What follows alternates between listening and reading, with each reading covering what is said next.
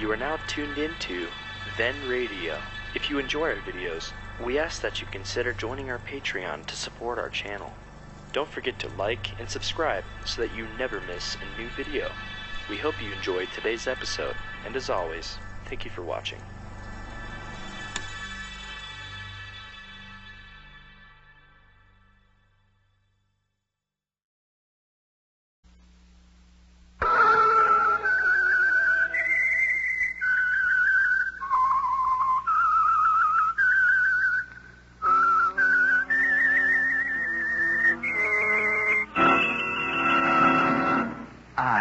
I'm the Whistler, and I know many things, for I walk by night. I know many strange tales, hidden in the hearts of men and women who have stepped into the shadow. Yes, I know the nameless terrors of which they dare not speak. Tonight transcribed, it's the Whistler's strange story, Whirlpool.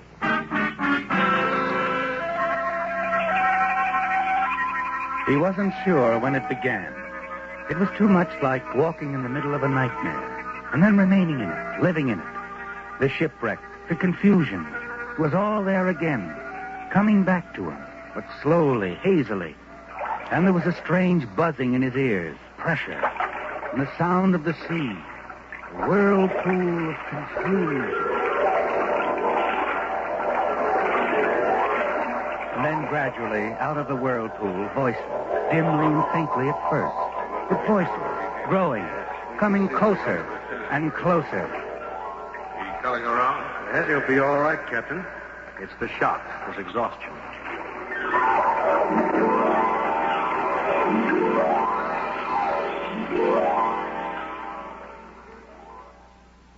Easy, son. Easy. We got his name, Doc. It's Hastings. Stephen Hastings. Oh, good. Mr. Hastings, you're all right. It's over. We pulled you out. Pretty bad shape, isn't he? Worst of any we picked up. Hear anything about the others? The Khalifa just radioed. She took on most of them. Gotta get off. Swim the lifeboat. Poor devil, going through it all over again. He's better, though. He's coming around. Hastings. Mr. Hastings. Couldn't be any mistake about his identity, Captain. No, that's who he is. Oh, never mind now. Come on, boy, drink this. That's... Did they get his clothes? Identification? Well, he's Hastings, Doctor. There's no doubt about it. The girl, she's his wife. Oh. Could you get her to come in here, Captain? Why? Oh! Now, you just relax. You're suffering from shock, Mr. Hastings, from exhaustion and severe shock. What? Would you come in, Mrs. Hastings? My husband is yours. Just come in. No. I haven't any. Darling. Darling, I'm so afraid for you. I felt so terrible about it. Huh? Cruise being my idea. Hasn't been much of a pleasure trip, has it, dear? Huh? Doc? Yes, Mr. Hastings. Would you leave us alone a minute? Surely.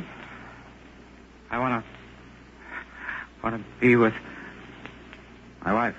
Why, certainly. Captain, we'll wait on up deck. Okay, now. You want to tell me what it's all about? Darling, you shouldn't try to talk. I'll skip it. I can talk to you. They fished me out. I'm okay. You see, huh? I'm okay. Of course you are. And the name was South. Like this or in full dress suit. It's South. Marty South. It's a nice name. I like it. That's fine. And you are... Mrs. Stephen Hastings of the Shanghai Hastings. You can call me Lucille. Yeah, okay, Lucille. What's on your mind? He's dead, huh? This Hastings guy. Yes, Stephen's dead. One that didn't make it. One that didn't make it. You left him in his cabin. He wouldn't budge. It was as if he'd welcomed it. Welcome to what? Chance to die? I don't know. You couldn't send anybody back after him? With all that was happening, I didn't think. But you've been thinking since. Yeah? Plenty. Well, come on, I'm waiting. My husband, Stephen, has some money coming to him. It's waiting for him now in Singapore. Waiting for Mr. Hastings to pick it up. Any Mr. Hastings will do, darling. Crazy. To begin with, How can you pass me off as your husband here on board? There are quite a few survivors, I've heard. Nobody knew him. He stayed in his cabin half the voyage.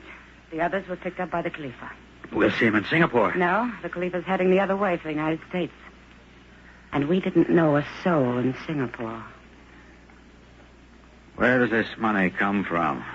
From an old friend in Shanghai, E.J. Galloway, a former business partner of my husband. You see, E.J. made a mistake once. A business deal in Singapore. And I found out about it. I told Stephen what to ask for. He did. He got results. Shakedown, huh? Nice guy, your husband. He was, as a matter of fact. Weak, though. Terribly weak. You know, he almost got sick to his stomach sometimes. Just thinking about it. About blackmailing his old friend. Then why'd he go ahead with it? He liked me. Why? Now, you don't mean that. I can be quite appealing. Maybe. To guys like Stephen Hastings. But not to guys like Marty South? Get out of here. That's all? For now? That's all for any time. We'll see. If you get lonesome for me, darling, Stephen, just tell the doctor. That's all, Marty. And then she's gone, leaving you to rest and think some more. For reasons you can't explain to yourself, you don't say anything about not being her husband, Stephen Hastings, do you? And then, half a day out of Singapore, you can't stand it anymore. You call the doctor. Send for her. Here, you're sitting up. How wonderful. Yeah. But you want to know what I've decided? I know. Yeah? You like money, Marty. And you know, I think you like me. A little. Look, I know what I'm going into. It includes you only because you're a necessary part of the deal. I'm very necessary, darling. So is having a husband, Stephen. Okay, I'll keep him alive for a while. I knew you would. But get this straight, baby. Your husband made a big mistake when he fell in love with you. I'm not going to make that mistake. Darling, I think we'll get along fine together. Just fine.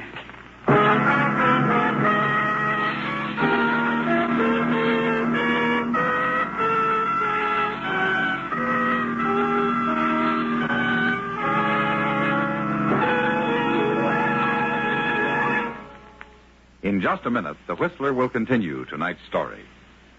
All of us are proud of our hometowns, and rightly so. In this brief moment before we continue with our program, we'd like to offer a salute to one of our hometowns in America, New York City. Hometown to more people than any other in the world. Its history is pretty well known. How it was supposedly bought for $24 worth of trinkets from the Indians. How it started under the Dutch, went to the British, and passed to the young United States after the Revolutionary War. It was our national capital for 5 years, and George Washington was inaugurated there. Today, it's not only the biggest, but probably the busiest and noisiest place in the world. Much of its growth and prosperity is due to New York Harbor. The port clears more than 5,000 vessels a year and ships almost half of the entire trade of the United States. But New York City is many things to many people. It's not just San Francisco multiplied by 10 or Chicago multiplied by 3. It's Wall Street and Harlem, the Statue of Liberty in Greenwich Village. It's Broadway, otherwise known as the Main Stem or the Great White Way. More theaters are crowded in that area than any place in the world. It's the Empire State Building, the world's tallest structure. It's a parade up Fifth Avenue and a baseball game between the New York Yankees and the Brooklyn Dodgers. It's the Metropolitan Opera and Madison Square Garden. It's Rockefeller Center, occupying 12 acres and 15 buildings. And it's the headquarters of the United Nations. It's the native New Yorker who never moves off his block, and the immigrant who came from halfway around the world. It's the George Washington Bridge and the Holland Tunnel and Grant's Tomb. And when you've said all this, you've still only scraped the surface of what New York is like, what it's all about. But one thing is for sure. The people of New York are proud of their hometown and proud of the part it has played in the building of America. And now, back to The Whistler.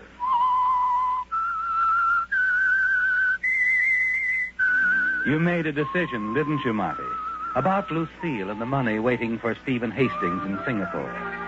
Perhaps it was the suddenness with which Lucille Hastings thrust opportunity into your hands by asking you to pose as her dead husband. But there's another thing you've decided on. You're not going to fall in love with Lucille, because that doesn't fit in with your plans at all.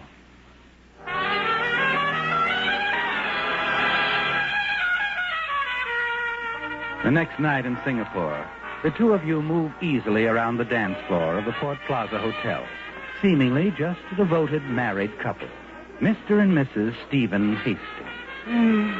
You dance well there. Stephen's improved. Very much so. Maybe the poor guy was tired. He had a right to me. I think we should stop talking about that. Suits me. Let's talk about when we go to work. Let's see. I think we'd best wait a day or two. We can go there Wednesday for the first payment. Where do I go? I'll have to look at EJ's letter again. I think it's a little tailor shop on Ponderosa Street. Why wait till Wednesday? No reason. I just think it's best. All right? What do I do there? Oh, just have your coat pressed. You can wait for it if you want to. Tell them you're Mr. Hastings. What if they want proof? Then they can call the hotel and ask for Mrs. Hastings. But they won't. Relax, darling. Sorry, not until I've had my coat pressed.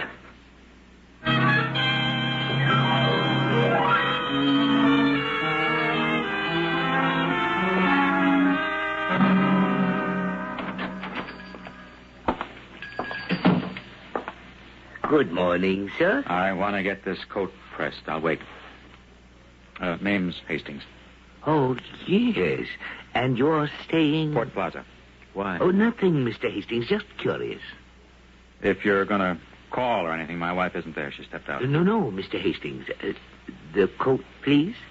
I'll have it for you right away. Good.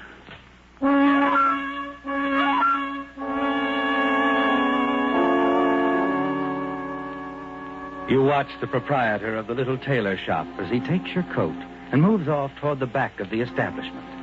You look around nervously, ready to run for it if anything goes wrong. But nothing does, Marty. He's back in a matter of minutes, handing the newly pressed coat across the counter. You pay him and slip it on. Feel the bulge of a heavy envelope in the inside pocket.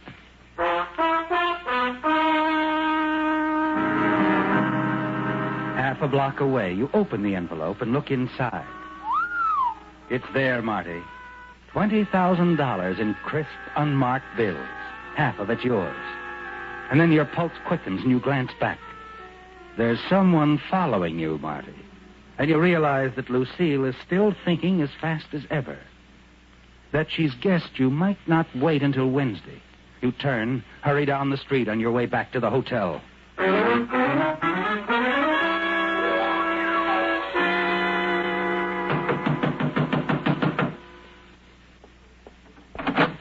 Darling, you don't have to knock. My own husband. What will the neighbors think? Never mind. Inside. What's all the excitement? You had me followed, didn't you? Did I? The fat guy in the white suit right out of the book. How quaint. Are you going to tell me what's going on? When you calm down, you might tell me. I went to the tailor shop like you said. Didn't they give you the money? That's not the beef, Lucille. I'm talking about the guy who picked me up on the way out. One of your pals, huh? High-powered insurance policy. You're not making sense, darling. If somebody followed you, it's because you're in Singapore. Stay out of alleys, darling. Rough neighborhoods. This is a big city. I wish I could buy that. You can buy anything, Mr. Hastings. How much did you get? $20,000. Here, it's in the envelope. I thought we agreed on Wednesday. All right. I'll forgive you this time. No, you won't. I'll try. Honest. What are you thinking? Something pretty foolish. That sometimes you would really like to level. Marty.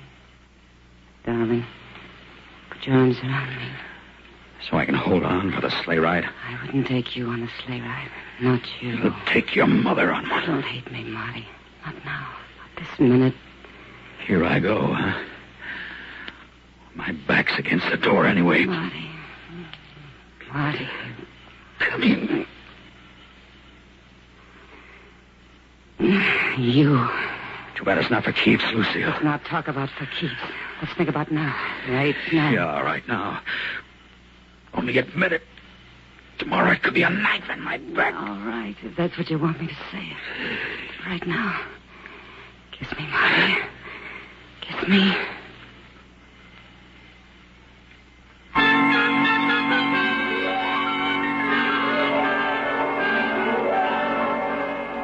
Your mind is spinning as you leave her, Marty. You're afraid, aren't you? Because the one thing you've tried to guard against is happening. Slowly and surely, you're falling in love with her.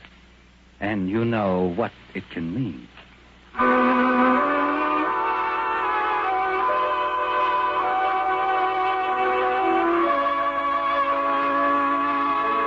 And then one night, as you walk alone through the streets of Singapore, you catch sight of him again. The man she's had following you. You hurry forward, turn into an alley and stop. And wait.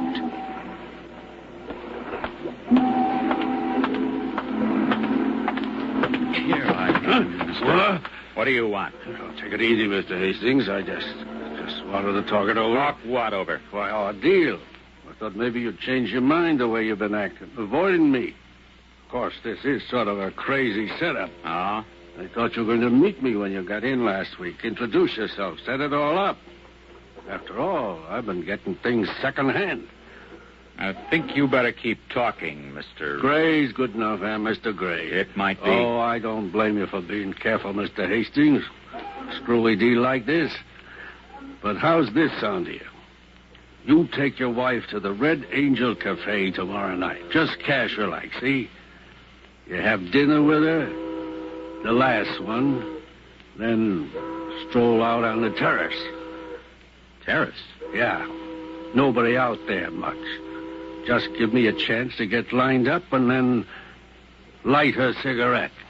The match will give me a target. An easy one.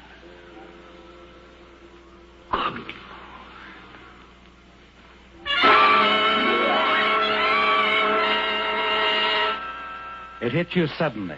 Stephen Hastings, the weakling, the coward who loved Lucille so much that he'd blackmail a lifelong friend. He really didn't want to leave that cabin, did he? No, Marty. Because he'd set up a plan to kill her at the end of the voyage. A plan that he was too weak to go through with. It's perfect, isn't it? You can get rid of Lucille tomorrow night. And the following morning, drop around to the tailor shop, pick up the rest of the money and leave town. But you're not sure, are you, Marty? Not sure that this is the way you want it to be. What's the matter, Mr. Hastings? You haven't changed your mind? Changed my mind. I'd like a little more time to think it over. I've been doing some traveling. I want my $5,000, Mr. Hastings. 5,000, okay, you'll get it. You want to leave it in your hotel box? Small, new bills, cash. Mr. Gray. Yeah? If the money's there, tomorrow night you'll see us, my wife and me, at the Red Angel Cafe. On the terrace? Yeah. I'm to light her cigarette.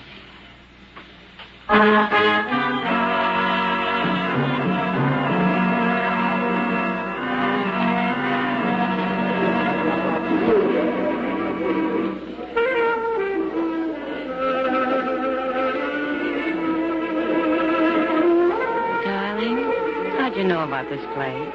Red Angel? Mm-hmm. Heard somebody mention it. You like it? Very much. And I like you for bringing me. Lucille, Oh, you want to talk? Come on. Where are we going?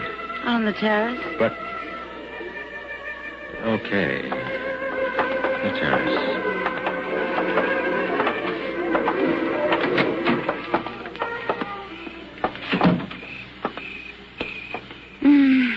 You can see the lights from the harbor. Beautiful. Yeah. Marty, you were going to tell me something inside. Yeah, I was. I think I know what it is. You know, Marty, you're not like Stephen at all. You're anything but weak. Except when it comes to putting this sort of thing into words. Give me a cigarette, darling. What? I said, give me a cigarette. Anything wrong with that? No. There's nothing wrong. Here you are. Thank you, darling. You know, just the way you're looking now tells me something. You do love me, don't you? Yeah. I guess I do. Oh. Would you give me a light? Light? Hmm? Okay. You're beautiful, Lucille. Marty. Something I'll never forget. Here. Thank you, darling.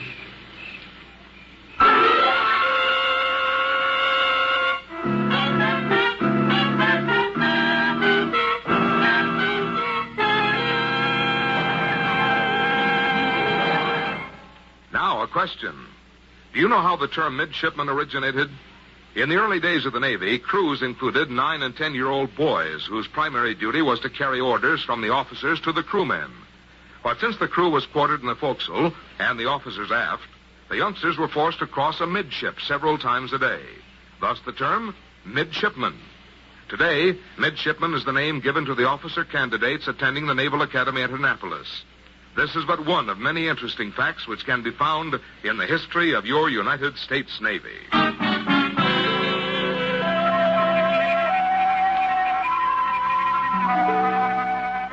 In the police station at Singapore, the arresting officers huddle around a man sitting under the glaring white light. Come on, Gray. We know you did it. No. You've been followed since you asked for that money in Hastings' hotel box. Mr. Hastings gave me the money, left it for me. What was it for? The killing? Gray, you were seen firing the gun. All right. I did it. But it was a plan. Hastings. He was tired of his wife? He must have been tired of everything. But he was a weakling. Suicide's been on his mind for months. Only he didn't have the nerve. Suicide? Then why kill her? I think maybe it was because of some deal she talked him into. He didn't want to leave her around so that she could follow through with it. That's why Stephen Hastings set this thing up. So they'd die together. Don't be half right. Use Yusufi. For example, how many years ago would you say the first helicopter was invented? 227? No, that's only half right. Brush up on your aviation. Tell your I&E officer you want to study with the United States Armed Forces Institute, USAFI. It's easy. It's simple. If you don't want to be half right, use USAFI.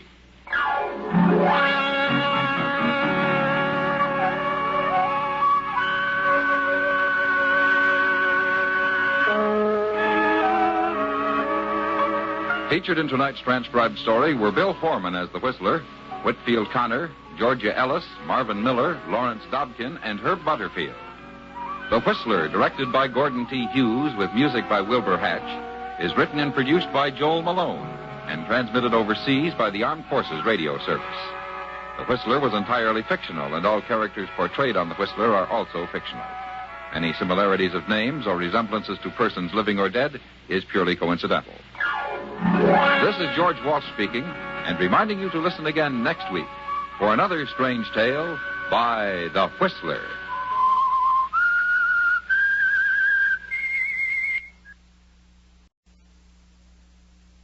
The Whistler.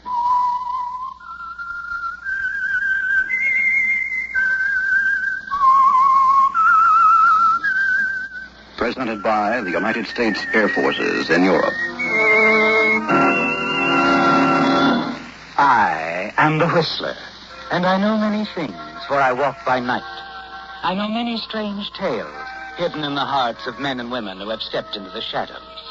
Yes, I know the nameless terrors of which they dare not speak. Tonight, transcribed, it's The Whistler's strange story, Element X.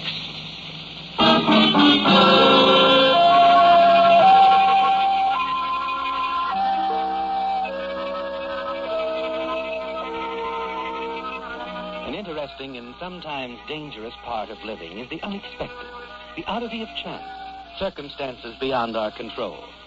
It was chance that brought Grant Forbes out of a downtown building at almost the same time that his friend Lieutenant Driscoll of Homicide was passing by. Yes, Grant, chance brought you together that day, didn't it? And as the two of you continued along the sidewalk, chatting, neither of you had any thought of the sudden, violent action that was to burst forth as you rounded a certain street corner. Stop! I'll shoot! Hey, what is it? Get back, Grant, against the wall. Come on. A robbery. Looks like one of our patrolmen winged somebody. All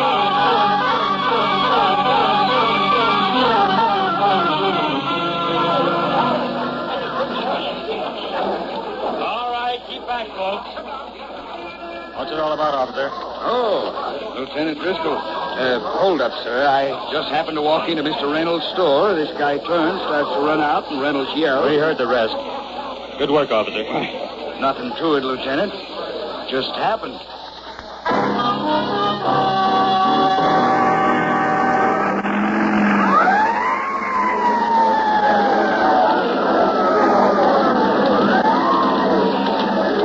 That's a funny thing, Grant. I don't know if it happens in your law cases, but the way that hold-up artist got caught, I call it element X. Well, how do you mean? Oh, the unexpected, the surprise. Oh, like the way that cop walked in on him? Exactly. Or sometimes maybe it's a woman who happens to be looking out the window. She gets a look at a license plate or notices the color of a car. I'd rather be on this side of the law. Oh, I don't know, Lieutenant. Element X can be taken care of. Figured out. These hoods ought to consult a good lawyer first. Instead of later, huh? No, Grant, I've seen it too often. You can't beat the unpredictable. Oh, here's my car. Drop you someplace, Counselor? Counselor? That's a laugh. I haven't counseled 3 people in the last month. Come on, hop in. Okay, Lieutenant. So, you know, you may be right about your Element X at that. Now what? I wasn't expecting this ride.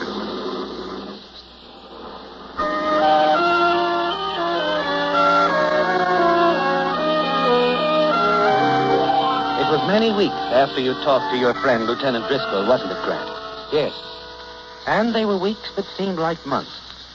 And then came that phone call that was to make so much difference. What was the name again? Markham, Floyd Markham. I'd like for you to drop out here to Malibu, Mr. Forbes. Discuss a certain domestic matter. Okay, I'll be there. That place is all by itself. Just past the Mar Vista turnoff on the beachfront. Red Cottage, Flagstone front. It's called Surfside. I think that's easier to look for than the number. Definitely. Mr. Markham, I was wondering, how did you happen to call me? I've done some inquiring around. I understand you're an attorney who won't object to doing some personal research. You mean following somebody around? A little gumshoe work? Call it what you like. You'll be here, won't you? I'll be there. Tonight, please, 10 sharp. Tonight, 10 sharp. Check.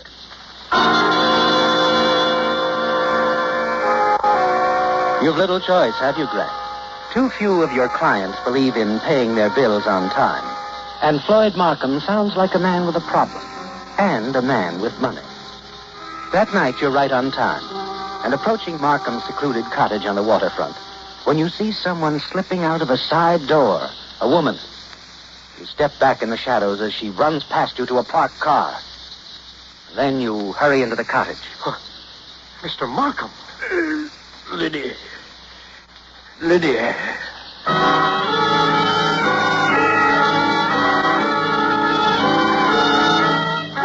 You know at a glance that the man at your feet is through, don't you, Grant? You stoop down quickly beside him. His identification tells you for certain that he's Floyd Markham, the man who sent for you. And you're afraid it's too late to find out why. Mr. Markham, who was it? Who did this? Lydia, my wife. Your wife? She shot you? She ran out of here? Yes. Lydia.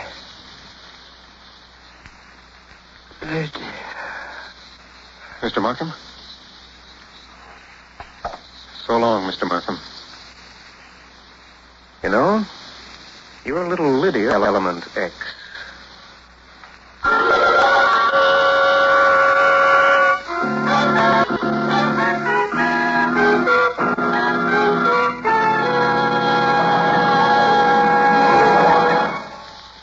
In just 30 seconds, the Whistler will continue with tonight's story. And now, back to the Whistler.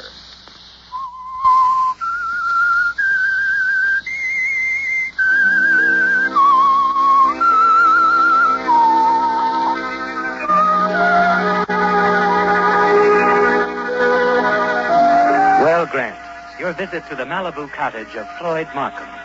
The way you walked in on his murder was all along the lines of your friend Lieutenant Driscoll's theories about Element X, the unforeseen. The surprise that so often goes against criminals and murderers. It would go very badly now for Lydia Markham, too, wouldn't it? If you decided to play on the side of the lieutenant. But you haven't decided it that way, have you? No. Instead, you let a week go by. A week of watching the newspapers to see what the police know. A week in which Floyd Markham's funeral takes place, with his wife putting in an appearance as a grief-stricken, confused widow. And then you decide to pay her a visit.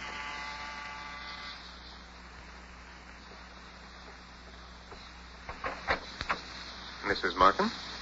Yes? I'd like to talk to you. On behalf of a client of mine. Oh, my card. Grant Forbes, counselor at law. Permit me to explain, Mrs. Markham. My client was a witness to a sort of an accident. A shooting, I believe. Ralph! Ralph! Oh, what's the matter, huh? Oh, who's this? Mr. Forbes. Grant Forbes, counselor at law. Ralph, I think we should talk to him. Come on in, Mr. Forbes. Thank you. Oh, I'm Ralph Leonard. You should know, too, that Mrs. Markham here has undergone a strain. You see, her husband... I know about the late Mr. Markham, and I would prefer to talk to Mrs. Markham in private if it's agreeable. Oh, Ralph, Mr. Leonard is my... Well, he was my husband's closest friend. You can say whatever you have to say to both of us. I think I understand. However, under the circumstances, Mrs. Markham... Get to the point, Forbes. All right. Mrs. Markham, my client, who must at the moment be nameless, observed some interesting things on a certain night about 10 days ago. More specifically, it was the night that Mr. Markham, how did the newspapers phrase it? Oh, yes. Died at the hands of a person or persons unknown. Your client, counselor, he thinks this should have been phrased differently? He would change only the one word, unknown. Mm-hmm. Now, take it easy, Lydia. Okay, counselor. Okay? You mean that if my client should require a slight fee for his silence... I mean, get out of here. Well, now you're making a mistake, Mr. Leonard. You're making a mistake if you don't get out. You haven't any client. You're just a cheap, low shyster. Lower than a murderess, Mr. Leonard? Very well. My client won't like this, however. Supposing I told you there's half a dozen witnesses who'd swear your client was wrong, lying. Money buys many things, Mr. Leonard. In Mrs. Markham's interests, I would say it might be less expensive to buy one closed mouth rather than 6 perjured ones. I'll decide what's best for Mrs. Markham's interests. Very well. My client won't like this, however. Good day, counselor. Perhaps the last good day for Mrs. Markham. Relax, Mr. Leonard. I'm going.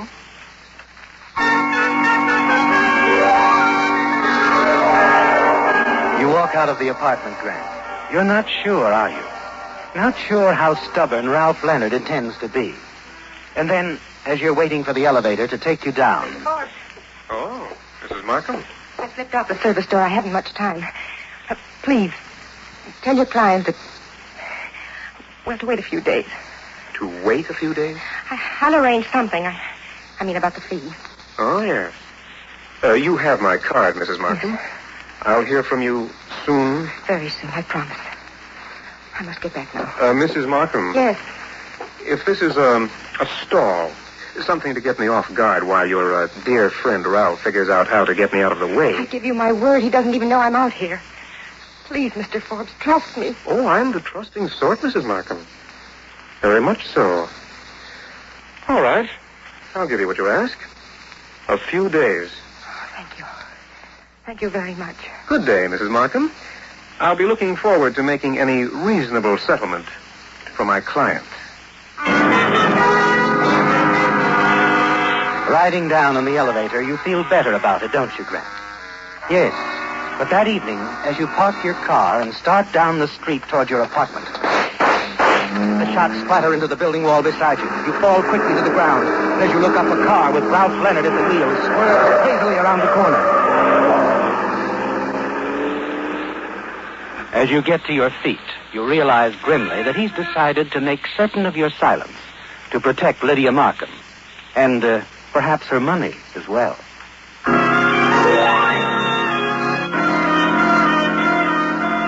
The following day, you hit upon a neat and simple plan for eliminating Ralph, without risk to yourself. You're unaware, of course, as you go about locating Ralph Leonard's telephone number, that at a point some 200 miles upstate, Element X is starting on its way toward you.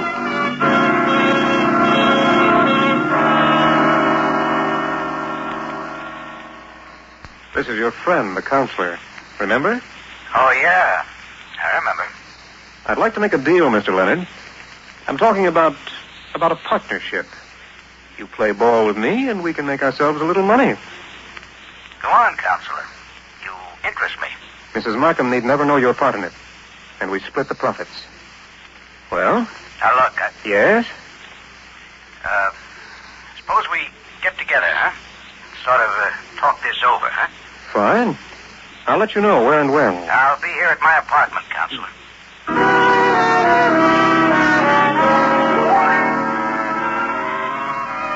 You smile, don't you, Grant, as you hang up the receiver? You know what Ralph Leonard is thinking, what he's planning. Because he believes you're stupid enough to meet him at a quiet rendezvous where he can do his talking with a gun. You hurry out of your office, get into your car, and drive uptown to Mrs. Markham's apartment. I asked you to give me a few more days, Mr. Forbes. I know, Mrs. Markham, but I suddenly discover I have some rather pressing financial obligations to meet, and... You owe your client, Mr. Forbes. Oh, come, Mrs. Markham. Surely you must have guessed. Your friend Ralph did. Yes. Aren't you going to ask me to sit down? Of course. And allow me to serve cocktails. Thank you, no. A bit too early in the day yet. Now, as I was saying... You're pressed, financially. I am indeed, Mrs. Markham. A few thousand would tide me over for a while. Well, I don't have the money here. Can you come back tonight? If you don't mind, I'd rather we met somewhere else. Very well. I'll phone you later. Tell you where. Now, if there's nothing further... There is. Oh. I think I'll have that martini after all.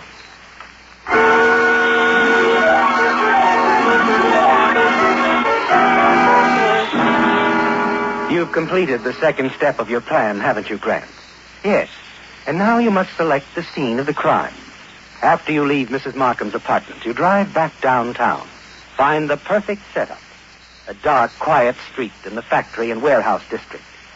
Still unaware that Element X, moving relentlessly toward you, is now less than 50 miles away.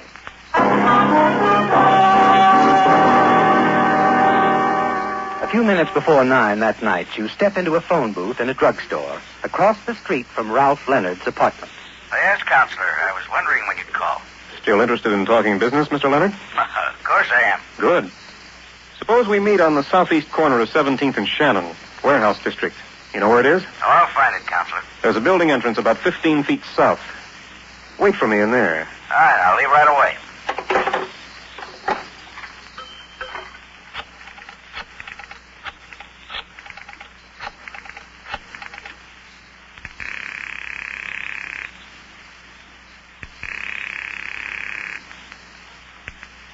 Hello? This is Grant Forbes, Mrs. Markham. I have the money. 3,000. I'm afraid that's not enough. What? Well, you said that... I know. That was this afternoon. Now I need 10 grand. 10,000?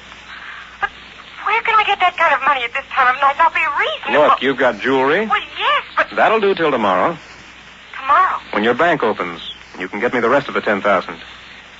You might as well get used to this. Yours was a very expensive murder, baby. Yes. Wasn't it? Oh, and if you're thinking of calling your boyfriend, Mr. Leonard, when I hang up, don't bother. He just left his apartment building. You think of everything, don't you? Sure. He thinks he's got a date to meet me. While he's waiting up in Hollywood for me to show, you and I will be meeting somewhere else. Now, listen to me. Give me a break, please. Save it, sweetheart. Meet me in half an hour, or I'll write a little letter to the police. No, don't do that. Half an hour. That's all you have. I'll be waiting at the southeast corner of 17th and Shannon. There's a building entrance about 15 feet south of the corner. I'll be standing in there.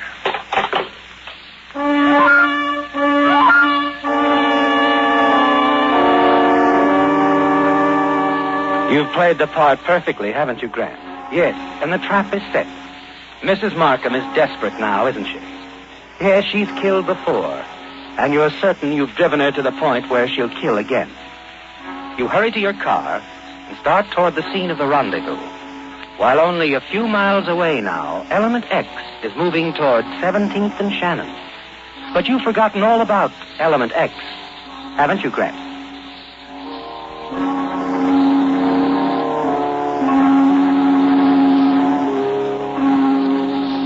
"20 minutes later, you park your car down the block. Move along the darkened street swiftly. Move as close to the corner as you dare and see Ralph Leonard standing in the shadows of the building entrance. You turn back now and ease down the street a few doors and slip into a small bar. How do you do? Evening. What'll it be? Let me see. Scotch and soda, I guess. Right. Things sort of quiet around here, aren't they? Yep. Not much doing this time of night. Well, why stay open? Oh, business picks up later when the shift from the factory gets off. After the boys come in for a beer. I see. Here you are, sir. Thanks. Have one on me. Well, okay. I don't mind if I do. Beer's my drink.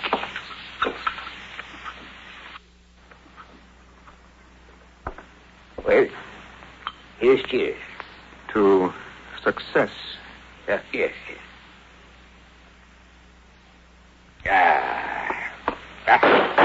Hey, what's that? It sounded like shots to me. It sure did. Come on. I'd say we better have a look.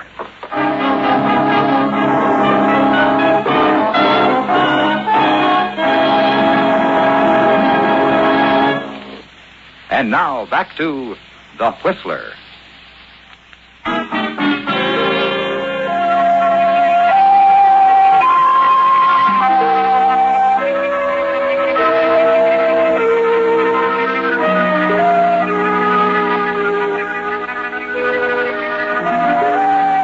Lieutenant Driscoll from Homicide stood quietly in front of the entrance to a building some 15 feet south of 17th and Shannon, making notes in a small black book. And from time to time, he glanced down at the bullet-riddled body of Ralph Leonard. A short distance down the block, a police car was parked near a large truck and trailer. The squad car sergeant, finished with his questioning of the truck driver, came slowly to the spot where Lieutenant Driscoll was standing. Get a statement from the truck driver, Sergeant? I did, Lieutenant. According to him, he was barreling down the street at a pretty good clip when suddenly a woman driving a green sedan whipped around the corner and started pumping shots at this man, Leonard, standing in this entryway here. Uh-huh. Go on. Well, one of the bullets went wild, hit the front truck tire, and there was a blowout. And the truck went out of control, crashed into the front of that bar, huh? Uh-huh. The truck hit a guy as he was coming out. Just missed the bartender. The other guy hurt bad? Died just a few minutes ago. His name's Forbes. Grant Forbes. Grant Forbes? The attorney? Well, that's what his card said. Why, did you know him? Yeah. I knew him. He had plenty to say before he died, Lieutenant. Told me who was driving that green car and fired those shots. A Mrs. Lydia Markham. Element X. Element X? Say, that's what Forbes said before he died. That's what he called the truck. Element X. What do you suppose he meant by that? Oh, it was sort of a theory between us. Now it's a dead secret.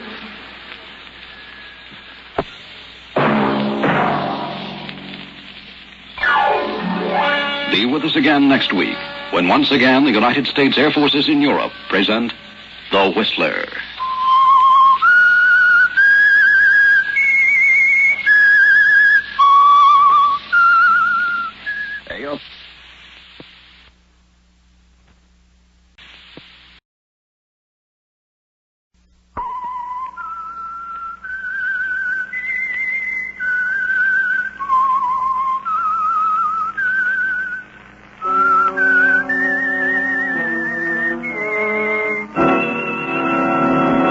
I am the Whistler, and I know many things, for I walk by night.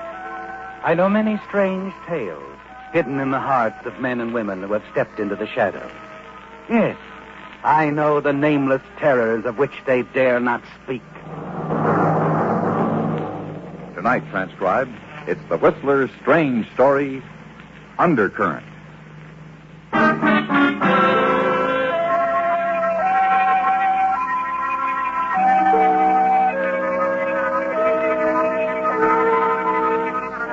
The sea was smooth, and the ship, the SS Java Queen, out of Vancouver for San Francisco, was moving calmly through it. And in the vernacular, all was well. But not so with a certain member of the cargo ship's half-dozen passengers. No, Chris Horton was anything but calm. For as he hurried along the deck, he knew that something was wrong. Very wrong. And he intended to find out about it. He was determined to do so when he bumped against a deck steward carrying a tray of food. Oh, my fault, sir. Wasn't looking. Where are you taking that tray? Why, to Mr. Ashcroft's cabin. Good. You ought to be the one person on board this ship who knows what he looks like. What he looks like? Well, certainly. But I just came from Ashcroft's cabin. There's a man in there who claims he's Ashcroft. Now, I know he isn't. What do you mean, sir? I've been bringing him his meals ever since we sailed. He's not a very good sailor, you know. Won't come on deck. But I'm sure Okay, take a look right now. Find out what that guy in there is up to.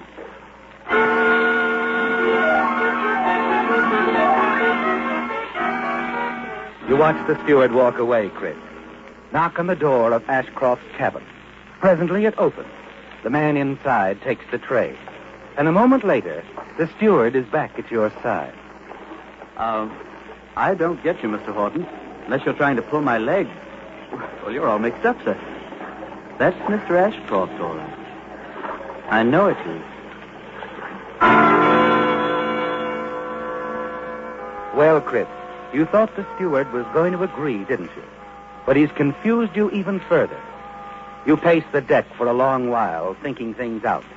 Finally decide there's only one thing to do. And you hurry toward the captain's quarters. Come in.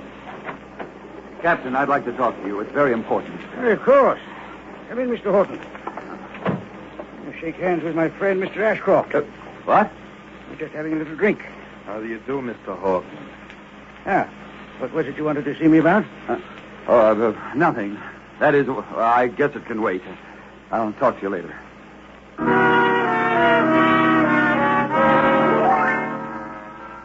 It's a shock, isn't it, Chris? A terrible puzzle.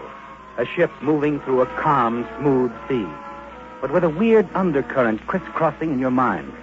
Because you know that the ship's captain and the deck steward are making a horrible mistake.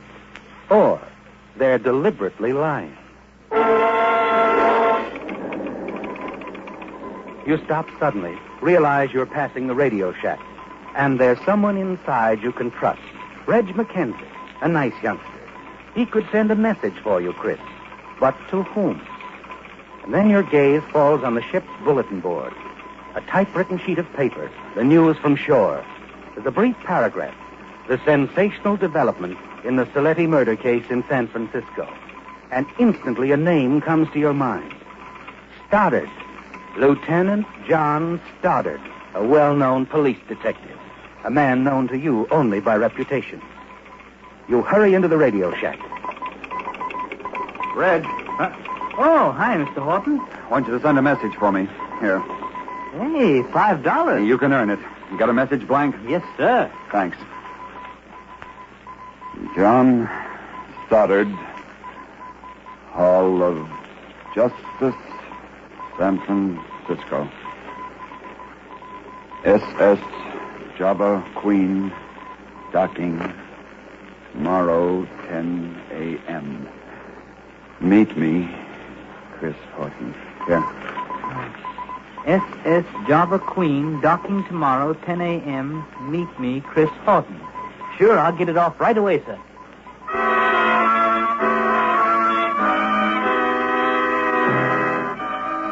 You feel better now, don't you, Chris? Relieved. But as you start down the companionway towards your own cabin, a thought strikes you. Makes you hesitate and turn. Slowly, you make your way back to a position where you can observe the radio shack. Yes. Sure enough, Chris. The radio man, a yellow message blank in hand, leaves the radio shack and goes straight to the captain's quarters. Now you're certain, Chris. They're all against you. And your message to Police Lieutenant John Stoddard has been turned over to the captain and will never be sent. In your cabin, you pace the floor and wonder and worry for hours into the night. And then as you decide to step out on deck again. What the devil? Locked. I'm locked in.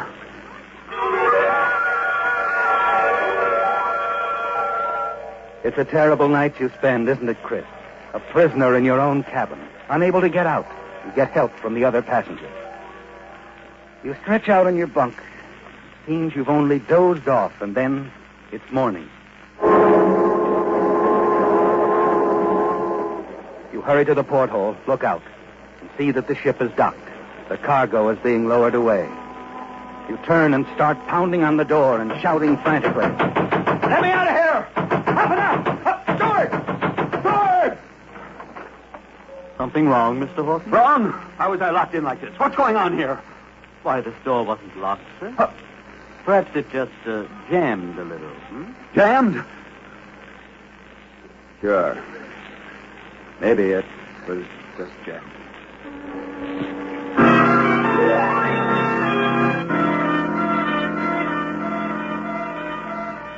Moments later, you hurry ashore, hope frantically that the man who called himself Ashcroft hasn't disappeared. And suddenly you spot him, just a few feet away, about to enter a taxi. You hear him give the driver a hotel address on Fulton Street and ride hurriedly away. You carefully note the address he gave and then rush to a drugstore near the docks.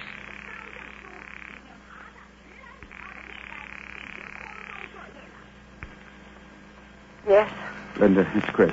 I just got in. Oh, Chris, what's happened? Why didn't you get in touch with me? Listen, baby, something's gone wrong. We better not talk now. Come to my apartment tonight. Oh, all right, Chris, but... Tonight, I said. 8 o'clock.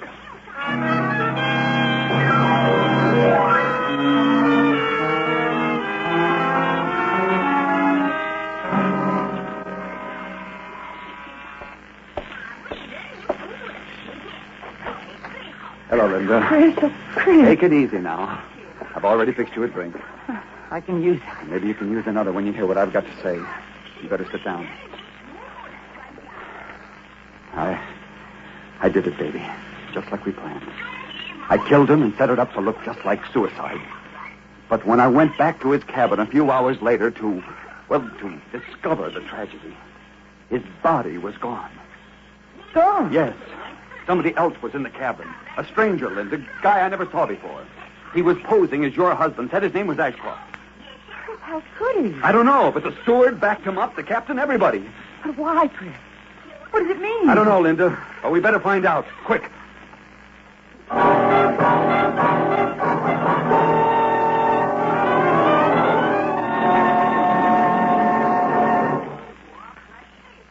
In just 30 seconds, the Whistler will continue tonight's story. Don't be half right. Use Yusufi. For example, how long would you say a nautical mile is? 3,040 feet? No, that's only half right. Brush up on your marine navigation. Tell your I&E officer you want to study with the United States Armed Forces Institute, Yusufi. It's easy. It's simple. If you don't want to be half right, use Yusufi. And now back to The Whistler.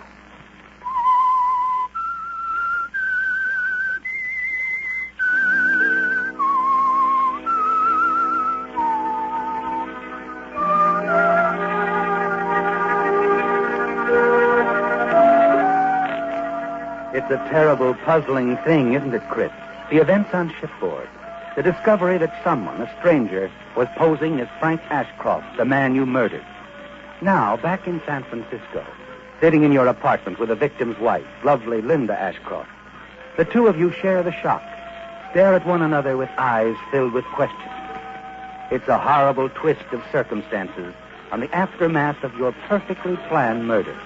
A plan that had its beginning some 3 months ago when you first met Linda, newly arrived from Canada, to find a home in San Francisco for herself and her wealthy husband. Now you're both caught in the undercurrent of a deadly mystery. Ashcroft is dead. You know that, Chris. You killed him with your own hands. But there's another man, a stranger in his place. What are we going to do, Chris? We're going to find out what he's up to, Linda. Before I called you this morning, I heard him tell the taxi driver to take him to a hotel on Fulton. You don't think we should go there? I do, and right now. Come on.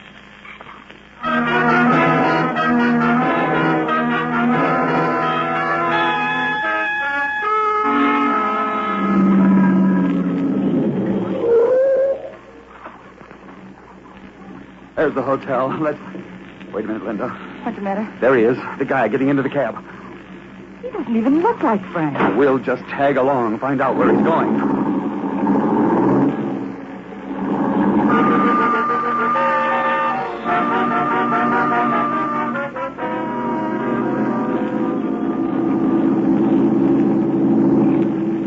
He went into the park, Chris.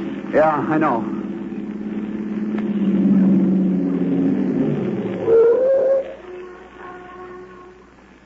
What are you going to do? I'm going in after him. Chris, Relax, honey. I'll be all right. Wait here for me.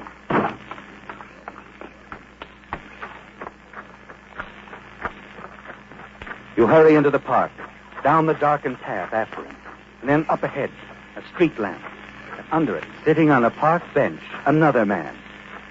There's something familiar about him, isn't there, Chris? Yes, it's the ship's steward. Just then, you see the man you've been following walk toward the steward. You move quickly through the trees, circle behind the park bench, and listen. Sit down, Mr. Ashcroft. You can forget that now. What's wrong? We've got a little talking to do, Mercer. The captain's been thinking it over. You know, smuggling aliens into the States is risky business. Yes. The captain thinks that job we did for you is worth a little more money. A bargain's a bargain. I paid what you asked. Right. The regular fee. But you got special treatment. First-class accommodations, meals, and on top of that, we furnished you with a set of identification papers. All neat and proper like. You know, we took a big chance dumping that suicide overboard. How much do you want? Well, the captain figures Ashcroft's papers are worth at least $500. That's crazy. Okay. Then hand them over. We can always use them. No. Wait a minute. If you'll meet me here tomorrow night, I'll have the money for you. Sorry. I'll have to have it now. Tomorrow night you might not show up, Mercer. You might be halfway across the country. No, I wouldn't do that. Why should you stick around San Francisco? You don't know anyone here. All your friends are in the East. You must be rather anxious to join them. Look, I promise... Forget it. Now, let's have the money now. All right.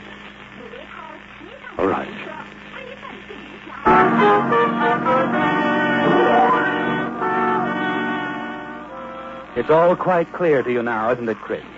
The conversation you've just overheard explains a lot of things. You know exactly what happened aboard ship last night and why. And now as you hurry back to Linda, you know you've nothing to worry about. And a plan is already beginning to take shape in your mind.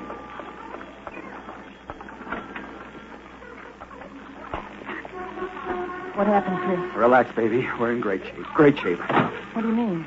Our friend just met the ship's steward. You mean the same one? Yeah. Seems like the captain of the SS Java Queen and his boys are running a nice little racket, smuggling aliens into the States. The man who was posing as your husband is one of their clients, a guy named Mercer. I don't understand. Oh, it's simple, Linda. The steward went down to your husband's cabin, found him dead. Right away, he gets a bright idea. He removes all identification from the body, dumps it overboard, and sets up this man Mercer as Ashcroft. That seems like such a risky thing to do. Not particularly. The steward must have known your husband had no friends aboard. Besides, he stayed in his cabin all the time. It's a perfect setup. What are we going to do now? I think I've got that figured out, too. This guy Mercer doesn't know anyone here in town. How about your husband? Anyone know him? No, not a soul, I'm sure of it. Good, good. Now, suppose something happened to Mercer. An accident. He's carrying your husband's identification papers. An accident? A fatal accident. The police find him. You identify him as your loving husband, Frank Ashcroft. Oh, no, Chris.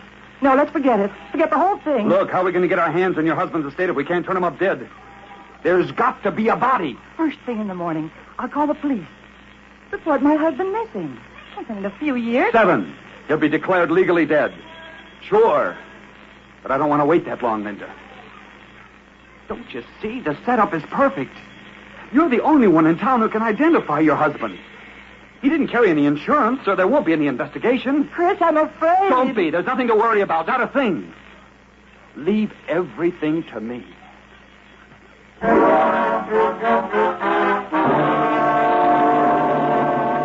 perfect setup, isn't it, Chris? An opportunity you can't afford to miss. You turn the car around. Drive back into the park. Drive down the road past the park bench. It's empty now. But up ahead, you see Mercer walking along the side of the road. Your foot presses down on the accelerator hard. Chris, what are you going to do? Take it easy, Linda. I said I'd handle it. No, Chris, no. We don't have to do this. Sure we do, baby. Sure we do.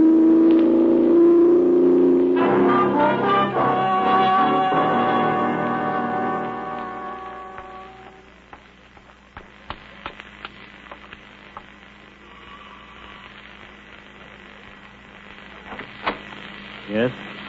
Oh, good evening. Is Mr. Ashcroft at home? No, he's not. You a friend of his? Well, in a way. Shipboard acquaintance, you might say. We met on the Java Queen out of Vancouver. She docked this morning. I see. Well, is something wrong? I'm Sergeant Holmes, police. Mr. Ashcroft is dead. Dead? Hit and run accident. Happened a couple hours ago in the park. Run? How horrible. Came by to pick up Mrs. Ashcroft. Take her downtown to make the formal identification. I see. You know, I just can't believe it. Ashcroft dead? Why, only last night we sat around, had a few drinks. Sergeant. Yeah? If I can be of any help. Yes, maybe you can. You can help with the identification from Morgan. I'm sure Mrs. Ashcroft won't mind.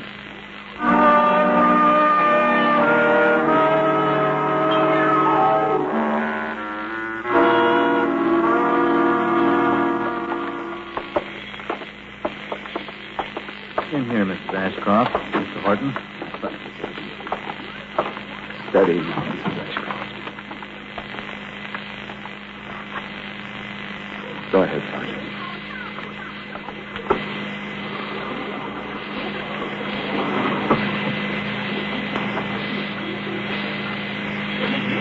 Hello, Mrs. Ashcroft? Yes. Yes. That's my husband.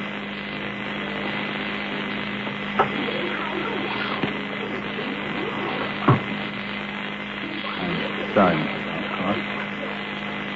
That's all, Sergeant? Yes, that's all. I'll have one of the boys drive you back home. Never mind, Sergeant. Oh, Horton. Chris Horton. I'll just see the two of you to your car, then. You know, I became very well acquainted with your husband after a few days aboard ship, Mrs. Ashcroft. He was a fine man. Wonderful person. I'm sure we could have become great friends. Great friends. I'm sure you would have, Mr. Horton. Strange, really. I feel as though I'd known him for many years. I feel a lot as keen as you do, Mrs. Ashcroft. True, he's gone now, but he's left something. Something for both of us.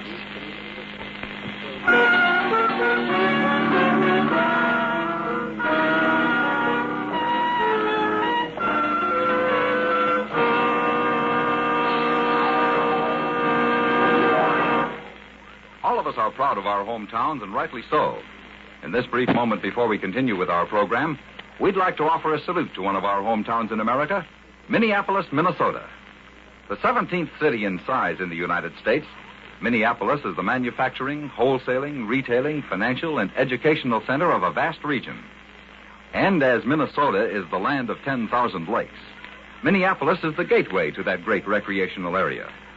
Inside the city itself are 22 lakes, which offer fishing, boating, canoeing, and sailboating in summer, ice boating and skating in winter. That's just a part of the Minneapolis park system that covers almost 6,000 acres. Minneapolis includes much of the history of America in its own history. It has seen French fur traders, British soldiers, Indian battles. 130 years ago, the government established a flour mill there. And today, Minneapolis is one of the outstanding flour milling centers of the world. It is also the largest distributing center for tractors and agricultural implements in the country. The people of Minneapolis are proud of its history, its beauty, and its progressive community spirit. They are also proud of the part Minneapolis has played in the building of America. And now, back to The Whistler.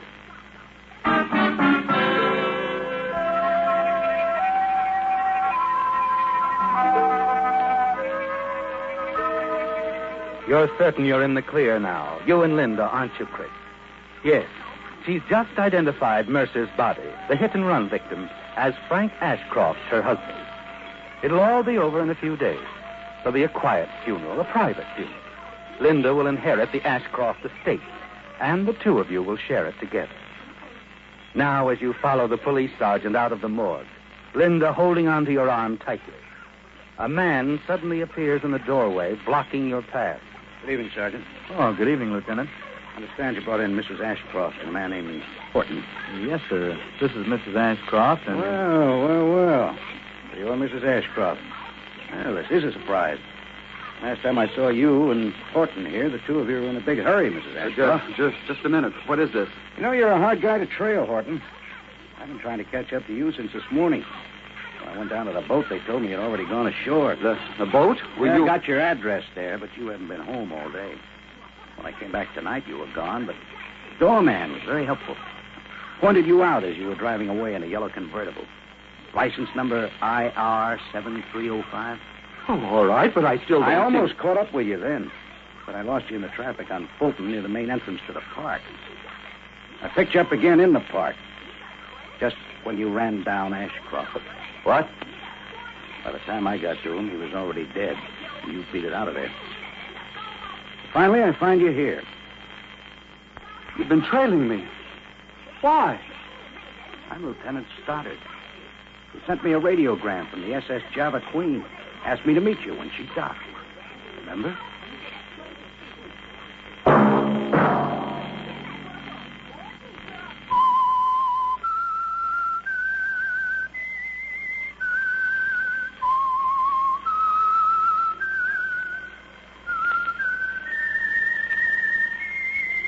Featured in tonight's transcribed story were Bill Foreman as the Whistler, George Neese, Gene Tatum, Jack Moyle, Gil Stratton Jr., Jack Edwards, and Shep Menken. The Whistler, directed by Gordon T. Hughes with music by Wilbur Hatch, is produced by Joel Malone and transmitted overseas by the Armed Forces Radio Service.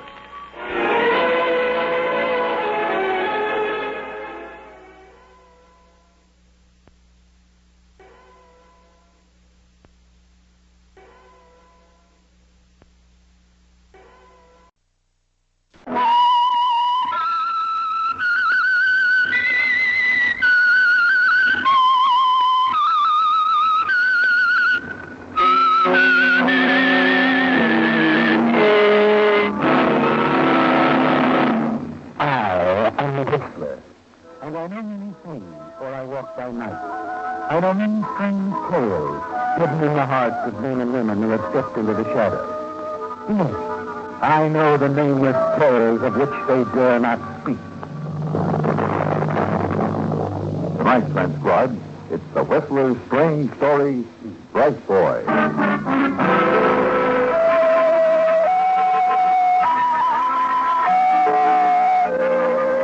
Though inwardly he was raging at her, outside, Steve Carson looked cool as a piece of ice. 10 years as a private detective had given him that.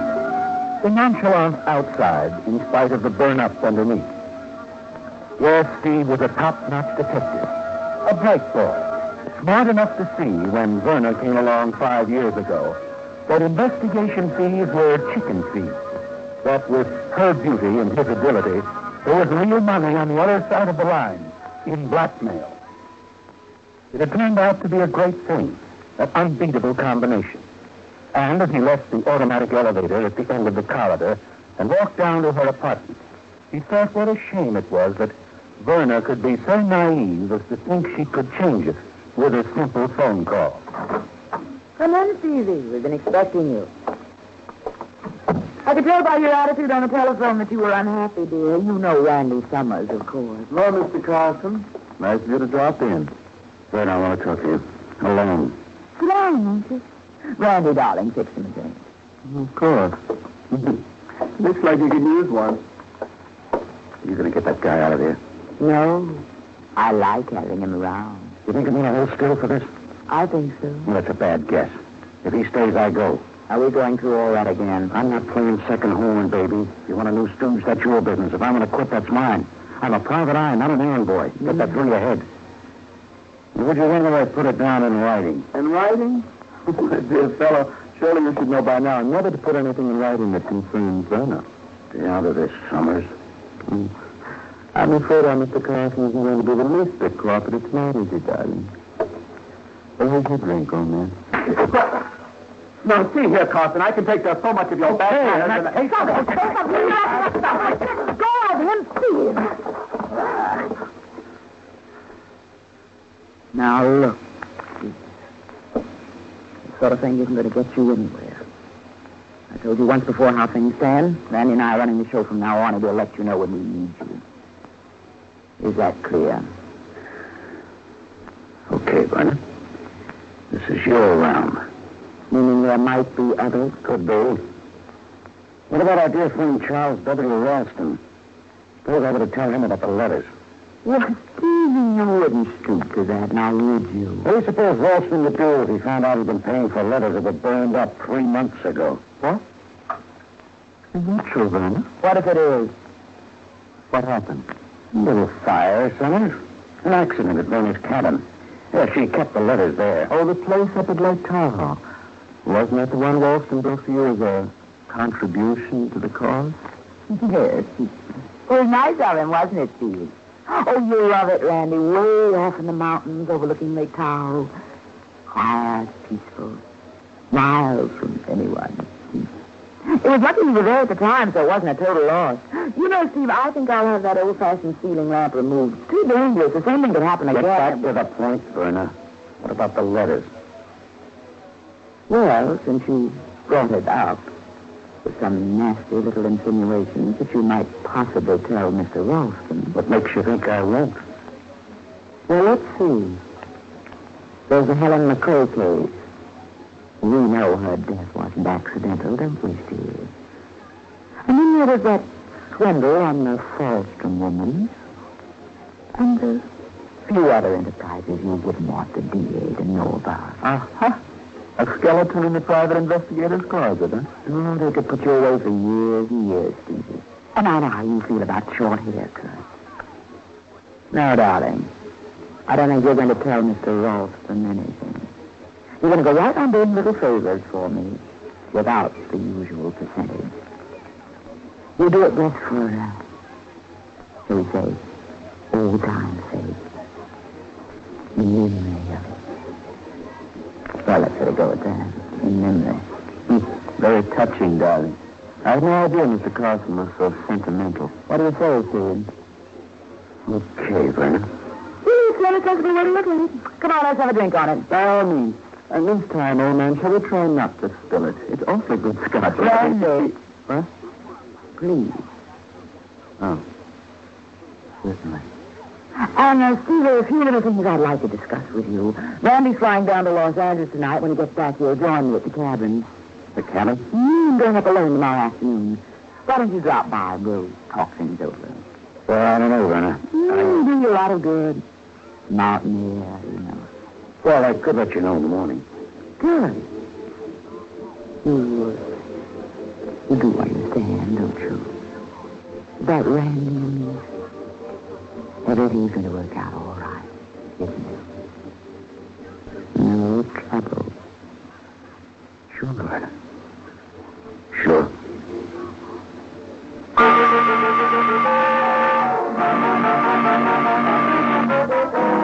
Yes, Steve. You're a bright boy. Smart enough to know there's only one way to handle Verna now. Leaving an apartment, you drive across town and finally pull up in front of another apartment building and hurry up to the penthouse. I don't think you know me, Mr. Ralston. I'm afraid I don't. Steve Carson, private investigator. I came to see you about a Miss Verna Sheldon. I'm sorry, I have a proposition, Mr. Ralston. Now, sit down. Yes, please do. You know all about the letters, of course. Mr. Ralston, you're a pretty influential businessman in this city. Also a man, shall we say, not without enemies. Now, let's suppose Miss Sheldon's letters were to fall into the hands of the wrong people. She's assured me they won't. You don't know her. Suppose she were to sell those letters to a group of individuals for a sum much greater than you could afford to pay. She wouldn't. Oh, but she would. And is. Yeah, I've been able to find out that much and a little more. Shall I go on? She's going up to her cabin tomorrow. Over the weekend, someone will contact her there to make the transaction. Now, you have to work fast if you want those letters. I see. What's your proposition? I think I can break up that little meeting before it ever takes place. You could get the letters for me? Yes. But my fees run a little high for this sort of thing. And How much cost? $25,000. I can't possibly get it. You don't think it's worth it? Well, considering your position. No, I couldn't, Carson. 25,000. Think it over. And do make up your mind soon, Ralston. I'll call you sometime tomorrow morning. You're quite certain she's planning to sell those letters? Oh, quite certain. Well, how do I know that this isn't another one of her tricks? And how do I know you're not in league with her? That's just a chance you'll have to take, Mr. Ralston. Good night.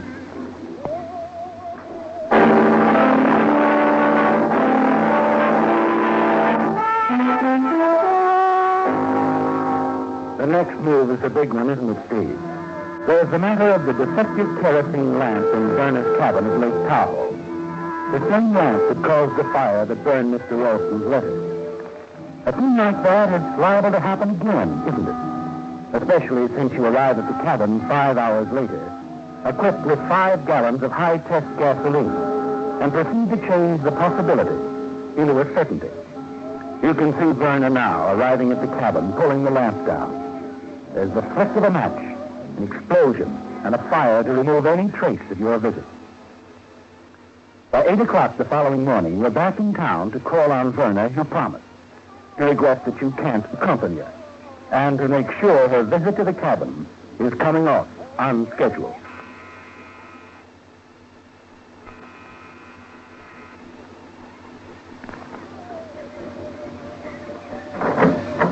Well, if it isn't Bright Boy. Oh, huh? Right. Come in.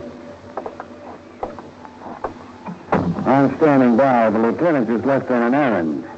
Oh, yeah? What errand? You. Come on, Sergeant. What's the pitch? What are the police doing here? I was just going to ask you what you're doing here. Suppose you tell me first, huh? I was calling in Verna. Business. Okay. She's over there if you want her. Where? Under the blanket. She's dead. What? Slight case of homicide, a blunt instrument, to coin a phrase. Surprise, see?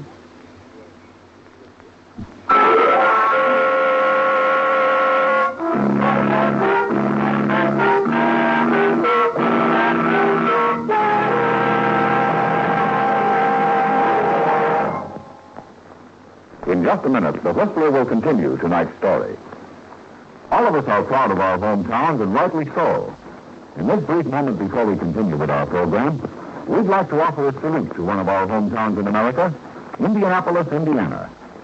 Capital of the state and a great transportation center, Indianapolis' extensive trade is based on the rich territory which surrounds it. Large coal fields, tremendous deposits of building stone, and one of the richest sections of corn and wheat in the world. But perhaps one of the best-known features of the city to the world at large is the Indianapolis Speedway. It was built in 1909 as a proving ground for automobiles, and each Memorial Day, the famous 500-mile race is held there. From the experience gained in this annual event have come many improvements in automobiles. Every time you used your rear vision mirror, every time you filled your tank with ethyl gasoline, every time you appreciated the comfort of your improved tires, you were giving credit to something that was first used on that speedway. Indianapolis has its famous citizens, too. Benjamin Harrison, the 23rd President of the United States, called it his hometown. So did James Whitcomb Riley, the great Hoosier poet. And it was the birthplace of General Walter Beadle Smith, Chief of Staff of the American forces in Europe during World War II. Nearly 500,000 people live in Indianapolis today, and they're proud of the part their hometown has played in the building of America. And now, back to The Whistler.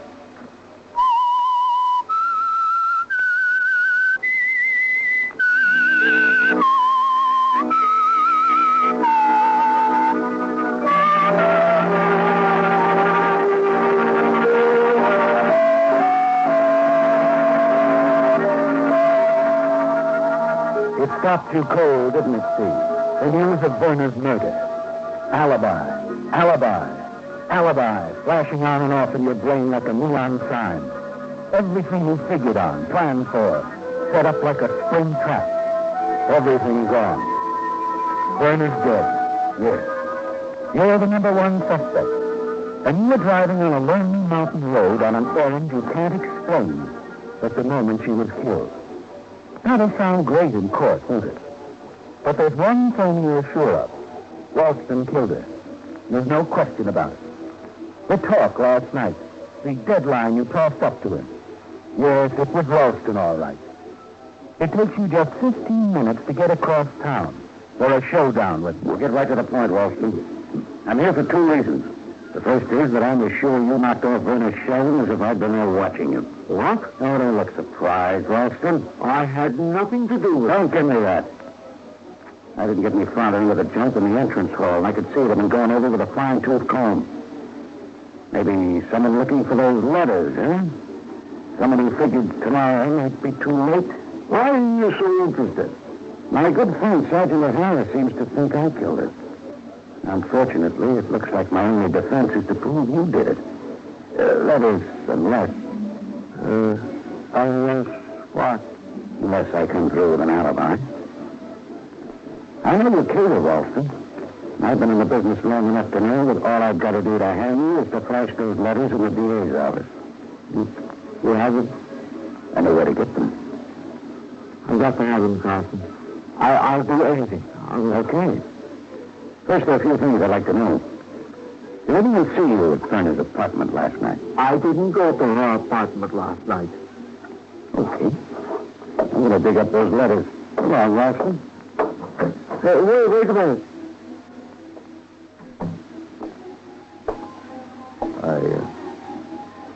I did it.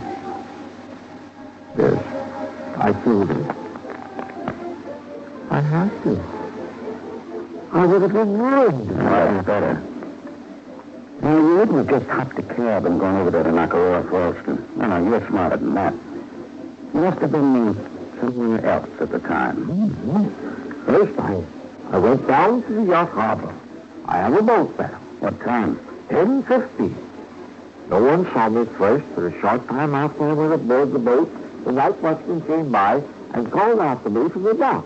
He'd seen the light on the boat. What time? 10:30. He talked to her? Yes. So, as far as he was concerned, you were on the boat between 10:15 and when? He didn't see me again until I'd come back the second time. After I had... After you saw Werner, yes. What time? 11:30. No. I couldn't have done much better myself, Ralston. I was lucky. I spoke to the watchman at 11:30 when I was leaving for the night. Anyone else around? Yes, several men a few yards ahead of me. I think they came from the club. Okay. Mm-hmm. And the watchman will recall their orders when you spoke to him. I suppose so. It's rather dark, but I think he must have noticed them. Oh, that's good enough for me. I'm sure the police will accept your word. Oh, what are you getting at? You're my alibi. I was with you in that boat all the time. Remember? Well, that alibi was a lot to me, Ralston. Might even be willing to forget about the $25,000. The watchman didn't see you in the boat alone. He didn't see you leave when you left upon his apartment, nor when you came back. When you finally checked with him just before going home, there were others around. That makes an alibi for the both of us. What about the others? You won't find them, Ralston.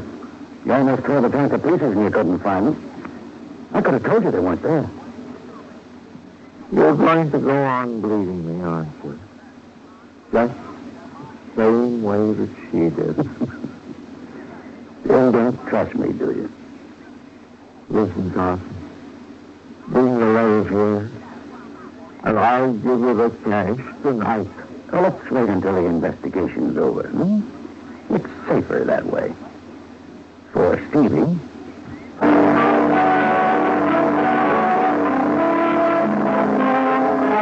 Well, Steve, it's like sitting in on a poker game. You're leaning back now, watching each of them play their trump card, knowing all the time you have the topper up your sleeve. Randy Summers, the new boy, will be on his way back to Los Angeles soon. And you know that 30 seconds after he finishes his story of what happened between you and Verna on the evening of the murder, the DA will be on the phone, asking for the answers. There's nothing to do now but wait. Thursday. Friday. And then Saturday morning as you enter your office. Hello, bright boy. I've been waiting for you. What's on your mind, huh? Just like to have a little talk with you, that's all. You and Sheldon band are good friends, aren't you? Particularly good friends? For what? So I understand things suddenly went sour. Ah, little pigeon flew in from L.A. Slipped that to you. You deny threatening her because she dropped you for the Summers guy? We had a slight disagreement, that's all. The first quarrel was a week ago at her apartment. The second was the next day at a downtown bar. And don't say you didn't, because Summers says so, and so does the bartender. The third one was on the night she was killed, just after she called you on the phone and told you it was all off. Now, what was the beef about? Well, you wouldn't be interested. Why didn't you tell me you were up to her apartment on the night of the murder? You didn't ask me. Summers was there, too, incidentally. He was still there when I left. He caught the 9:45 plane at the airport. We checked him. Now, you were there at 7:30. Right, the first time. What do you mean, the first time? You didn't go back around 10:30? What are you talking about, O'Hara? Seems the Sheldon Dan got a phone call at 9:15 just before Summers left. It was from you. Wait a minute, you're all wrong. You made an appointment to see her at 10:30. That's a lie. Did you keep it, Carson? Someone's been giving you a line. Summers was there when the call came in. She told him it was you. Said you were coming back. Summers wanted to stick around in case you got rough, but she told him she could handle you. So he took his plane. The guy's lying, O'Hara. I believe him, Carson. That's how I come to have this warrant.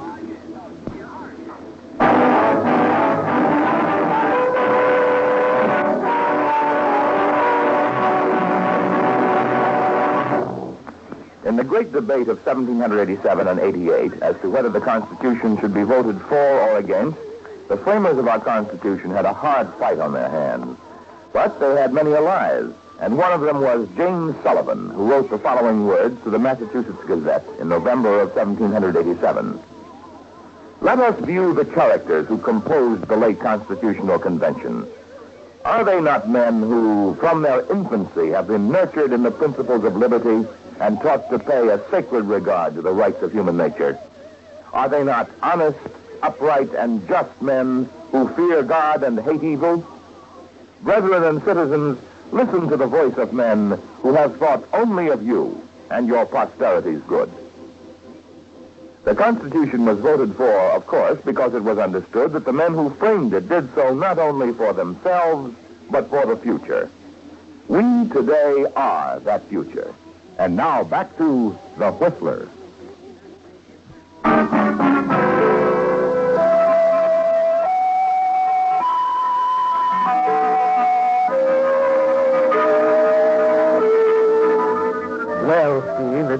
poker hand, isn't it?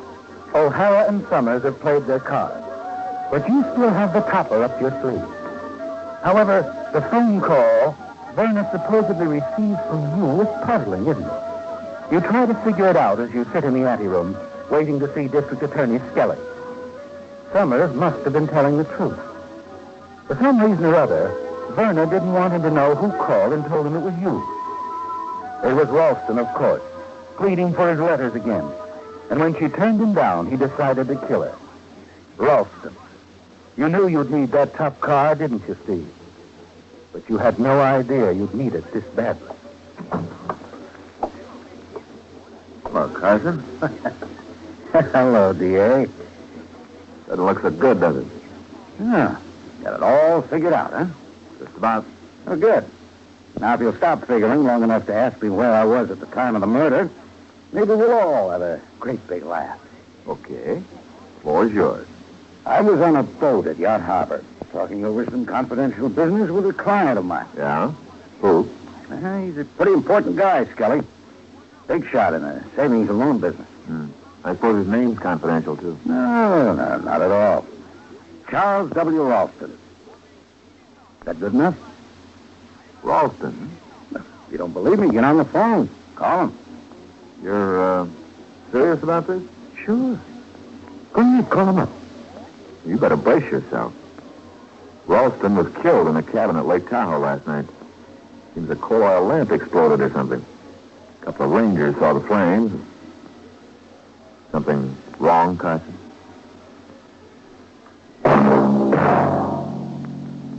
Now, a question. Do you know when the naval rank of Commodore was first recognized as such? During the Revolutionary War, the Navy used the rank of Commodore simply as an honorary title. Until 1861, all Navy captains who had at any time commanded a squadron were considered Commodore, though they were never actually given that commission. In 1862, however, Commodore was established as a fixed rank, and in July of that year, 18 were commissioned on the active list and 17 on the retired list. This is but one of many interesting facts which can be found in the history of your United States Navy. Featured in tonight's transcribed story were Bill Foreman as the Whistler, Jack Moyles, Betty Lou Gerson, Jack Edwards, Victor Rodman, Vic Perrin, and Olin Soule. The Whistler, directed by Gordon T. Hughes with music by Wilbur Hatch, is produced by Joel Malone and transmitted overseas by the Armed Forces Radio Service. This evening's story was by Adrian John Doe. The Whistler was entirely fictional, and all characters portrayed on The Whistler are also fictional. Any similarities of names or resemblances to persons living or dead is purely coincidental. This is George Walsh speaking, reminding you to listen again next week for another strange tale by The Whistler.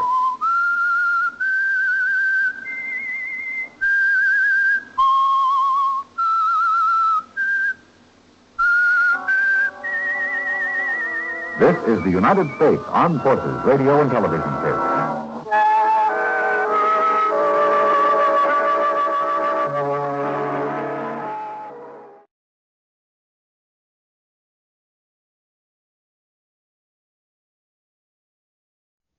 Wait a minute.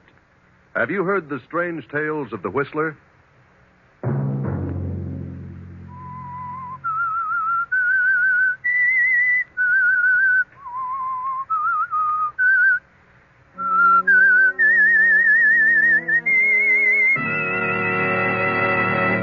I'm the Whistler. I've come to the end of my rope. I've tried my best for 20 years to please Agatha. I gave up my painting and tried business after business and failed in every venture. Now, I can't go on any longer. I'm through. Another Sunday night, and again CBS presents The Whistler.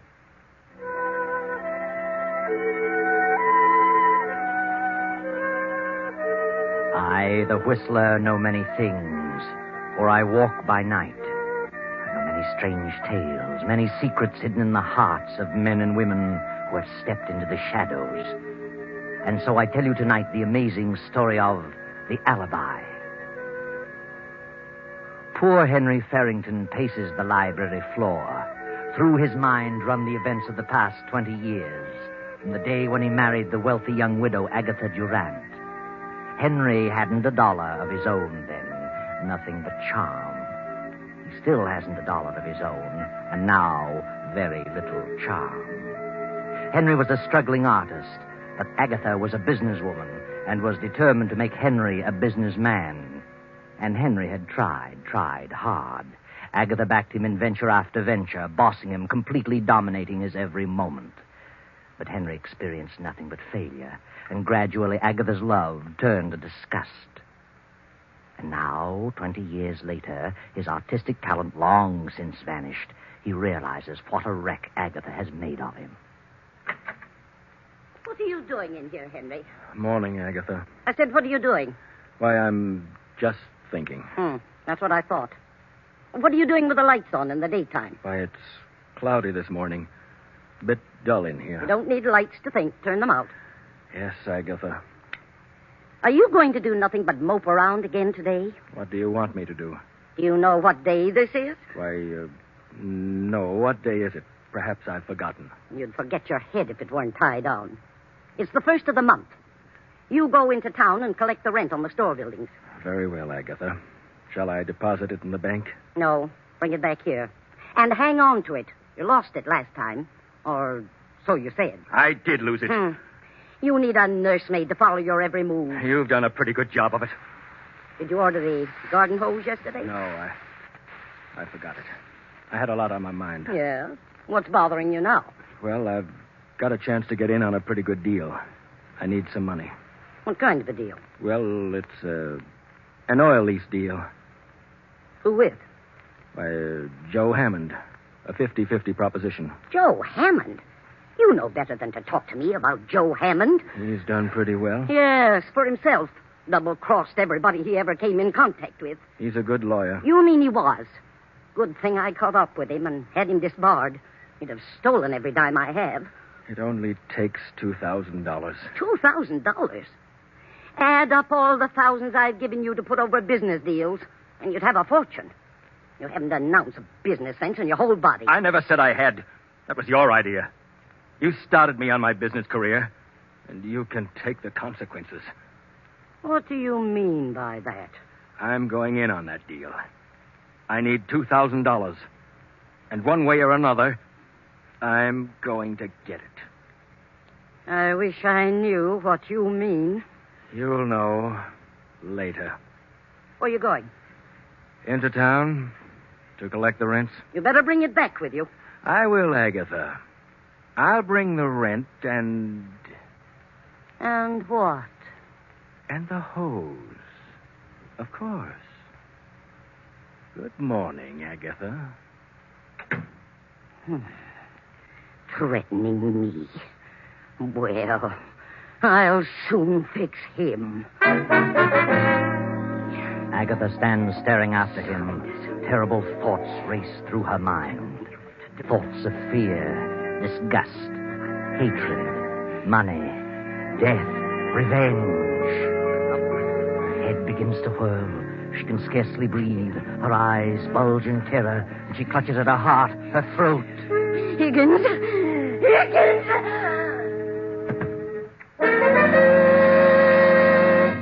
Higgins, the butler, rushes in, realizes at once that Agatha has had another of her heart attacks, carries her to the Davenport, gives her a dose of her stimulant, and calls Dr. Johnson.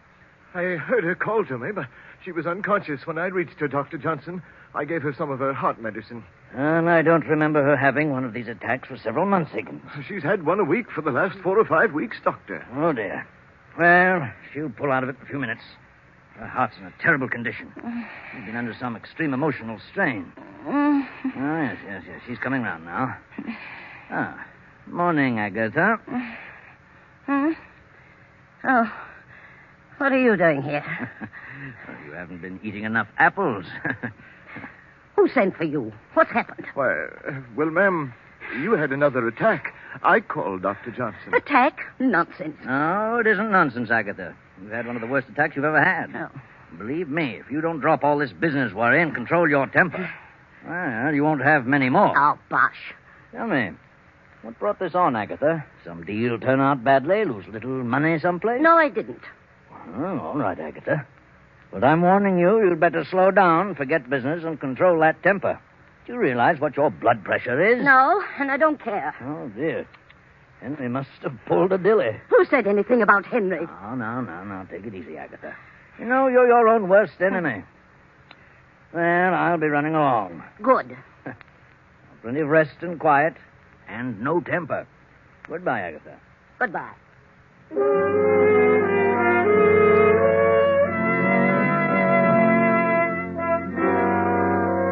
Poor Henry walks around town for a half hour and finally gets up sufficient courage to see Joe Hammond, the ex-lawyer. Well, Henry, have you got the 2,000? Well, no, that is not exactly, Joe. When will you have it? I can raise it, but it'll take a little longer than you gave me. Now, look, Henry. I bought that lease and gave my check for 4,000. Your check bounced. You didn't have a dime and you knew it. Now I'm caught short because of you. And you'd better dig up the 2,000 or I'm turning it over to the county attorney. I'll get it, Joe. How will you get it? I'll figure it out. Did you ask your wife? Yes. But she refused when I told her it was a deal with you. Oh, you're a sap, Henry. You know she hates me. I've told her she was all wrong about you. I couldn't stand to be around a woman like that. Sometimes I can hardly stand it myself. I'd kill her. What did you say? I said I'd feed her ground glass. She's done enough to me. And if I had to put up with her as you have, well, I'd do something about it. What would you do, Joe? I'd wring her neck. I can't stand a bossy woman. You'd kill her, would you? Oh, well, I was just speaking figuratively. You've tried hard, Henry. You've done your very best to be a successful businessman. It isn't your fault. So far, you failed, and she's sore about it.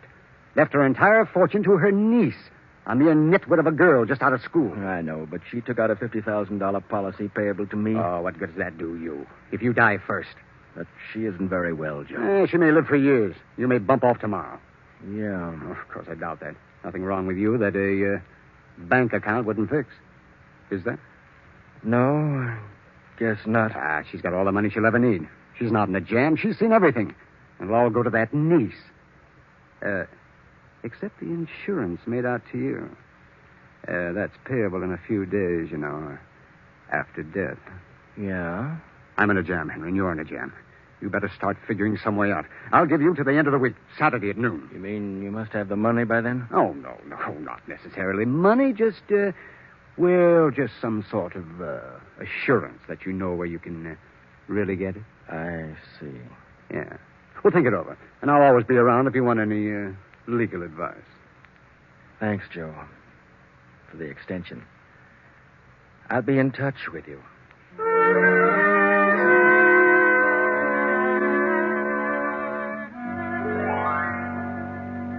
Agatha is in her room now, sleeping. Her niece has come home from college, having graduated, and brings with her a young man. The two young people are waiting for the aunt to wake up. Well, believe me, Janet, this is certainly a swell place. I had no idea it was like this. I thought you'd like it, Grant. I've never lived in a house with more than 6 rooms. This place must have at least 15. More than that, darling. Mm-hmm. Your Aunt Agatha certainly must have a lot of money to be able to keep a place like this. She has. She has more than she knows what to do with. What'd the butler say happened to her? Oh, she had another attack. It's her heart. She has a terrible temper and pays no attention to the doctor's warnings about getting excited. According to Higgins, the doctor said he doubted if she could stand another like the one today. Must be in pretty bad shape. Do you think she'll like me, Janet? Why shouldn't she? I do. Oh, I warn you, she's a sour face and grouchy. But don't let her upset you. She'll get used to you. I love you very much, Grant. That's all that really matters. I love you, Janet. More than anything in the world. Your aunt will see you now, Miss Janet. Thanks. Come along, Grant. All right. You wait outside the door. I want to talk to her first. I'll try to get her in a good humor. Boy, this is a tense moment. I feel like I'm going before a judge. Hello, Aunt Agatha. How do you feel? I feel all right. How long have you been here? Oh, about half an hour. Sorry to hear you had another attack today. You should take things more calmly. That's easier said than done. How's Uncle Henry? He's in town. Good-for-nothing man. Oh, I wouldn't say that. What do you know about it? Nothing. Oh, I think I know Uncle Henry rather well. All men are the same. I wouldn't trust one around the street. Well, that's a matter of opinion. Aunt Agatha, Well, Well, what's on your mind? What are you trying to say? I have a surprise for you. Surprise? What do you mean? I brought a guest home with me. A guest? Huh? Least you could do was warn me. Who is she? It isn't a girl. Who, then? Just a minute. Come in, Grant. Aunt Agatha, this is Grant. Grant? Grant who? Grant Collins. I'm very happy to meet you, Mrs. Farrington. What's he doing here? He's going to stay here for a while. Why? Well, because I asked him to. Well, I didn't ask him. But, Aunt Agatha, you don't understand. I understand, all right. And I don't need any explanations. Is this an example of what you've been doing at college, running around with men? Well, this is different. Grant is more than just a friend. I have enough trouble around here now, without taking on any more. You'll have to leave at once. What? You don't know what you're saying. I certainly do. Perhaps I can explain You it. keep out of this. This doesn't concern you. I'm afraid it does concern him, Aunt Agatha. Well, who is he? Where'd you meet him? What does he do? Well, I'm just an ordinary person. I haven't come from any great family, if that's what you mean. And I haven't any money. What's your business? Well, I haven't any regular line. I've done a lot of things. But I'll hit on something. Another one. Just like Henry. You ought to have more sense than that, Janet. But I love Grant. Nonsense. And I love Janet. Young man, you better leave this house before I lose my temper. I'm not going to have my niece throwing herself away on a nobody. Now get out. Just a minute, Aunt Agatha. This is my home, too. Grant is here at my request. Is that so? Your home, hey? It's your home only so long as I choose to make it so. You're my heir, but if you dare to defy me, I'll change that quicker than you can bat an eye. Oh, you're jumping to conclusions. After you get to know me better, I think you'll like me, Aunt Agatha. Aunt Agatha? What do you mean by Aunt Agatha? I'm your nephew. Did you say nephew? Yes, he did. Grant and I are married. Married? We were married today. How dare you? How dare you do such a thing without Now, consulting please, me? Aunt Agatha, don't let yourself get excited. Get out of here. Get out. But please, Mrs. Farrington, give me a chance to explain. This marriage will be annulled immediately, Janet, or I'm through with you. Do you hear? I'll change the will and leave you nothing. It's final. Now get out. Get out, both of you, and leave me alone. Get out. Come on, Grant. Let's leave her alone before she has another attack. What do you think we should? I'm all right now. Leave me alone. Say, I never expected anything like this. Neither did I. She certainly is in a bad way. Yes, I didn't realize it was quite this serious. She's in a terrible mental state. Well, this is a pretty situation for us. Oh, I don't want you to leave, darling. You'd better wait a few days until she's better. There must be some way to win her over. I hope you're right. I'll have a talk with Uncle Henry. Something's happened to cause all this. I'll find out as soon as he comes in. Now, don't worry, darling. Everything will be all right. I hope so. I'll just keep out of her way for a few days and see what develops.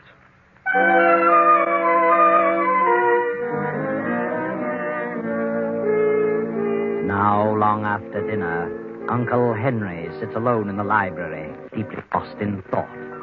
On the desk before him is a small calibered revolver. His fingers toy with the weapon. And as the door opens, he slips the gun into his desk drawer. Janet closes the door and steps into the room. Uncle Henry. Huh? Oh, come in, Janet. I wanted to talk with you alone. Talk with me? Very well. What is your opinion of Grant? Why, I like him. Fine boy. Do you suppose it would do any good if you talked to Aunt Agatha? I? You know as well as I do how she feels about me. And in her eyes, Grant is an exact counterpart of me. She thinks it's the same situation over again. And she's determined that you won't have to put up with a failure as she did with me. But how does she know he'll be a failure? I'm her yardstick for all men without means. What happened today to cause the heart attack? Her violent temper. There must have been a reason. Yes, Janet, there was. I had a deal on, and I needed $2,000. She flew into a rage and had the attack after I left the house. What on earth are we going to do about her? I don't know, Janet. As for me, well, I've come to the end of my rope. I've tried my best for 20 years to please her. Now, well, I just can't go on any longer. I'm through. What do you mean? Just that. There's nothing left for me now. I'm too old to try anything new. Too old to go back to my painting, and Agatha is becoming more resentful every day. I'm licked. Uncle Henry, are you trying to tell me that you're planning something? Planning something, my dear? What do you mean? You mustn't, Uncle Henry. Regardless of how you feel, there's still much to live for. Is there? You've always been so kind and good to me. I just couldn't stand it if you were... No, please, darling. I'm much older than you. Well, I just see things differently, that's all. And it's been terrible lonely in this house since you've been gone. Now it'll become lonelier and lonelier, filled with hatred and greed and resentment, and I couldn't stand it. Promise me you won't do anything foolish. Janet, whatever I do will be for the best. Please believe me. Everything will come out for the best.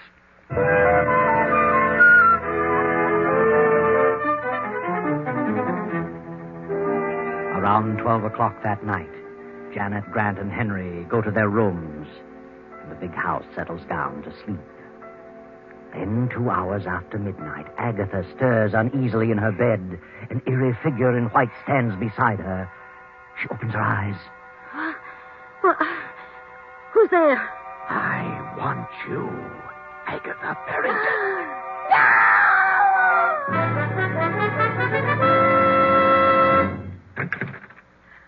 Aunt Agatha! Aunt Agatha! Good heavens. Brian, Uncle Henry, hurry! What happened? I heard a scream. Janet, what was it? There's the medicine. Give her a dose. I'll rub her wrists. Oh, she's as cold as ice. What on earth could have happened? A nightmare? She's had quite a shock. Oh, her pulse is fairly strong. She's coming to. Oh. What happened? Well, you screamed. You had fainted when we got here. Yes. There was someone in this room. I saw it. Saw what? I don't know what it was. It was a figure in white. Auntie, you must have had a nightmare. Maybe so. It could have been a nightmare, but it seemed so real. Look. The window to the balcony is open. Did you open it, Aunt Agatha? No, I never keep it open. Look outside, Grant. You mean it might have been a burglar? My diamonds. It could have been a burglar. And your scream frightened him away. Look in the box in the drawer. I did. They're all here. Not a sign of anyone outside. Do you feel better now? What's happened, ma'am? Anything wrong? No, Higgins, nothing's wrong. Go back to bed, all of you. I'll be all right. And lock that balcony window.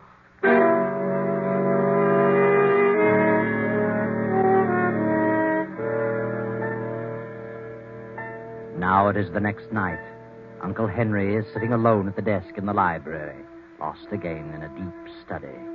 Grant and Janet are in the living room. You really think it might have been a prowler last night, Grant? Well, I don't know. The window was open. It could have been. I'm inclined to think it was nothing more than a nightmare. She's been so upset lately. Well, if it was a burglary, he didn't get anything. Well, that's true. And he might try it again. If he does, he's liable to get a good scare. What do you mean? This. Grant, where did you get that revolver? Out of my trunk. Oh, please, Grant, I don't like guns. Let them take what they want. If you start shooting, they're liable to shoot back. Besides, jewels can be replaced. Now, don't worry, darling. I couldn't shoot anyone if I tried. Anyway, there are no bullets in it. Then what good is it? Well, it's a little .32 I use in school for a starting gun. It has nothing but blanks in it. Yeah, see?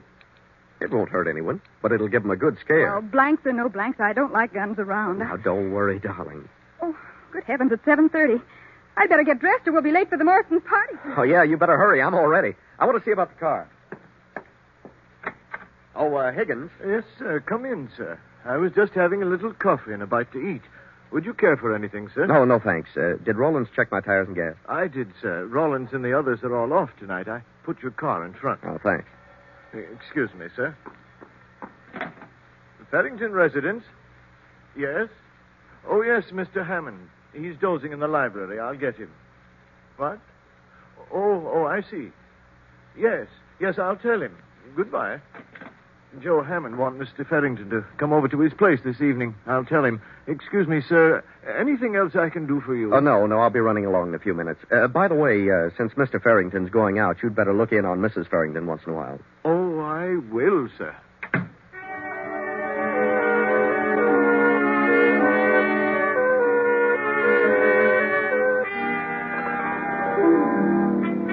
So Grant and Janet drive to the Morrisons' estate to attend a charity lawn party. And Henry goes to talk things over with Joe Hammond, the ex-lawyer who holds Henry's bad check. Then toward midnight, the lawn party breaks up and Grant and Janet return home. Well, that was a wonderful party, Grant. I never saw so many people. Friends I haven't seen for 4 years. I was thrilled to death. Yes, it was quite an affair. I wonder how much they raised. Good many thousands, I imagine. And did that red-headed gal sell war bonds? I'll run up and see how Aunt Agatha is. I'll be right down. Right. I think I'll have a nightcap. Want one? No, thanks. Hello, Grant. Oh, hello. Party over already? Yeah, big affair. Had a great time. I got to talking business with Joe Hammond, and first thing I knew, it was almost midnight. Gran, call Dr. Johnson. What? Janet, what is it? Aunt Agatha. Come quickly, Uncle Henry. Call Dr. Johnson, Grant. You can't get him, call the emergency hospital. Get a police ambulance.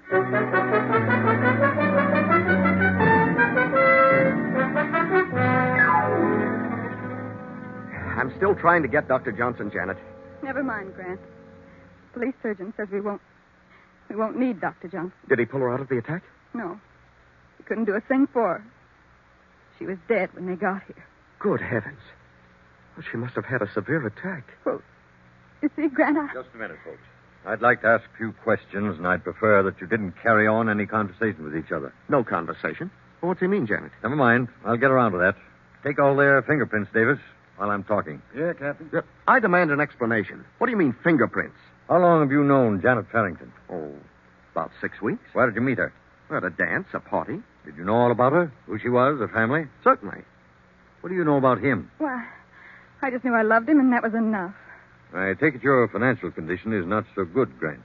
Well, no, I haven't any money, but what's that to do with it? Did Agatha Carrington object to your marriage? Yes, she did. She threatened to change her will unless we had the marriage annulled, but Did you care whether that happened, Grant? Well, certainly. I didn't want Janet to lose her inheritance.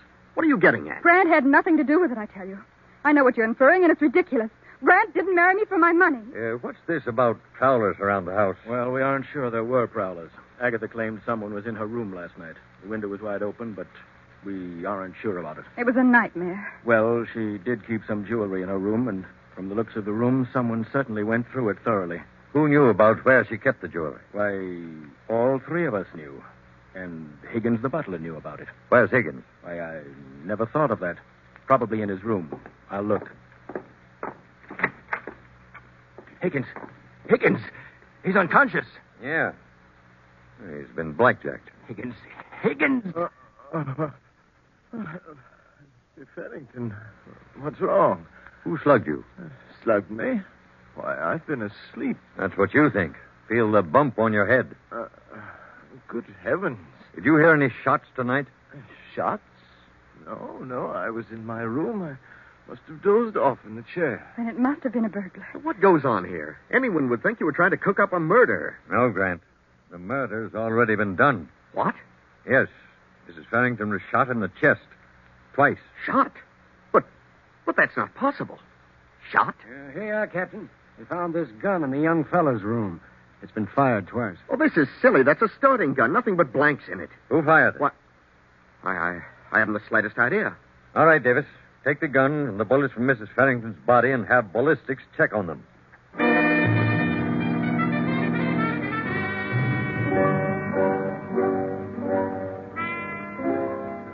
Well, young fellow, according to the ballistics test, the bullets that killed her were fired from your gun. But it isn't possible, I tell you. My gun had nothing but blanks. And there were no fingerprints but yours.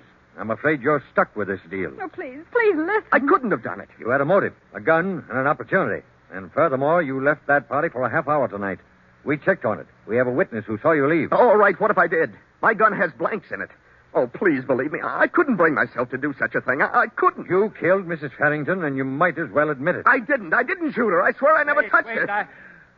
I can't stand by and see an innocent person suffer for this. The boy didn't do it. I did it. I had a better reason. I planned it. I'd have enough of Agatha, and I was caught in a jam.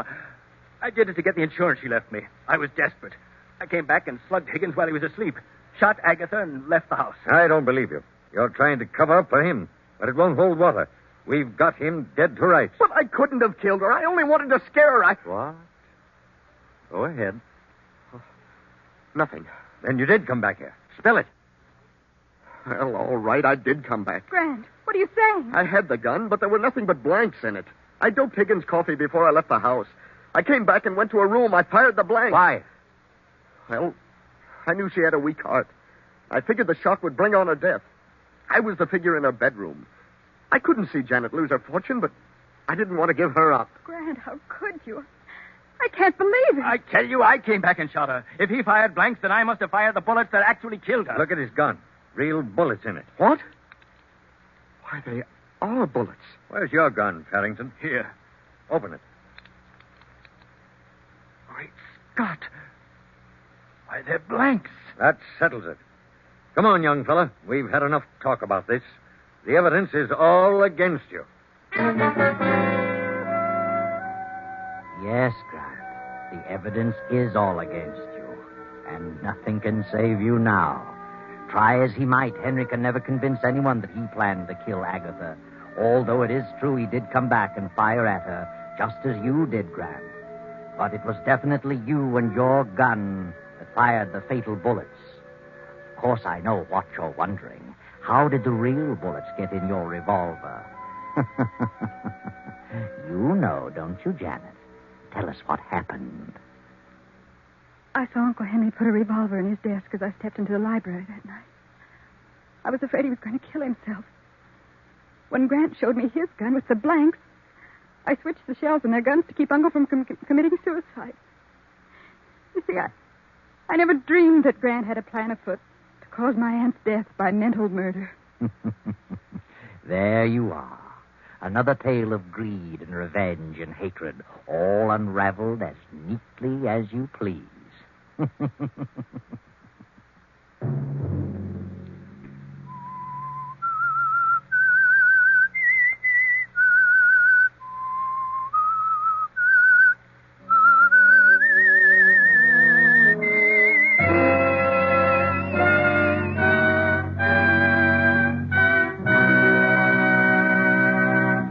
CBS has presented The Whistler.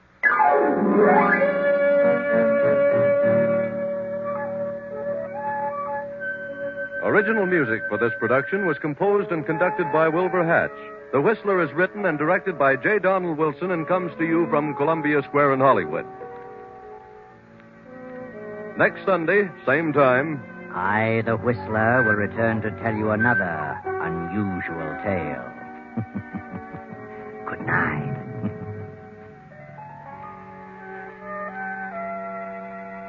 This is the Columbia Broadcasting System.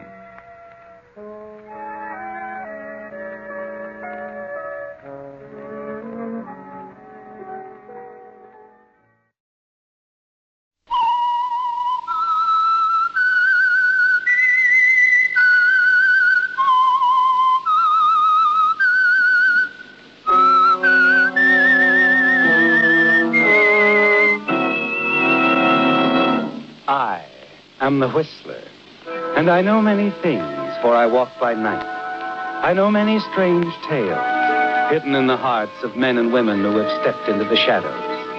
Yes, I know the nameless terrors of which they dare not speak. Tonight transcribed, it's The Whistler's strange story, 7 Steps to Murder.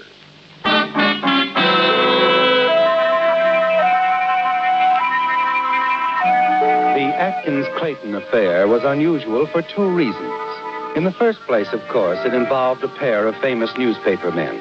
Archer Atkins, the dean of New York drama critics, and Everett Clayton, a syndicated columnist. But more than that, it was interesting in its structure. Yes, there were 7 distinct steps between an apparently cordial relationship and a murder.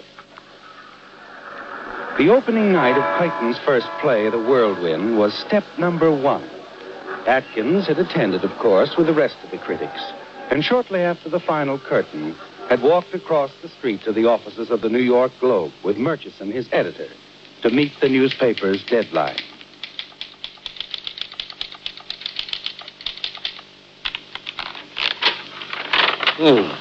Everett Clayton's new play, The Whirlwind, opened last night at the Brighton Theater with Diana Brooks and Paul Strand in the leading role. Finish it, Atkins? Murchison. I want to see what you did to Clayton's play. I thought it was great. Oh, did you? Here's what I thought. Everett Clayton's new play, The Whirlwind, is dullness itself. Is utterly lacking in originality, imagination, or even ordinary playability. The death rattle was audible before the first act was 5 minutes old. Listen, Atkins, you can't. Why can't I? You grew up together. You came from Texas together. You were even engaged to his sister. He's your best friend. Art knows no friendship. You're a liar. You're jealous because Clayton's invading the drama, your sacred territory. Well, if that's true, you should fire me. Too bad I'm too influential, huh? You know, one of these days you'll stick your neck out too far and I'll chop it off. Your review of Everett Clayton's play was step number 2. The next day, you see Clayton in the coffee shop of the Stratford Club, where both of you live. He walks over to your booth, his face tense and expressionless, the paper folded in his pocket.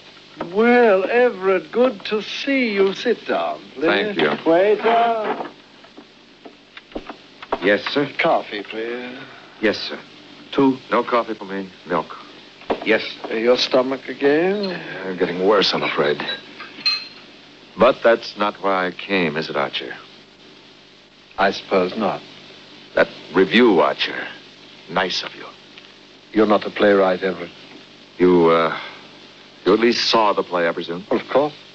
An author spends a year writing a play, and that's the consideration he gets. Any of your money in it? Everything I've got. Oh, too bad. Why didn't you consult me before? Let me read it. Because I knew what I'd get. Sarcasm, smart cracks, not one bit of constructive criticism. There is a small item you've forgotten. Talent. No one has yet succeeded in drawing milk from an elephant. Nor kindness from a critic. If you wanted charity, you should have said so. You want me to go over it scene by scene and show you how bad it is? No, because you couldn't. That's the trouble, you know. The people don't decide what's good or bad anymore. They wait for the critics to tell them. Well, thanks to you, I know my play is dead, Atkins. But I also know you're a fake. You've been phony all your life. If the Rover Boys in Switzerland had Edgar Allan Poe's name on it, you'd call it great. No, easy, old boy. You're getting carried away. You picked on the wrong guy, Archer. I've got 20 million readers, too, and before this thing's over, I'm going to make you look like the village idiot. Just do me a favor, Atkins. Check my column tomorrow. It'll interest you.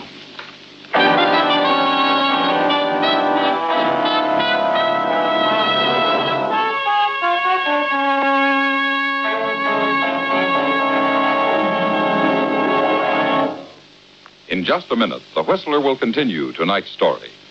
All of us are proud of our hometowns, and rightly so. In this brief moment before we continue with our program, we'd like to offer a salute to one of our hometowns in America, Los Angeles, California. In area, this is the largest city in the world, stretching more than 40 miles from the ocean to the 5,000-foot level in the mountains.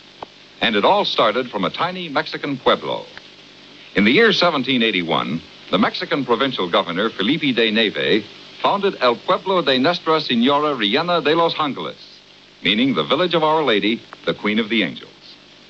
This pueblo became the capital of a Mexican province, and it was the last place to surrender to the United States in the war with Mexico. Los Angeles today is the largest in population of any city in the West, and according to the 1950 census, the 4th largest in the nation. In the 10 years between 1940 and 50, the city increased by 31%, and still it continues to grow, to absorb the people who are making their permanent homes in the Los Angeles area. Many things have contributed to this phenomenal growth: the exceptional all-year climate, the development of the citrus fruit industry, the discovery of vast oil fields, the development of a man-made harbor that handles more shipping than Boston or San Francisco, big enough to hold the entire United States Navy. And, of course, the motion picture industry that produces 2/3 of all motion pictures in the world. But industries of all sorts have prospered in Los Angeles. More cars are made here than any place except Detroit. More tires than any place except Akron, Ohio. More furniture than Grand Rapids. More sport clothes, oil equipment, more processed food, and more aircraft than any place in the world. Just to give you an idea of how Los Angeles is able to provide room for all these industries and people, this city is bigger than the states of Rhode Island and Delaware combined. It has been a rapid growth from a tiny Mexican pueblo to the world's largest city and area, and Los Angeles intends to continue its progress. The people who call it their hometown are proud of the part it has played in the building of America. And now, back to The Whistler.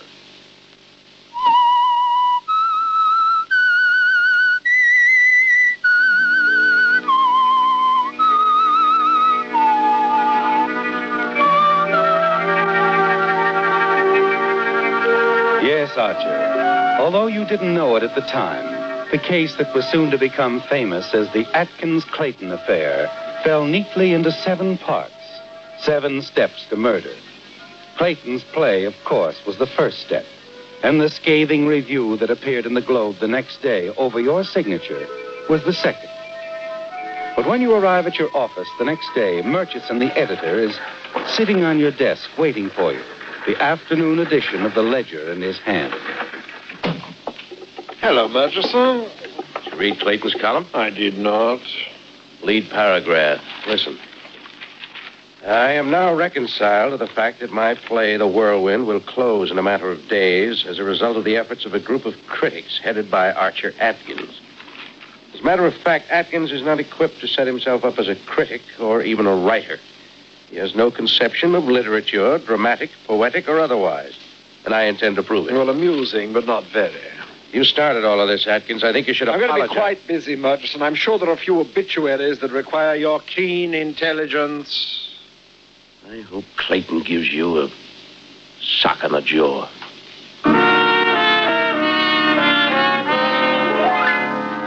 That's step number 3, Archer. The public challenge that went out to 20 million readers. You decide it's ridiculous, of course, and forget about it. The play lasts 5 days and closes. Then one evening, some weeks later, Barbara Ross, the fashion editor on the Ledger, walks up to you in the lobby and taps you on the shoulder. Archer, darling. Well, good evening, my dear. Archer, I found something I thought you'd want to glance at. Why, did Clayton put me in print again? Nothing like that. Somebody handed me this book of poetry. Poetry? It was printed privately, only 50 copies. Well, let me see. 14 by Jafar Ahmed. What's it about? Oh, I think it's lovely. It's written by an immigrant boy about his love for a little girl. Oh, no, thank you. Oh, but Art. Now, poetry, darling, is as much a part of adolescence as the first shave, and just about as important. But it's really quite good. The boy seems to have an excellent sense of meter and a good deal of insight, too. Archer, you know so much more about poetry than anyone else I know. All right, dear. I'll look it over.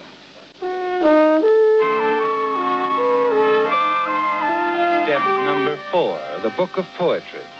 Nothing to it, of course, is there, Archer? But you take it home and toss it on the nightstand. And just before you decide to turn out the light, you pick it up and glance at the first page. It holds you from the start. There's something about the poems that haunts you, almost as if you'd read them before. Memories, things you'd forgotten completely, spring to life. Yes, this boy has managed to capture something out of every man's youth. Something that gets under your skin and stays there. You finish the book, get out of bed hurriedly, and sit down at your typewriter. You can't wait until tomorrow, can you, Archer? You've got to get it on paper now.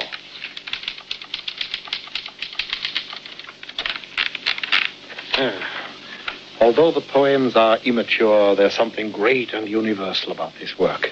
The volume has been printed privately, but in my opinion, it would be a wise investment for any publisher to issue it in quantity. 14 by Jafar Ahmed should never be forgotten. That ought to do it.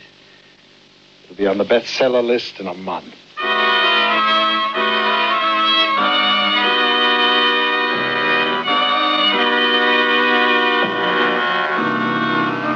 In the morning, you hand your article to a copy boy, unaware, of course, that you've just completed step number 5. Although you don't know it, the minute you turned in that review, you moved nearer to murder than you've ever been in your life.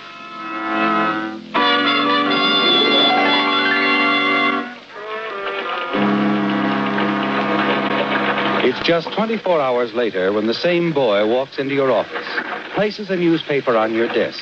Step number 6. Here's your copy of the Ledger, Mr. Hatton. No. Round town with every plate. Oh, here we are. 3 months ago, I promised to reveal Archer Atkins, the so-called Dean of Literary Critics, as a phony. Today, I call attention to the raves he's been giving the book of poems called 14, supposedly written by a 14-year-old Iranian lad. The fact is, gentle readers, I wrote 14. What is shocking, eh, Archer? Hello, Burgess. I didn't see you. That's all right. You needn't hide that. Some of our best people read Everett Clayton, including the publishers of this paper. That's trash. Just trash. And lies, too, I suppose. Clayton never wrote 14. He hasn't got enough sense. Seems to know a lot about it, Archer. Read on. He tells just how he did it. He had no knowledge of poetry, he says. Just threw together the lushest and most senseless adjectives he could concoct. Had the whole mess printed up on the quiet.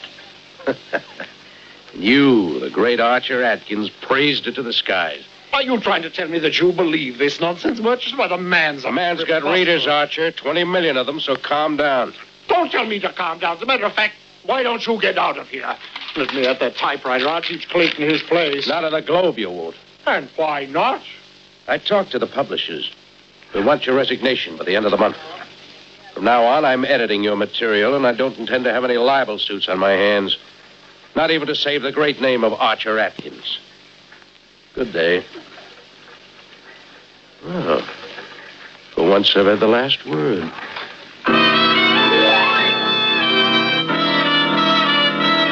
Well, Archer, a turn you never expected. And it's even worse when you reach the Stratford Club and learn that you've suddenly been turned into a laughing stock. Archer, old boy, how could you? What was it now? I still feel the music, the poignant expression of an adolescent love. Sweetly agonizing emotions, part of every man's youth. I'm not above applying this cane on your skull, my dear Henry. Gentlemen, you hear? The great Atkins is no longer capable of using his cutting tongue. He must now resort to a cane.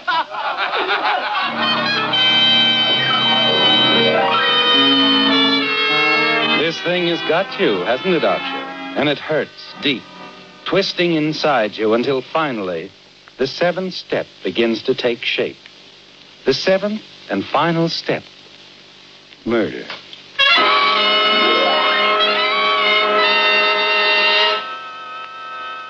It's a frightening thought, isn't it, Archer? Frightening, but very clear. It's all there in your mind as you ride up to your luxurious suite in the elevator. Everett Clayton is a man of habits, one of them forced upon him by his health. You know all about that, Archer. How each evening at 7, a waiter brings a large glass of milk into his apartment. You smile as you let yourself into your rooms across the hall. Tonight, that same waiter must bring you something as well. Hello, coffee shop. This is Mr. Atkins. I wonder if you'd send me up something, huh? Oh, I don't know, something light, a chicken sandwich, perhaps. Oh, no hurry.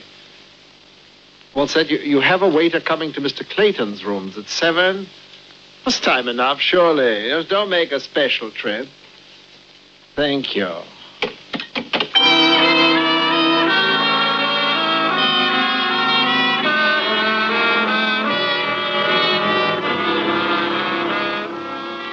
Waiter. Yes, sir? You have a sandwich and coffee for me? Oh, yes, sir. But I was going to stop first at Mr. Clayton's. Yes, well, come in a moment and set it down there on the desk, would you? And I wonder if you'd do something for me. I tried to unlock a suitcase a moment ago, but I couldn't seem to turn the key. Would you have a look at it, please? Why, certainly, sir. Where is it? In the bedroom. Of course, if it's too much trouble. Not at all, sir. I have handled a lot of them. You hesitate as the waiter starts across to the bedroom. Then you turn quickly to the tray he set down on your desk. Before he comes back, you empty the contents of a small envelope into the milk intended for Clayton. You stir it hastily, and then return to your book. Well, I got it open for you, sir. That lock is sprung a little bit, though. Oh, well, I'll have to have it attended to. Here you go. Thanks for your trouble. Not at all, sir. Thank you very much. Well, thank you. You settle back in your chair now, giving the waiter time to deliver the glass of milk to Clayton. A few minutes later, you slip out into the corridor and down the hall.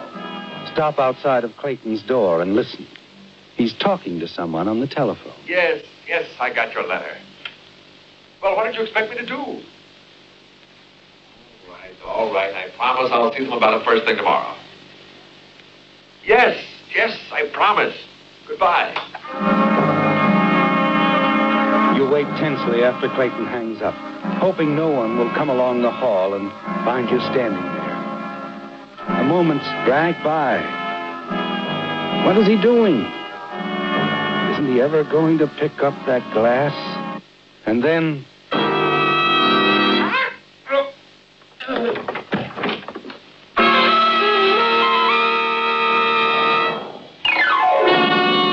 A moment later, you whip the door open, step inside, and lock it. A glance at Clayton's body sprawled on the floor assures you that he's dead. Quickly, you cross the room and sit down at his battered, portable typewriter. To my dear mother, comma, my sister, comma, and gentle readers, colon. It isn't often that a man gets the opportunity to write his own obituary, period. Believe me, comma, this isn't easy, comma, but I've been ill for some 10 years now.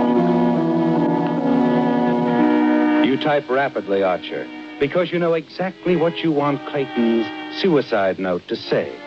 It includes, above all else, a confession, one in which the dead Everett Clayton will admit to the world that he perpetrated a deliberate hoax against you. His note tells how he lied in claiming to have written the verses in the book 14. How actually he simply dug up a number of anonymous ballads and revised them a bit. You put it all down, Archer, your way, but in Everett Clayton's style. And then you add his well-known signature. Just the two simple typewritten letters. E.C. Thanks, my dear Everett. We'll see tomorrow how your 20 million readers like this one.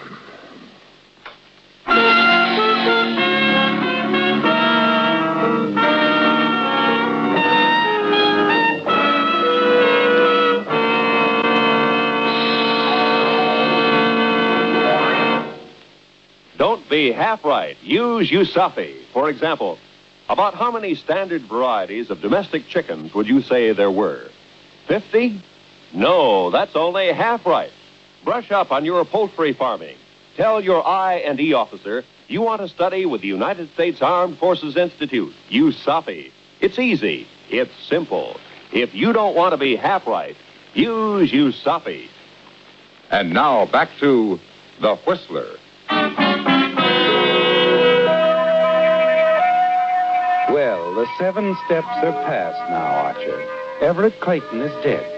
But more important than that, the suicide note in his typewriter will put you back at the top of the heap.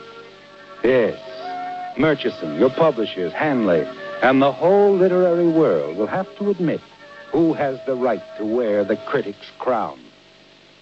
But you're very practical about it, aren't you? The police will come, of course, and you're ready for them, with that vague, superior, confident air that has always carried you through before. And why not? What can they possibly prove? You don't seem at all surprised at the police calling on you, Mr. Atkins. Oh, my dear Captain Foss, the moment the manager of this club informed me of Clayton's demise, I resigned myself to a round of dull questions. Naturally. You've known him all his life, grew up with him, sweet on his sister at one time. Anything else you want to know? I was an incubator baby, weighed 3 pounds, 2 1/3 ounces. I'm surprised you aren't more interested in the way Clayton died. I like to believe people, Captain. When I'm told someone is dead, I assume he's dead.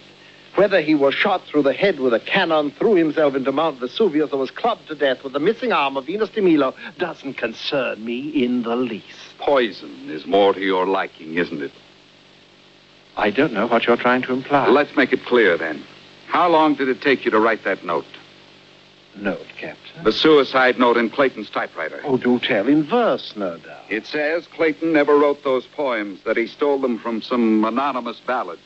Well, I insisted on that all the time. Wait till I get hold of that editor. You wrote that note, Atkins. You poisoned Clayton and ran the note off on his typewriter. Nonsense. Who gave you that story? Some idiot from the Ledger? Take a look at these papers, Atkins. Ever seen them before? They're yellow. They're very old, aren't they? They're poems you wrote to Everett Clayton's sister when you were 14, over 40 years ago. What? That book of poetry you reviewed was not written by Jafar Ahmed or Everett Clayton, but by Archer Atkins.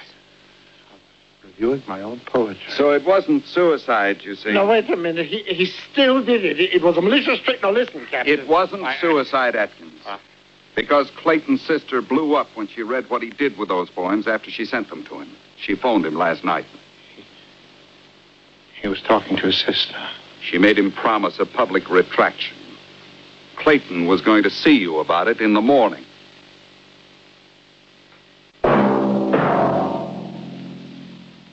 Now, a question. Do you know the name of what is considered to be the first American ship? In 1798, a newspaper advertisement in Salem, Massachusetts, asked for assistance in the building of the Essex. The ad requested that every man in possession of a white oak tree should bring it with him when he came to Salem. In January 1799, there was enough lumber to start construction, and by October of that year, the 32-gun Essex was launched. It was a completely seaworthy ship and saw heavy duty, although 720 days were spent building her. This is but one of many interesting facts which can be found in the history of your United States Navy.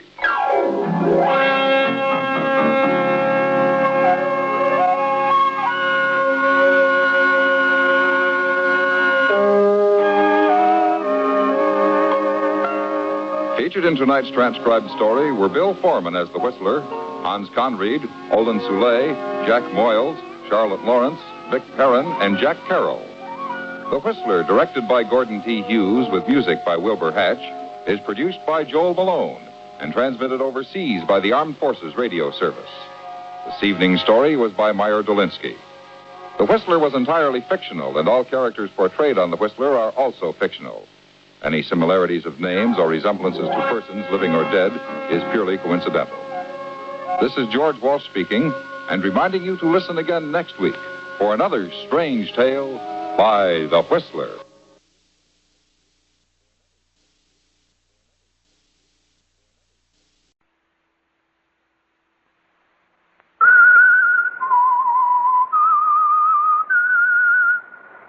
Presented by the United States Air Forces in Europe. I am the Whistler, and I know many things, for I walk by night. I know many strange tales, hidden in the hearts of men and women who have stepped into the shadows. Yes, I know the nameless terrors of which they dare not speak. Tonight, transcribed, it's The Whistler's strange story, Backfire.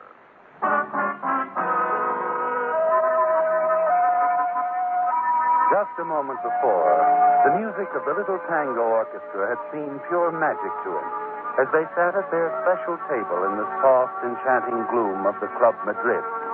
Now it was discordant, and the thing that had transformed magic into misery in a split second was what Amy had said, tossed across the table to him as if it had been a comment on the weather. I'm sorry, Carl. I don't love you. I never did. What? Amy, what do you want? Really, darling, it isn't anything to look so serious about. You must have known we couldn't go on like this forever. Amy. Amy, look, we just can't throw it all away. You've got to understand. Oh, what a way. Darling, you're being awfully naive, don't you think? Amy, I love you. Is that naive? That's stupid? Well, it doesn't make very good sense, dear. We've had 3 months, 3 wonderful, exciting months. Arnold's coming home tomorrow, and that's that. When did you find out? He was in San Francisco this morning. Aren't you a little worried about him? Why? We've been discreet enough. It's a little strange. A man can be so brilliant and so blind all at once. And you almost look as if you delight in telling Arnold that. No, I'm afraid I couldn't afford to. Naturally. I think Arnold might resent it a little if he knew his wife had become romantically interested in her chauffeur. Well, that puts me in my place quite nicely. It was meant to. Now, suppose you run out and get the car. I want to talk to the orchestra leader for a moment. Well, what are you waiting for? Of course, Mrs. Pearson. Right away.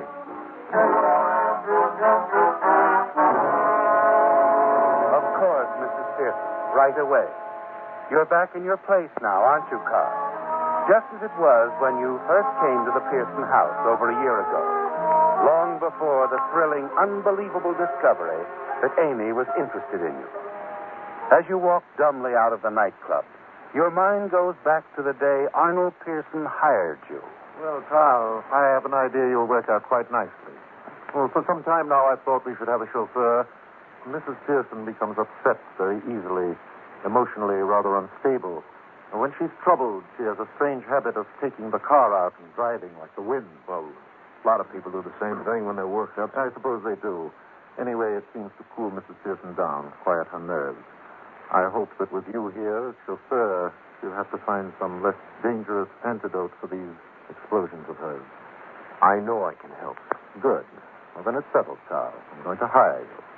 And as far as I'm concerned, a prison record means absolutely nothing. If a man is really willing to profit by his mistakes, he'll have every chance to make good. Thank you, sir.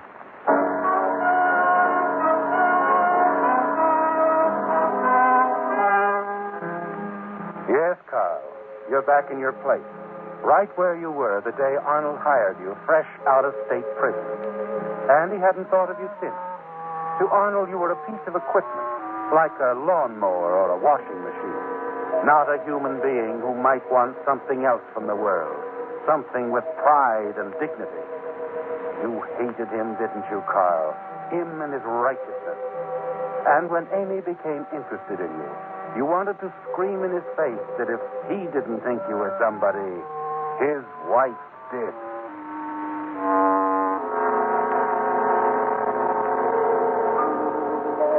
But that's all over now. The evenings at the Club Madrid with Amy are part of the past. She's Mrs. Pearson again, and you're back in your place as chauffeur. You're a little uneasy when Arnold called you into his study on the night of his return. I don't know quite how to begin, Carl. Something rather unpleasant has been called to my attention. First, however, I think I ought to tell you that I've advised my lawyers about you, Carl.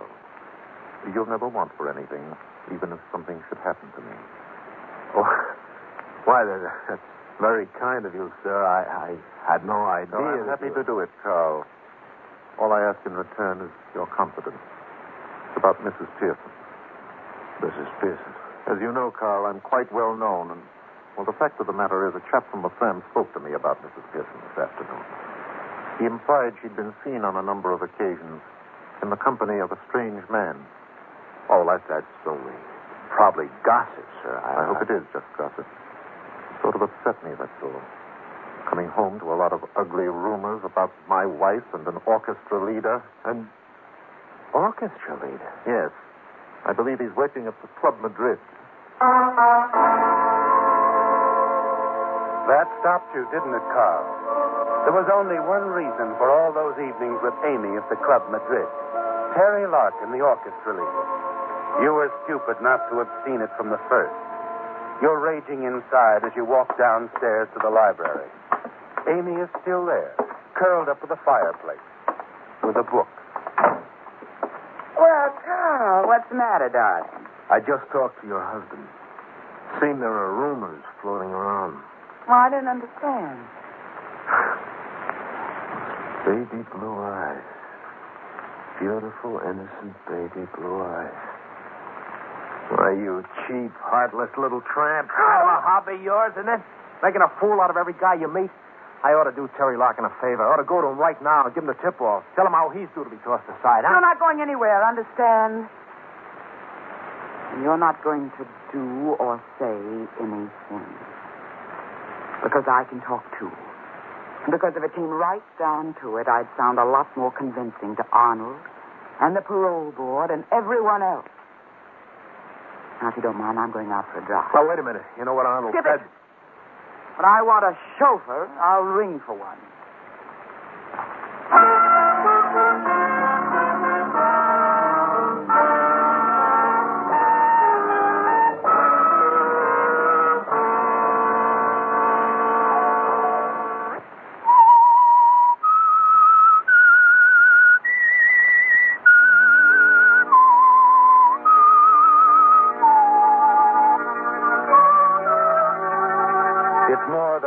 ordinary hatred for Amy now, isn't it, Carl? It's a blind, driving rage inside you, fighting for expression every minute of the time you're with her, driving her to secret appointments with Terry, hearing her say the same things to him she used to say to you, listening to her lie to Arnold about where she's been.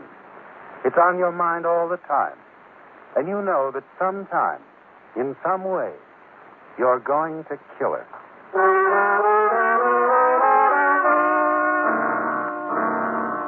It comes to you quite unexpectedly one afternoon while you're having the family car lubricated, watching the attendant finish up. Well, there she is, Carl. Oh, by the way, keep an eye on that speedometer, huh? According to our records, you ran over a little this time. Oh, you mean you keep a record here? Sure, on all our customers.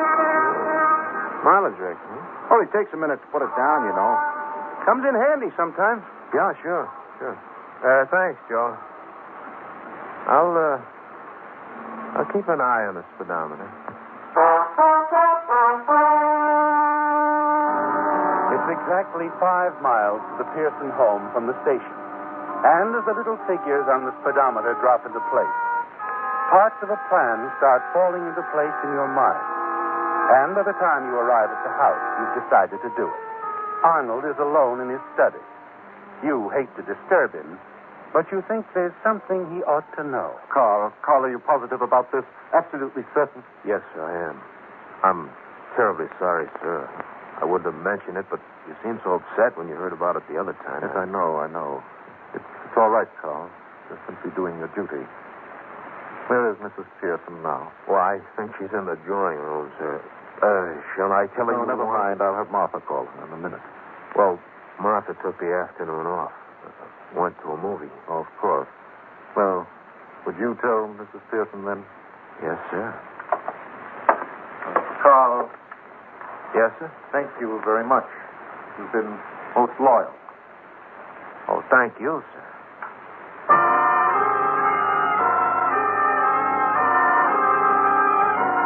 Well, Carl, it's underway now. And as you stand alone in the study and listen, you realize how right Amy was when she said Arnold would explode if he knew the truth about it. You've never heard anything like this, Quarl. It's more than you'd hoped for. I don't care anymore. Do you understand that? I don't care. And best of all, Carl, you aren't worried about what Amy might say about you. What she says won't matter. It's what she does that concerns you now. All that matters is that she behaves as you expect her to. And she does. Exactly. The moment the quarrel is over, she rushes out of the house and hurries across the lawn to the garage for another wild ride. You have the car all turned around, keys in the ignition, ready for her. At the moment she's sending the big car roaring down the driveway, you're walking quietly into Arnold's study for the most important steps of all. Oh, it's you, Carl. Yes. She left in the car, didn't she? I was hoping you wouldn't let her do that. Mrs. Pearson does pretty much as she chooses. Now, wait a minute, Carl. Not only with you, Mr. Pearson. With me, too. That's quite enough, Carl. You'll do well to let the matter drop right here. Forget all about it. I'll attend to my affairs in my own... Carl, what are you doing with that poker? Don't feel like such a big shot now, do you? Kind of brings you down to size. Carl, wait a minute. Put it down, Carl. Carl, have you gone crazy?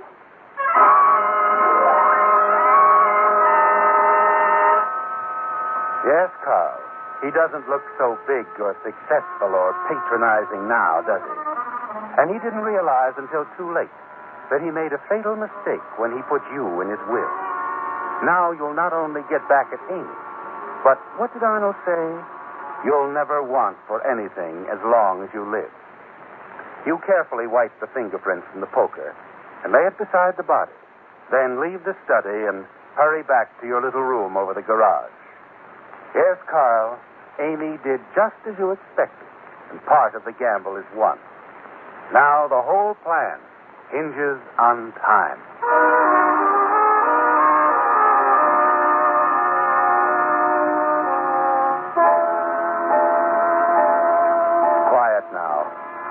Nothing but the tick of the clock on your dresser as you sit there, waiting for Amy to return. 5 minutes. 10. 20. A half hour and still no sound of the car. Then you hear the squeal of cars. Amy swings into the driveway, and you know you've won. She pulls the car into the garage. The door slams, and you hear Amy's quick footsteps receding up the drive toward the house.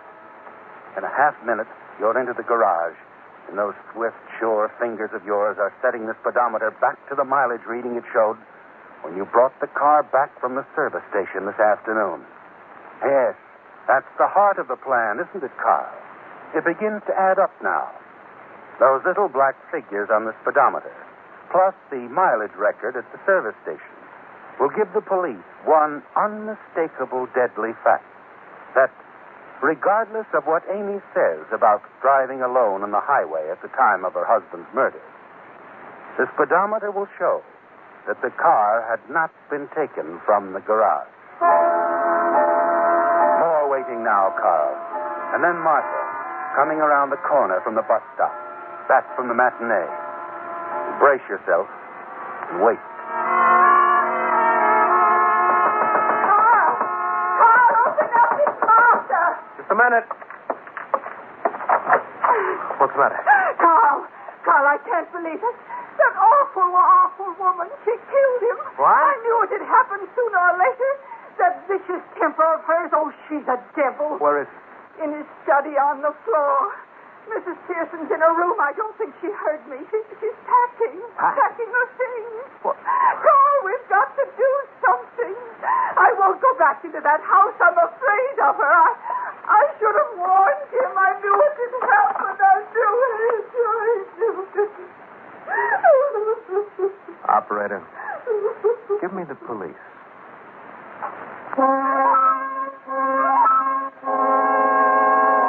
It's working even better than you planned, isn't it, Carl? Martha discovering Arnold. And best of all, Amy caught in the act of packing to go away. She must have decided to do that during her wild drive. Realized it was all over with Arnold. That this quarrel was the last one. But who'll believe that story, Carl? It's so fantastic you can hardly believe it yourself. As the police car slides into the drive, the two of you run out to meet it. And you wisely decide to let Martha do most of the she's talking. still up there, Inspector, in her room, cold-bloodedly packing to go away. She was there when I came in and found Mr. Pearson. Carl had come home just before I did. Is that correct, Carl? Oh, yes, sir. I'd taken the car to be lubricated. Of course, as soon as Martha told me, I called headquarters. So she's up there in her room taking her time packing. Her husband's dead in the study. That seem right to you, Carl? Why, well, it does seem odd, Inspector, but that's putting it mildly. Well, Mike. Yes, Take 4 men and cover the exits of the house. Stay here yourself until the coroner arrives. Right. All right, come on, you two. Let's go up to the house.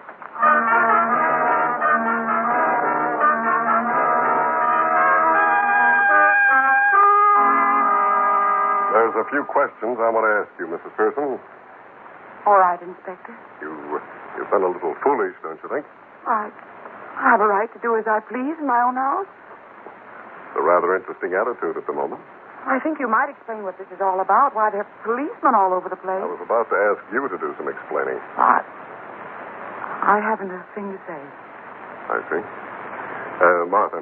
Yes, Inspector? You say you were out of the house. At a movie all afternoon? Yes, sir. I just got off the bus a half hour ago and walked up to the house. Then I ran out to Carl's rooms over the garage. All right, Martha. And you, Carl? Well, I'd been having the car lubricated. Just got back a few minutes before Martha. Then you were out with the car almost all afternoon? That's right. Carl, what did you say? I said I was out with the car all afternoon. I had it greased and brought it straight home. Nothing wrong with that, is there, Mrs. Pearson? Well, I don't know what to... Inspector, if there's any question, you can check the mileage on the speedometer. They keep a record at the station. That's a good idea. Well, Mrs. Pearson? Why, of course. Yes, of course Carl's telling the truth. He was out in the car. I've been here all afternoon.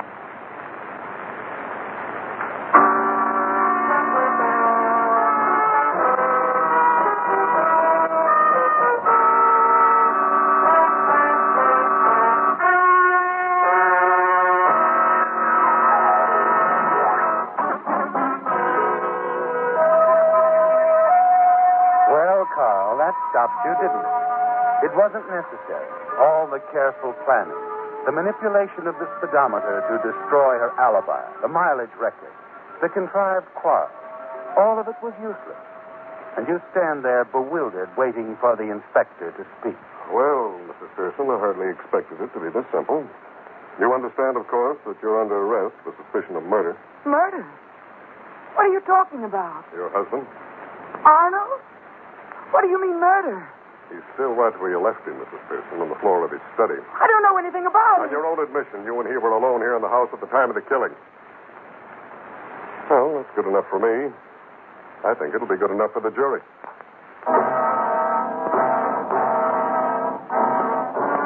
So it finally worked, Carl. And you can let down a little now. It was hard to believe, of course, the way Amy talked herself right into the trap. You try to relax alone in your room. But deep inside, there's a strange feeling that something's wrong. That it isn't over yet. An hour later, you're startled by a knock at your door. Just a minute. Oh, hello, Inspector. Carl? Where is she? Down at headquarters. Carl, you're sure you were in that car this afternoon? Look, I told you could check with the service station. We did. You checked. You drove straight home, huh? Past the corner of 89th and Fowler, that's the usual route, is it? Yeah. Well, the license number checks, too. Only one thing. Witness wasn't sure, but he thought a woman was driving. Oh, now, listen. If you think Amy was out in that car, you're wrong. I ought to know. The station man backs me up. Just because some screwy witness thinks All he right. saw her. That's all I wanted to know. What made you think you could get away with it? Pretty serious, you know. With that record of yours, you'll go up for the rest of your life in this state. Look, what are you talking about? Manslaughter and hit and run. That man you ran down at 89th and Fowler this afternoon died 2 hours ago.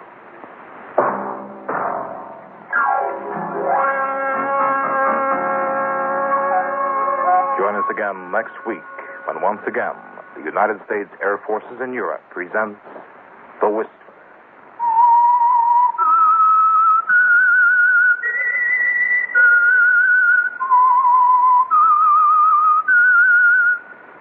This is Air Force Sergeant Don Cormay speaking.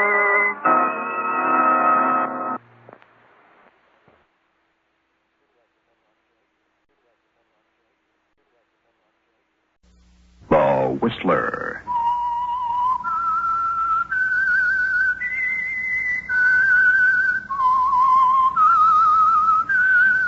Presented by the United States Air Forces in Europe.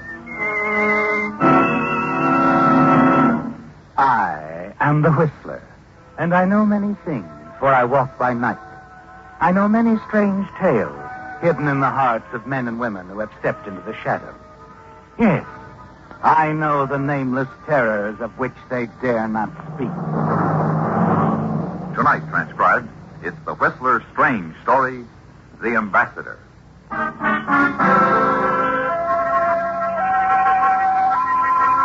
The majority of the guests in Mrs. Helena Forsythe's elegant drawing room looked upon the party for what it was, a highly important marker in the Washington social season.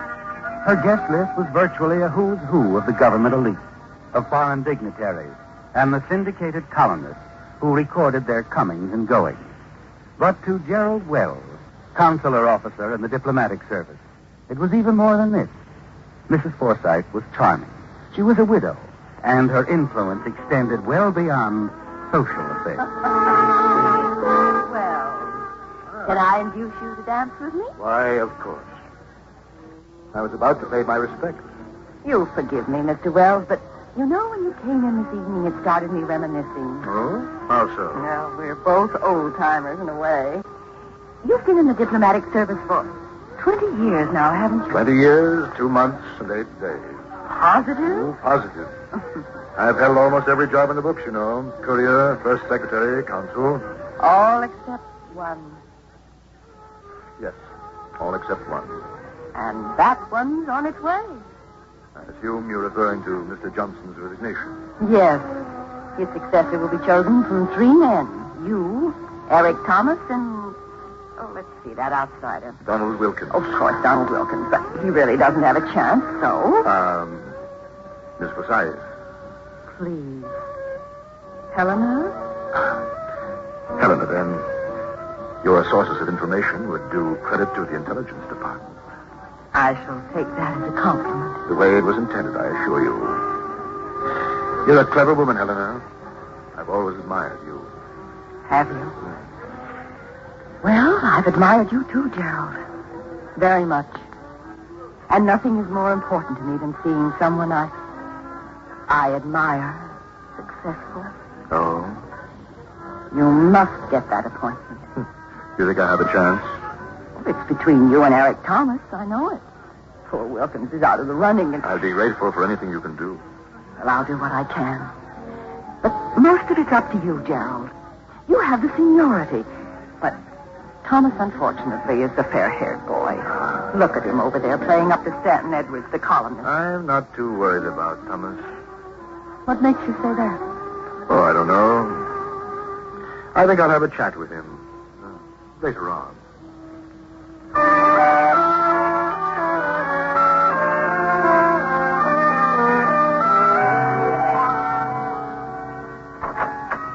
I just thought, as a matter of fact, Good evening, gentlemen. Well, Gerald, how are you? Excellent. May I speak to you a moment, Eric? Of course. You know Stanton Edwards here? I believe we've met. Hello, Edwards. Weren't you in on that Latin American contest? I am sorry, Edwards. I can't talk to the press until the department issues its report. To be more frank, you won't be sure of what happened there until you read the papers. Come on, Thomas. Good night, Stanton. Pertinent upstart. Oh, forget it, Gerald. What's on your mind? The ambassadorship, of course. Foolish of me to have asked. Frankly, I want that appointment, Eric. I've served the department faithfully for 20 years, and I think I deserve it. So? I gave you your start in the service, Eric. The fair thing for you to do is... Step aside. Yes. I see.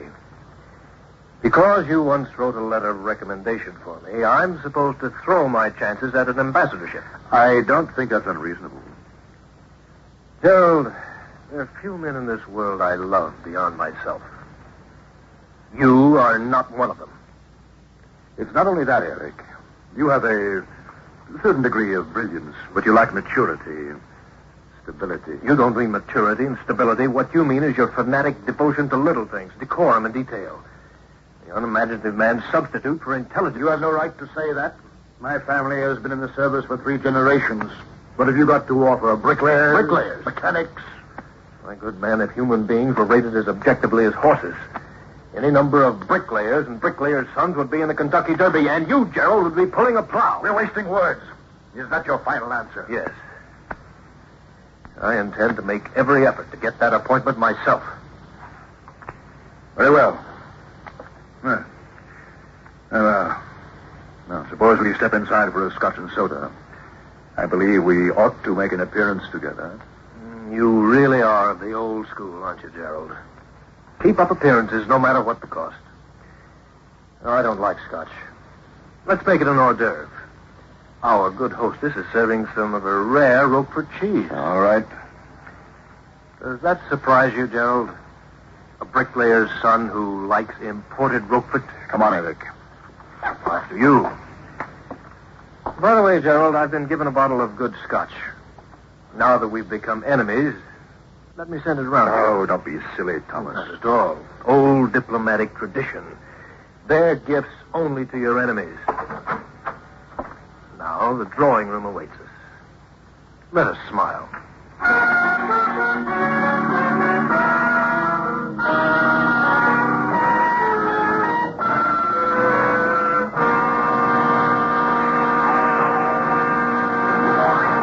Now back to The Whistler.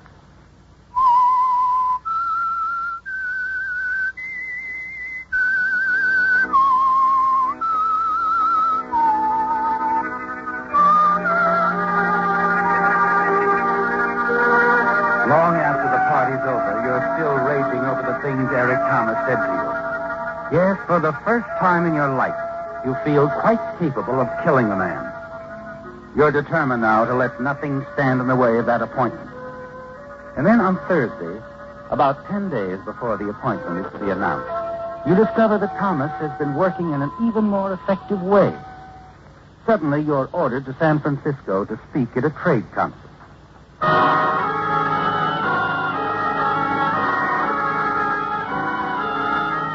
You're sure Thomas is behind it. The most crucial week in your career, you'll have to be in San Francisco, leaving Thomas a completely free hand in Washington.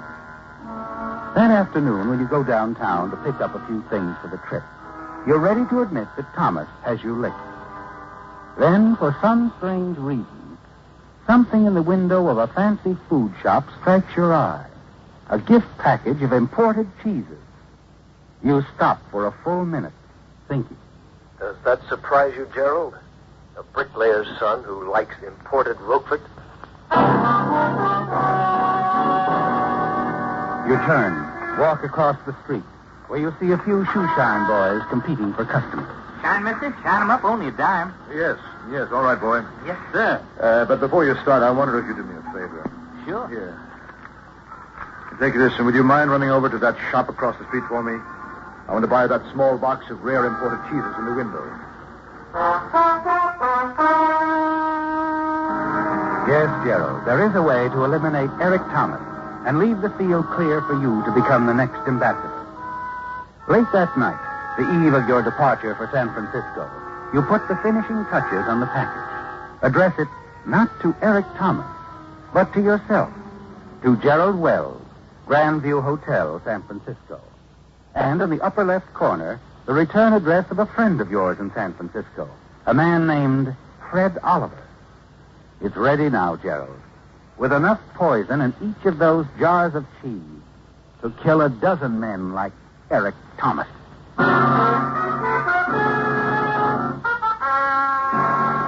At the plane the next morning, you're greeted by the usual group of reporters and photographers.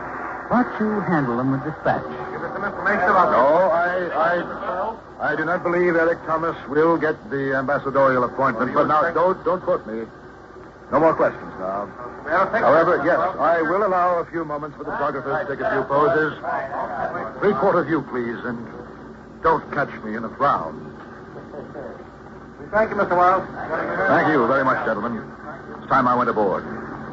You land at San Francisco Airport and check into the Grandview Hotel. That same evening, you attend the trade convention and make your speech. And then, shortly after the session ends, you slip away and enter a drugstore phone booth across the street.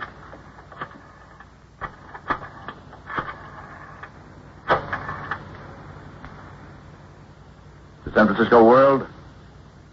City desk, please. Hello. Get this. If Gerald Wells doesn't get out of this town, we're going to blow his room right out of the Grandview Hotel. Never mind who I am. Now we'll see what happens. And you don't have to wait long, do you, Gerald?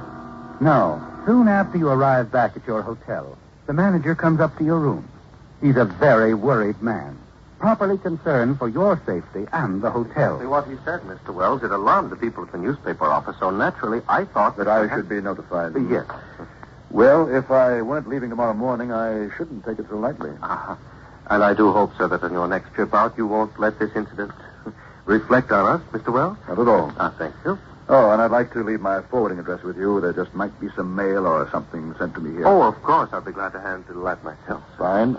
I generally get my mail at my club, the Carlton. Carlton? Yes, Gerald Wells, care of the Carlton Club, Washington, 12. 12? 12, D.C. Well, I'll see that there isn't any delay, Mr. Wells, on anything. It'll be forwarded to you promptly. That's all, Gerald, except for one thing more. Before you leave San Francisco, you drop the small white package, the one that's addressed to yourself, into a mailbox. You know that it won't be picked up and delivered to the Grandview Hotel until Monday, and that it will have to be sent on to you in Washington. That's exactly what you want, isn't it, Gerald? All the way across the country, you keep reviewing in your mind how it's going to work. When you call on Helena, you wish you could tell her everything, but you don't dare. Instead, you try not to appear too sure of yourself as she greets you. Hello, Gerald. Did you meet Donald Wilkins on your way out? He was just here. Oh, was he? Poor Wilkins. They all come running to me, don't they, Gerald? Of course, I had to turn him down. You can't help everyone, Helena. You're so right, darling. Besides, we have to make up for lost time. Leaving town didn't help you at all. Oh, Thomas been gaining ground? Yes, he hasn't wasted a moment. I still think I'll beat him. Oh, I know you will, Gerald, but we're going to have to change our tactics. In what way? Bring it into the open. Take it to your superiors. Make it a real I fight. don't think that's necessary. Gerald, you haven't been here. You don't know the power of the man. He'll be stopped, Helena. In some way, he'll be stopped. Now, let's talk about something else. There's nothing else to talk about until your appointment is assured. You are a conniving woman. I only know what I want. And I know that you'll get it. Now, don't worry, Helena. I know what I'm doing.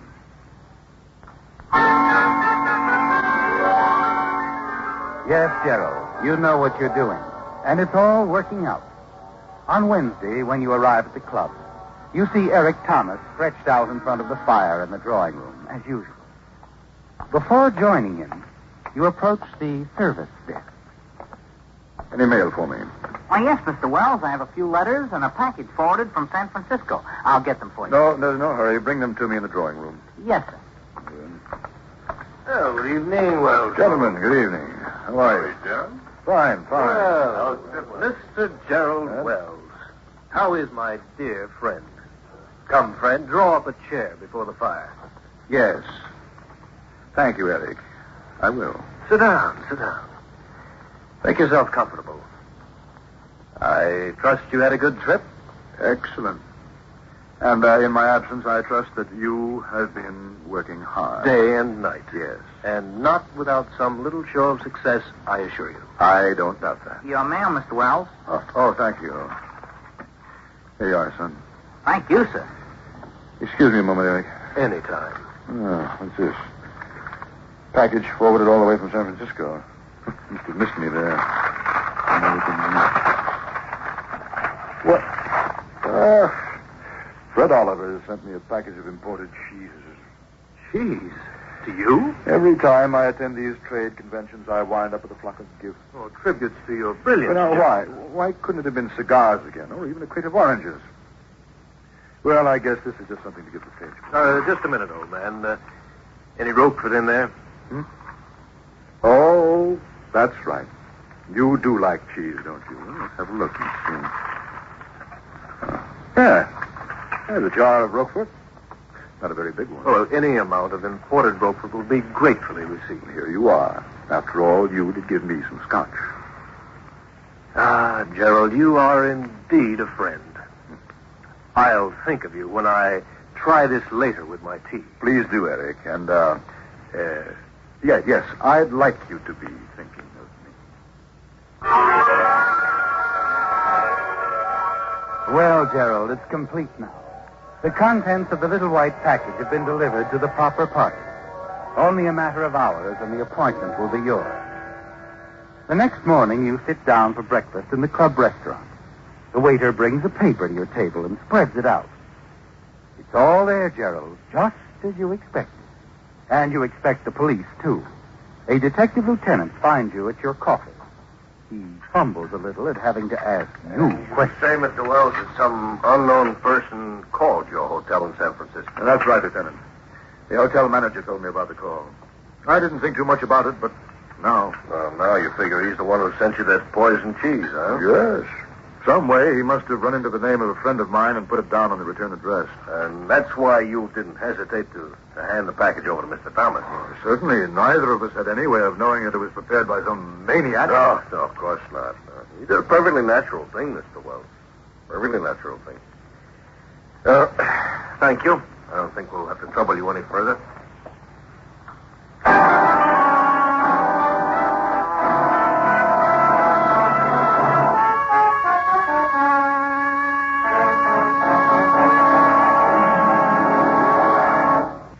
Now, back to The Whistler.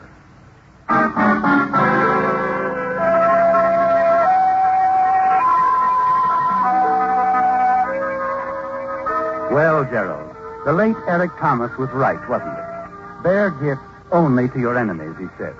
And that's exactly what you did. Now, with Thomas out of the way, there is no one standing between you and the appointment. You'll receive it in a few days, just as you promised Helena. The questioning that took place on the morning after Eric's death went as you thought it would. Everything the way you figured it, except for one thing. There is a man standing in your apartment, questioning you the next evening. And he is not a police lieutenant, but Stanton Edwards, the columnist, who knew you both so well. See here, Edwards, it's one thing to gather news, but I prefer to make my statements to the police. That is, if they decide it's necessary. Oh, don't worry, old boy. They will. And I'd say that it'll be more than a casual questioning this time. What are you talking about? Oh, stop it, Gerald. It won't work. You see, old boy, I remembered your picture in the paper. I have an excellent memory for people I dislike. My picture? Yes, at that airport last week, just before the flight to San Francisco. You were standing outside the plane, waving your hand, your right hand. And in your left, you were carrying an overnight bag and a small white package. What? I could see that package quite clearly. You had a finger hooked through the string. Oh, of course. It was a box of candy. A gift for a friend. No, Gerald. I ran down the negative on that picture. It was quite sharp. Especially in the 16 by 20 enlargement we printed up for the police. The printing on your gift box came out nice and large and clear. You're lying. No, the printing read to Mr. Gerald Wells, Grandview Hotel, San Francisco, California. You wrapped that package and addressed it before you left Washington. No. No, it's not true. Oh, yes, it is. The really horrible thing about it, Gerald, is that it was all so unnecessary.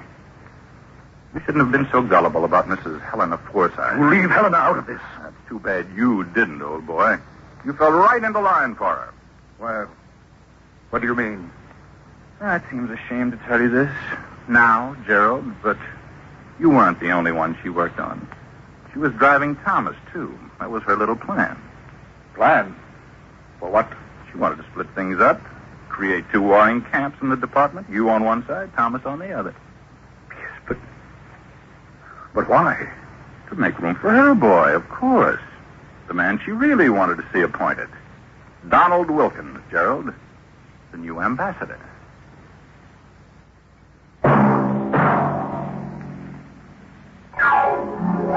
Be with us again next week, when once again the United States Air Forces in Europe present The Whistler.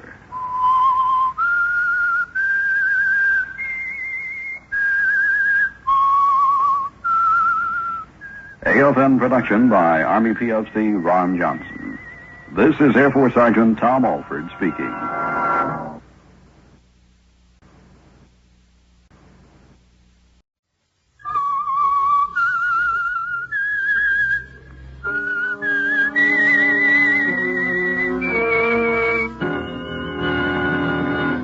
I am the Whistler, and I know many things, for I walk by night. I know many strange tales, hidden in the hearts of men and women who have stepped into the shadows. Yes, I know the nameless terrors of which they dare not speak. Tonight, transcribed, it's the Whistler's strange story, Incident at Chalk Point.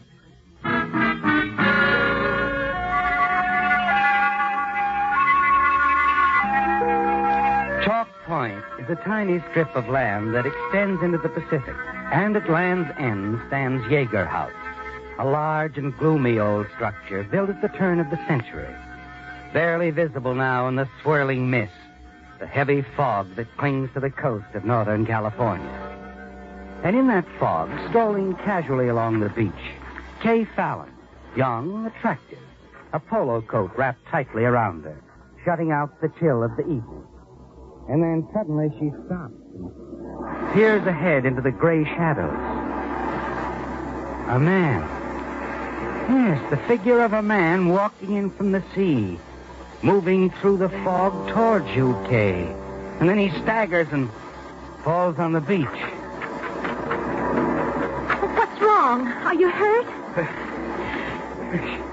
Ship. Went down. A shipwreck?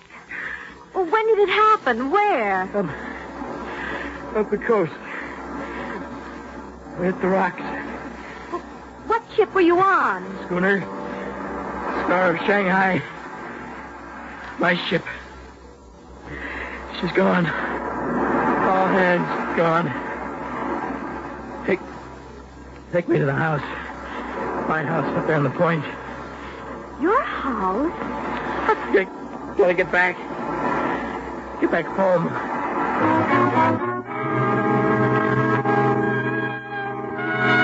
You're puzzled for a moment, aren't you, Kay, by the strange young man who calls Yeager House his home. You've been employed by the owner, Mrs. Yeager, as her secretary companion for over a year now. And you've never seen him there before, nor has Mrs. Yeager ever mentioned it. He's confused, isn't he, Kay?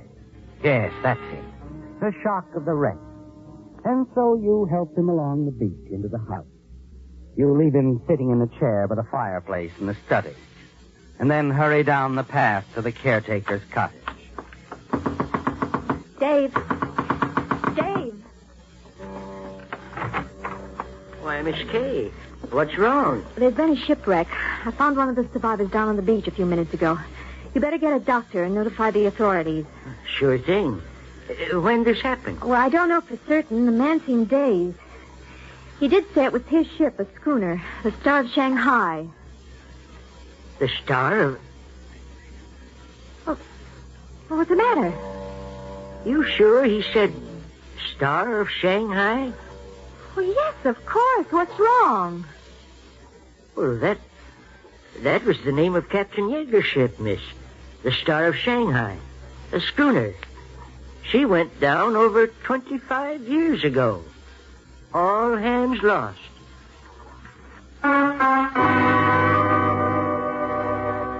Back inside the house a few moments later, you stop in the entry hall and stare at the oil painting on the wall.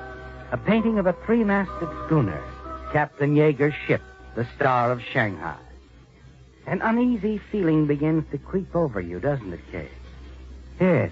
And then suddenly you're aware of a buzzer ringing close by. It's Mrs. Yeager. You hurry upstairs to her room and find her, as usual, propped up in bed, a book resting in her lap. I've been ringing for quite some time, my dear. I'm sorry, Mrs. Yeager. That's all right, Kay. If you'll be kind enough to bring me my hot milk now. Right away, Mrs. Yeager. Kay? Yes? Is something wrong? Well, no. You seem disturbed.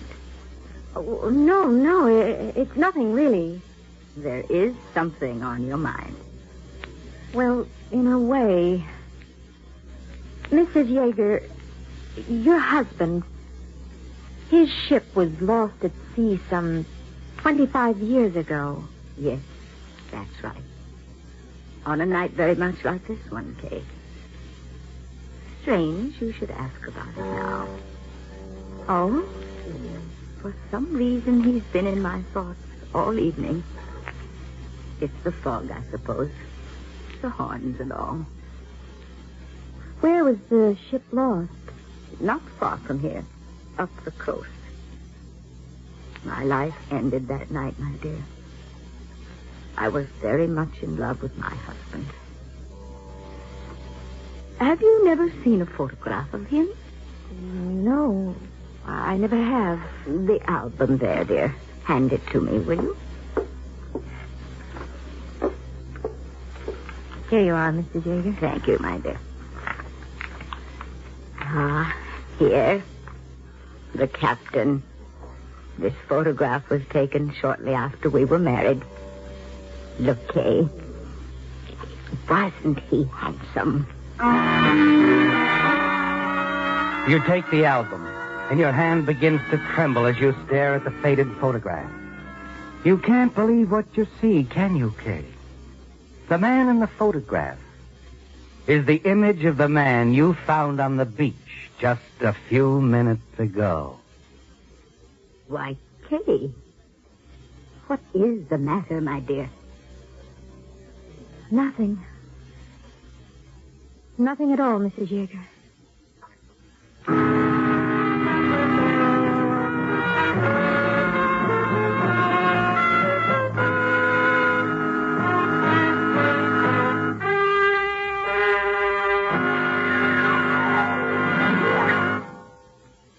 In just a minute, the Whistler will continue tonight's story. All of us are proud of our hometowns, and rightly so. In this brief moment before we continue with our program, we'd like to offer a salute to one of our hometowns in America, Salt Lake City, Utah. The city was founded in 1847 by the Mormons, headed by Brigham Young, and it became first the capital of the Mormon settlement and later the capital of the state of Utah. Some of Salt Lake City's most interesting houses are those occupied or inspired by Brigham Young and his family. The Mormon temple was 40 years in construction, and none but Mormons may enter it. However, the Mormon tabernacle, with its great domed roof, the largest of its kind in the world, is open to the public. It seats 8,000 people, and the acoustics are so remarkable that a pin dropped at the front of the tabernacle can be heard from the farthest seat. The giant organ containing more than 10,000 pipes is world famous. Much of the history of Salt Lake City is caught up in the threads of the religious atmosphere created by the early Mormons. To some extent, one could almost say that the city was built upon the same motives that brought the first colonists to our shores over 200 years before, the desire to follow their beliefs without fear of persecution. It remains today as the center of the Mormon religion, a modern, progressive city, with the desert and the Great Salt Lake only a few miles away.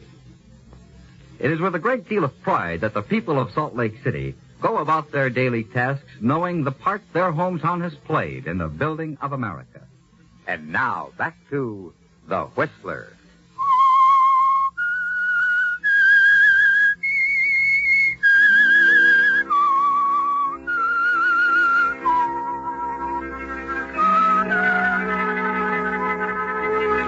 It was a shock, wasn't it, Kay? Discovering the photograph in the album.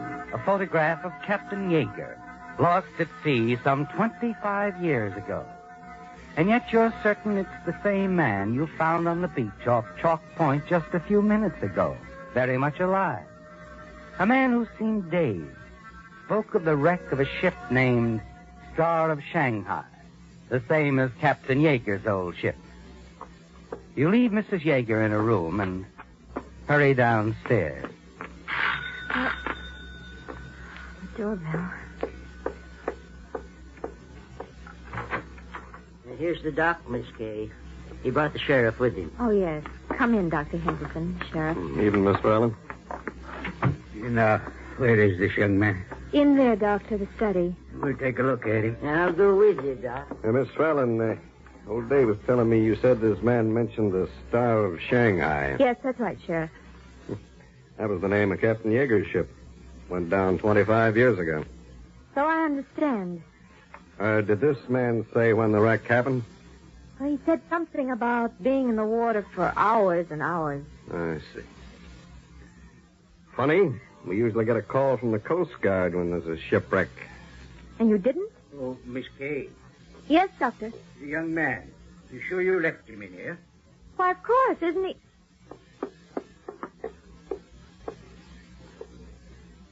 Well, he was sitting right there in the... Well, he's gone.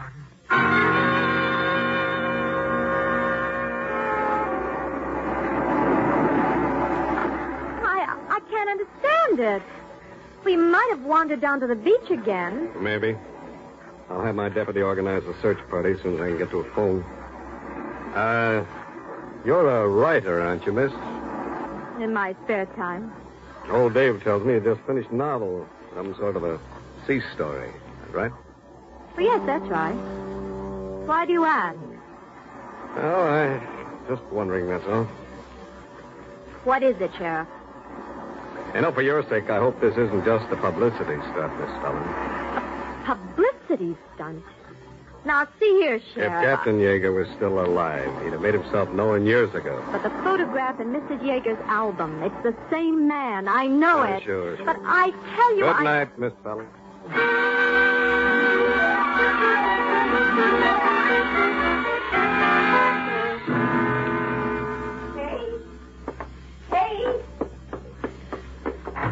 Mrs. Yeager, what is it? What's wrong? Oh, my dear, I had dozed off. Had the strangest dream that the captain had come back. What? It was so real. He was standing here by my bed, looking down at me.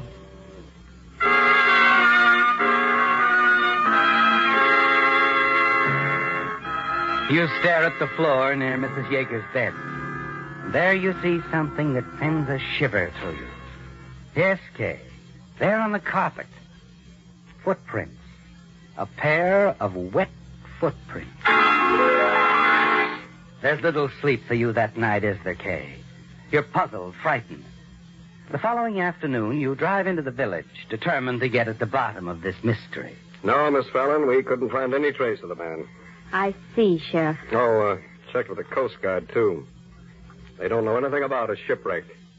The only schooner called the Star of Shanghai they ever heard of went down 25 years ago.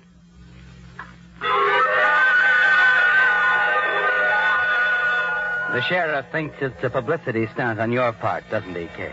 And so does everyone else. You're angry and still a little frightened as you hurry to the parking lot behind the telegraph office where you parked your car. Get in, step on the starter. As you maneuver out of the narrow parking strip, your back bumper strikes something at the side of the building. Annoyed, you get out and discover that you've damaged a bicycle. You leave a note with your address and then drive swiftly back to the house at Chalk Point. As you start inside, you glance toward the sea, and your heart seems to jump in your throat. A low fog still clings to the shore. In it, the figure of a man walking slowly along the beach. You hurry down the path, your heart's pounding now. He's vanished, hasn't he, Kay? Nowhere in sight. Suddenly, you hear a familiar voice behind you. Hello, Kay. Oh, Jeff. Sorry, I didn't mean to startle you. Oh, that's all right. I'm glad you're here. Just thought I'd come down and take a look around on my own. I'm only the deputy sheriff, but... You mean you believe my story of what happened last night, Jess? That you found a man on the beach? Uh-huh. Why shouldn't I, Kay? But as for it being Captain Yeager, well... Of course it wasn't Captain Yeager. But the photograph in the album, it's the same man. I wonder if you could get that photograph for me. Quietly, that is. We don't want to alarm Mrs. Yeager. Yes, I think so. I'll have to wait till she goes to sleep tonight. I'll bring it to you in the village in the morning. Okay. Oh, got a few minutes now? But yes. Let's walk down the beach, huh? I'd like you to tell me what happened last night. Exactly the way it happened. Every little detail you remember.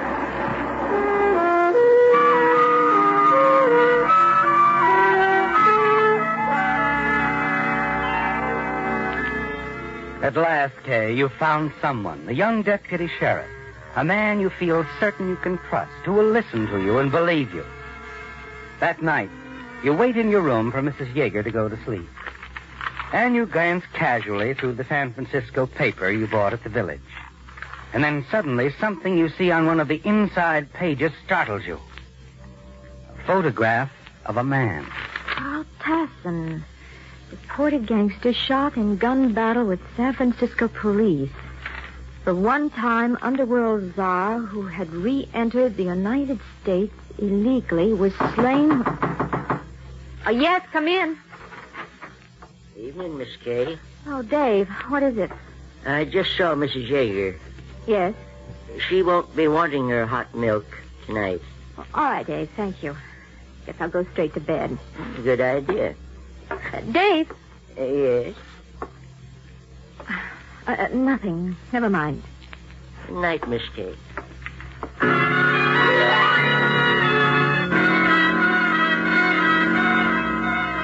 It suddenly occurs to you, doesn't it, Kay, where you saw Carl Tasson before. You saw him with old Dave 2 weeks ago. You bumped into them accidentally one night as they were leaving his cottage. And you remember how they hurried away when they saw you. You wonder about the whole Chalk Point setup. And things begin to fall into place for you now as you sit there thinking it out. And quickly you tiptoe down the hall to Mrs. Yeager's room and listen. You hear a voice, a man's voice, but you can't make out what he's saying. And then... Miss Kay. Dave. Too bad you were listening, Miss Kay. Now you'd better go on in. Now, look, Mrs. Yeager, if you insist... Dave! What's the idea? She was outside of the door, ma'am, getting an earful. Well, Miss Fallon. We've met before, haven't we? That's right. On the beach last night, you rescued me from the surf. Captain Yeager, that's me. No, really? I find that a little hard to believe. So the police, huh? You planned the whole act to discredit me. Oh, Mrs. Yeager planned it. I preferred more violent action. Mrs. Yeager? Hmm? Yes, Kay. I didn't want you to get hurt. And all this because I happened to see a man outside of Dave's cottage 2 weeks ago. A gangster you'd smuggled into the States, Carl Tasson. That's it, isn't it? That's right. After Tasson got himself knocked off, we figured you'd probably see his picture in the paper. Maybe go to the police. But after what happened last night, they wouldn't believe the story about Tasson either, huh? Right. In your case, a little girl who cried wolf once too often. Very clever, Mr... Norton. Captain Norton, master of the freighter Edward Carrington.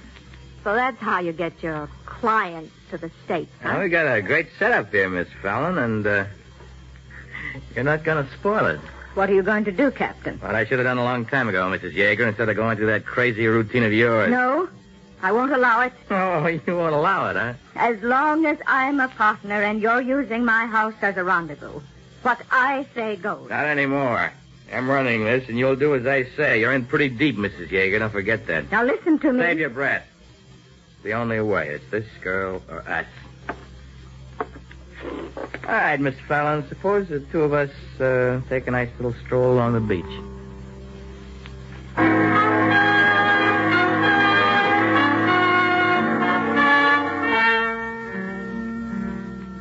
He's going to kill you, isn't he, Kay? Yes, because you know too much. As you walk through the downstairs hall, you glance at the clock. A few minutes after 9. You move out of the house, Captain Norton right behind you, the gun in his hand. And the two of you go down the path to the beach. All right, Miss Fallon, this is as far as we go. Listen to me, Captain. Like I told the old lady, save it. You know, you're a nice-looking doll, Kay. I really sort of hate to do this. Well, you got to think of that easy dough I'm making. Those suckers who pay $5,000 to have me ease them into the States. Please, I wouldn't tell anyone. Oh, sure. Yeah, I bet you wouldn't. Sorry, baby. Sorry.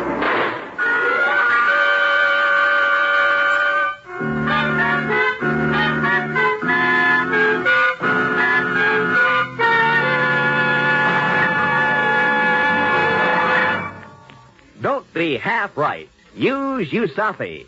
For example, if you're interested in furniture building, do you know the difference between softwood and hardwood? Would you say the only difference is in the nature of the wood? No, that's only half right. Brush up on your botany. Tell your I&E officer you want to study with the United States Armed Forces Institute, Usafi. It's easy. It's simple. If you don't want to be half right, use Usafi. And now back to The Whistler.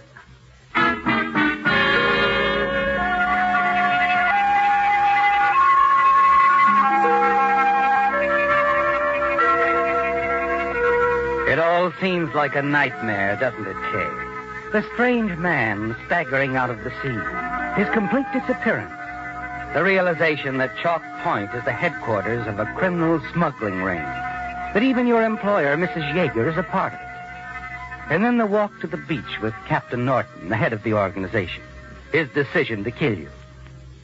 Yes, your mind is spinning when suddenly you realize you are lying on the couch in the study of Yeager House. Your friend, Jess Williams, the deputy sheriff, is standing close by, looking down on you, smiling. Hi, Kay.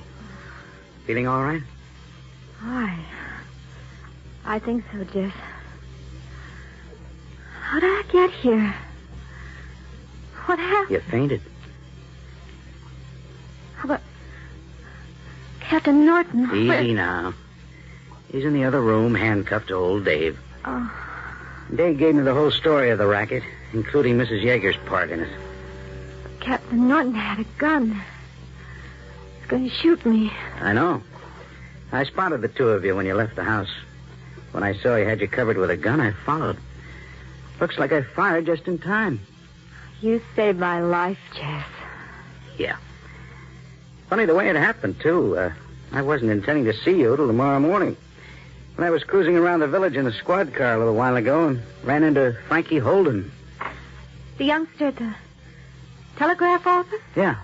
He had a telegram to deliver out this way, and his bicycle was broken, so I gave him a lift. Oh, you mean...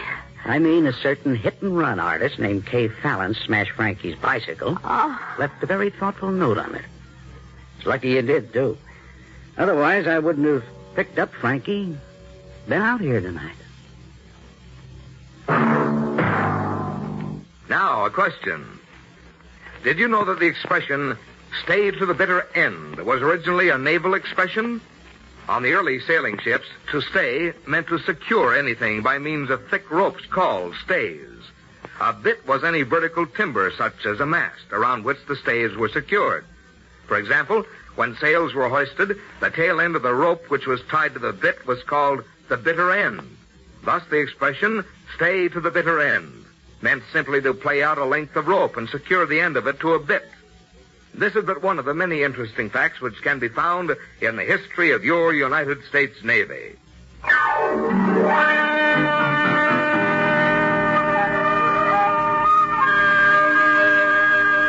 Featured in tonight's transcribed story were Bill Foreman as the Whistler, Gene Bates, Lamont Johnson, Fred Howard, Vivi Janis, Jack Moyles, and Bill Boucher.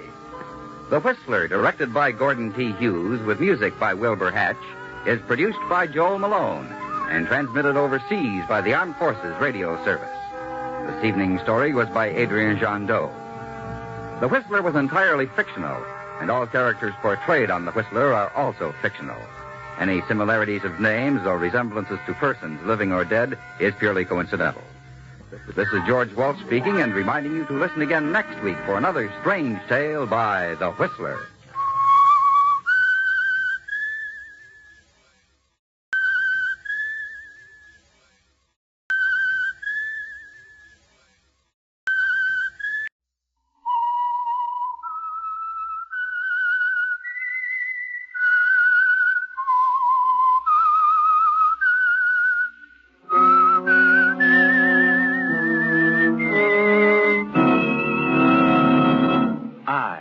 I'm the Whistler, and I know many things, for I walk by night. I know many strange tales hidden in the hearts of men and women who have stepped into the shadows. Yes, I know the nameless terrors of which they dare not speak. Tonight, transcribed, it's the Whistler's strange story, Letters from Aaron Burr.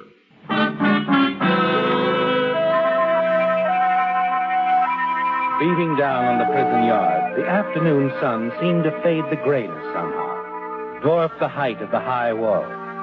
The prisoners, milling slowly about or standing in little groups, were talking quietly and smoking during their brief recess from the chores of the jute mill, the machine and print shops. Yes, it was a let-up in the middle of the afternoon, an easing of pressure on both the men in confinement and the guards who watched them. And in the far corner of the yard, there was one man who actually felt happy, pleased with himself as he talked with an older companion. You know, Pop, it's still kind of hard to believe. Guess I won't really believe it till I actually walk right out of those gates. Well, I envy you, son. I wish I hadn't pulled that last forgery. Figured it'd put me on my feet. Yeah, but you figured wrong, huh? Me, an artist who can duplicate anything.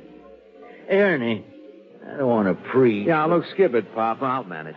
They tried to help you, the prison officials. People outside, too, but it's still the same. $5, a blue serge suit, and a pat on the back. Might as well be a shove. Yeah, sure.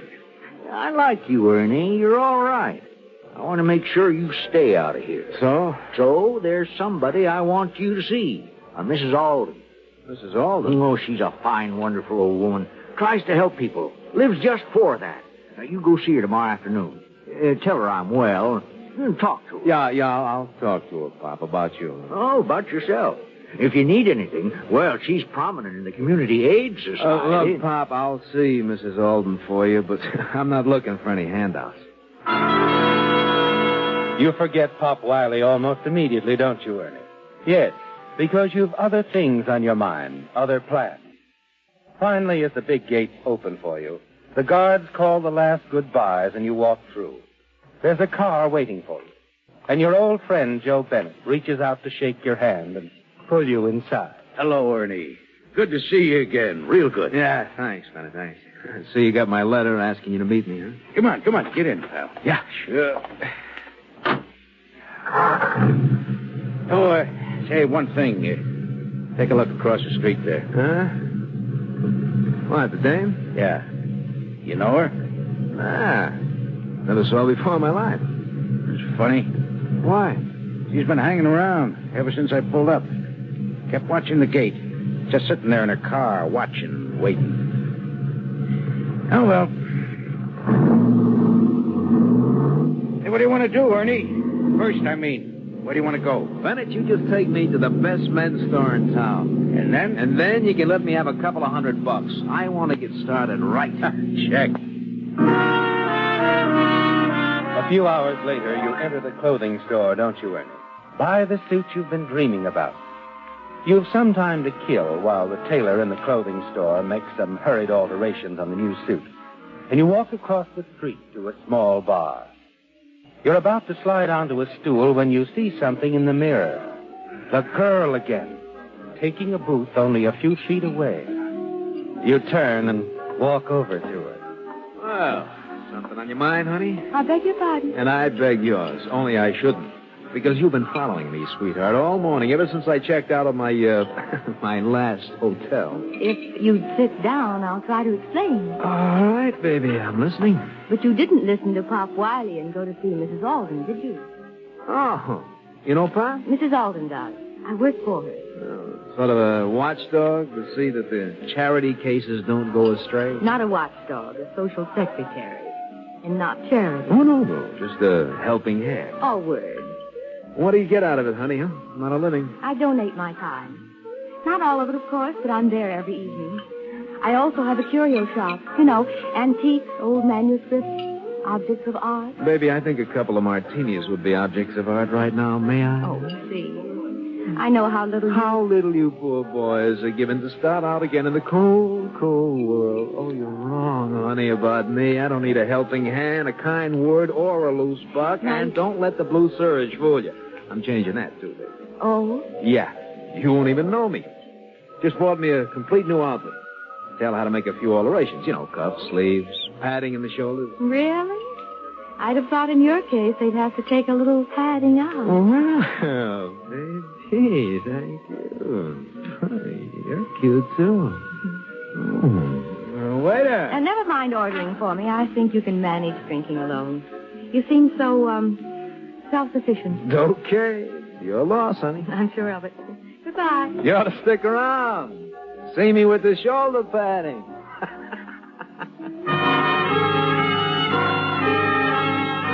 You return to the clothing store and change to your new suit. As you leave, you look around, half expecting to see the girl again. You feel better now, don't you, Ernie, with a new suit on? And it gave you a certain satisfaction to pay cash for it. Tell the tailor to throw your old one away or give it to charity. Half a block away, you stop and turn as you see someone crossing the street. It's the girl again, isn't it? She doesn't think you've seen her. You step back against a building and watch as she enters the store you just left. She comes out a few minutes later carrying something in a suit box You hurry after her. The entrance to the alley, you stop as she reaches her parked car. You see her take the blue serge suit which you discarded from the box. A moment later, she tears at the lining with a nail file and takes something out. Hello, honey. What do you want? What do you got from the suit, I mean? My suit. Come on, let me see. Give me that. It's nothing. Well. Some sort of a letter, huh? Signed by... What? Aaron Burr. It's just a joke. On who? Not Aaron Burr. Wait a minute. No letter smuggled out of the pen. I get it. Pop Wiley, the forgery artist. He's still at it, huh? No, that isn't true. Oh, it's the letter that isn't true, honey. Just a clever forgery, huh? Well, hey. Say, that's pretty clever how you smuggle the stuff out of there on the backs of the poor unfortunate. You know, that's pretty neat, Miss... Fenton. Louise Fenton. Yeah, Fenton. Well, now, Fenton and Madden. No. I mean, Madden and Fenton. Well, that sounds kind of nice, doesn't it, partner? All right, what's so funny? It's going to be a short partnership, Mr. Madden. This is the last letter. Oh? What's the matter? Pop's good old right hand getting shaky? No, but the sale of items like this is. Last one, huh? All right. Well, how much do I get? Half? Half. Oh, I should say about $5,000. 5,000, huh? Not bad at all. And now, partner, will you give me the letter so I can make arrangements for its sale? With pleasure, partner. And, when and where do I pick up my dividend? I'll have it for you. Where are you staying? The California Hotel, probably. I'll bring it to you there tomorrow. Good. Oh, and, partner. Yes. Don't get any ideas like this Aaron Burr guy had. I mean, about pulling a fastie, Sheldon? Don't worry. Oh, but I will, baby. I'm going to be sticking close to you, honey, right up until you deliver those 5,000 wonderful green clams. Yeah. Till then, I'm going to think of nothing else.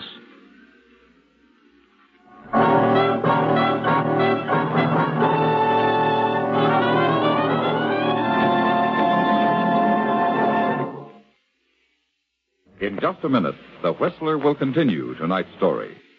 All of us are proud of our hometowns, and rightly so. In this brief moment before we continue with our program, we'd like to offer a salute to one of our hometowns in America, New Orleans, Louisiana.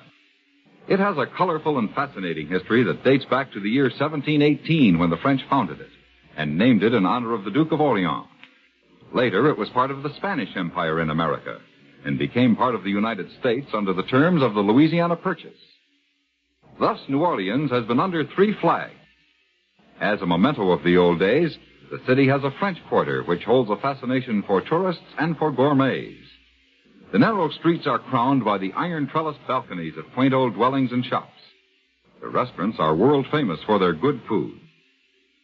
New Orleans is sometimes called America's most interesting city, and it is a unique combination of the old world romance and modern progress. It is the greatest distribution center in the South, and the second greatest port of the United States, with its 11-mile system of state-owned and controlled docks along the riverfront. The Mississippi River is the heart of modern New Orleans industry. Everything centers about it. From its docks are shipped oil, sulfur, salt, molasses, sugar, and furs. Here comes much of the nation's trade with South America, and on up the river to Chicago, to Canadian ports through the Great Lakes, and to New York through the Erie Canal. New Orleans is the gateway to some 15,000 miles of navigable waterways. The most spectacular and gayest festival in the United States is held in New Orleans, the Mardi Gras, which involves a week of carnival and reaches the climax on Shrove Tuesday, the day before the beginning of Lent. Whether it's a matter of pleasure or business, whether you admire the charm and grace of old-world settings or the beauty of the modern city, New Orleans is proud of the part it has played in the building of America. And now, back to The Whistler.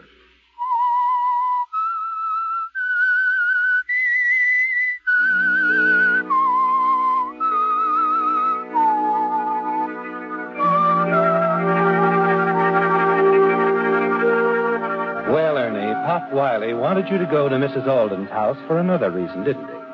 So that his accomplice, Louise Fenton, could somehow manage to get your suit and the letter Pop forged. The letter supposedly written years ago by Aaron Burr and worth quite a sum in the current collector's market. You decide not to take any chances. So that evening you pay a visit to Mrs. Alden's address and surprise Louise. I thought... Sorry, honey. I got lonesome. Wanted to talk some more. You shouldn't have come here. Why not? This is where Pop told me to come in the first place, see Mrs. Alden. She's upstairs asleep. I told you I'd bring you the money. I thought you just might have picked it up earlier. Well, All right, I did. Here, I have it for you. Just a minute. Ah, that's better, honey. That's much better.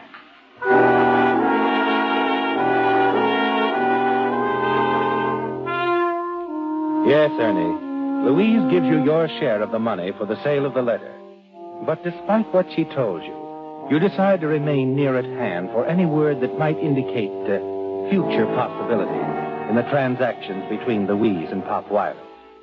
It comes sooner than you expected, when a few days later you drop in at Louise's curio shop and overhear a telephone conversation. That's right, Mr. Schlegel. I'll have the Aaron Burr letter for you Tuesday evening. What's that? Yes, of course, Mr. Schlegel. You'll have the money?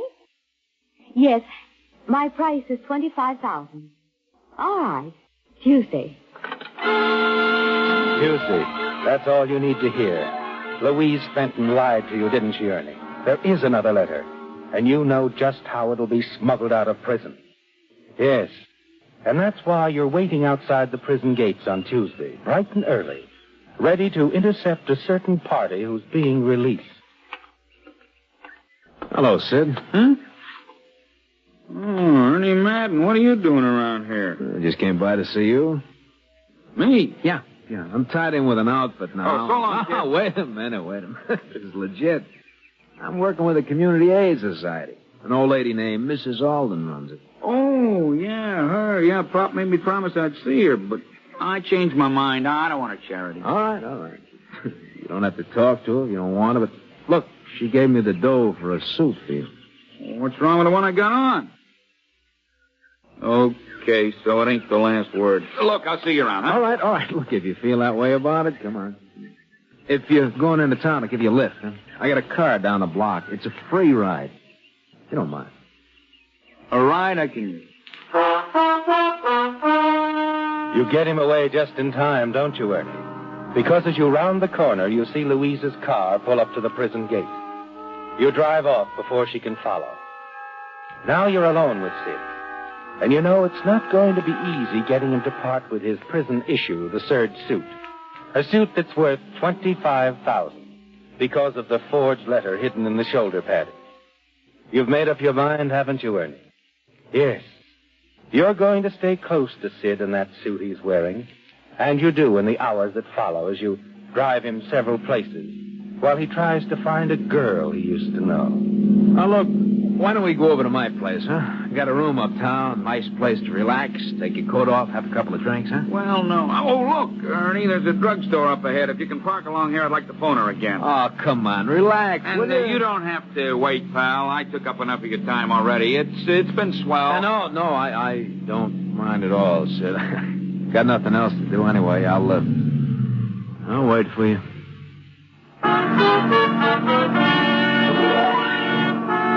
You find a parking place just around the corner from the drugstore.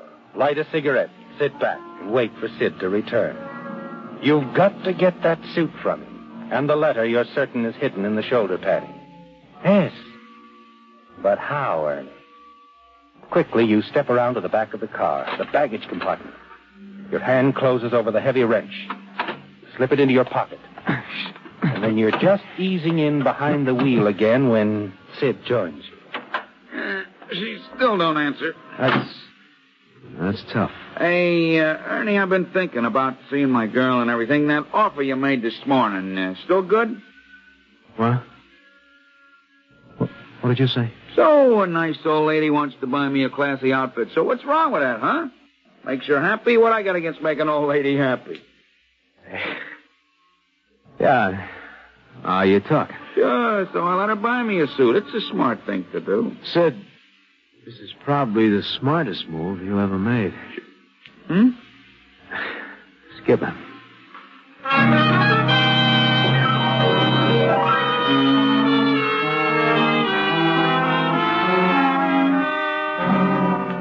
Yes, I think you'll really enjoy this suit, sir. Now I'll have our tailor here in just a moment. Yeah, by the way, will it take long? Well, we've been rather busy, you know.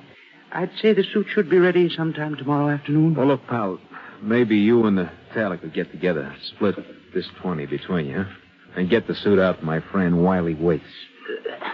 Well, I think perhaps we can arrange that. That's good. The alterations are minor, really. Fine. Hey, and this will take care of the suit. Oh, thank you, sir. Sure. Hey, you leaving, Ernie? I got a very important date. Look, here's a magazine you can read while you're in the dressing room waiting with the alterations. I'll take this blue serge of yours with me, Sid. Mrs. Alden, you know. She can give it to someone who could really use it. See you around, pal. Back at your hotel room, you rip open the suit coat. And there it is, Ernie, neatly concealed in the shoulder padding. The letter from Aaron Burr.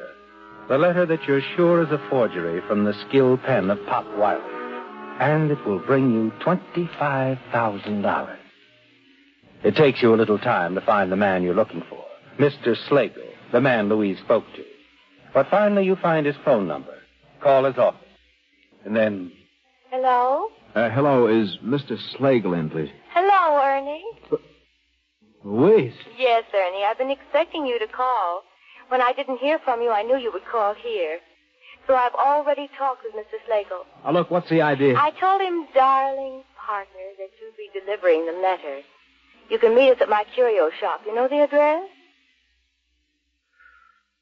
Okay. What time? 8 o'clock will be fine. And don't be late, Ernie. Mr. Slagle is a very interested buyer. Yes, well, Ernie, Louise has outguessed you, hasn't she? But it's still a windfall, and you'll still share in Mr. Slagle's payment. Shortly before 8, you drive across town and enter the curio shop. Come in, Ernie. Come in. Yeah. I want you to meet Mr. Slagle. Mr. Slagle, Mr. Davis, my associate. How do you do, Mr. Davis? Mr. Slagle? You have the letter, Ernie? Yeah. Yeah, here you are. Thank you. Oh, yes, that is it. And now, Miss Fenton, this envelope is for you, if you care to count the money. No, that won't be necessary, Mr. Slagle. Thank you. After all these years, the letter's mine. You don't know what this letter means to me, Miss Fenton, Mr. Davis. And you don't know what this envelope means to me. To both of us, darling. Of course, Ernie. To both of us.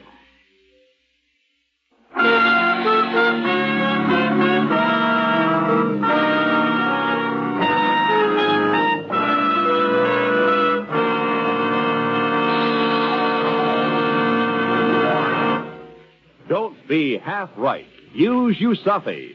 Are you interested in machines and electrical power? Would you say an ordinary-sized turbine could have as much as 5,000 horsepower? No, that's only half right. Brush up on your mechanics. Tell your I&E officer you want to study with the United States Armed Forces Institute, USAFI. It's easy. It's simple. If you don't want to be half right, use USAFI. And now back to The Whistler.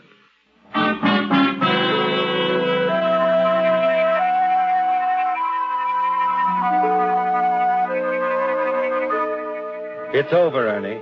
You've sold the Aaron Burr letter to Mr. Slagle. And he's given you and Louise the $25,000. It's fantastic, isn't it? How you discovered the clever plot between Louise Fenton and old Pop Wiley, the imprisoned forger. But Louise caught on to you when you intercepted the second letter, unwittingly smuggled out by Sid Nolan. Yet it really doesn't matter now, because the money Slagle paid is enough for both of you. You smile as Mr. Slagle leaves the shop. But as he does, someone else enters. Hello, Madden. Hello, Sir Larry. What do you want? A word? In private, if you'd rather. No, it's okay. Miss Fenton, Lieutenant Solari, Police Department. How do you do? Hello. All right. What brings you around here, Lieutenant? Sid Nolan. Two of you got pretty chummy today. Spend an awful lot of time together. You ought to know we don't like a couple of parolees palling around. Okay. I was just doing him a favor. Anything else? I guess not, Madden. For now. Hi, Miss Collins and Mr. Davis. I just wanted to say if you ever run across any more original Aaron Burr letters... Pardon me, Mr. Slagle. Augustus Slagle. May I see that letter? What? You sure this is the real thing, Mr. Slagle? Real? Why, of course.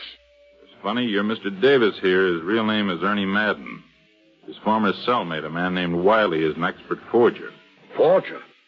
You mean this letter's a fake? How about it, Ernie? Okay, Solari, so it's a phony. Ernie, don't. Skip it, Louise. It's no use. Now when you're caught, Cole, I ought to know. Ernie, you fool. It's not a forgery. Don't you understand? Pop Wiley had to have something to work from. Oh, yes. I sent Pop a genuine, original Aaron Burr letter. This is it. The one we just sold to Mr. Slagle. Now, a question. Did you know there was once a military encounter between units of the Navy and the cavalry? During the Civil War, the Union gunboat Marblehead, steaming down the Pamunkey River in Virginia, was spotted by a Confederate cavalry unit under the leadership of General Jeb Stuart. Since the gunboat was armor-plated, Stuart called his horse-drawn howitzers into action. As the Marblehead continued to sail down the river, Stuart's men and guns raced after it along the shoreline. Though a furious battle raged for some time, it finally ended in a draw without either side being able to claim a victory. This is but one of many interesting facts which can be found in the history of your United States Navy.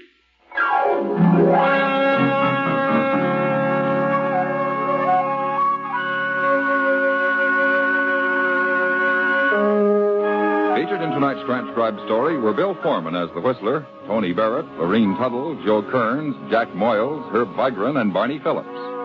The Whistler, directed by Gordon T. Hughes with music by Wilbur Hatch, is written and produced by Joel Malone and transmitted overseas by the Armed Forces Radio Service. The Whistler was entirely fictional, and all characters portrayed on The Whistler are also fictional. Any similarities of names or resemblances to persons living or dead is purely coincidental.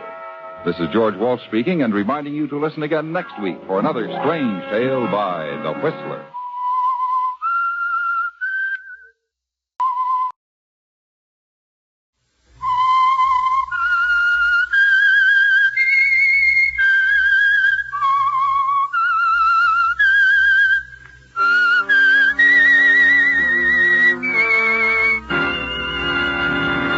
I am the Whistler. And I know many things, for I walk by night. I know many strange tales, hidden in the hearts of men and women who have stepped into the shadows. Yes, I know the nameless terrors of which they dare not speak. Tonight, transcribed, it's the Whistler's strange story, The Lovely Look.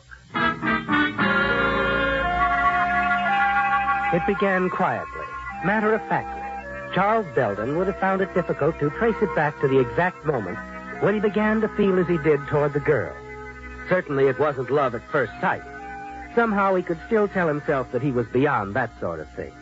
That as a respectable married man and the competent manager of the London importing firm, founded by his wife's father, he'd accomplished a certain reputation.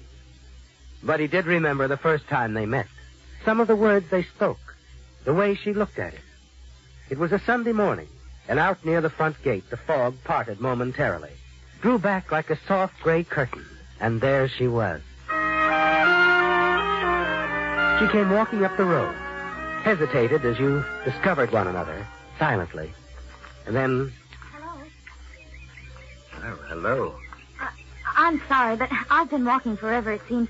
I wonder if you could direct me. I'm trying to find the Belden residence. Oh?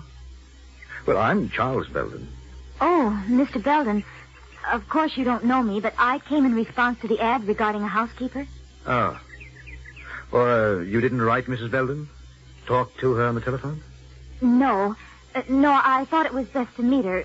Talk to her in person. Yes. Well, come along. I believe she's back from her morning stroll. A daily ritual with her, you know. Oh, here. I'll take your suitcase. Oh, you're very kind, Mr. Belden. Not at all. It's strange, isn't it, Charles? The effect of that brief moment of silence when you first caught sight of her. And a few minutes later, you find yourself oddly interested in the outcome of Helen's questioning. The interview with... Laurie, ma'am. Laurie Edgley. I read of your need in the Courier. I know I should have thought of references, but if you have no one else in mind... Well, we haven't. Have we, Helen? No. However, I'd appreciate a few days' trial, Mrs. Belden. Very well. We'll try it for a week. Oh, thank you, ma'am. And you, Mr. Belden. The way she looked at you. That's it, isn't it, Charles? Laurie's gentle, lovely look. It lingers in your mind, fading in and out of focus as you think about it. Consider its meaning. Somehow it's more than a grateful glance, Charles. You're certain of it. And it remains with you all through the days that follow, through the dull hours at the office. And then one night, as you arrive home... Charles, in here. Why, what is it, Helen? Close the door. Charles, that young woman. We've got to get rid of her. Well, Laurie? Isn't she satisfactory? As a housekeeper, she's excellent. Well, then I don't understand. It happened early this afternoon. Oh, Charles, it upset me so. Mrs. Wilton drove up from the village. Oh, that busybody. She came to discuss the elections at the club. You know I'm running for the presidency, and I'm counting on her support. All right. Well, what happened? Well, Laurie didn't answer the door. I finally had to do it myself. Is that all? Why, Helen, the girl simply hasn't caught on to the routine of things. It isn't that. I'm trying to tell you. I spoke to her and Mrs. Wilton had gone. Charles, she asked if she did everything else to our satisfaction, would we mind if she didn't answer the door or take telephone calls? What? Naturally, I demanded an explanation. Well, did she give one? It isn't satisfactory. Not to me, Charles. What did she tell you? Oh, a wild tale. Something about coming out here to get away from someone. Oh? A man. He's in love with her. She professes to be terrified of him. Says that he's threatened to kill her. Oh, you don't believe her? Believe her? Of course not. Oh, Charles, you're not at all alarmed about leaving me way out here alone with her. Charles, I'll never understand you. You're careless of me, thoughtless, disinterested in everything. Even my father's company. Oh, Helen, please. No, you're going to talk to that girl. Charles, dismiss her. Oh, I'm sorry. I didn't It's know. all right, Laurie. Come in. I'm going to bed, Charles. Good night. Good night, Mrs. Belden. Laurie. Yes, Mr. Belden? Laurie, we've just been talking, and... Yes? And Mrs. Belden told me how well you did your work today. And...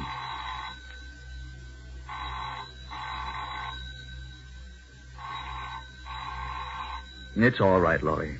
I'll get that. You don't have to answer the phones or the front door, ever. And you're going to be all right. Right here. Oh, thank you, Mr. Belden. Thank you very much.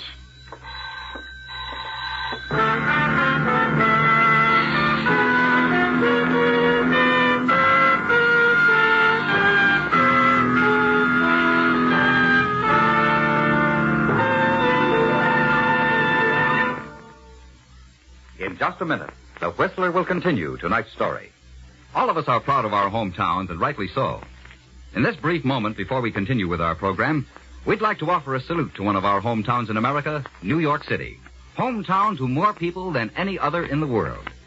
Its history is pretty well known. How it was supposedly bought for $24 worth of trinkets from the Indians. How it started under the Dutch, went to the British, and passed to the young United States after the Revolutionary War. It was our national capital for 5 years, and George Washington was inaugurated there. Today, it's not only the biggest, but probably the busiest and noisiest place in the world. Much of its growth and prosperity is due to New York Harbor. The port clears more than 5,000 vessels a year and ships almost half of the entire trade of the United States. But New York City is many things to many people. It's not just San Francisco multiplied by 10 or Chicago multiplied by 3. It's Wall Street and Harlem, the Statue of Liberty in Greenwich Village. It's Broadway, otherwise known as the Main Stem or the Great White Way. More theaters are crowded in that area than any place in the world. It's the Empire State Building, the world's tallest structure. It's a parade up Fifth Avenue, and a baseball game between the New York Yankees and the Brooklyn Dodgers. It's the Metropolitan Opera in Madison Square Garden. It's Rockefeller Center, occupying 12 acres and 15 buildings. And it's the headquarters of the United Nations. It's the native New Yorker who never moves off his block, and the immigrant who came from halfway around the world. It's the George Washington Bridge and the Holland Tunnel and Grant's Tomb. And when you've said all this, you've still only scraped the surface of what New York is like, what it's all about. But one thing is for sure. The people of New York are proud of their hometown and proud of the part it has played in the building of America. And now, back to The Whistler.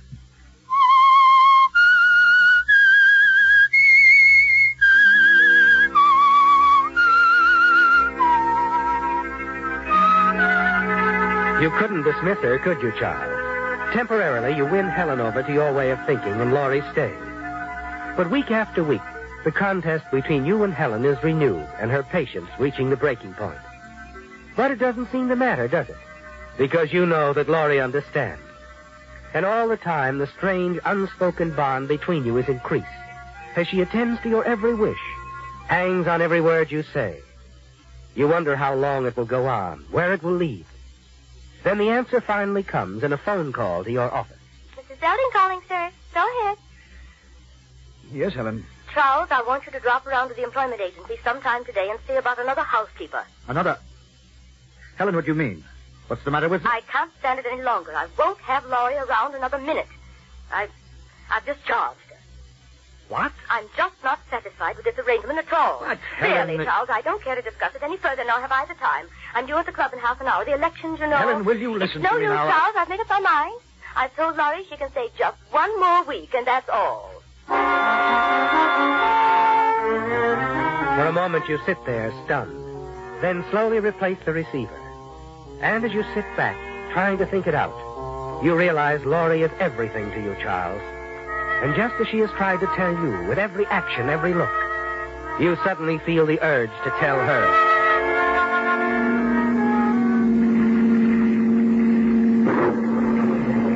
An hour later, you're racing across the English countryside, the rain driving against you as the car swerves perilously along the narrow cliff road. Finally, you swing into the driveway, hurry up the steps, and then into the house. Laurie! Laurie! Then you hear it, the movement in the kitchen. Hurry down the hall, catch sight of her. Laurie! The thunder drowns your voice. She doesn't hear. Move across the kitchen. Touch her arm gently. Oh, Laurie, I'm sorry. I didn't mean to startle you. No, it's quite all right. It was silly of me to... Well, I always think it might be him. I know. Whatever are you doing home at this hour, Mr. Belden? Laurie, listen to me. You can't go away. You mustn't. But Mrs. Belden said... Oh, no. She's quick-tempered. She says a lot of things she doesn't really mean. Besides, I can't let you go. Well, I suppose I could stay until you've got someone else. No, that isn't what I mean, Laurie. It's that I know I'm handling this rather badly. I don't quite know how to say it. You see, I have never really been in love before. In love? Please, Mr. Belden, you mustn't talk that way. I had to let you know how I felt. And once I'm free, well, I don't expect an answer right away, Laurie. But I hope you'll want to think about it. A little. I think I'd better go now, Mr. Belden.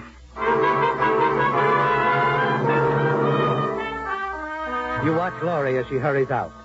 Somehow you feel confident that she'll want you to find a way to be free, a way to rid yourself of Helen. But that isn't going to be easy, and a divorce would leave you penniless. The importing business, the house, everything belongs to Helen. Later in the library, you're so engrossed with your thoughts, you don't hear the car in the driveway and the sound of the front door. And then... No. What? Oh, Helen, I know. You didn't expect me so soon. Well, I thought this was going to be an all-day meeting. It was going to be, yes. By the way, Charles, what are you doing home at this time of day? Oh, well, really, Charles? I could have saved you this early trip back from town.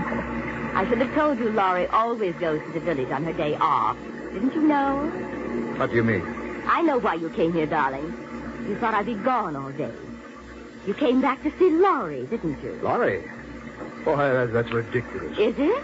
Helen, you can't be serious. Oh, stop it, Charles. Do you take me for a complete fool?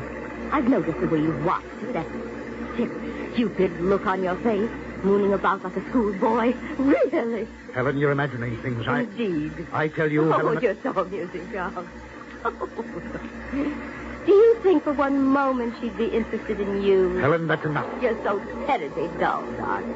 So unromantic. Helen? I feel sorry for you. But you'll get over it. Laurie's gone. You'll go back to your rose garden, your pipe collection. And you'll still have me, won't you, darling? Charles, where are you going? Charles?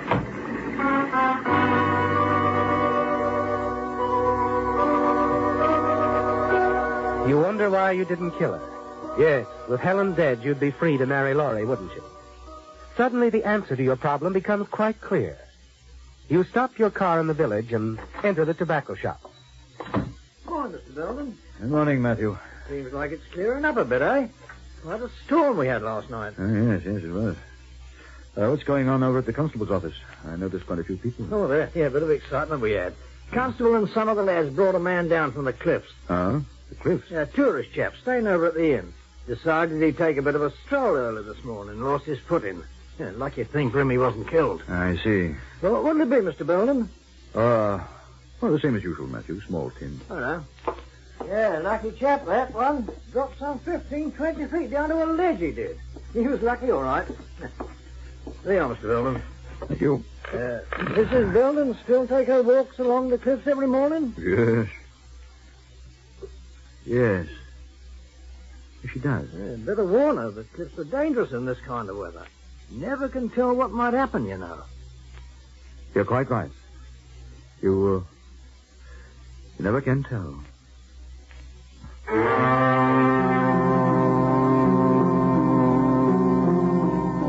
That's it, isn't it, Charles? An accident on the cliff, and you're free.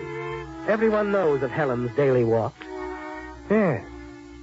Late that evening, when you return to the house, Helen is already retired. You hurry to find Laurie.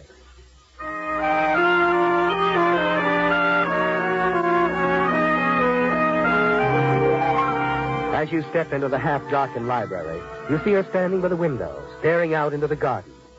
You approach within a few feet of her. Laurie, don't turn around. Hmm? Don't say anything. Just listen to me. I found a way to be free of Helen. But first I've got to know how you feel. I've got to know if you want me to go ahead with it. Now, listen, Laurie. This is very important. You will not be implicated. Now, you don't have to answer me. You don't have to say a thing, Laurie. Unless you want to stop me. Laurie, shall I go ahead with it? All right, darling. I'll do it.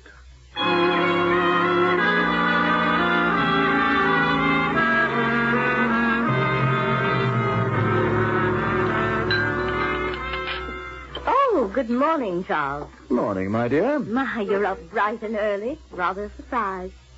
We haven't had breakfast together in ages. Yes. Well, I wanted to catch you before you left the house. You are going for a walk this morning. I thought I would. The rain has stopped. But why do you ask? Helen, well, it might sound odd to you. Early in our marriage, we used to go for walks together. It seemed that we were able to talk out so many things. That's true, Charles. And I was wondering, couldn't I walk along with you now, this morning? What? We'll walk along the cliffs, like we did before. Well, I'll get my coat. And, Charles, Yes? I'm glad that you thought of this. Good. I think it will settle a lot of things, Helen. For both of us.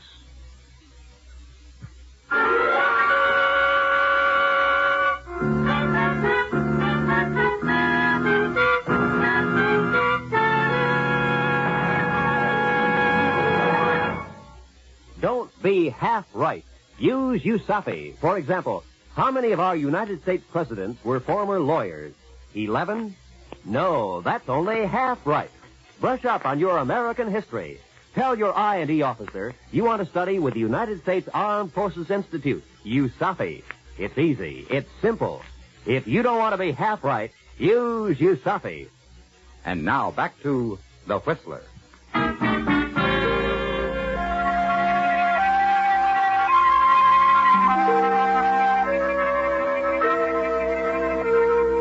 It's all over now, isn't it, Charles?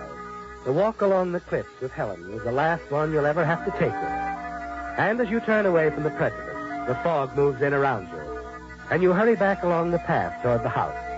You're anxious to see Laurie again, talk to her, gain the reassurance that sweeps over you every time she looks at you. There's magic in those moments, isn't there, Charles? An enchantment and beauty that cannot be denied. And after the weeks of waiting, you've settled it finally. And Laurie need never leave the house that will now be yours. Laurie! Laurie! Oh, there you are. Oh, is something wrong? No, Laurie. It's over. Exactly as I said. Over? It'll seem like an accident, Laurie. I'm sure of it. It happened to someone from the hotel in the village. They'll think it was the same with Helen. Your wife? Oh, don't you understand, Laurie? Helen's dead. Now, if they come around, just tell them we missed her this morning. Thought she'd gone for a walk. You've killed her. Laurie, No, don't come near me. Don't touch me. Laurie! She turns, hurries away. You take a few steps after her, and then stop. It's the shock, isn't it, Charles? You can feel it yourself now. The realization of what you've done. But you'll be all right, and so will Laurie. You wonder if you should go on to the office and give her time to think. Then suddenly you hear the sound of Helen's car from the drive and rush to the window. Laurie, driving toward the village. Good Lord. Racing after her in your own car, a dozen thoughts pound in your mind as you wonder what you've done wrong. Perhaps it was the way you told her, the suddenness of it, the cold shock. And then you see Helen's car parked at the curb. You stop, step out, and realize too late that you have followed Laurie right to the constable's office where he is talking to her. And then as you turn to hurry away... Just a minute, Belden. What? I wouldn't try to get back in that car if I were you. What's the matter, Constable? I have a few questions to ask you. Laurie here tells me you killed your wife. She told you? Yes, just now. But she was in on it herself. She knew I was going to do it. I told her. And she didn't stop me. No, that's not true. Laurie, last night in the library, you were standing by the window, looking out into the garden. The library? Last night? Why, I didn't even see you. But you heard me, Laurie. You must have. Just a moment, Belden. Laurie says she didn't see you. She couldn't have heard you. What? Don't you understand? That's why I couldn't answer the doorbell or the telephone. That's why I made up that story of the man who was supposed to be threatening me. Belden, haven't you ever noticed the way Laurie looks at you? Yes. A lovely look. She has a good reason for that look. You see, Laurie can't hear. And when she looks at you like that, she's reading your lips. Now, a question. Do you know the significance of the oak leaf worn by the Navy's commanders and lieutenant commanders? In the early days of the Navy, since all ships were constructed of wood, a wood had to be selected which would be durable and long-lasting, capable of sailing through any kind of weather. Thus, the wood of the sturdy oak tree was selected. Later, when insignia were selected for the officers of the Navy, the oak leaf was chosen for commanders and lieutenant commanders as a symbol of their capability and strength of leadership. This is but one of many interesting facts which can be found in the history of your United States Navy.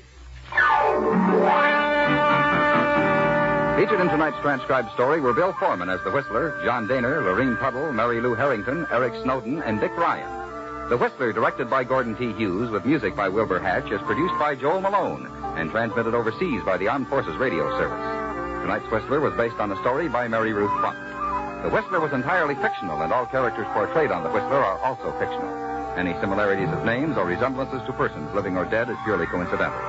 This is George Walsh speaking and reminding you to listen again next week for another strange tale by The Whistler. Next week for another strange tale by The Whistler. Next week for another strange tale by The Whistler. Next week, The Whistler.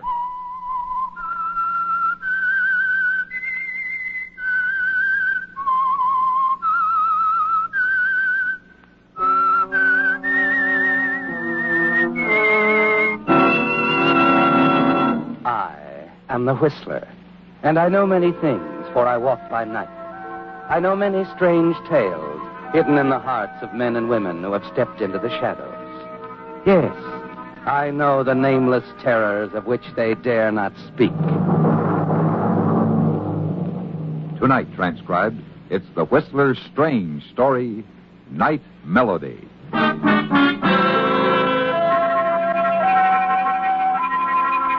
Marshall's hand shook as he dialed Helen's number from the phone in the drugstore a block away from the apartment. He realized he shouldn't be calling her now of all times. She knew he was coming back tonight, knew every step of the plan. But even though it was dangerous, he had to still that terrible, unsure feeling in the pit of his stomach. And just as he expected, Helen was angry. But I told you not to call me, Marshall. I had to, Helen. I had to make sure. Prentice is coming home at the same time? Yes, regular as clockwork. Now, don't be silly, darling. You can trust me. Everything is just waiting for you to walk in. All right, Helen. I'll be talking to Melody in 15 minutes.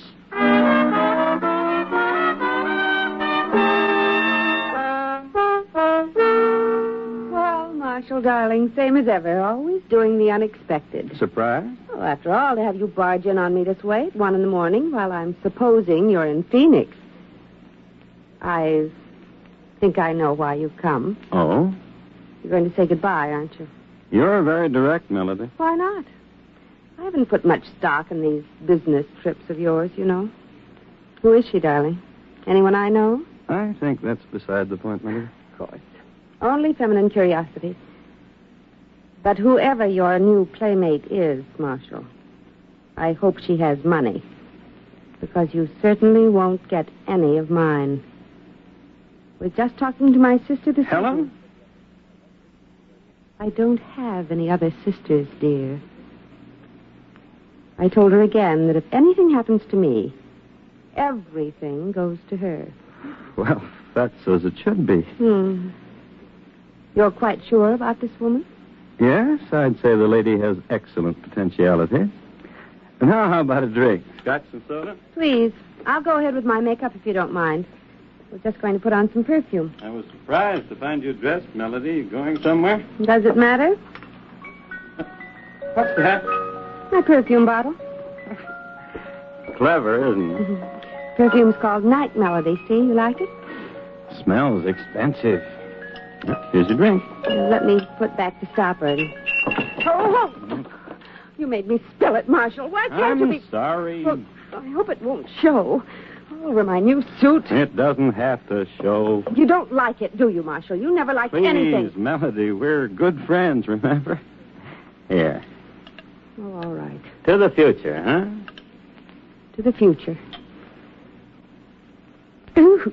I've never tasted anything quite so strong. Almost like... What is it, Marshall? Marshall, what have you done to me?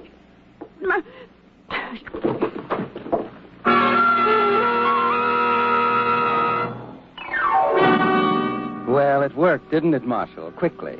And 1 minute later, you're carrying Melody to the automatic elevator, held on the 4th floor by the little block of wood you left to prop the door open.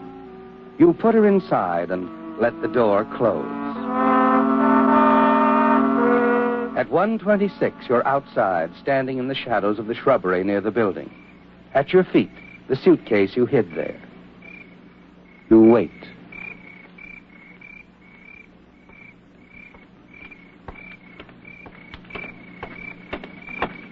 Well, Mr. Prentice. Oh, Blake. You startled me. Didn't know you were coming along the sidewalk. Been trying to catch up with you for a block. Oh, suitcase, eh? Back from another business trip? I'm glad of it. Oh, there you are. Thank you. Well, it's rather nice to meet someone for a change. I'm usually a lone wolf, you know. I suppose it's the lot of every nightclub manager. Did you ring for the elevator? Oh, yes. It's already started down. Your wife expecting you, Blake? No, I didn't get a chance to wire her. Probably be quite a surprise. And it will be quite a surprise, won't it, Marshal? Yes. You'll probably have to pick Prentice off the floor when that elevator door opens and he sees what's inside. But most important of all, Prentice will produce an alibi no one could possibly break down.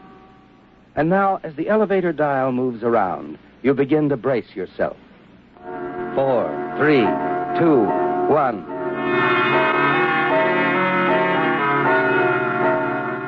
You're ready now, waiting. Prentice slides the door back. The elevator is empty. Well, what's the matter, Blake? Step in. There's plenty of room.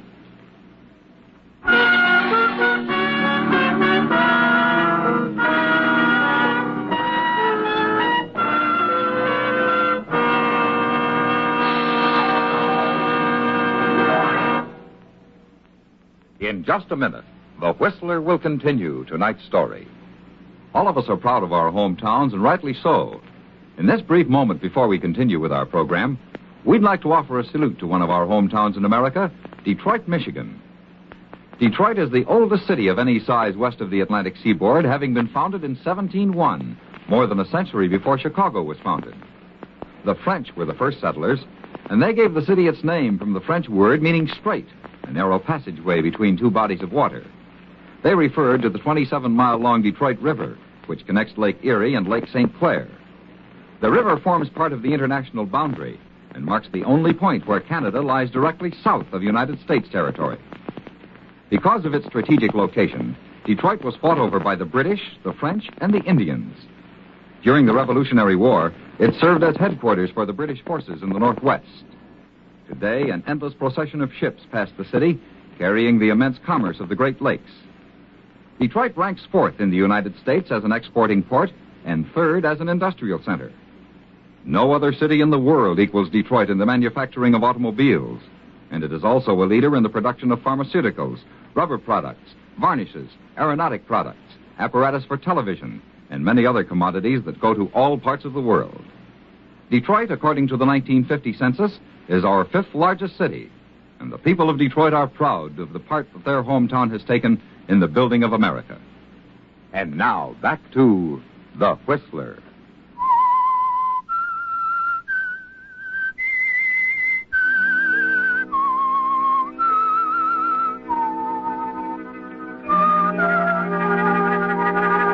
You stand there at the door of the elevator like an idiot, too stunned to speak. It's unbelievable, isn't it, Marshal? You put Melody's body in that elevator not 5 minutes ago, yet the car is empty. Now as the car starts up, you realize that you must keep Prentice with you somehow. That wherever Melody is, you've got to find her together. Prentice, I was just thinking, wouldn't you like to drop in for a nightcap? Oh, I wouldn't think of it, waking your wife at this hour. She wouldn't mind. Come on, we're just across the hall from you, just a quickie. All right, you win. Good. I know Melody'd be happy to see you. Melody? I didn't know your wife's first name, Blake. It's very nice. They're lovely girls, aren't they? Your wife, your sister, Helen. So different, though. Odd that they don't see more of each other, living in the same building and all. Yes, it is. And here we are.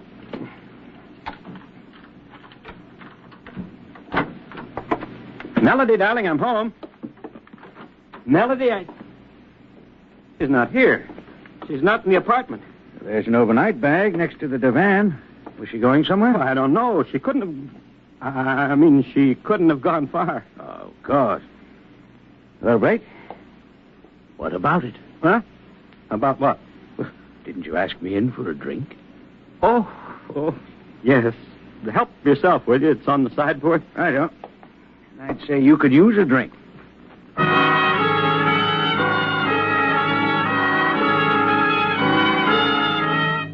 It's almost more than you can bear now, Marshal. She wasn't in the elevator. She isn't in the apartment. She's dead. You're sure she's dead. The heavy scent of her perfume in the room makes you almost feel her there, watching you. The minute Prentice goes and his door closes across the hall, you start to search the halls on the 4th floor and then hurry down the stairs to the 3rd floor landing. Suddenly, you stop. The perfume again. The feeling that she's near you. But she's not, is she, Marshal? Frantically, you cover the 3rd floor, the perfume seeming to follow you everywhere, to fill the air around you with her presence and her brittle, mocking laugh.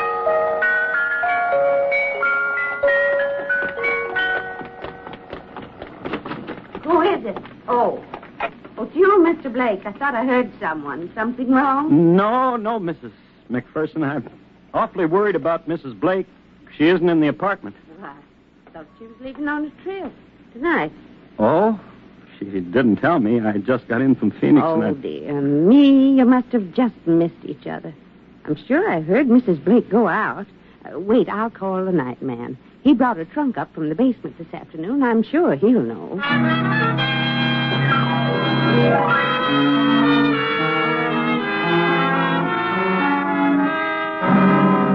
You say you saw Mrs. Blake leave the building a short time ago, Mr. Novello. What did he say? The night man saw her leave, about 1:30 or so. Wait a minute. What is And she was carrying her overnight bag? I see. Well, thank you, Mr. Novello. Good night. Overnight? Tell me, what did he say about... She was carrying it with her. But the bag, Now, there's nothing to worry about, Mr. Blake. Come on, I'll fix you some tea. Only take a moment. That perfume. Why, it's here in your apartment, too. Isn't that odd?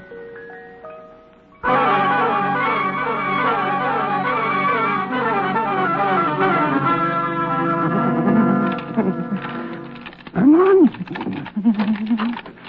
Oh, Blake. Huh? Oh, Prentice, I'm having a little trouble with my keys here. I'll get it in a minute. Oh, what's the matter? This key, the lock. Now, here, let me... There you are. Thanks.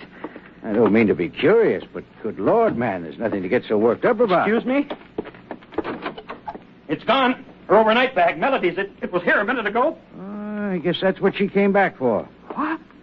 What did you say? Well, I thought it was she. I heard someone come and go just a moment ago. But she couldn't have. Why are you so sure, Blake? It's perfectly natural. She left without her bag, remembered, came back for it while you were downstairs. I tell you, I know something's wrong. I feel it. All right, Blake, all right. There's one way to find out. What do you mean? Isn't her sister's apartment on the 6th floor? Let's go up and check with her. But she's probably asleep. I don't want to worry her. Oh, anything's better than pacing the floor all night. Now, come on, Blake. All right, Prentice. Let's go.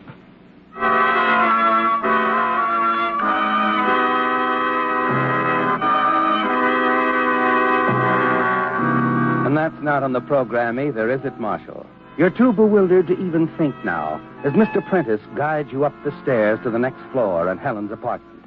Then as the two of you start down the 6th floor corridor, something Helen said hits you between the eyes.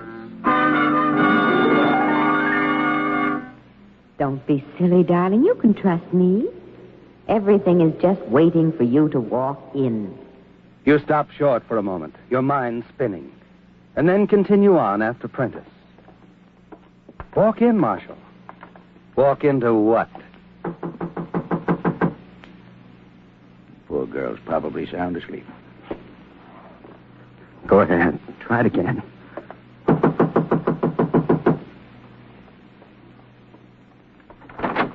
Yes? What's the matter? Why are you... Marshal, something's wrong. What is it? We didn't want to disturb you, Miss Mason. I'm a little concerned about Melody, Helen. You know, I've been in Phoenix for the past 2 weeks. I just returned unexpectedly. Tell me, Marshal, what is it? Well, she isn't at home. Isn't At home? Oh, there's really nothing to be alarmed about. You knew, of course, that she planned a trip. I can't seem to convince Blake here that... Prentice, would you mind if I talk to Helen alone? Not at all. Good night, Miss Mason. Sorry to have disturbed you, but poor Blake Oh, of here... course. Come in, Marshal. Thank you, Mr. Prentice. Not at all. What's the matter? Everything. Did you do it? Yeah, right on schedule. Only one thing. What? When Prentice and I opened the elevator door, she wasn't there. What do you mean? Just that. She wasn't there. It went off perfectly. I got up to her apartment just after 1. We talked a while. I suggested a farewell drink, and then... Go on. Wait a minute. Helen, you... What's the matter? She's been here, too, hasn't she? Marshal, what are you... Night, Melody. Here in this room, I can smell it. What are you talking about? Melody's perfume. Perfume? What in the world? There's only one way it could have happened, Helen. Just one way. Marshal. You're double-crossing me, Helen, trying to use me for a fall guy. It's Melody's money, isn't it? That's all you're after. Wait a minute, What did you Marshal. do with her, Helen? What did you do with Melody? The next thing I know, she'll turn up in my lap with 15 witnesses. When are you set to spring that? Marshal, listen to me. I'm through listening to you. Please, darling, you've got to believe in Helen, I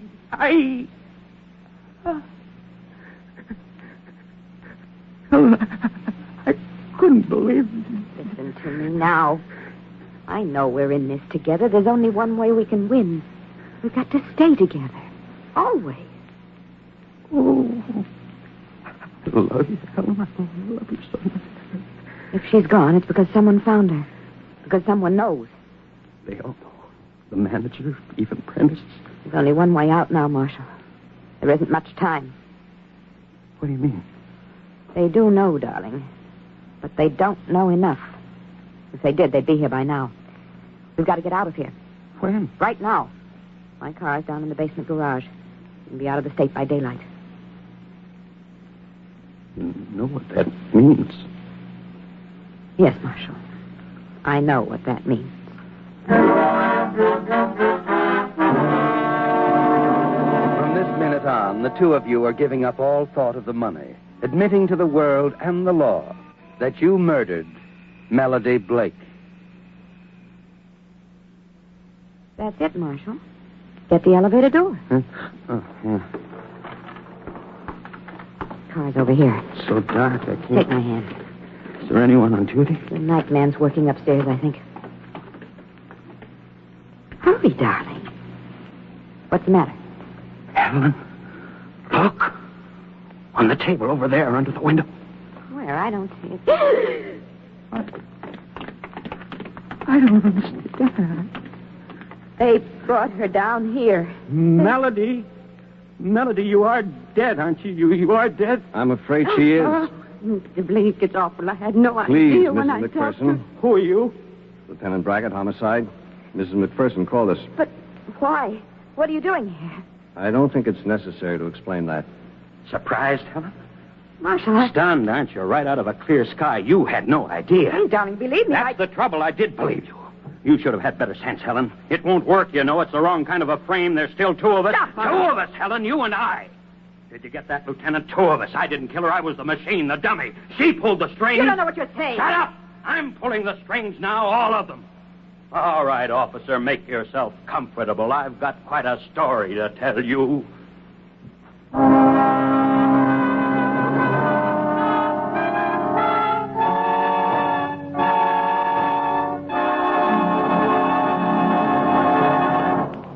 Don't be half right. Use Usafi. Are you planning to build your own home? How about the roof? For example, do you know how many planes there are in a gambrel-type roof? 2? No, that's only half right. Brush up on your architecture. Tell your I&E officer you want to study with the United States Armed Forces Institute, USAFI. It's easy. It's simple. If you don't want to be half right, use USAFI. And now back to The Whistler.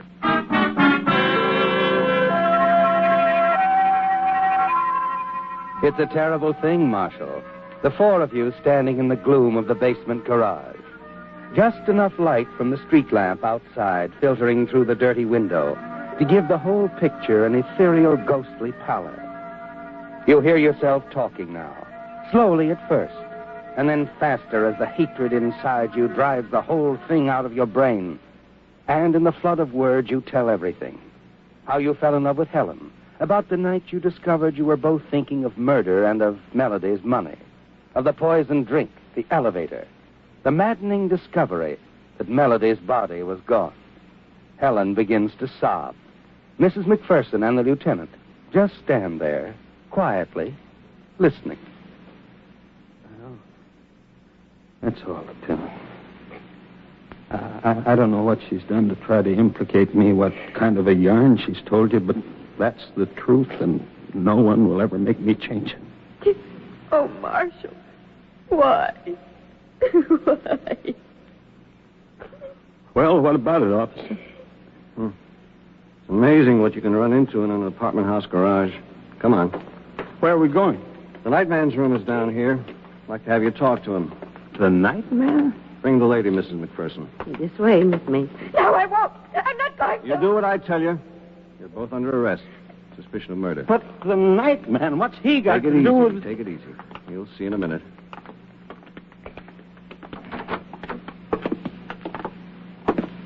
How are you now, Mr. Novello? I don't know, Lieutenant. You know Mr. Blake here. Oh, Mr. Blake. Mr. Blake, please believe me. I didn't mean to do it. I've tried to explain. After it happened, I got scared and I lost my head. That's why I lied about seeing you go out and everything. Just a minute, Mr. Novello. Tell Mr. Blake exactly what you did. I was cleaning on the 4th floor, and I found Mrs. Blake in the elevator. She'd fainted. Fainted? Go on, Mr. Novello. I picked her up to carry her back to her apartment. As I passed the stairway, I tripped. I fell down all the way to the landing. She hit her head. I know I killed her. I didn't mean to. I didn't mean to. You mean he told Funny, you... isn't it? We thought he was lying. Had him all ready to book until you cleared him. Oh, good Lord. Helen, Never mind, Marshal. No use now. Well, let's go, you two. Oh, Mr. Novello, a word of advice. Next time you fall downstairs with a body in your arms, don't lose your head and hide it in the air conditioning intake. Every apartment in the building is full of that perfume. Now, a question. Do you know who Simon Lake was and what part he played in the building of your Navy? Lake is considered to be the father of the submarine, being the man who invented the even-keel submarine and the first to use an internal combustion engine in a submersible. His first submarines had wheels on the bottom so they could run along the ocean bed, and doors with double-air chambers so divers could emerge underwater. In 1894, during the attack on Fort Henry, Simon Lake, despite great personal danger, successfully took his submarine through the minefields protecting the fort and showed the powers to be the value of underwater craft in wartime. This is but one of many interesting facts which can be found in the history of your United States Navy. Featured in tonight's transcribed story were Bill Foreman as the Whistler, Lou Merrill, Virginia Gregg, Alice Reinhardt, Jack Moyles, Paul Dubov, and Victor Rodman. The Whistler, directed by Gordon T. Hughes with music by Wilbur Hatch, is produced by Joel Malone and transmitted overseas by the Armed Forces Radio Service. Tonight's Whistler was written by Joel Malone and Harold Swanton. The Whistler was entirely fictional, and all characters portrayed on The Whistler are also fictional. Any similarities of names or resemblances to persons, living or dead, is purely coincidental. This is George Walsh speaking, reminding you to listen again next week for another strange tale by The Whistler.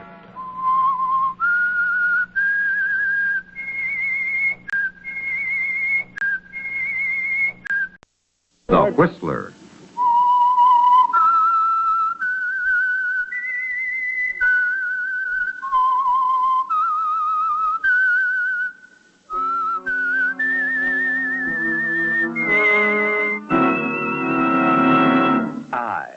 I'm the Whistler, and I know many things, for I walk by night. I know many strange tales hidden in the hearts of men and women who have stepped into the shadows. Yes, I know the nameless terrors of which they dare not speak. Tonight, transcribed, it's The Whistler's strange story, A Case for Mr. Carrington.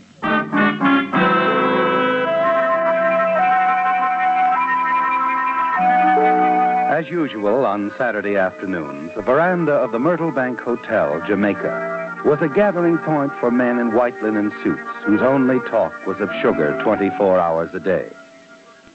But Gordon Stone, for once, wasn't thinking of sugar. The girl was too charming.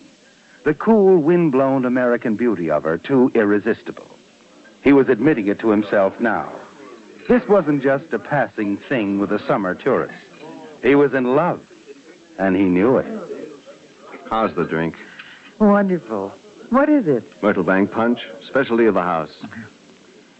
I'd enjoy it more under different circumstances. Oh, stop it, Paula. You're not going to leave Jamaica. You're going to stay. We're going to be married, and everything will be perfectly... You're wrong, Gordon. I'm sailing next week. Now, wait a minute. That's not giving me a chance. Paula, please, stick with me just a little while longer. These things can't be done in a day. It's been 3 months. It doesn't seem so complicated, Gordon. You own part of a sugar plantation. Sell it. Just like that? It would bring a lot of money. Not enough, Paula. The interests are all split up with Wakefield, his son Wade. Only 20% is mine. Are you asking me to wait around You're not being until... fair, Paula. This is no time to desert me. Why, I'm almost ready now. What do you mean? Almost ready. Why, to talk things over with old man Wakefield. Beg pardon, sir. Oh, yes? A message for you, Inspector Carrington, waiting for you at your house. Inspector Carrington? He's an old friend of Mr. Wakefield's, dear. You'd better tell the inspector that Never mind, Gordon. I must go anyway. All right, Paula. I'll get in touch with you. Goodbye. The rumble of thunder sounds overhead as you guide the car through the outskirts of town and down the road bisecting tall fields of cane on the flatland to the north. And you wonder, Gordon, if Paula knows, if she suspects there's a reason for those accidental remarks of yours, that from the moment you first saw her, Jamaica became a prison, and the tense, trapped feeling inside you began to build like the storm overhead, and that now, with her final decision to leave you, it's got to break. At your house on the plantation, you brace yourself a little as you walk in to meet your guest. Hello, Inspector. Good afternoon, Gordon. Sorry I kept you waiting. Oh, that's all right. Hated to pull you away from that charmer of yours. But it's rather important, I think. You're meeting with Wakefield this afternoon? Yes, in 10 minutes, as a matter of fact. You know, of course, that the old boy's my closest friend. Went through Cambridge together and all that. And I'd hate to see anything happen. What do you mean? Well, I'd never say this to him, Gordon, but frankly, I'm quite worried about his boy Wade. I understand the two of them have almost come to blows on this hidden proposition. Wade wants to sell his interest. His father, of course, refuses to consider it. Well, it's a sort of chronic condition. No, it's more than that. I think I know human character, Gordon. To get to the point, I'm very much afraid that boy's liable to do something violent. You think it's that serious? It could be, easily. Wade is capable of anything.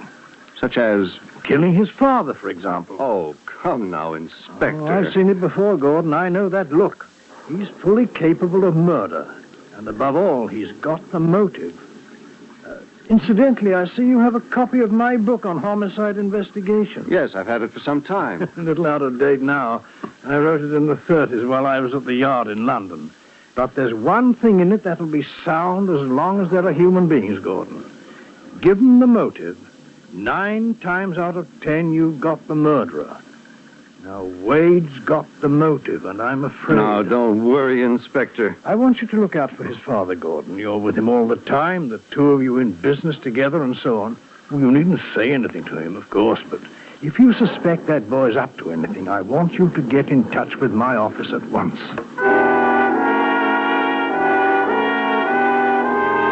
You see him to the door and then walk thoughtfully back into your study.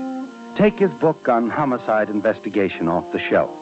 Flip the pages to a passage you've studied many times, underlined in red pencil. If there is one essential in the investigation of a homicide, it is the element of motive. Given the motive, 9 times out of 10, you've got the murderer. Carrington's creed, Gordon, and the key to your escape from the prison here. The open sesame to New York and Paula, and the $300,000 in proceeds from the sale of the plantation that will come to you if old Mr. Wakefield, your partner, dies. And above all, the thing that will send his son Wade to the gallows for a crime that you committed.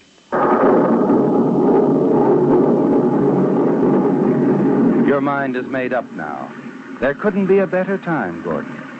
The storm, the inspector. It's going to happen tonight.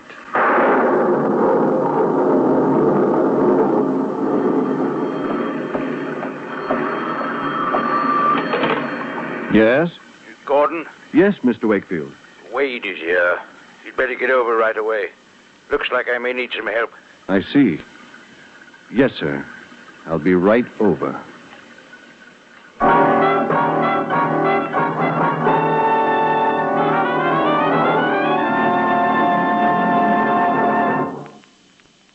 In just a minute, the Whistler will continue tonight's story. All of us are proud of our hometowns, and rightly so. In this brief moment before we continue with our program, we'd like to offer a salute to one of our hometowns in America, New Orleans, Louisiana. It has a colorful and fascinating history that dates back to the year 1718 when the French founded it and named it in honor of the Duke of Orleans. Later, it was part of the Spanish Empire in America and became part of the United States under the terms of the Louisiana Purchase. Thus, New Orleans has been under 3 flags.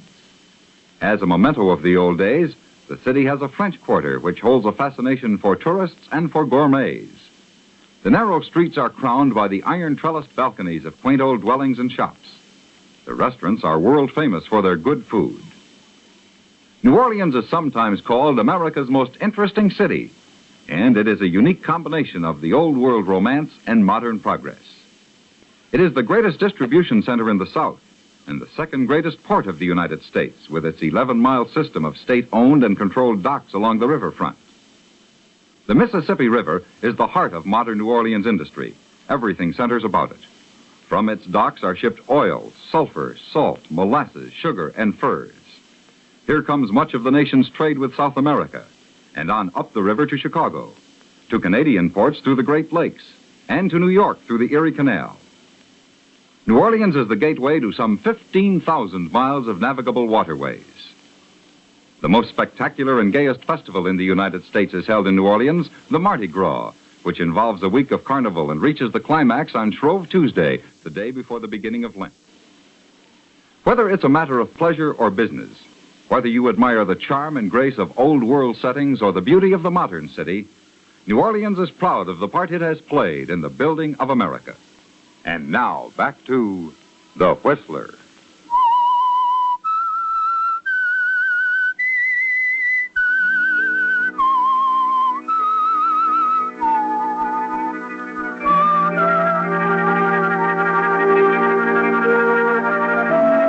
The downpour has turned the plantation road into a pair of muddy ruts as you slog in second gear toward Wakefield's big house on the high ground near the gate. And you're thinking now, Gordon, of the murder that will take place before the storm passes. Of a custom-built case for Mr. Carrington, with a motive so strong against young Wade Wakefield that he made a special trip to discuss it with you. You're thinking, too, of Paula and Fifth Avenue, and dinner together at the Colony Club, and a life in which sugar is simply something you put in coffee. As usual, there is a violent argument in progress between father and son when you arrive. Question, Wade. Can you understand plain English? Of course I understand English. I was brought up on it. But I can't understand stupidity. I've operated this plantation for 30 years without your help. Easy now, Mr. Wakefield, easy. Oh, Gordon. You'd better run along, Mr. Stone. My father and I are having a private discussion. And maybe you'd better shut up. Who do you think you're Did you talking hear what to? I said? Well, you're going to say it once too often, old boy. When that happens, let me know. Now, what is it? Oh, the same old thing. He wants to sell his 20% to Hedden. I thought we'd settled that. Well, you were wrong. And now that you're both here, I might as well tell you. Go on. I instructed your clerk yesterday afternoon to draw up the contract. Mr. Hedden and I have already had an understanding. What? The deal, in short, is made. Wait. I'm of age, Father. It's my interest, my money, and my decision. Get out of this house. Do you hear me? Get out. Oh, no, really. Don't you think you're being a little... Get out of here before I throw you out. Well, sorry to leave the old ancestral home. Oh, if you want me, I'll be staying down at the hotel. I'm sorry, Mr. Wakefield, that this had to happen.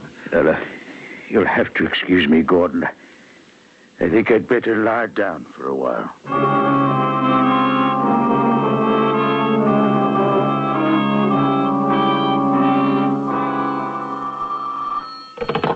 Yes? Gordon, Yes, Paula. I've been trying to get you for an hour. I wanted to tell you my stailing's been moved up. The boat leaves tomorrow night. Oh, You haven't... listen to me, dear. I'm going to see you tomorrow. We can discuss it all You then. haven't told me, Gordon. Are you going to sell? I can't tell you now, Paula. I'm sorry. So am I. Goodbye. Dear. Paula! Paula! That's all right, Angel. You'll feel better tomorrow.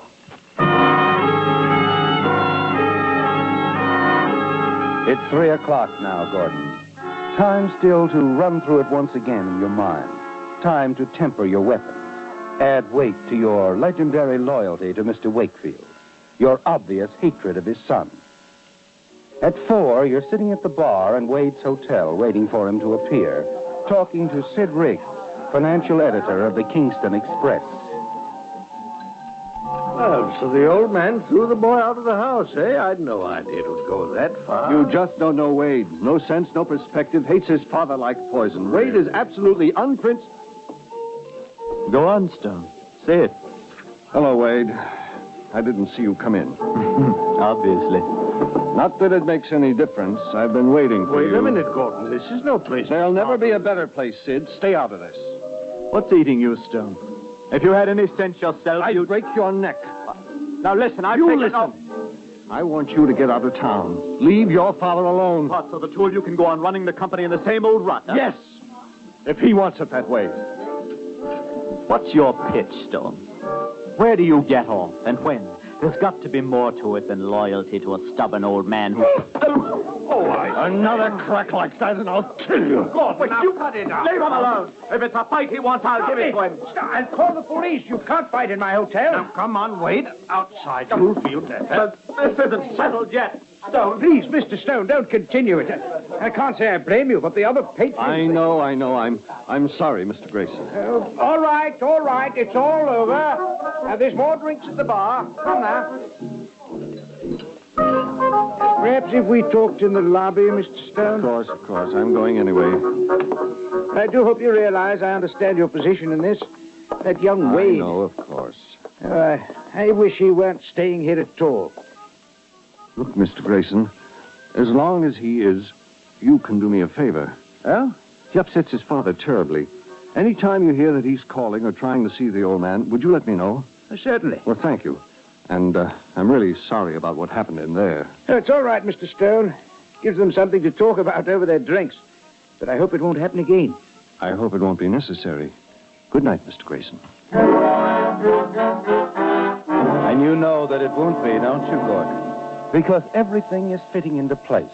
At 8 o'clock, you pull up in front of the house. Reach into your pocket for the copy of an old letter of agreement which you've been holding out until this very moment. You find Wakefield in his study. And as he reads the contract, you know exactly what his reaction will be. According to this, Wade can't sell out. Oh, Gordon, my boy, you're a wizard. An absolute wizard. Well, I thought there ought to be some out for you. It was just a matter of tracking this agreement down. You certainly found the answer. Wade can't make a move. He'd forgotten all this, eh? Yes, sir. Oh, will I enjoy telling that young... I wouldn't be too hard on him, sir. After all... He's got to learn. If he's ever going to be worth anything, he's got to learn. When are you going to talk to him, sir? Going to get him over here tonight. I'll have him here within the hour. You know, I thought that's what you do, Mr. Wakefield. Wouldn't you in my place? I think so, yes, sir. But there'll be words. Wade won't take this lying down. That's why I took a little liberty, sir. Oh? I told your servants to take the rest of the evening off. You and Wade will have the house to yourself. You can shout his head off. Oh, Gordon, you're wonderful. I made no mistake taking you in as a partner. The drive across the plantation to your own quarters is pleasant, isn't it, Gordon?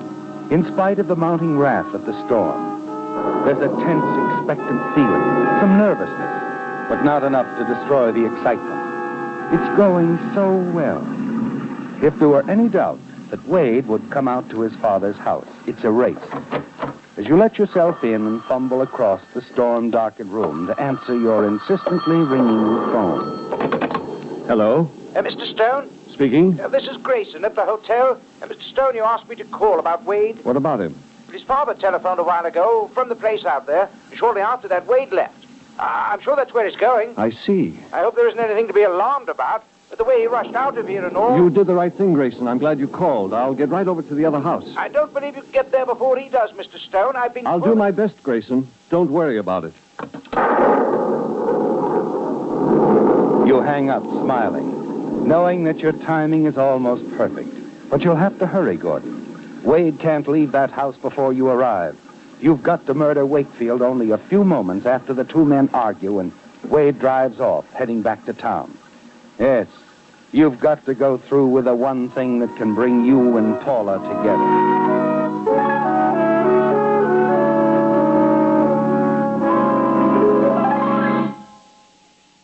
Grinding over the rain-soaked road, you hope that you haven't already delayed too long. A few moments later, angry voices, barely discernible through the storm, tell you that the argument between Wade Wakefield and his father has reached its height. You stand straining to listen, watching the house, wishing that the storm hadn't cut off the lights. Then you draw back as the house becomes silent. You watch tensely. A moment later, a figure slips out the side door. And you hear Wade's car start up. And you know that he's walked out on his father once again, that he's heading back to town.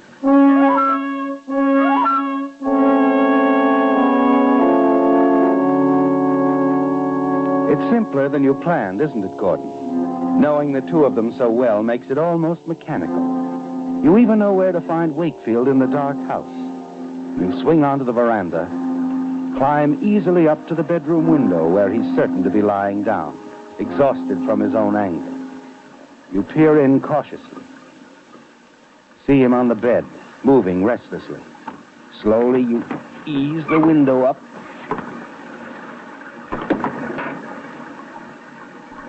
Lean into the room slightly.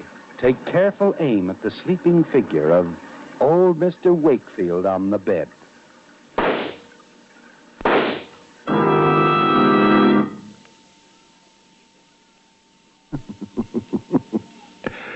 We'll be together, Paula, sooner than you think.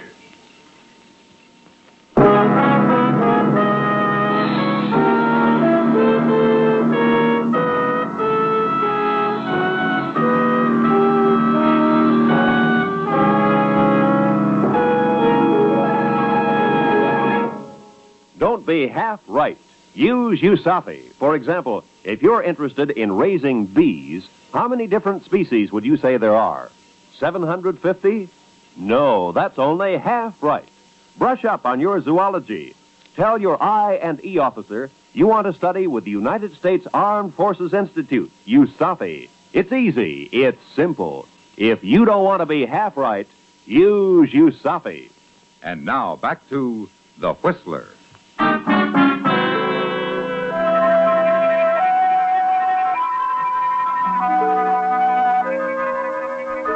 Well, Gordon, the case for Mr. Carrington is complete now. It's simple, isn't it? So simple that the lowliest amateur in Kingston can add up the facts. Come to the conclusion that Inspector Carrington must inevitably reach. That Wade Wakefield, furious with frustration, shot and killed his own father. As the minutes tick by, you pace the floor of the old man's study. Glance up occasionally at the door to the upstairs bedroom. The room which holds the key to all your plans. To Paula, and New York, and freedom. It's only 25 minutes since you called the inspector and described young Wade's crime, when a car pulls up and you hear footsteps on the porch. Oh, come right in, Inspector. You better come with me, Gordon, upstairs. I think the door's locked. Never mind, I have the key.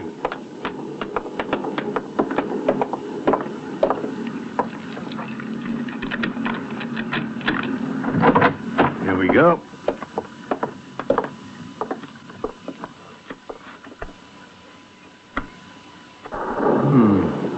Dead, all right. Shot through the head. Yes, it's just as I told you on the phone. I saw Wade raise the gun and... A flash of lightning illuminates the room, and you get a good look at the body on the bed. Your knees buckle as it hits you. Of all the men in Kingston, Gordon, of all the men in the world, you've managed to kill the one man against whom, in the eyes of Inspector Carrington, you had a solid motive. But Mr. Wakefield was... Wakefield's waiting outside in the car. They quarreled. Wade fell and struck his head. His father brought him up here before going for the doctor. Wade. It was Wade. Yes, it was Wade you shot. Funny, isn't it, Gordon? Only this afternoon I was telling you, give him the motive. And who had a better motive to kill young Wade than you?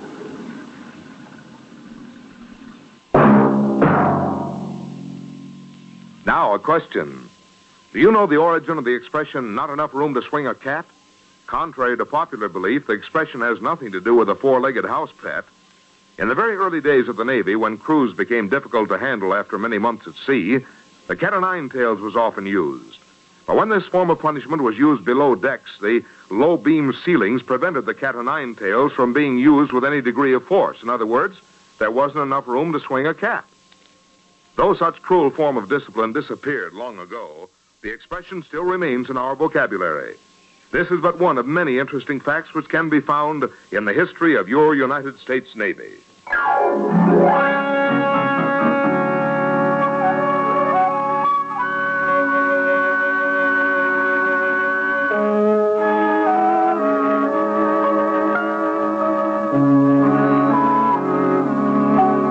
Featured in tonight's transcribed story were Bill Foreman as the Whistler, Paul Dubov, Gene Tatum, Larry Dobkin, Eric Snowden, Jack Moyles, and Jack Edwards. The Whistler, directed by Gordon T. Hughes with music by Wilbur Hatch, is produced by Joel Malone and transmitted overseas by the Armed Forces Radio Service. Tonight's Whistler was written by Joel Malone and Harold Swanson. The Whistler was entirely fictional, and all characters portrayed on The Whistler are also fictional. Any similarities of names or resemblances to persons, living or dead, is purely coincidental.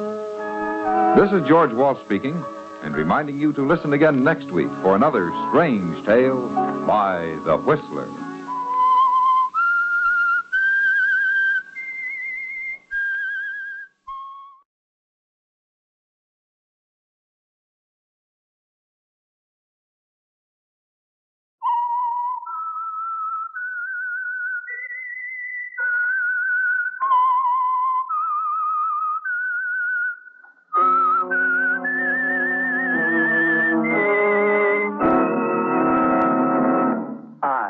I'm the Whistler, and I know many things, for I walk by night.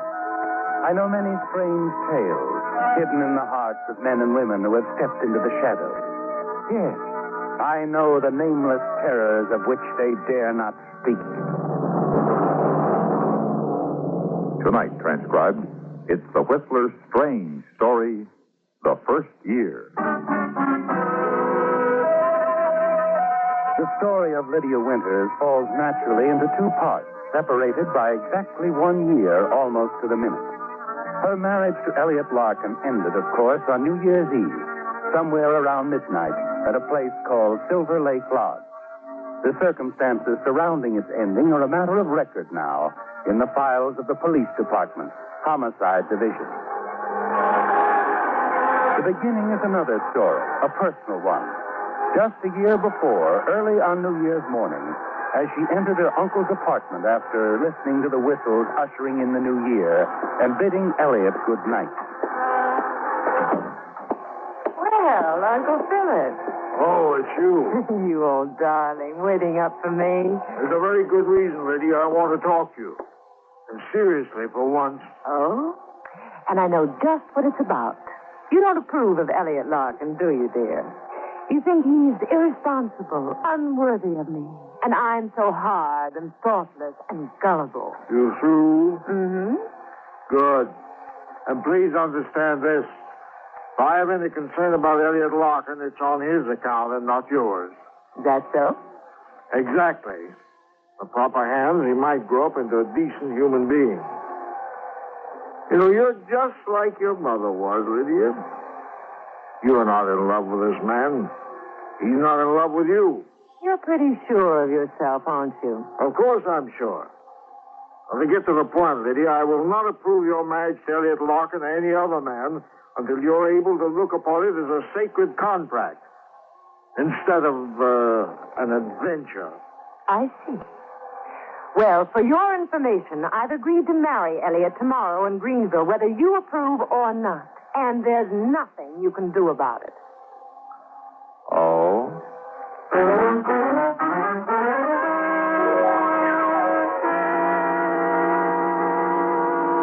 Good Lord, Phil, you can't do a thing like this now. Why not? You're a lawyer. You can draw it up. But it's vicious. You can't play with people's lives as if they were puppets. It's my money, Ballinger. I can do with it what I please. Now get this again. The new will is to provide that if Lydia and Elliot Larkin live together as man and wife under the same roof for a period of 10 years, they are to receive the principal legacy of $500,000 jointly or half each as they may choose. Then failing, it goes to the Children's Relief Fund. You got that? Yes, that's clear enough. Now, if at any time during those 10 years, either one of them die by any means, the entire sum is payable to the survivor immediately. Look, Philip, this thing is fiendish. It'll set them at each other's throats. Perhaps. If I'm right, if the marriage means nothing to either of them, it'll destroy them. On the other hand, if I'm wrong, it'll be a real reward. But don't you see, it's not a will, Philip. It's a weapon. Maybe.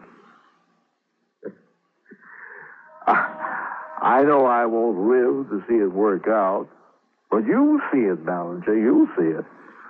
You're to acquaint them with the provisions just the moment that I die. There's a comfortable retainer in there for you to see that it's followed to the letter. You know, I envy you, Ballinger. It should prove very interesting.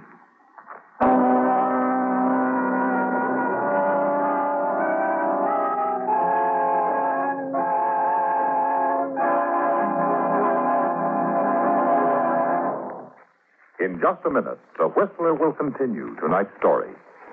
All of us are proud of our hometowns, and rightly so.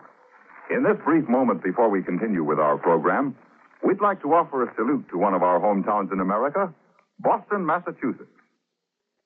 No city in the United States is richer in historical associations than Boston, the 10th largest city of our country. The Declaration of Independence was proclaimed from the balcony of the old State House. Paul Revere saw the lantern shine from the Old North Church before his famous ride that opened the Revolutionary War. The great New England poets had their homes here. Ralph Waldo Emerson, Henry Wadsworth Longfellow, Julia Ward Howe, John Greenleaf Whittier, and writers like Nathaniel Hawthorne, Oliver Wendell Holmes, and Edgar Allan Poe. Today, Boston is the largest market of the shoe and leather industries in the world. It's also the largest wool market and the greatest fishing port in the United States. And they have the Boston Red Sox. It's the home of the Mother Church of Christian Science, and people all over the world know about Boston products. They buy $3 billion worth of them every year. It's no wonder that the people who call Boston their hometown are proud of their two nicknames. They call Boston the hub of the universe and the cradle of liberty. Thus has Boston taken its place in the building of America. And now, back to The Whistler.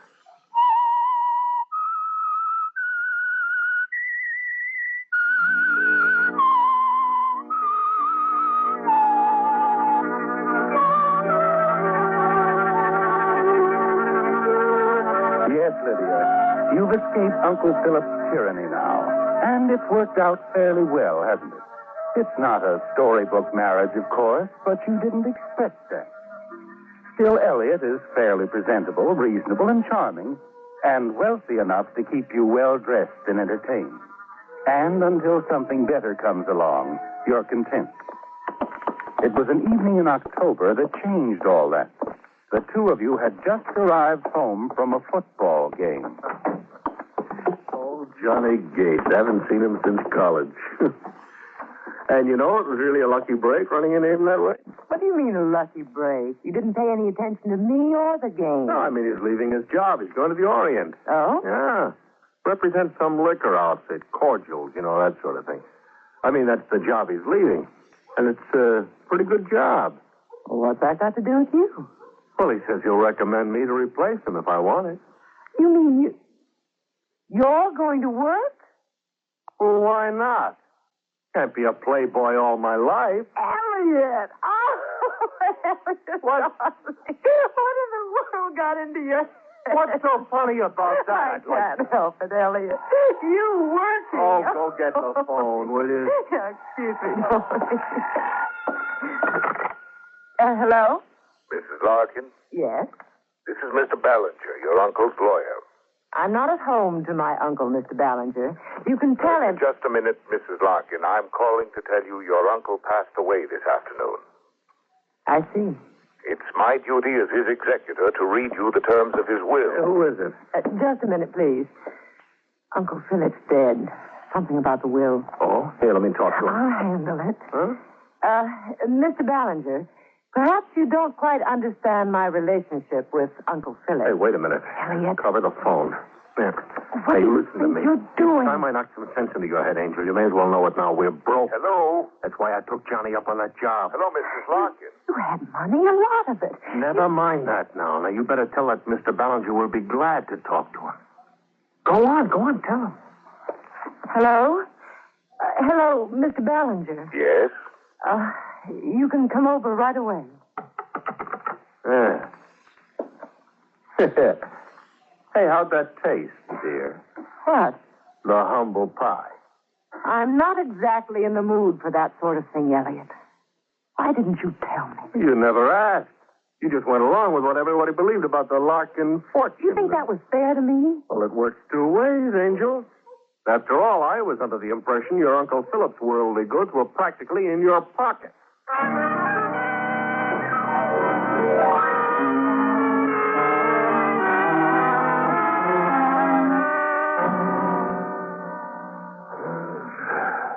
Well, that's all there is to it, Lydia.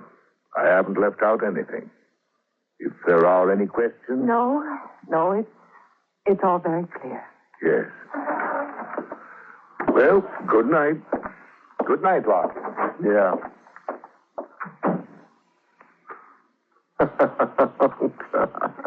Amusement, Elliot, or the beginning of hysteria? Oh, 10 years. 9 to go. And in the light of our discussion earlier, You can start forgetting that discussion right now. Huh? He's not going to beat me, Elliot. I want that money. I'm going to get it. Under the circumstances, The circumstances are unimportant. Appearances count most now. You mean we put on an act for Ballinger? Exactly. You live your life, I live mine. No questions or answers. Yeah, except to the watchdog. We can handle Ballinger. Huh. I suppose it's worth a try. All right, dear. What's the first move? Your friend, Johnny Gates. Johnny? You'll need that job now. You have a wife and a home to support.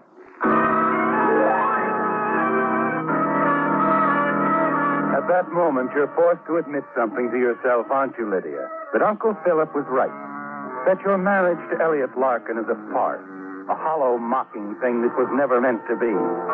Uncle Philip might as well be alive and laughing at you, telling you that you can't win. But through it all, you determined that somehow, some way, you'll defeat Philip on his own ground. Then, on New Year's Eve, the night marking your first year together, Elliot called you at the apartment. Yes? Just thought you might be interested, Lydia. I got the job. Johnny's leaving right away. How nice. Tonight I can drink champagne that's paid for. Oh, yeah, and about that, I won't be able to make dinner until later. I'm helping Johnny celebrate. Don't worry about it. I meant to tell you we can skip the dinner plans. I'm meeting Marty Bell at the Zebra Club. The Zebra Club? Oh, don't tell me you object. Well, I certainly do, Lydia. I don't mind what you're doing, you know that, but you got to stay away from public places. I'll see you tomorrow, Oh, Elliot. no, you'll see me tonight if you insist on going there with Belle. I'll come down to the Zebra Club And what? Don't play the jealous husband, Elliot. That's really overdoing it.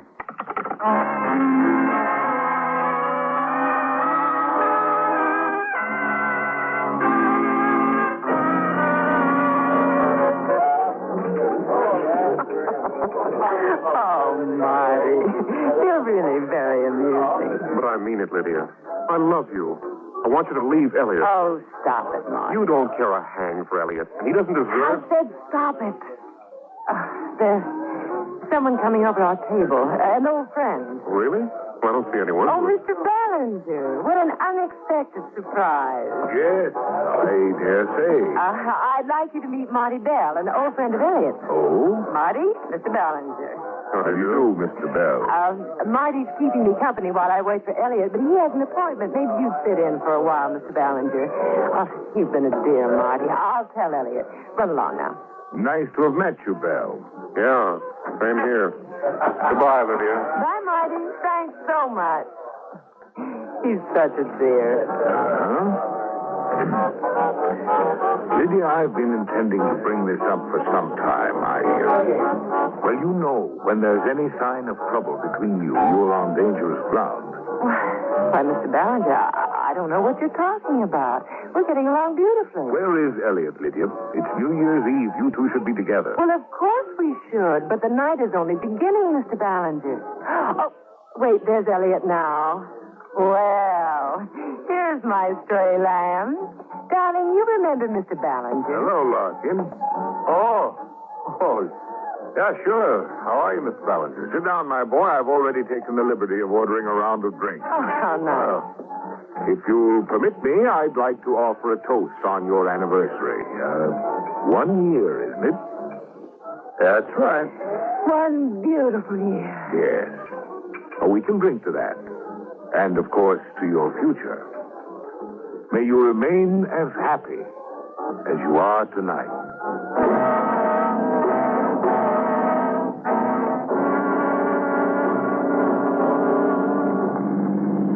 I hope Mr. Ballinger doesn't think it odd our leaving so early. I explained it to him. I've got to drive a friend to the airport. Oh, Johnny Gate? Yeah. Going up to Seattle on the midnight plane. What I didn't tell Ballinger is that I'm going too. What? Yeah, I got my ticket, suitcase in the back. Elliot, you can't do this. Why not? Well, because of what it might mean. Ballinger is suspicious now. What would he think when he hears you've gone flying off somewhere on our anniversary? Well, he'll think maybe I've had all I can stand. For $500,000. Don't be a fool, Elliot. Look, I'll do anything you say. I'll stay away from Marty. Anything, Elliot. Just give me a chance. Oh. Now, look. Johnny's expecting me, Lydia, and I don't see how I can change anything now. I'm supposed to be there. There must be a way, Elliot. You'll regret this yourself. I know you will. I wonder... What? What are you thinking? Maybe Johnny can help us. You come on up with me. We'll talk to him.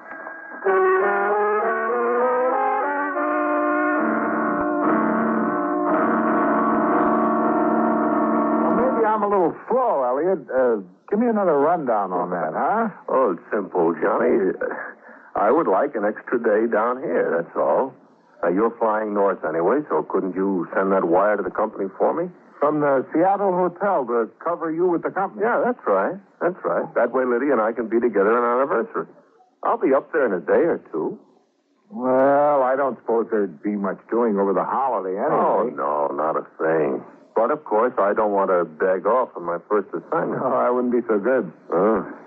Okay, pal, I'll handle it for you. Oh, swell. Johnny, I appreciate this, too. Oh, forget it. You've done plenty for me. Hey, one more thing. I don't like the idea of turning in my plane ticket. I mean, just in case the company should check. Oh, I don't think they will. Yeah, but I'd rather not take the chance. Well, look, Johnny, it won't matter to you. Couldn't you turn your ticket back in and go in my place all the way through? Well, if you'd feel safer. I really would, Johnny.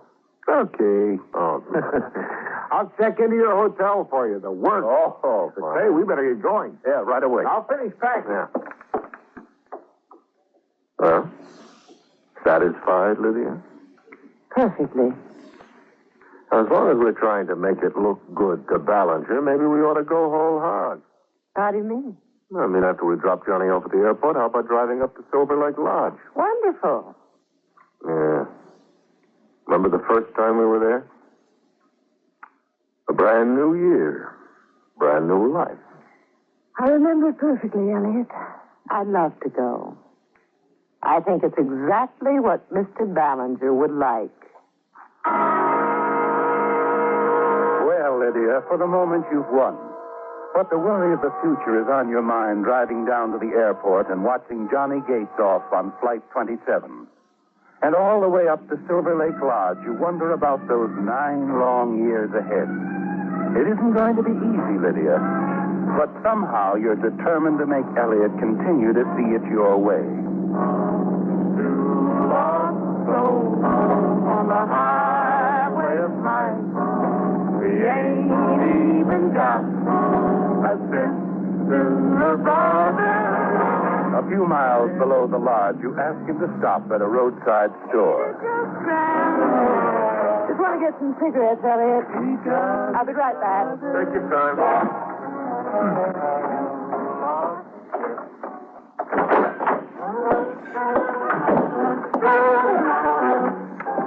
Yes, ma'am. Pack a cigarette, please. Take a pic. It will do. Here you are. A special flash. Then back to the New Year's round-the-town celebration. Flight 27 of Fearless Airlines, northbound for Portland, crashed and burned in an unexplained accident 1 hour ago. All on board were killed. It comes that suddenly, doesn't it, Lydia? The answer to everything. Elliot, the money, everything. Yes, Lydia. Elliot was on that plane, even if it was in name only. At this very moment, as he waits for you in the car outside, he is officially dead. Certainly unidentifiable. And the words of Uncle Philip's will keep running through your mind. If at any time either Lydia or Elliot Larkin die, the entire sum is payable immediately to the survivor.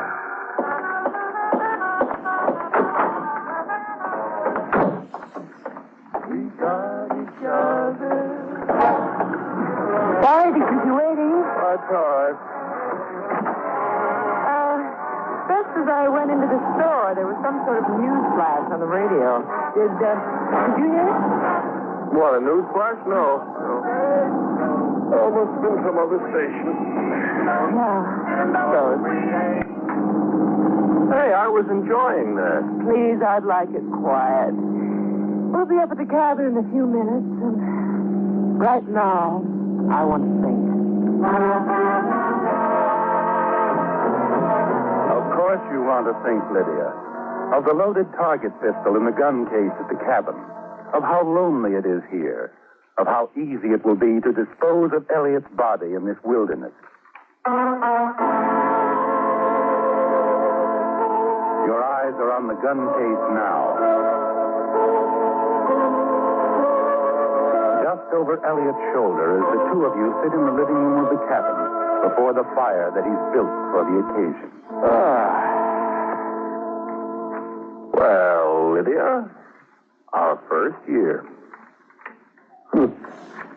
9 more to go. You know, Elliot, sometimes I wonder.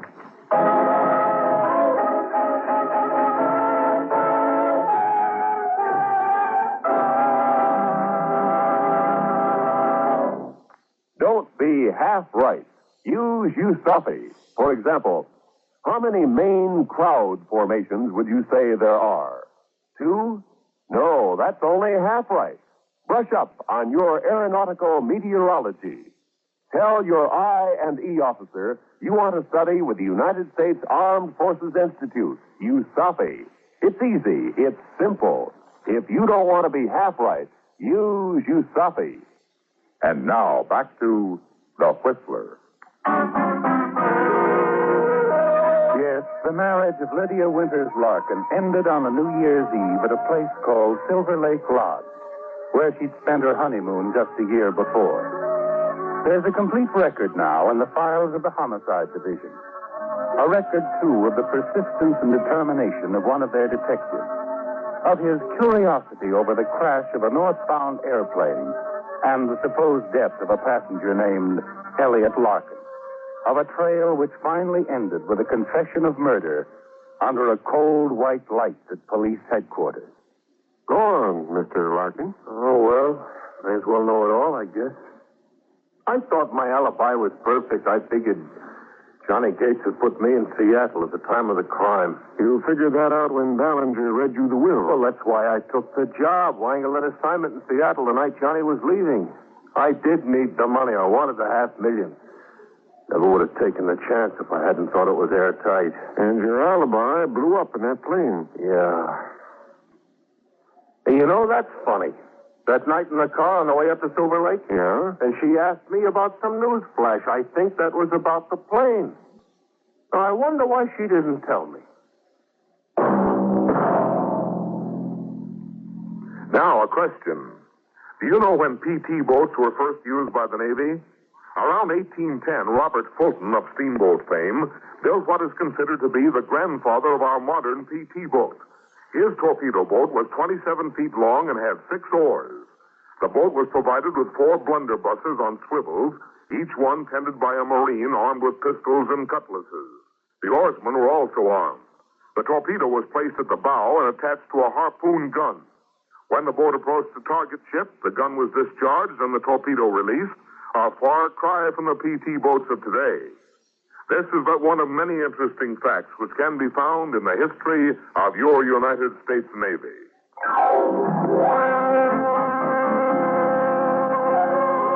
Featured in tonight's transcribed story were Bill Foreman as the Whistler, Doris Singleton, Victor Rodman, Lawrence Dodkin, Marvin Miller, and Byron Kane. The Whistler, directed by Sterling Tracy, with music by Wilbur Hatch, is produced by Joel Malone and transmitted overseas by the Armed Forces Radio Service. Tonight's Whistler was written by Joel Malone and Harold Quanten. This is George Walsh speaking and reminding you to listen again next week for another strange tale by The Whistler.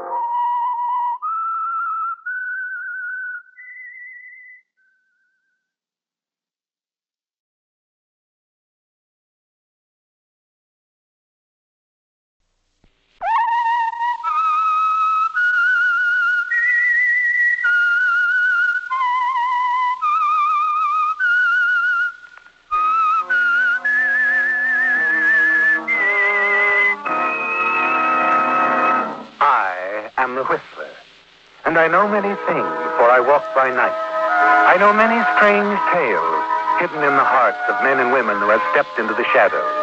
Yes, I know the nameless terrors of which they dare not speak. Tonight transcribed, it's The Whistler's strange story, A Woman's Privilege. In the drawing room of a palatial home in Utah hang a pair of priceless oil paintings. One of an Italian nobleman, the other his wife. The surfaces are cracked, the frames old and worm-eaten, but the colors are fresh and brilliant as if they were painted yesterday. And there's a story in back of these paintings, a story that began with a traveling art broker named John Winters, of a casual trip to the picturesque Italian seaport of Venice, of the unbelievable, stunning moment in his hotel room when a quiet little artist named Julio Donati put $250,000 in the palm of his hand. Well, Signor Winters, what do you think? Well, it's pretty hard to believe. Of course. So you will agree that I am giving it to you for almost nothing when I ask only $75,000. $75,000 for an original Mantegna. What's wrong with it? Still skeptical, eh? You're very hard to convince, Senor Winters. Suppose I leave it with you for, say, 24 hours so you can examine it closely. You're pretty sure of yourself, Donati. Well, there will be many, Senor, who will say it's Mantegna's best work. I'd agree with them. It is. Now, what's funny about that? You flatter me. Huh? You see, I painted it myself. What? But the technique, the style... They were difficult to master. The oils are very hard to find and the aging process. Senor, it was hard work, but you see, it had its reward. Is this the only one? No, I completed a pair. The other was sent a week ago to a New York broker, a C.L. Brickley. I expect to hear from him tomorrow. Does he know about this one? Well, of course. I informed him in a confidential letter. I should think you'd keep it under your hat. Forgery's serious business. Oh, please. They are not forgeries. I claim only to paint in the manner of Mantegna. Had I intended to pawn off a forgery, would I have been so frank? Yes, but you know what's going to happen. This Brickley will peddle that picture as an original. Senor, what you people do with my paintings is your own business. I'm an artist, not a forger. However, I think you will find me discreet enough. Now I must go.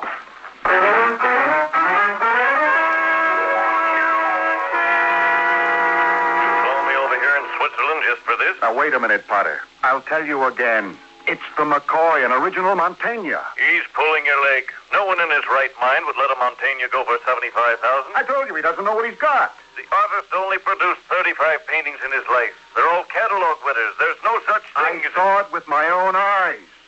Are you telling me I don't know a Mantegna when I see one? And what about this Brickley? He bought the mate to it. But, John, I just can't believe it. All right, Potter. You don't want to advance me the money? There are plenty of others. Oh, don't do that. All right, John, it's a deal. Call me when you've closed, and I'll wire the money. Ah, that's better.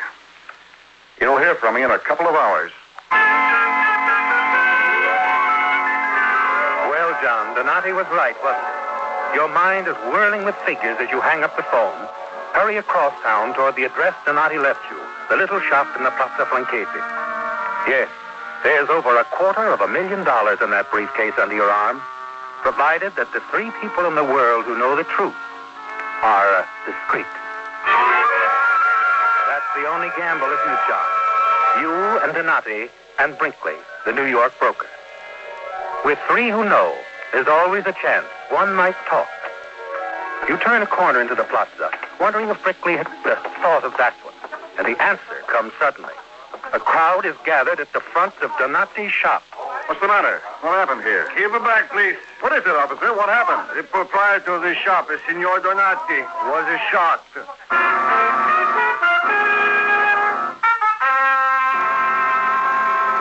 Is this you, Potter? Yes, John, go ahead. And it looks like the deal's off. What happened? We were a little late. Brickley got there first, huh? Yeah. Brickley got there first. Thanks for the offer, Potter, but I won't need the money now. I'm on my way to New York.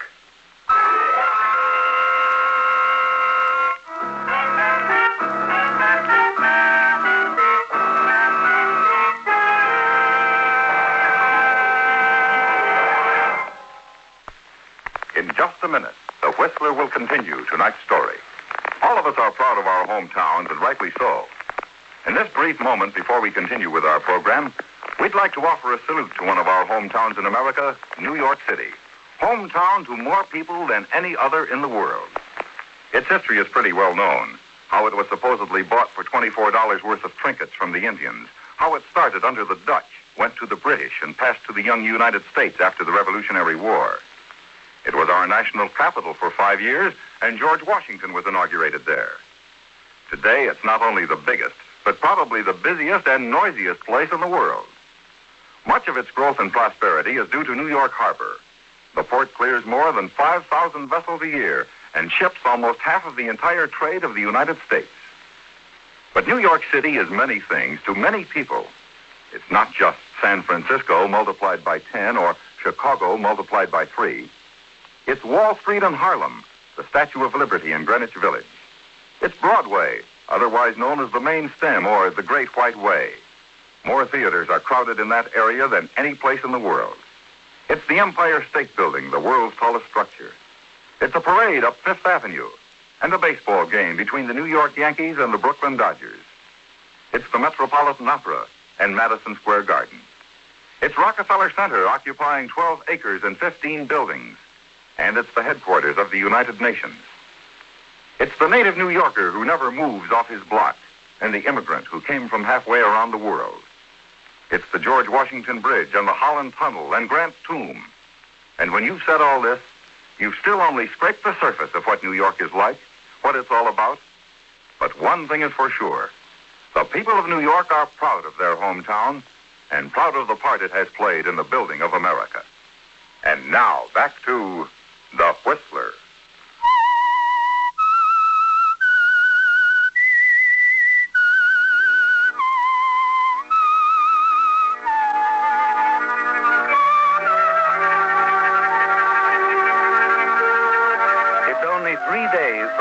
To New York. And in your suitcase is a masterful piece of forgery sewed in its lining that will bring at least $250,000 on the American market. Yes, Donati was clever, wasn't he, John? Too clever. And to you, at least, it's clear that this Brickley, whoever he is, knew that a clean deal could never be made if the secret of the forgery were shared. And that, of course, added up to Donati's murder. You have a surprise for Brickley, haven't you, John? But you know you have to be careful. On the afternoon of your arrival in New York, you walk down the corridor of an apartment building in the East 70s. Pause and press a buzzer.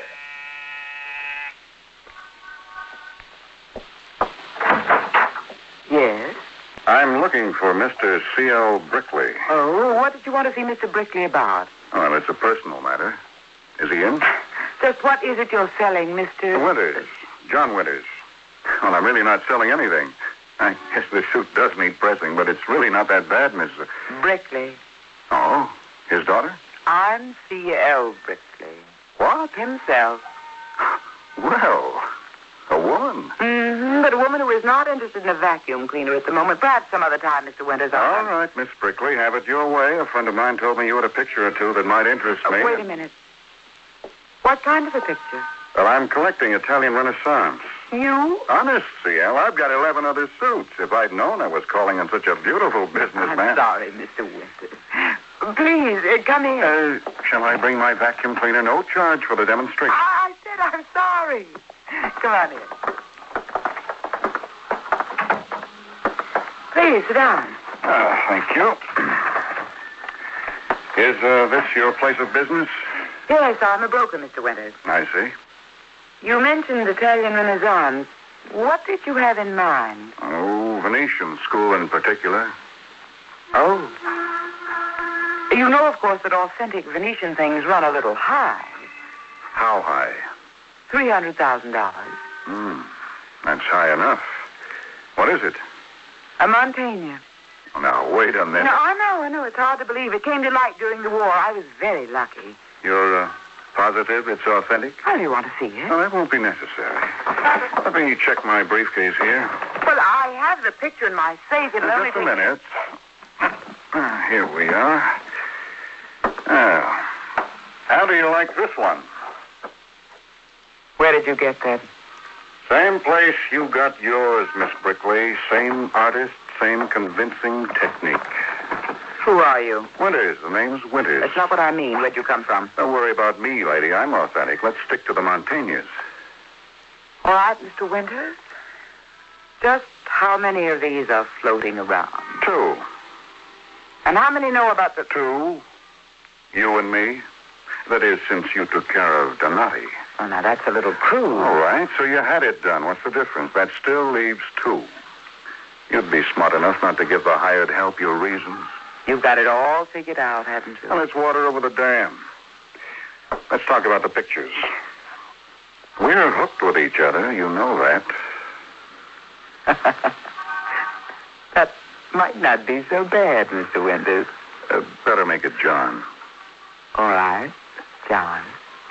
You know, we've got a lot to talk over, CL. I know. But since you're not quite the kind of a guy I expected to meet, why don't we switch the conference to a nightclub? I'd like that. Okay. Pick you up around 8? Fine.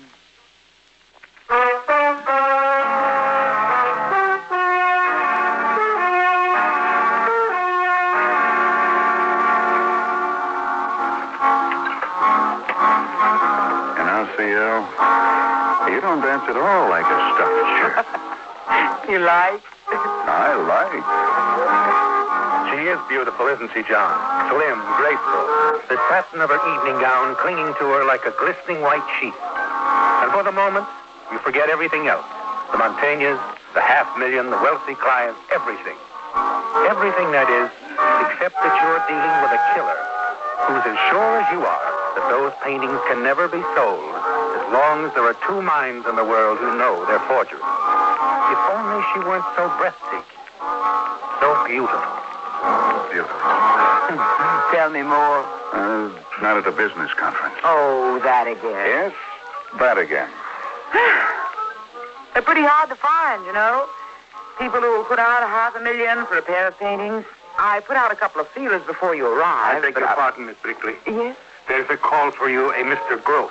Mr. Gross? What? Who's Mr. Gross? Well, he's one of the clients I've been telling you about. He said it was quite important, miss. Yes, of course. Excuse me, John. I'll be right back. And no matter how much you tell yourself that business is business, the feeling's still there the next morning when you call on her again at her apartment. You pause for a moment before you knock. Decide once again that nothing must stand in the way of the picture deal and the $500,000. Well, hello, partner. Partner? Any objections? I didn't know I'd made the grade.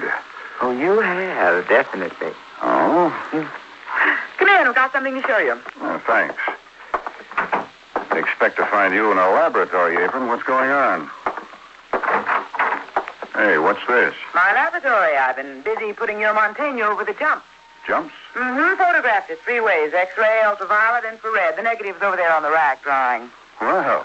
Then I checked the colors with alcohol. Donati's a clever man. Was. If you insist. Donati was a clever man. Don't you think you might have been a little hasty in letting him go? Still accusing him? Cigarette? Thanks.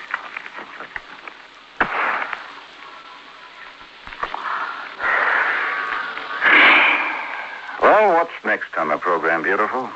Mr. Gross? What? I don't know, John. What do you mean you don't know?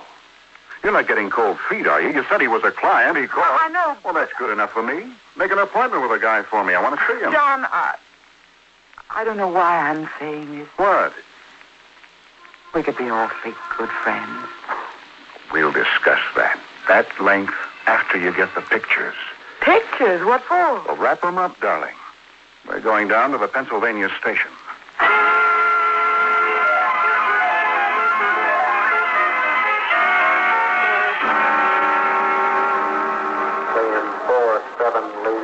Yes, sir. I want to check this package. John, what are you Just a minute, Lorraine. Here you are, clerk. $10. 10? What do I do? Just give me the claim check. Okay. There you are. Now watch. I tear it in half. See? Here, Lorraine.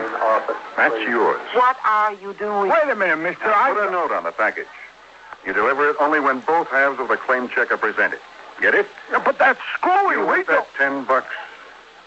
Yeah, okay, mister. You're the boss. Thanks. 1-4. Come on, Lorraine. Arriving track A. Train 1-4. Arriving track A. You know, I think this is all pretty silly. Maybe it is.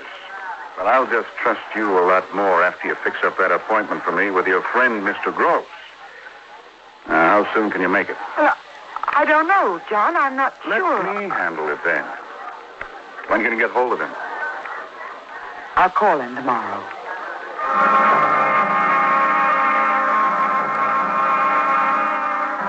It isn't easy, is it, John? You leave her standing there in the station, fighting to get her out of your mind and your heart, knowing that you must never let her come between you and the business at hand, the appointment with Mr. Gross. The next evening, you go to her apartment, determined to see it through. As you walk down the hall, the door is open slightly. No! You hear her talking on the telephone. There isn't going to be any deal, Mr. Gross. You stop still and listen. Forget I ever told you to come here at 11. It's all. Yes, I know what I told you, but that was before. Well, it's different now. I'm changing my plans. Yes, that's right. It's got to be this way for the present. Right. Goodbye.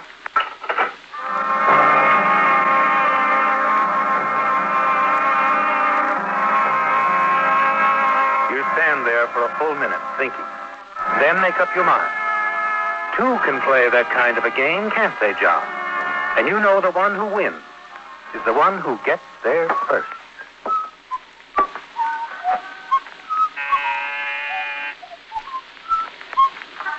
Yes? It's me, CL. Your partner. Oh, John. Come in. Where have you been all day? Why don't you call a guy? Been waiting to hear from you. Did you get hold of Gross? Yes. He's not interested, John. Funny. That looked like a sure thing, didn't it? Guy has money, crazy about Italian pictures. Well, there'll be others. Sure. I've got the car outside. It's a nice night. I thought you might like to go for a drive. Oh, sounds wonderful. Maybe over to Jersey, huh? Across the George Washington Bridge. Yeah, I'll get my coat. I'll only be a minute. Well, take your time. No hurry.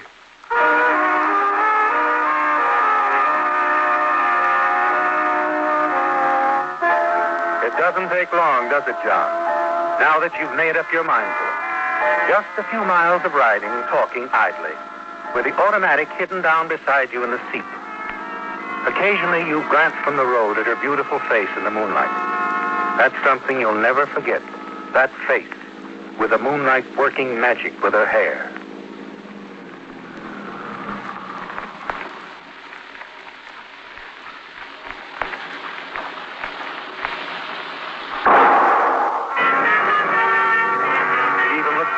Half hour later, when you looked at it for the last time. Only then it was very still, with the quiet wax-like beauty of death.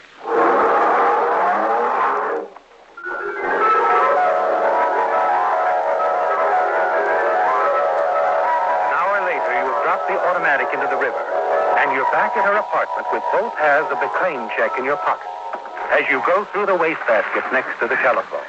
Where did you put it?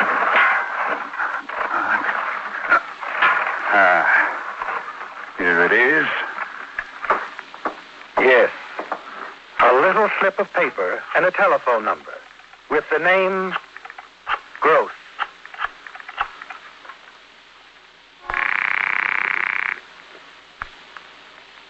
Hello? Mr. Gross? He'll be back in a minute. I'm calling for C.L. Brickley. Give him a message for me, will you? Go ahead. Miss Brickley says the appointment is back on. She changed her mind.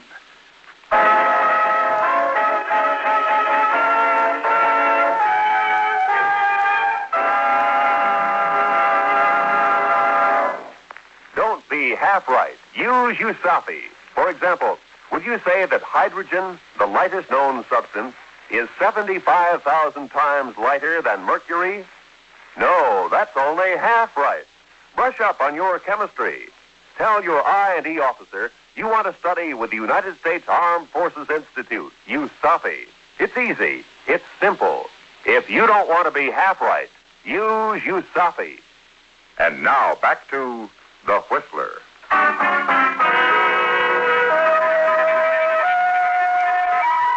Yes, it was a long trail that finally ended in a police station near the East River. A trail that began in Venice with an artist who painted a pair of pictures in the manner of Mantegna and died because of them. Lieutenant Brady of Homicide has done his job now. The suspect has finally begun to crack. Stop it, will you? Stop it! All right, I'll stop it. You ready to talk? Yeah, I'll talk. Turn off the light. Oh, all right. Let's have it, Mr. Gross. The guy in Italy, Donati. I killed him for her. Money? Yeah. What else? Why did she want him dead? I don't know why I didn't ask questions. She sent me over there to get him, and I did. When I got back, she called me and said there was one more. Money again, huh? Yeah. But she called up the night it was supposed to happen and said it was off. I went out, and when I got back, there was a call that was on again. That's why I came by for him. He was waiting there in front of the apartment, big as life. And that's how you happened to murder John Winters. That's it. I guess the Brickley dame changed her mind.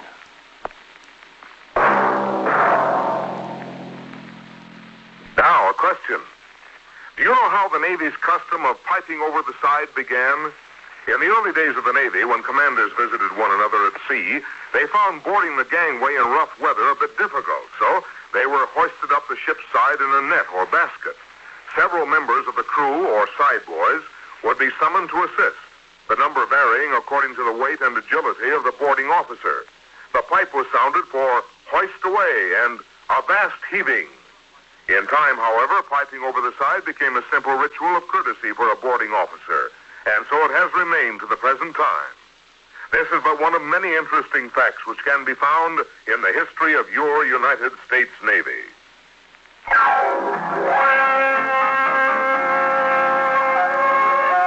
Featured in tonight's transcribed story were Bill Foreman as the Whistler, Jay Novello, John Stevenson, Betty Lou Gerson, Bob Bruce, and Paul Dubois. The Whistler, directed by Sterling Tracy with music by Wilbur Hatch, is produced by Joel Malone and transmitted overseas by the Armed Forces Radio Service. Tonight's Whistler was written by Joel Malone and Harold Swanson. The Whistler was entirely fictional, and all characters portrayed on The Whistler are also fictional. Any similarities of names or resemblances to persons living or dead is purely coincidental. This is George Walsh speaking and reminding you to listen again next week for another strange tale by The Whistler.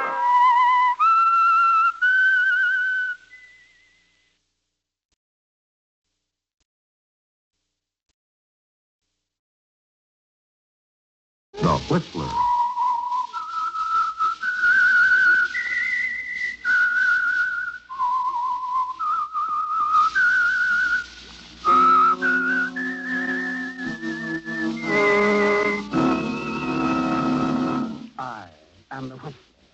And I know many things, for I walk by night.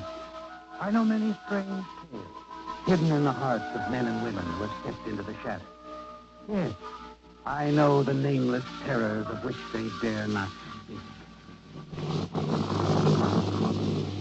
Tonight, transcribed, it's The Whistler's strange story, Lady in Waiting.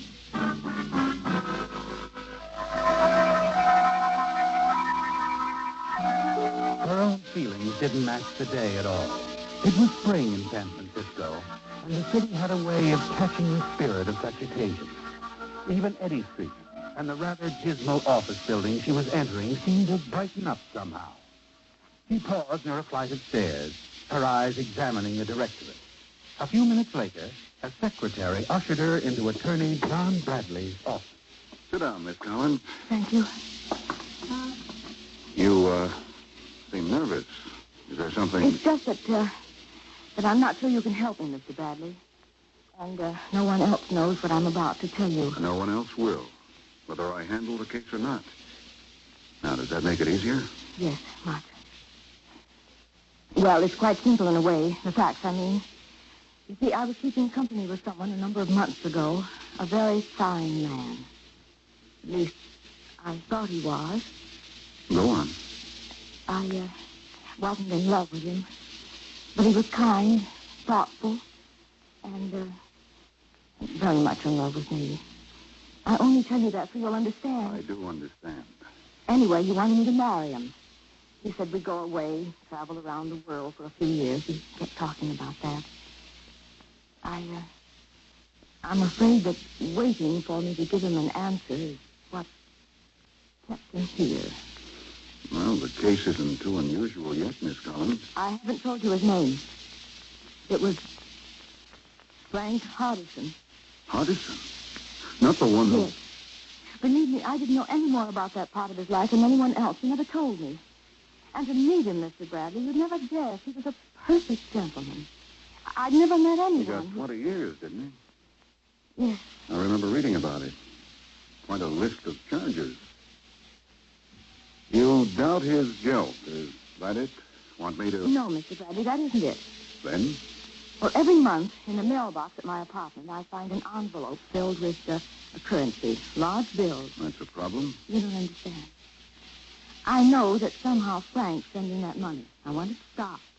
I haven't touched a cent of it. I don't want to.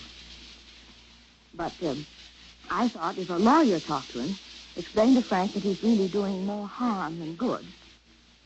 You see, I have a very responsible position, Mr. Bradley. If the people I work with ever saw... Of course. Now, why don't you go home and forget it, Miss Collins? I'll handle it. I'll drive up and see Hardison tomorrow. Thank you. When will I know? I'll be terribly anxious. Could you meet me here about, say, 4 o'clock? No, I'm sorry. See, I'm with an advertising agency, Mr. Bradley. And we have an important meeting with a client this afternoon. Then why not meet me after hours at the El Prado bar? 6 o'clock. All right. And I'll have all the answers for you.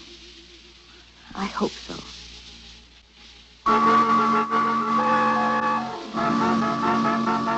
It's easier now, isn't it, Jim? Now that your problem is being shared. And somehow you feel a sense of confidence in attorney John Bradley.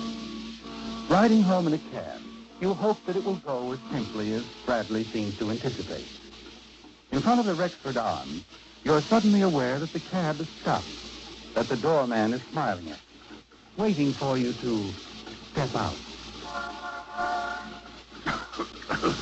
You with us, Miss Jean? What? Oh, I'm sorry, Dan. Dreaming again. Here you are, driver. Fine spring day like this, man. You should leave that desk of yours, get outside, go for a walk through Golden Gate Park. Nothing like being outdoors. Dan, you're wonderful. How are you feeling? Oh, I'm all right. You think you should work like this, Dan? It's outdoors. Doctor says that's where I gotta be. All right. Just worried about you.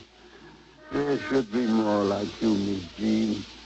And from the way you looked and acted the past few days, I guess you've got things in your own mind. Dan, there should be more like you to notice. It's just a business worry, Dan. And I think it will all be cleared up tomorrow night.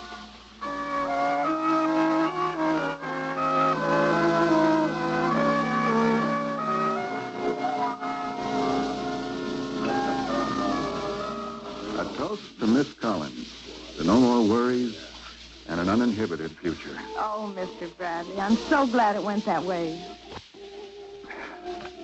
Hey, you're not drinking. Oh, I really don't feel like it. I'm just happy that Frank didn't give you any trouble, that he understood. Oh, he did, perfectly. And you're right. Hardison's a nice guy. But you still have a problem. Oh? Yourself. The way you've been brooding about all this. Can I help you forget it some way? How? No. Good start might be a steak dinner at Julius's castle. You can look down at the city and tell it that Jean Collins isn't going to worry anymore about anything. You should. You can even pay for it if you like. I'll be your first charity. What do you mean? All that money that's accumulated, Hardison doesn't want it back. He hasn't much use for it. He suggests that you deduct my fee and give the rest to your favorite charity. Oh. And my fee includes a steak dinner. Fair enough? Then I'll drive you straight home. All right. Fair enough, Mr. Bradley.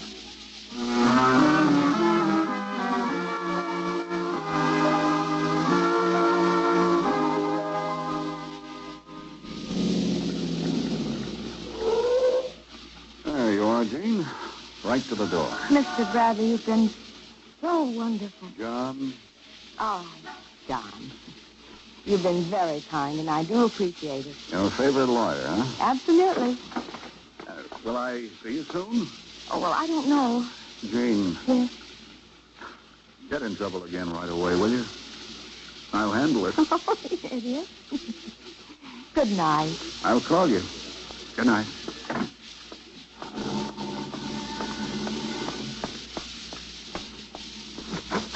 Evening, Miss Jean. Hello, Dan.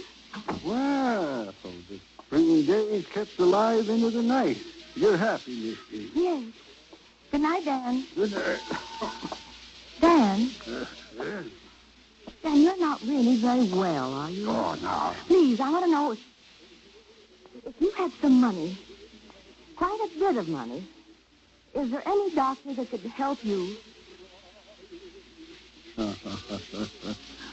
Miss Jean, there should be more like you. Ma'am, I'll not forget this. Tell me, Dan. I'll tell you this. A long time ago, I had all the care a man could have. It's no good. I'm just standing by the door now, waiting my turn. I'm sorry. Don't be. Forget it, Miss Jean. Only I won't ever forget you. Good night, Dan.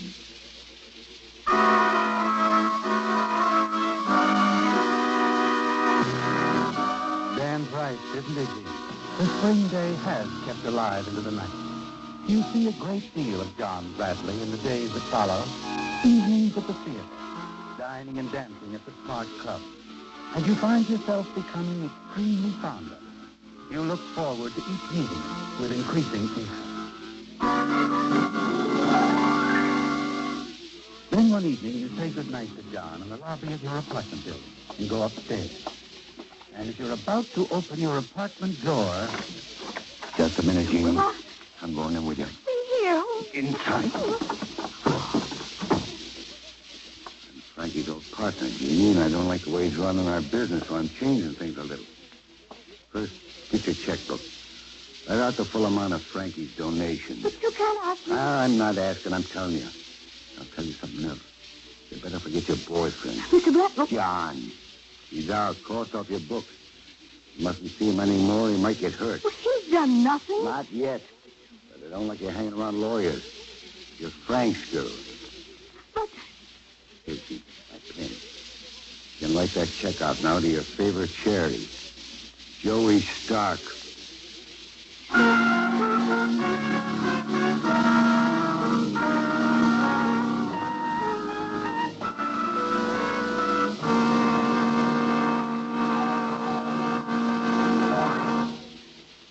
In just a minute, The Whistler will continue tonight's story. All of us are proud of our hometowns, and rightly so. In this brief moment before we continue with our program, we'd like to offer a salute to one of our hometowns in America, Des Moines, Iowa. Its history dates back over 100 years to the time when Fort Des Moines was established at the junction of the Raccoon and Des Moines rivers to protect the rights of various Indian tribes in the prairie region. The city today, largest in the state and the state capital, is surrounded by rich coal fields which have contributed greatly to its industrial development. If you carry insurance on your home, the chances are that your premiums wind up in Des Moines, since over 150 insurance companies have offices in the city. And manufacturing is important here, too. Over a third of $1 billion worth of its products are sold throughout the world every year. Such things as cosmetics, chemicals, medicines, wearing apparel, tools, machinery, food products, airplane parts, and many others. It's a city of churches, over 200 of various denominations. A city of parks, over 1,600 acres of natural beauty spots. A city of culture with many fine art institutions. The people of Des Moines are proud of their hometown and proud of the way Des Moines has taken its place in the building of America. And now, back to The Whistler.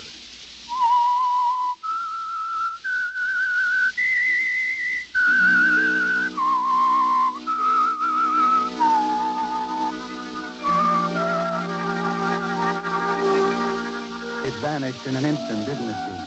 The hope for a bright, clean future. Joey Stark, Frank Hardison's partner, won't believe that you don't know what was going on, have no knowledge of the sort of deals that sent Frank to prison for 20 years. More than that, Gene, he insists that you stop seeing John Bradley. And for the next 3 days, you're afraid to even talk to him, even on the telephone. The terrible part is the realization that you love John, isn't it? That you don't want to give him up. An hour later, you find a note downstairs in the mailbox. Orders from Mr. Joey Stark to meet him tonight. You hurry downtown to your office. Hello, Jane. John, you shouldn't have come I'm here. staying right here until you talk to me, until you tell me what's wrong. Close the door. But... It's nothing, John. Why have you refused to see me? Why aren't you in when I called? You even have the doorman at your apartment making excuses when I know he's lying. Jean, if it's something I've done... No, you haven't done anything. Someone called on me. A man, Frank's partner. Oh? He won't believe that I don't know about Frank. His name is Joey Stark. That's all I can tell you. I'm meeting him tonight. No, you're not. I'll meet him. Talk to him like I did with Frank. No. Please, Jean, now be careful. Now, tell me where you were supposed to meet him. There's a note. I have it in my purse. It's all there. A hotel on Ella Street. When you get through here, go home. Wait for me to call. Don't open the door or talk to anyone. John, you will be careful. I'll handle it. Just wait until I call.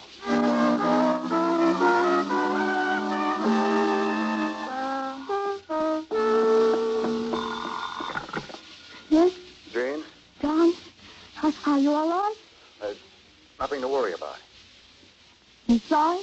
Jane, this call goes to a switchboard, doesn't it? Yes. They better not talk anymore. I'll come by in the morning before you go to work. In the meantime, Yes. no matter what you might hear, remember, there's nothing to worry about. Nothing at all. Not now.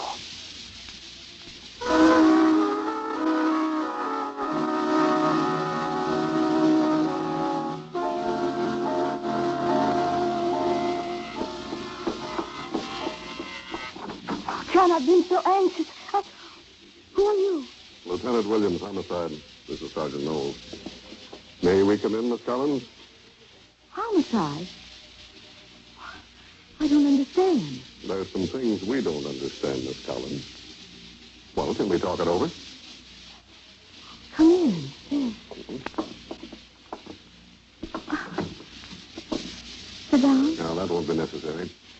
I'll come right to the point, Miss Collins. Tell me, is this your check? Oh, yes. Yes, it is. Where did you get it? We found it on the body of a man tentatively identified as Joey Stark. The body? That's right. He was found late last night. Brought into the morgue. Took us a little while to look you up, but naturally we're interested in learning the connection between you and this man. Now, this check, it's for quite a sum. Please, I don't know anything about it. Of course, I wrote the check, but... But what? Did you go to this man's hotel at any time last night? No. Didn't leave your apartment here, I suppose. I didn't go there, I tell you. I was supposed to, but...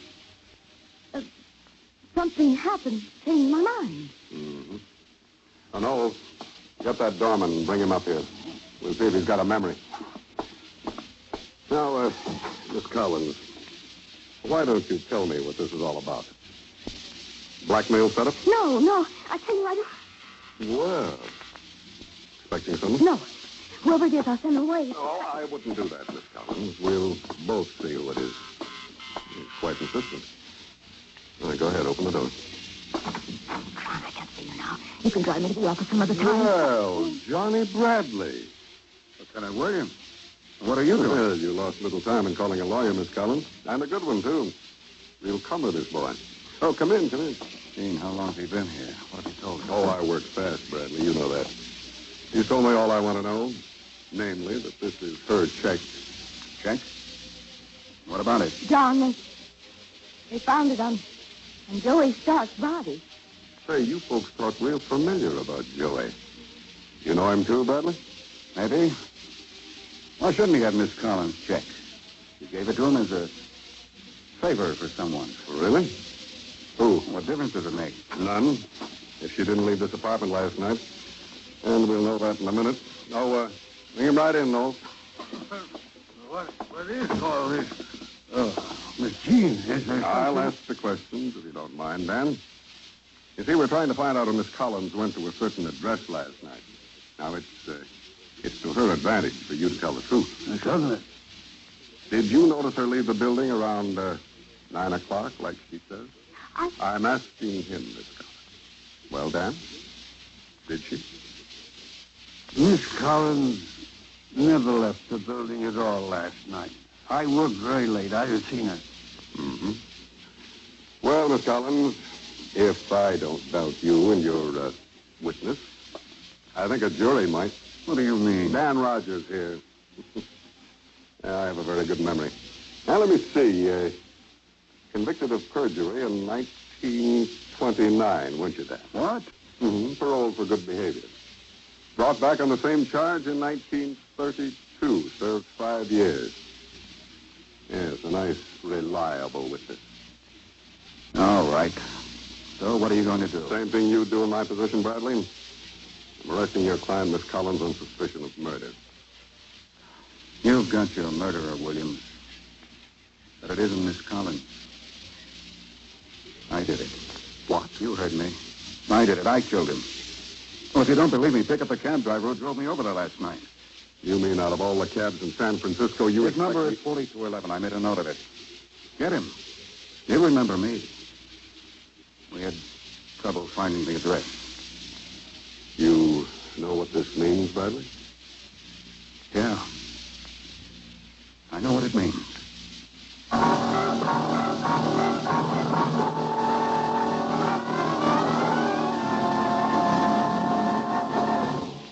Don't be half right. Use USAFI. For example, do you know how much of our land has been permanently ruined by erosion because of improper farming? Would you say 25 million acres? No, that's only half right. Brush up on your conservation. Tell your I&E officer you want to study with the United States Armed Forces Institute, USAFI. It's easy. It's simple. If you don't want to be half right, use USAFI. And now, back to The Whistler.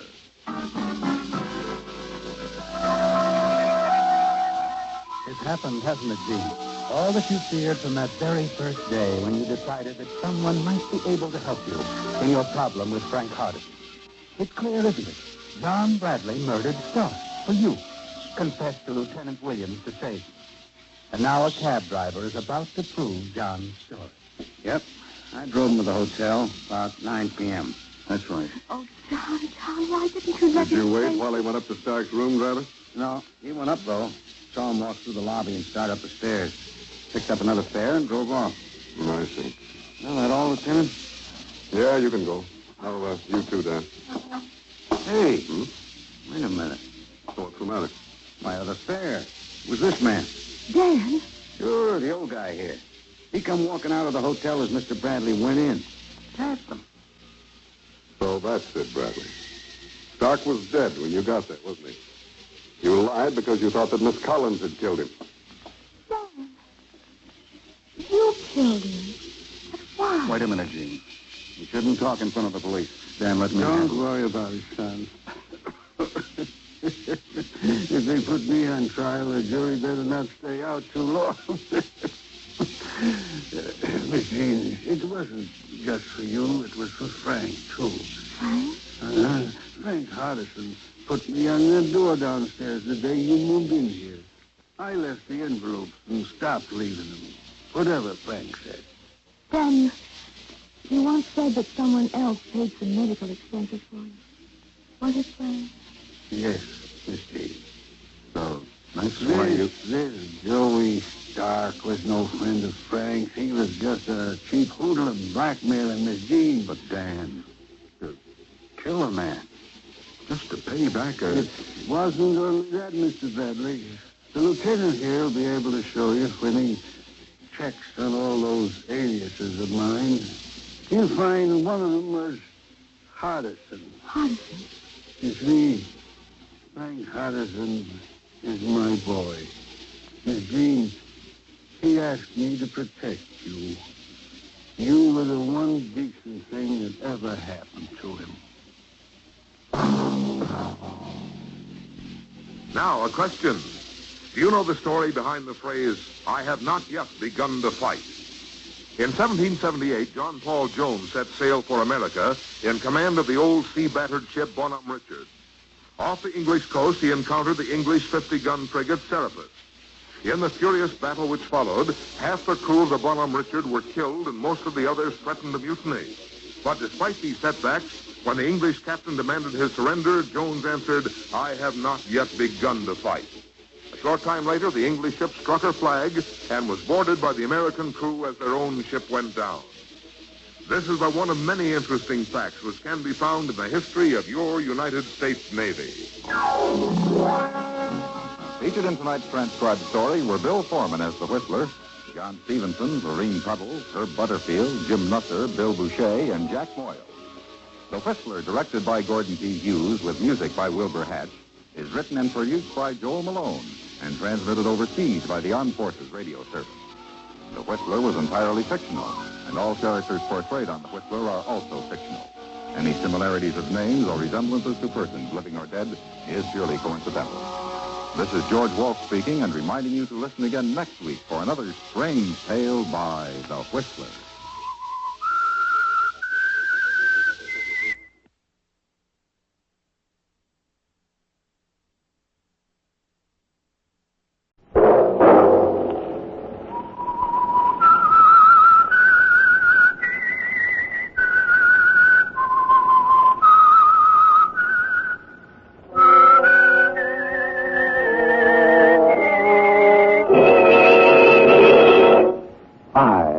The Whistler. And I know many things, for I walk by night. I know many strange tales hidden in the hearts of men and women who have stepped into the shadows. Yes, I know the nameless terrors of which they dare not speak. Tonight, it's The Whistler's strange story, The Big Prison.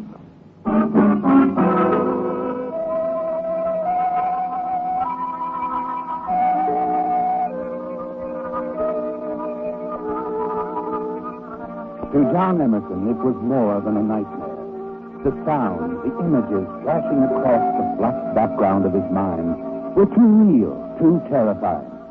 At first, nothing was clear to him, but gradually he seemed to be back in Ketchikan, Alaska, his mind going over and over that first chance meeting with Willard Crofton. Pompous, jovial, boring Willard Crofton. There was a long, tiresome trip to Crofton's lodge. The days, the weeks wasted looking for game that just wasn't there. And always Crofton, with his foolish jokes and his guns, shoving another highball into your hand, and another. Then suddenly in a rush it all comes back to you, like acid in nitroglycerin. The memory of those last wild moments at the lodge explodes in your mind. All right, Crofton, all right. I've had enough, do you hear me? Now, see here, Emerson. I picked you up at Ketchikan and brought you here because I thought you'd be good company. But if you think I'm going to pay your passage all the way back to the States... That's exactly what I think. I've listened to your silly chatter for a month.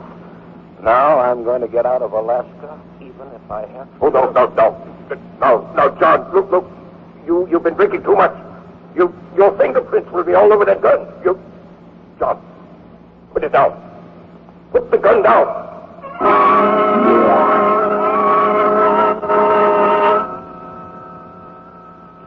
Then it's gone, in a red flash.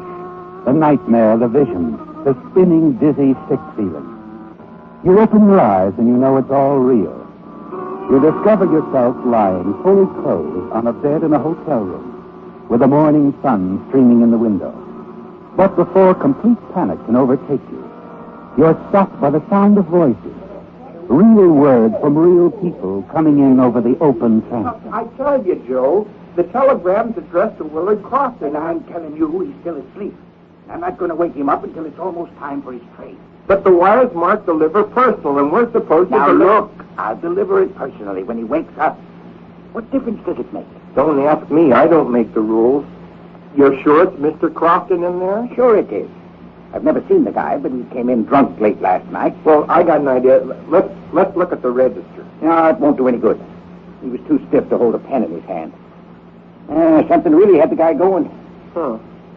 You know, maybe to be sure, I ought to go on out to that guy's hunting lodge, and if this is the wrong guy Now, in here... look. Why make the trip for nothing? He bought his car. Go out and check the registration. Then if it is Crofton, leave the wire with me and I'll deliver it for you as soon as he wakes up.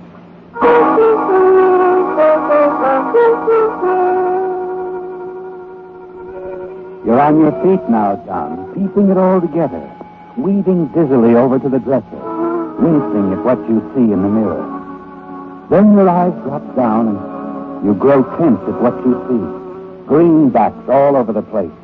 Crofton's wallet, his papers, his railroad and steamer tickets. Well, it's Crofton's car, all right, Joe. Yeah, didn't I tell you? Just leave the rest to me. Son of a gun, I don't know that... The telegram still says deliver personal to Willard Crofton. Okay. All right, be a sap if you want to. Go on. Make the trip all the way out to the lodge.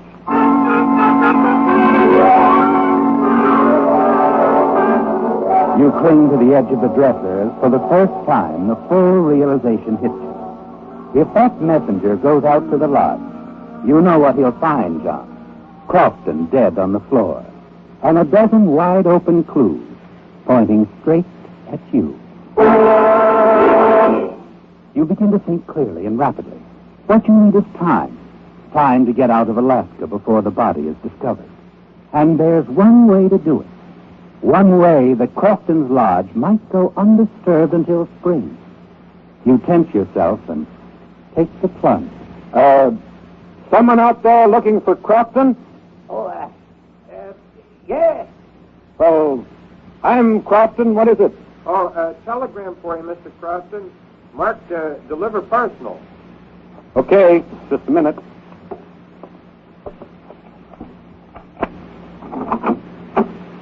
Well? Yeah. Here's your telegram, sir. We're sorry to disturb you, sir, but we weren't sure you were Crofton. Who else would I be? Well, I don't know, sir.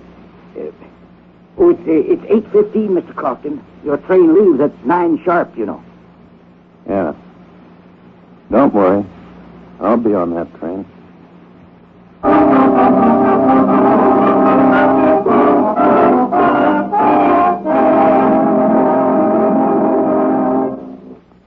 It's new. It's big. It's different. It's exciting. Betty, what in the world are you doing? I'm practicing to be a radio announcer. I was just talking about our new radio show. Well, honey, do it this way, huh? Attention, everyone. Listen to the Betty Grable Harry James show, now being heard on this station. Okay, Mr. James. You said that real good. I'll be glad to listen. Thank you, Miss Grable. May I join you? Certainly, and that invitation goes for all of our friends. As a defender of freedom, America must continue to build up its armed strength, and the United States Army is rapidly expanding. With this expansion, more nurses are needed. If you are a registered nurse, volunteer for service with the Army Nurse Corps. There are immediate assignments in this country and overseas, and only qualified graduate nurses can fill them. Write or wire the Surgeon General, United States Army, Washington 25, D.C. And now, back to The Whistler.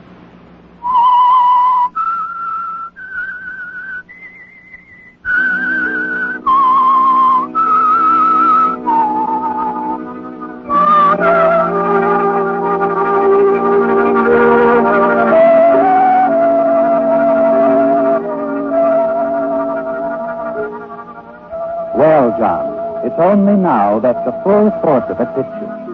The thing so many men have felt about the North in years gone by. For the guilty, Alaska is a gigantic prison, with the only real avenue of escape to the south. The railroad to Skagway, the sea lanes beyond, all carefully policed by watchful eyes. You have only one hope now, to escape this Alaskan prison before Willard Crofton's body, with all the evidence pointing to you, is discovered. Going back to cover up would be too dangerous. And that means 5 terrible days traveling on Crofton's ticket. 1 by train to Skagway, 4 by boat to Vancouver. 5 days in a trap that may be sprung at any moment.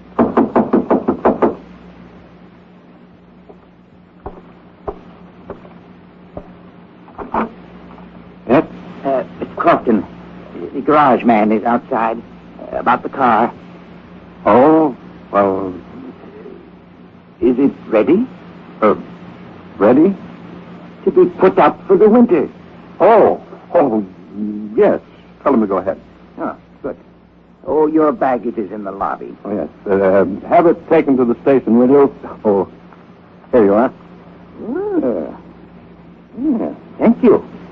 How long's the train time? Oh, let's see. Just about 30 minutes.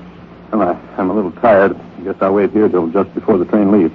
How about some breakfast? No, I'm afraid there's not that much time. We'll have lunch at Bennett anyway. I'll wait till then. Well, it's up to you. But knowing the White Pass and Yukon Railroad like I do, I'd never leave Whitehorse with an empty stomach. And somehow, by a miracle, it worked, John.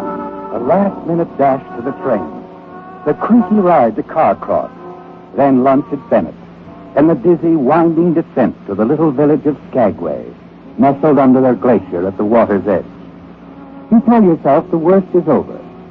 Then there's no reason for anyone to go to Crofton's cabin. No reason why the body won't lie there undisturbed until spring, 6 long months away. You begin to relax in Skagway as you walk up to the steamship clerk to check your reservation. Well, now, let me see. Let's see your ticket, sir. When does the boat leave? Tonight at 7. Oh, well, Crofton. Huh? You remember me, Jim Carroll? I talked to you on the way up. You came in about 3 weeks ago, didn't you? Yeah. Could you... Sure. You were with another fella. Or, oh, say, now, wait a minute. I guess it was your pal I talked to. Yeah, it must have been. By the way, where is he? He decided to stay up there for a while. Oh, well, now, that's funny. He told me he was due back in the States in a few weeks. Well, the guy can change his mind, can't he? Oh, sure he Fix can. up the ticket, will you? Oh, say, I know why he's staying up there. Why, sure I do. What do you mean? Your partner, Mr. Crofton. Didn't he let you know? My partner? William. I got a reservation wire here. He's due next Monday on the Nora. Going up to the lodge for a fling at the hunting racket himself. Oh, that. Well, yeah, he sent me a wire about that. When does he get here? Monday. He'll be up at your lodge by Tuesday night. You think you might change your plans, Mr. Crofton? I could cancel. No. One of us has to be on the job. What time do I get down to Vancouver? Well, leaving tonight, you'll be there Monday around 5 in the afternoon. Okay, fix up the ticket. See, that's a funny one, isn't it? That is a funny one. You and your partner will pass each other on the way. The ships that pass in the night. Fix up the ticket, will you? I'm sorry. I am in a hurry. Sure, Mr. Croft. I'll fix it for you.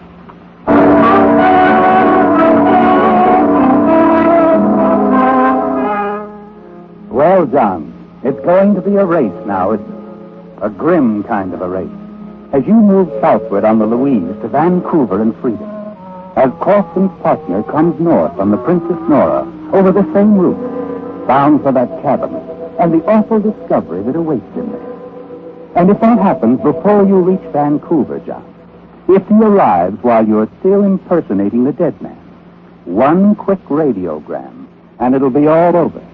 And you, John, the murderer of Willard Crofton, will be apprehended in a matter of minutes on a ship at sea with no escape.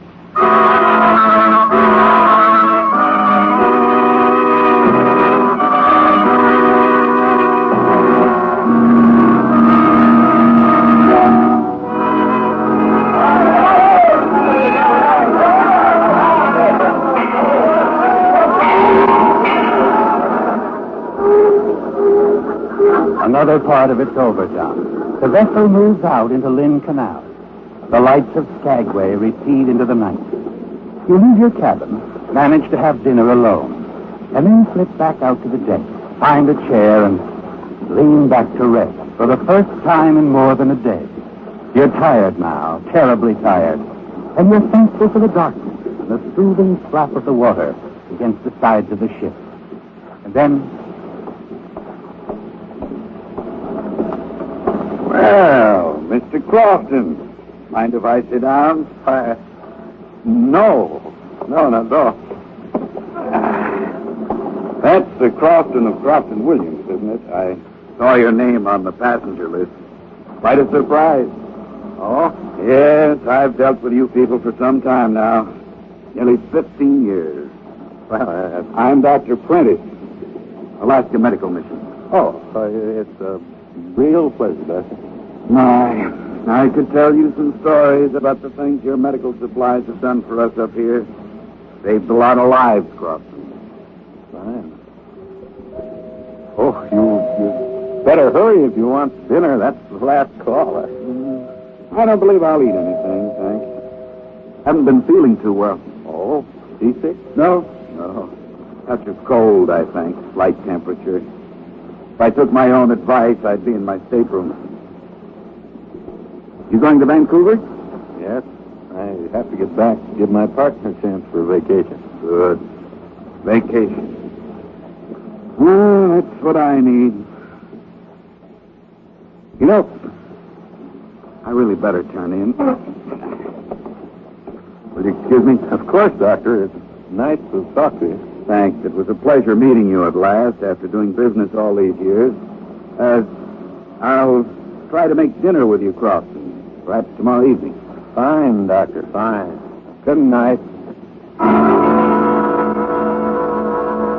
But fortunately, the doctor keeps to his cabin for the next few days. And you're alone now at the rail of the Princess Louise as she slides into the dock at Ketchikan. Oh, Steward. Yeah. How long do we tie up here in Ketchikan? About an hour. I think I'll go ashore. Stroll around a bit. Everybody does. Both boatloads. Both? Yes, sir. That's the Princess Nora there at the dock. Nora? That's right. She's headed right back where we came from. Anyone aboard you know? You got plenty of time to see them. No, there isn't. Anyway, I've changed my mind. I'm going to stay aboard. The hour in Ketchikan seems like 10 years, John. It's ironic, isn't it? You and Williams in the same town. Williams on his way north, where he'll find his partner murdered. You on your way south to find freedom with a slim slice of time. Only a few hours still tipping the balance in your favor. Then finally the tension eases a little, and you stand at the stern rail of the Princess Louise. Watch the Nora back slowly out of the harbor and steam away toward the north. And then... It's strange, isn't it? Watching a boat move away like that. Gives you a lost, empty feeling. Oh, I didn't see him. It's like being separated from someone in a crowd. You wonder if you'll ever see them again. Yes, it is something like that. And that boat going where this one came from. What's it like there? In Skagway, I mean. Oh, didn't you just come aboard? Yes, this is the farthest north I've been. Well, it's much the same. Oh, not as many people. You live there? No, Vancouver. Oh. Seattle. You're nestled in there? No, I don't. I come from a large family. We have relatives in Vancouver, too. You know anybody named Lockwood? Lockwood? As I say, I come from a large family. Oh, you going inside? Yes, excuse me. It's the wind. My throat is dangerous.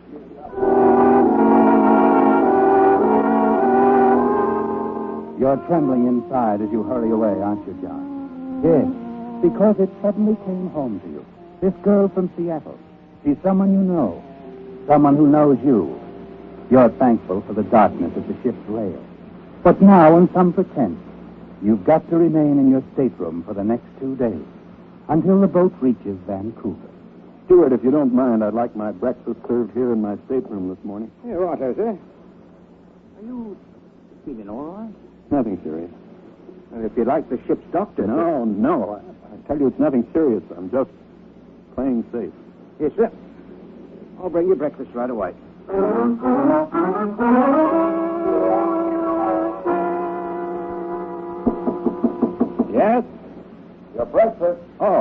Come on in.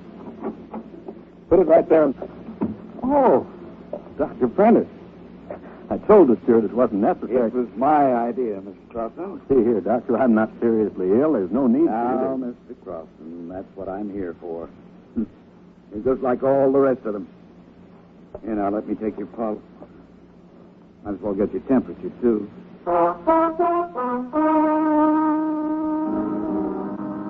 A sense of anger mixes with fear as the doctor stands over you. Above all, you can't have him meddling, telling you to get out on deck. As he turns away for a moment, you remember his first conversation. Something about a touch of cold, a slight temperature. Your eye strikes the pot of hot coffee on the tray right next to your bed. And an idea comes to you that almost makes you laugh out loud. It's so simple, isn't it, John? To take the thermometer from your mouth, dip it for an instant in the coffee, and put it back before the doctor turns. And you know in advance what he'll say. Now, Mr. Crossan, if you'll let me take a look. 102. Mr. Crossan, I'd say you should stay right in bed for a while. Nothing serious? I don't think so. However, I'm glad I checked. Sorry I was short with you, Doctor, and don't you worry. I'll stay right here till we dock.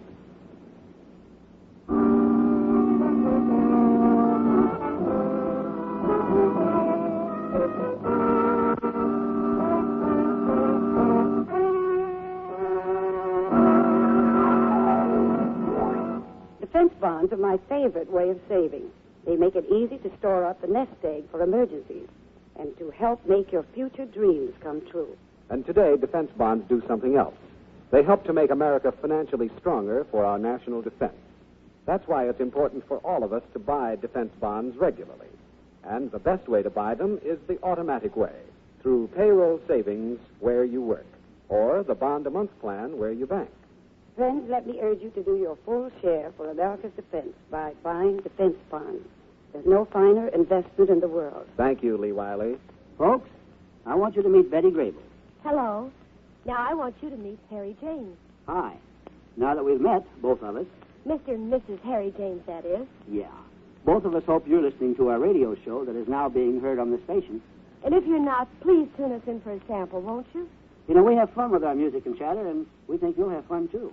We'll be expecting you. Bye now. And now, back to The Whistler.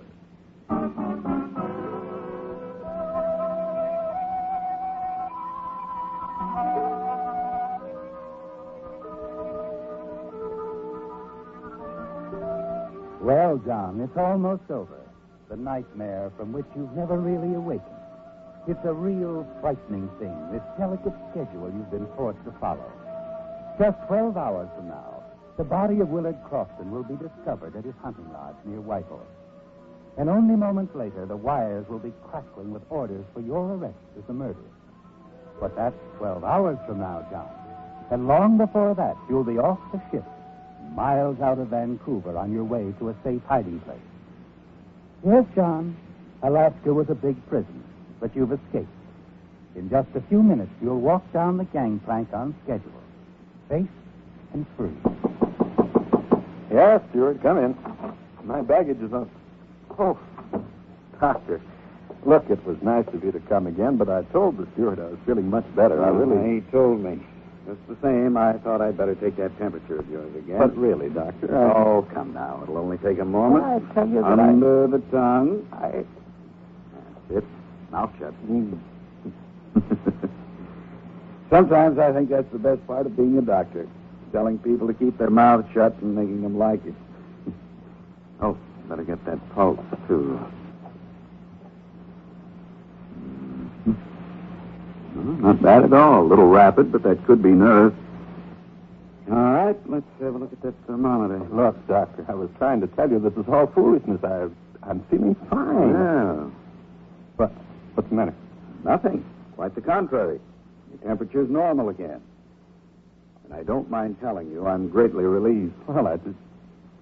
Relieved? That's right. Of course, with no temperature, you're free to go anywhere you like aboard the ship. Aboard the ship? Wait a minute. What are you getting at? Well, you really did it with that fever of yours. Made me suspicious. I checked the number of the other passengers. Why? What about them? Too bad, but I'm afraid one of them picked up a case of smallpox somewhere in Alaska. Might have slipped past me if it hadn't been for you. Now we'll all be held in quarantine. Remain on the ship for the next 48 hours.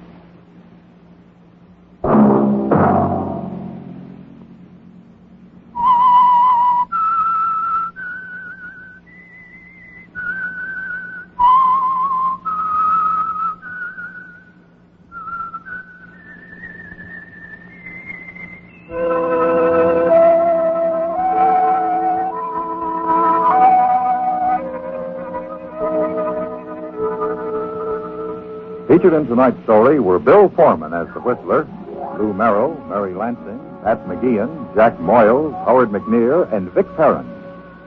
The Whistler, directed by Gordon T. Hughes with music by Wilbur Hatch, is produced by Joel Malone and transmitted overseas by the Armed Forces Radio Service. The Whistler was entirely fictional, and all characters portrayed on The Whistler are also fictional. Any similarities of names or resemblances to persons living or dead is purely coincidental. Harry, Yes, Betty? how many people are listening to our new radio show on this station? You mean the Betty Grable Harry James show? Or what else, dear? Well, I hope everyone's listening to the music and to the fun and to us. Well, just in case we've missed anyone, here's a special invitation from Betty Grable And Harry James. to listen to our radio show every time it's on the air over this same radio station.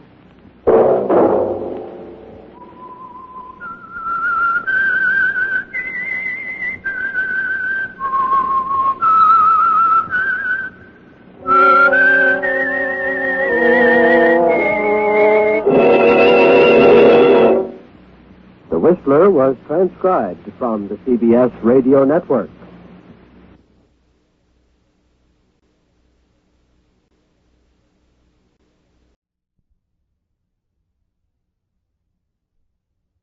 The Whistler.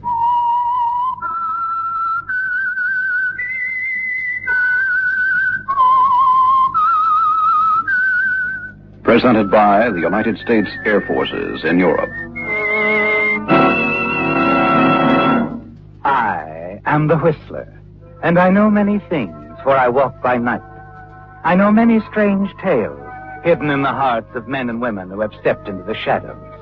Yes, I know the nameless terrors of which they dare not speak. Tonight, it's the Whistler's strange story, the Havana Lee.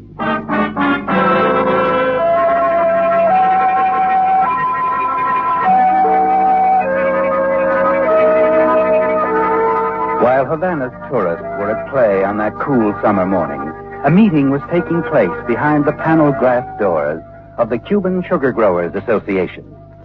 To Clifford Fargo, a handsome man in his early 30s, it was no ordinary meeting of the plantation owners, because Cliff knew that a light hung in the balance. And then, at last, The board has examined the books, Mr. Fargo, and has heard the auditor's report. There can be no doubt that $40,000 is missing from funds that were entrusted to you to equip and supply our sugar control laboratory. No, sir. Ordinarily, we would turn the matter over to the police immediately, but since you come from such a respected family and your work with us has been excellent, we are going to be lenient. We are giving you 60 days, Mr. Fargo. 60 days in which to raise that money or be prosecuted to the full extent of the law.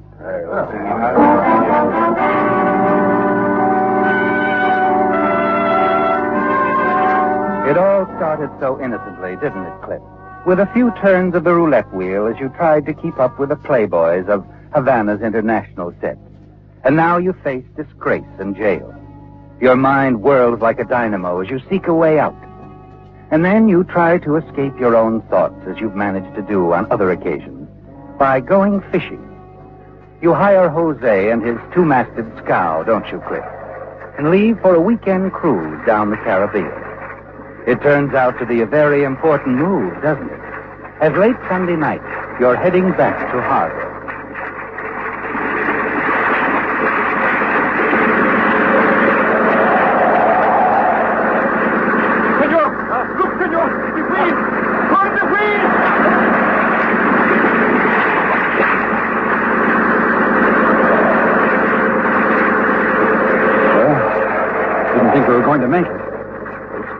maniacs running without a light. Havana Lee. What'd you say, Jose? Por favor, nothing, senor. You said something about Havana Lee. Was that the name of that boat? I do not know. You know plenty. It is better not to say. Why? Like this, knife across the throat. I'll keep it confidential. Senor Fargo, in a few hours we are in the home of Havana. Let us forget. Jose, you want me to turn you over to the port police? They'll make you talk. All right. But do not brief anyone what I say. It is both our lives. Oh, stop whispering. Who can hear us out here? Now, what about that motor launch? It is the Havana Lee, named after one of the most beautiful women of the island, and one of the most cruel. I'll bet. What's a racket? Smuggling. Very dangerous people. What do they smuggle? Whiskey into the United States without paying the big taxes. Fools. You said something, senor? Skip it. Come on, Jose. Let's get into port.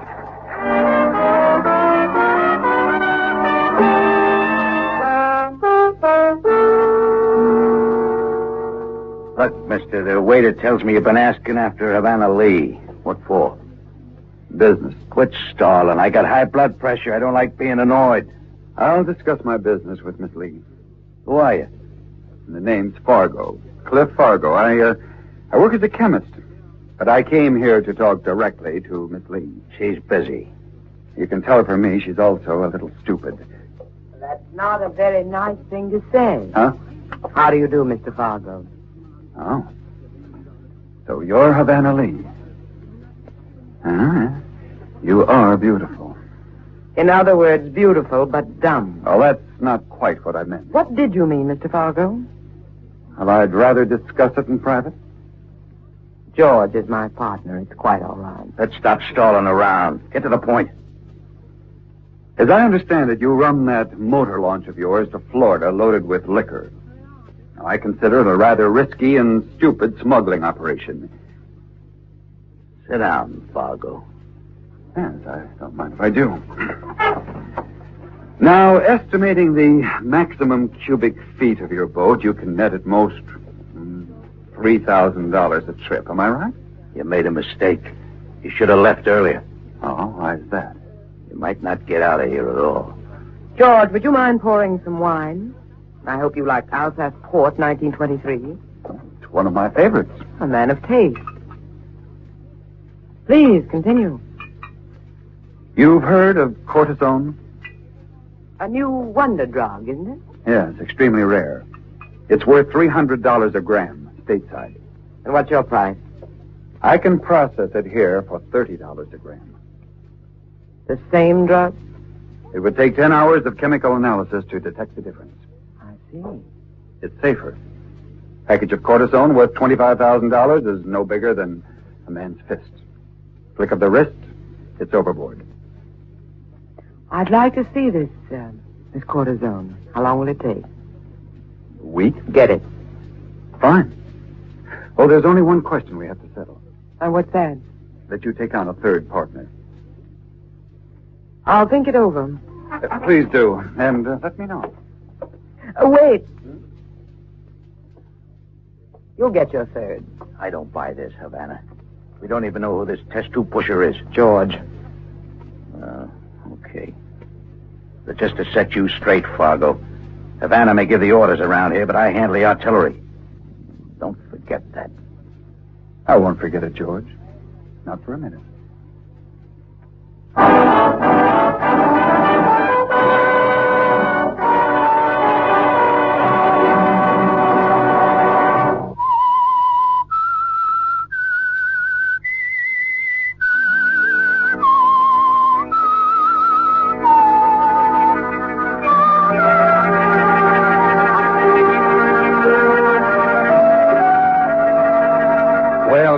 Things do look better, don't they?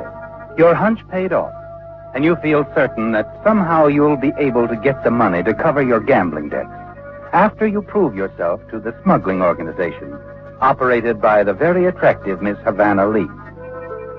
A week later, you hear a car pulling up outside the laboratory where you work for the sugar plantation.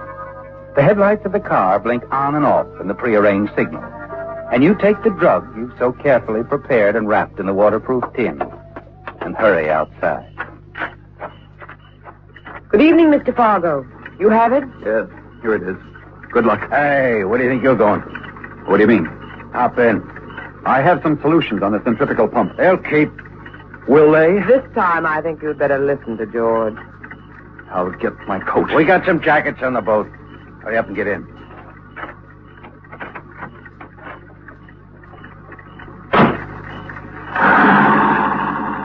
I don't understand this, Havana. Well, it's simple, really. Since you're sharing the profit, we thought it only fair you share the risk. That wasn't our agreement. It is now. So, this is your idea. Yeah.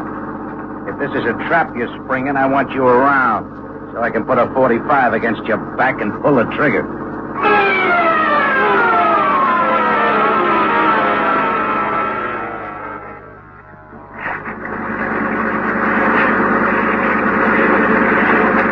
Didn't you hear anything just then?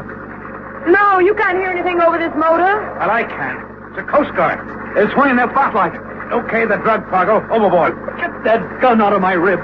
I'll take care of the cortisone. So you can hand it to the cops in a pig's whistle. Listen, right now, Fargo. Now, give me that gun. Okay. Now, get below deck.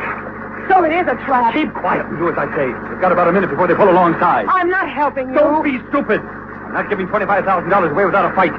I'll tie this cortisone to the anchor cable while I get the anchor overboard. Tie it with what? Use this wire. Now, overboard with George's gun, the one for finding that. Oh, this fool anchor won't budge. There.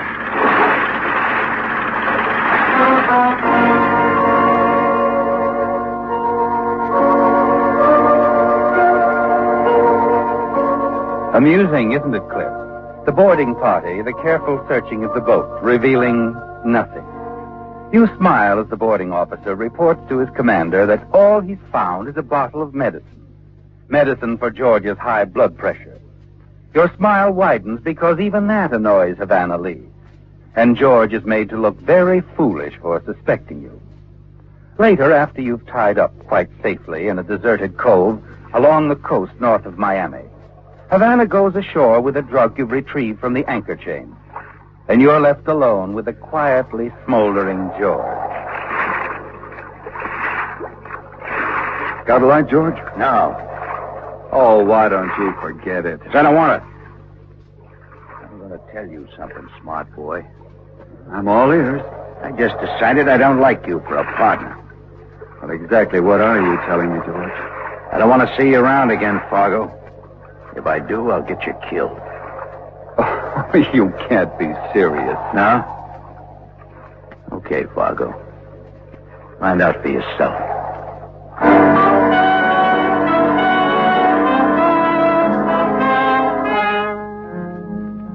You aren't going to let George's threats keep you from the money, are you, Cliff? The money that can save you from disgrace and a prison term. When Havana comes back on board, you decide to play for the highest stakes, don't you? But you have to act quickly and carefully. And so with George on deck at the helm, sending the speedboat full throttle back to Cuba, you and Havana sit in the hold under the shadows of a swinging lantern. You decide that this is your chance. Thank you for all you did tonight. You're welcome. But at the moment, I'm only interested in the payoff. Is that really all? I thought you said that, that I was a beautiful woman. You are? Why? Oh, you can talk about money. Most men would give a fortune to be in your position. Havana, you've got a decision to make. Yes, I know, George. He is becoming troublesome. That can wait. Come closer. No, thanks. What's the matter? I don't want to fall in love with you. Why not? That'd be at your mercy. You prefer it the other way around. That's right. It's a man's world. We'll see. You come here. No. What about George? Well, what do you suggest? It'll have to be good, or one of his gunman friends will be out looking for us. That medicine for his high blood pressure, It's an interesting drug. In small doses, it thins the blood. An overdose, however, is quite deadly. Not here, Cliff. As good a place as any. But the body is... It won't hit him for 4 or 5 hours. By that time, he'll be home in bed. An accidental overdose happens all the time. What do we do? Pour it down his throat? I'm going to spell him at the wheel. Before he gets down here, pour 3 tablespoons into his coffee. Well? All right. You know what you're doing. Good. Come here, darling. Yes. Oh, yes.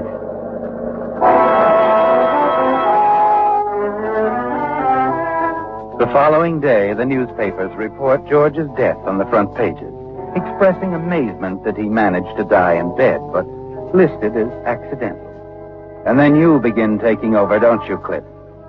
During the next few weeks, you smuggle 3 more shipments of your precious concoction into Florida, through a ship steward and a fishing captain. But you're growing uneasy, aren't you? Havana Lee keeps stalling on the payoff, until finally, you force the showdown. Havana, I need $40,000 immediately. But they still have the money. It's just a matter of getting it over here to Cuba. Wait a few more days, darling. I have to have it now. Well, what do you want me to do? Transfer it from your personal account. I don't have that much. But why don't you pick up the money yourself? How? Well, Florida wants more of the stuff. Deliver it yourself and collect what's yours. Fine. Where do I go? Contact Paul Matthews, Hotel Tampa. All right. You can tell Florida I'll be on the morning plane.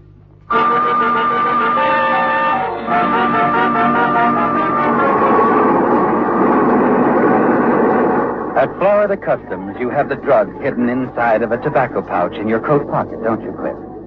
You feel certain to get through an ordinary customs line, but a rather ominous-looking man waiting behind the regular customs officer worries you, and you decide to play it safe. As you wait, you turn to a friendly old gentleman who sat next to you on the plane. What do you say to a drink before we rush off? Why, I'd like that fine. Meet you at the airport bar after customs. While talking to him, you slip the tobacco pouch containing the cortisone from your pocket into his. A few minutes later, in the office of the customs inspector, you're glad you did. They make a very thorough search of your person and your luggage. They were tipped off, weren't they, Cliff? The search was too complete. You make certain you don't run into the old man you agreed to meet in the bar. Instead, you rush to a phone booth and call the Tampa Hotel. You're not surprised when the desk clerk tells you that no one by the name of Matthews is listed as a guest. Now you're certain, aren't you, Cliff? You take the next plane back to Havana. Arrive there an hour later, about 3 in the afternoon. You pick up your car at the airport and drive directly to Havana Lee's home.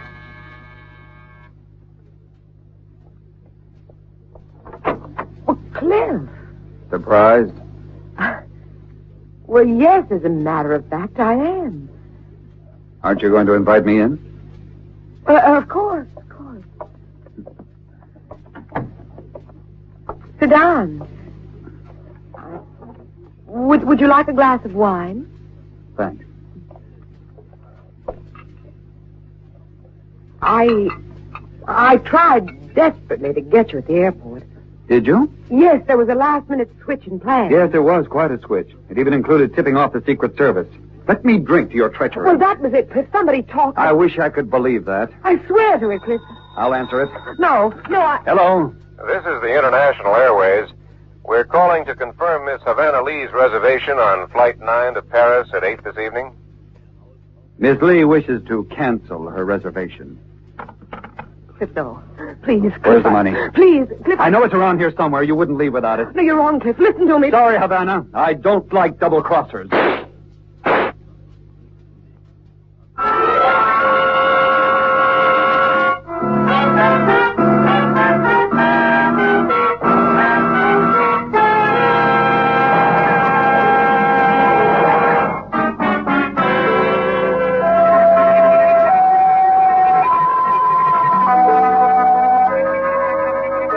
As you were sure you would, you found the money in one of Havana's suitcases in the bedroom. Far more than you expected. $100,000 in small denomination. You put the money in your briefcase, hurry to your car, and drive through the back roads to your laboratory, where you hide your briefcase behind a row of test tube shelves. Tomorrow, you'll repay the sugar company the $40,000 you stole, and take the rest of Havana's money to leave the country and establish yourself somewhere in the United States. You shower and shave, then take a cab to the Costa Hotel, Havana's finest, for a leisurely dinner. You're not worried about them getting you for Havana Lee's murder, are you, Cliff? No. There were at least a dozen people who could have killed him. You're certain it will be chalked up as another gangland killing. But as you finish your dessert, a man approaches your table. Mr. Fargo? That's right. My name's Alvarez, Cuban police. Oh? I would like to ask you a few questions about the smuggling of adulterated cortisone out of Cuba into the United States. I'm sorry, Mr. Alvarez. To convict a smuggler, you have to catch him in the act with the goods. I have nothing illegal on my person, and I'm not going anywhere. I thank you for the law lecture. I suppose you also know that Havana Lee was murdered this afternoon? No, I didn't. I'm sorry to hear it. Do you know who did it? You are interested in that? Yes, Havana Lee was a friend of mine. Oh. Well, you can set your mind at rest. The killer has already convicted himself. How's that? He was drinking wine with Havana before he shot her. He was poisoned. With what? The same drug that got Havana's partner, George. The murderer has, at most, 2 more hours of life. Only he doesn't even know it. There's only one known antidote, but, well, of course, I don't have to tell you that. Well, he's getting what he deserved. That's right. Well, I have to move on, Fargo. I'll drop over for a longer chat someday. Do that.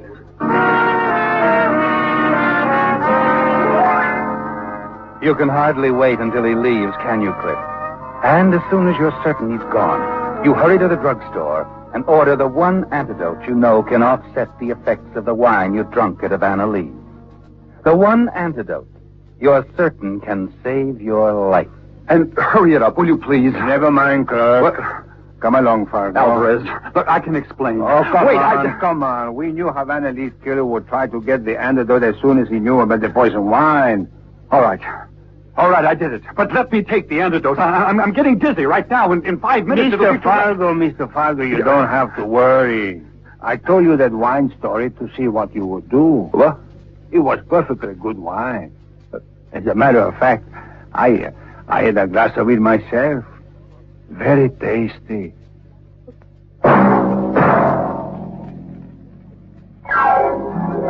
Be with us again next week, when once again the United States Air Forces in Europe present The Whistler.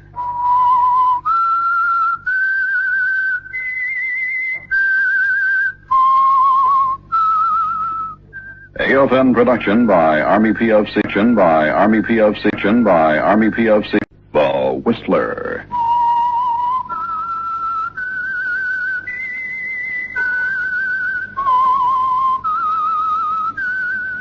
Presented by the United States Air Forces in Europe. I am the Whistler, and I know many things, for I walk by night.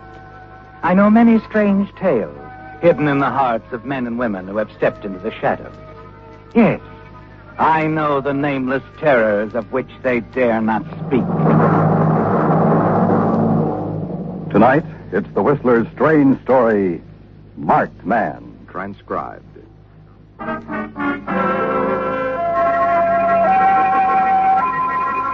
The man standing in the open door of the swiftly moving boxcar looked incongruous, out of place. Certainly, Frank Setto wasn't used to this mode of travel. But even with the careful planning you always employ, things can go wrong, can't they, Frank? Yes. You were the brains behind a successful swindle across the border in Tijuana, weren't you? But part 2 of your plan, in which you tried to outwit your own associates, backfired, didn't it? And you had to run, leaving $70,000 hidden in a baggage check stand in San Diego. And now, poised by the open door of a moving boxcar approaching the L.A. Railroad yard, you wonder if anyone followed you. Wonder what's ahead as the train rolls into the yard. And then you leap.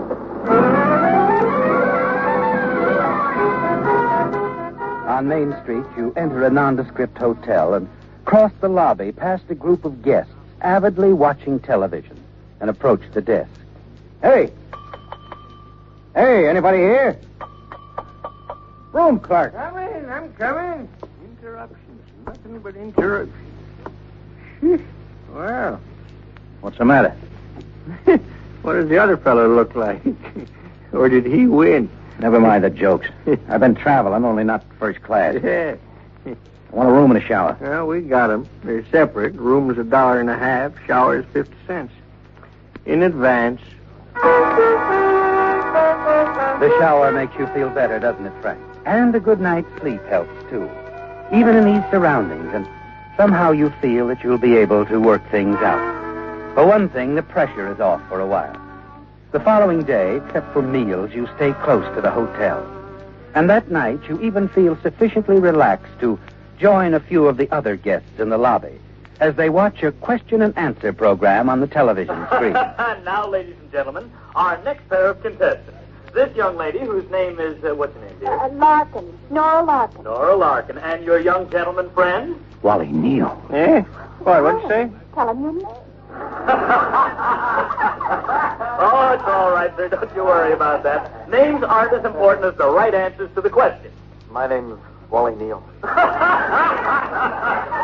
right, Wally, all right. Now, you and Miss Larkin have a chance to win some of that lucky cash we've been talking about. It's lucky for you and lucky for those Excuse who me, folks. I just remembered some business I got to attend Now, to. we'll have no more to It's a shock, isn't it, Frank? Seeing Wally Neal on that television screen. Wally Neal, one of your associates in San Diego. And you're certain that he's followed you, aren't you? Followed you to Los Angeles. And that's why you take a fast cab ride to the television station. Inside, you learn that you're just in time. You see Wally and the girl leave and follow them down the street to a parked car. Wally helps Nora in, and as he starts around to the driver's seat, you hurry forward. Oh, Wally. Frank. Yeah, Frank. Saw you on TV. Oh, yeah. Ah, you were just fine. Like to talk to you, Wally. Sure. Nora? Yes? Nora, this is a friend of mine, Frank Siddle, Nora Larkin. Hello? Miss Larkin? Nora, could I drive you home? Frank wants to talk to me, and it's his business. Oh, sure. Sure, come on.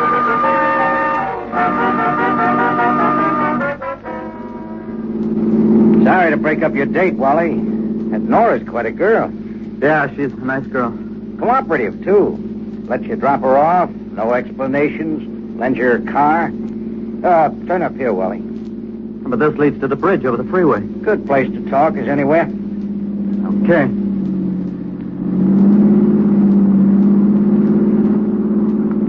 Just park by the curb.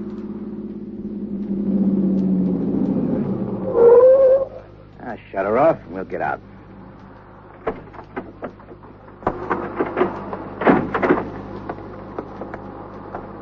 Come on. I'm not going to shove you over the rail. Nobody said you were. I know, but you're nervous, boy. Very nervous. Lots of cars rushing along down there on Cahuenga. Would be a pity for anybody to fall over. Frank, Nora knows we're together. Just remember that. Nora knows. Oh, Wally, boy, you are imagining things. I just want a few questions answered, that's all. You, didn't try to pick up the money alone. Well, how could I? You had the check stub. But you know the check box. Oh, I wouldn't try anything like that, Frank. Who told the boys where to look for me? I don't know. They found out for themselves, I guess. Sure. Only the two of us knew. But somebody tells Dutch and Duke to watch for me at the railroad station. Pick me off as I get the $70,000 at the check stand. Of course, you didn't tell him you left the money there for me, did you, Wally? Frank, I didn't tell anybody anything. You didn't follow me here? No, I left on my own. Why? Well, I wanted to be with Nora. We're going to get married. That takes dough. No. I'm out of it. I don't want my split on the job. Oh, no, really, I'm out of it, Frank. Sure, Wally. Hey, you were kind of lucky tonight. One of the lucky cash winners. Here, I'll give you my half. We won $600. Nora has the rest.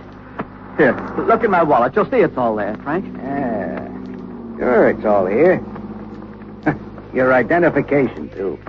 Driver's license, Social Security. Take them a little while to tag you in a strange town. Frank, please, Frank. Look, I'll never tell anybody anything. I know, Wally, I know. Break the guardrail. Sorry, Wally, I'm not leaving any trail for the boys or anybody. Bye, Wally. Thanks for the spending money.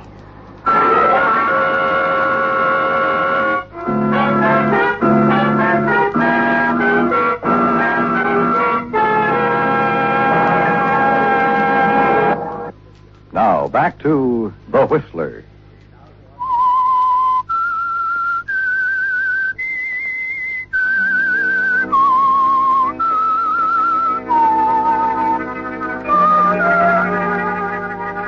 It's over quickly, isn't it, Frank? As a shove sends Wally Neal over the guardrail on the freeway bridge. As you drive hurriedly away in Nora Larkin's car, you're still clutching the leather wallet that Wally handed over to you. He won't be identified immediately, will he, Frank?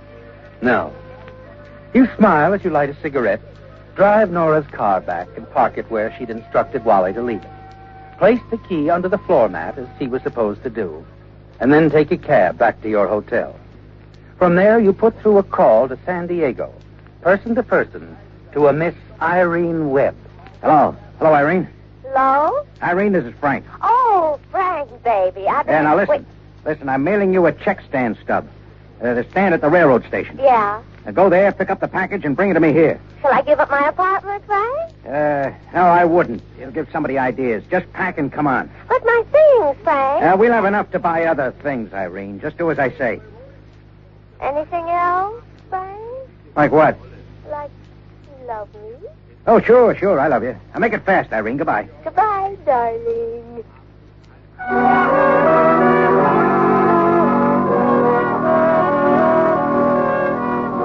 At least that part's in motion, isn't it, Frank?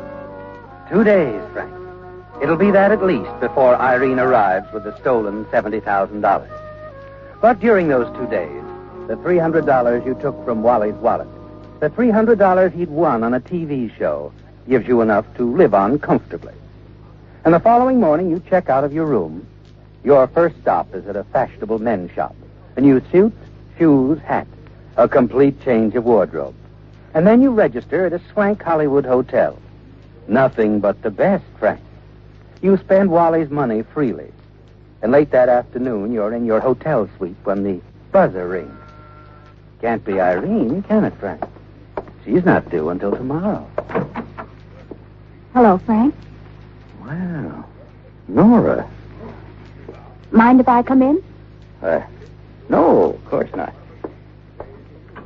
Well, this is a surprise, Nora. How'd you know where to find me? Oh, just by chance. You, left an empty book of matches on the floor of my car. They were from the Alden Hotel. Oh. Seems when you checked out of there, you asked the desk clerk. Oh, sure. Yeah, he recommended this place. All right, here, sit down. Thanks. Drink? Just name it, I got it. So I see. Scotch? Fine.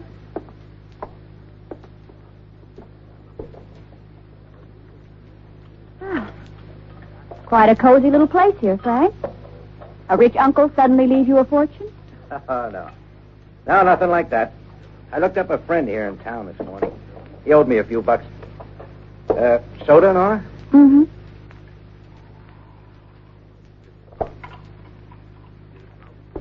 Yeah? Thanks. And now, what's on your mind? Wally. That little affair in San Diego. Wally just wants to forget about it. Well, tell him I've forgotten it, too. I wish I could. What do you mean? Well, Wally's a funny guy. Lately he's been jittery, upset. Sure. Get to the point, Nora. And running into you last night. He scared Frank. He's probably hiding out like a frightened rabbit. Hiding out? I've been up to his apartment 6 times today. I've called him on the phone. No answer. Oh, I see. He ducked out on me before. And he's scared Frank. He doesn't want to see anybody. Not even me. Don't worry about it, Nora. He'll be all right. Oh, sure. He's just got to think it all out by himself for a while. Then he'll call me. If I could tell him you weren't sore... I'm not. Thanks, Frank. Thanks a lot. Yeah. Bellboy, sir. Now, come in. You asked the evening paper, Mr. Settle? Oh, yeah. Thanks. There you are. Thank you, sir. Sure, go buy yourself. Something wrong, sir? No.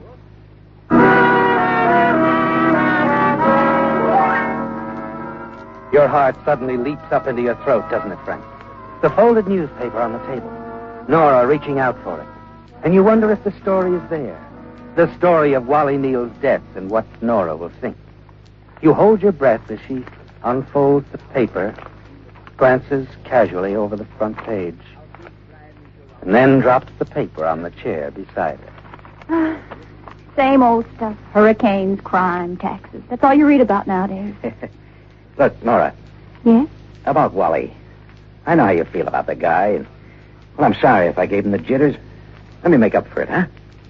Oh, you don't have to, Frank. Yeah, but I insist. Why don't we run over to his place? He might be there now, and... Well, yeah. Tell you what.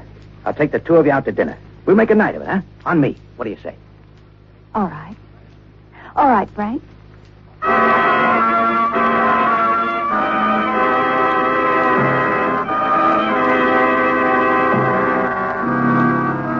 Of course, there's no answer at Wally's apartment, is there, Frank? And so you take Nora on to dinner. Just the two of you. An attractive girl, isn't she? Warm, exciting. And later, while you're dancing, holding her close in your arms. Oh, come on, sweetheart. Cheer up. Wally's gonna be all right. I suppose. I'm sorry to spoil your evening this way. You're not spoiling anything, Nora. Not very good company, I'm afraid. I disagree. I think you're very nice company. Thanks. I mean it. Frank? I was wondering. Do you think Wally might have... Now, look, sweetheart, I told you he'll be all right. Now, stop worrying. Stop thinking about Wally. Just for a little while, anyway. Come on. All right, Frank. I'll try.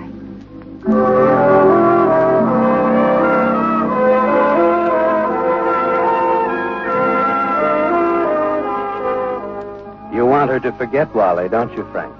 But not only for just a little while. And you're almost certain you can get her mind off Wally. As the evening progresses, she seems to be enjoying herself. And it's after 3 in the morning when you see her to her apartment. Leave her after making a date to call for her the next evening. But the following afternoon... Oh, Nora. Hello, Frank. I thought I was to pick you up at your place. I wanted to see you sooner, Frank.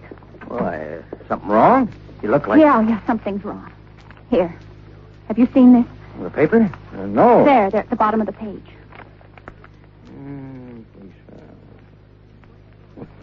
Okay, so what? So the police found a body by the freeway, unidentified. What's this got to do with me? Everything. I had a hunch. So I went down to the morgue an hour ago. It's Wally. Wally? Oh, don't look so surprised. Oh, now, wait a minute, sweetheart. You needn't put on an act, Frank. I know what happened. I know you killed Wally, and I know why. Look, Nora. I know all about that rotten mess in San Diego. Okay. So what? How's this? Yeah, now look, Nora. Take it easy. Better put that letter opener away. Doesn't scare me. Doesn't it, Frank? Doesn't it?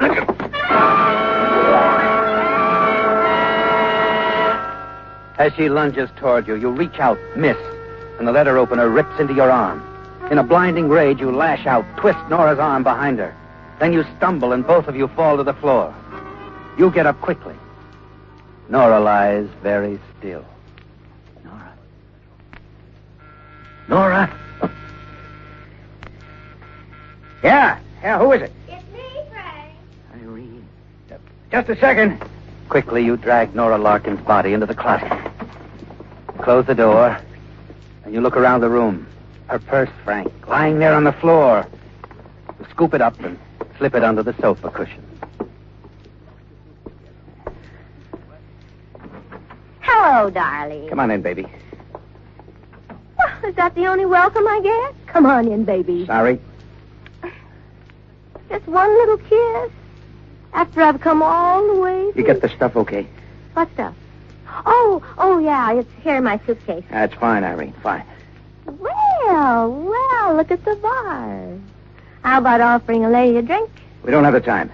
Oh, now, Frank. I'll feel better if we skip right now. But why? What's the rush? Never mind the questions. We're leaving. Okay, don't get sore. I'll meet you in the lobby in 5 minutes.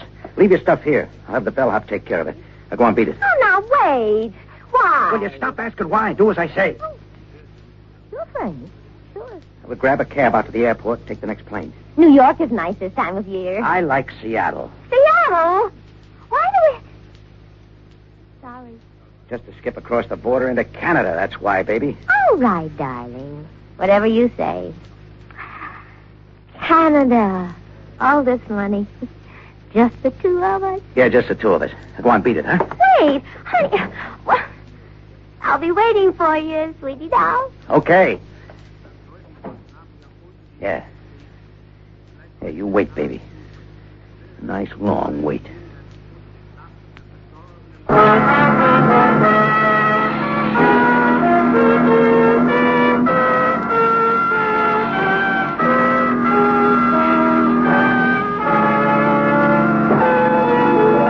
Now to The Whistler.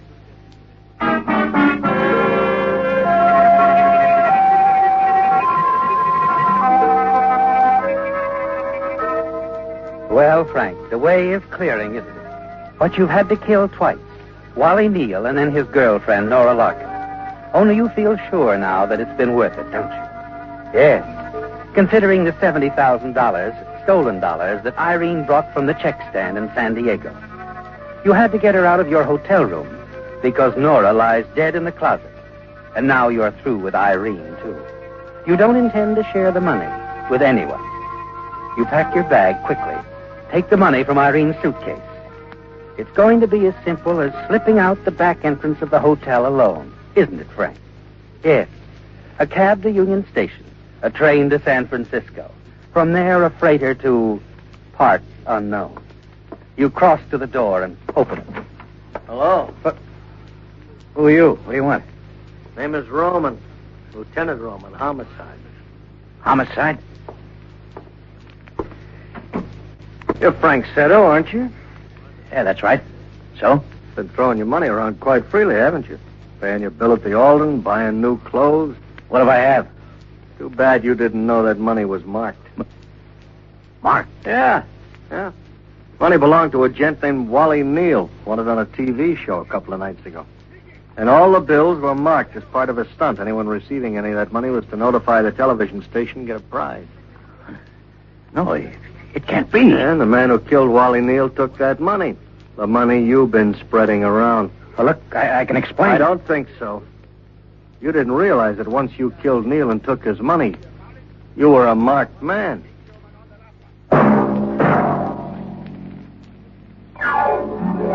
Be with us again next week, when once again the United States Air Forces in Europe present The Whistler.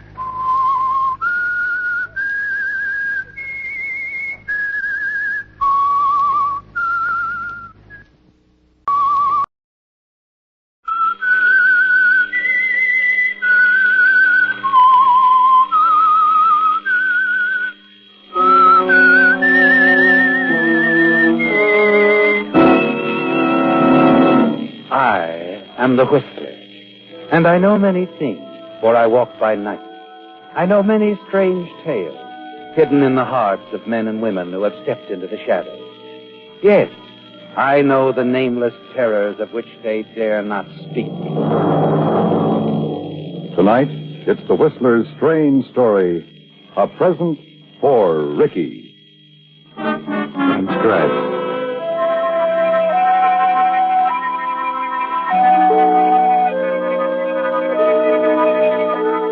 The spotlight subtly changed from white to a delicate blue, and the small nightclub orchestra slid into three-quarter time as the dance team began their waltz.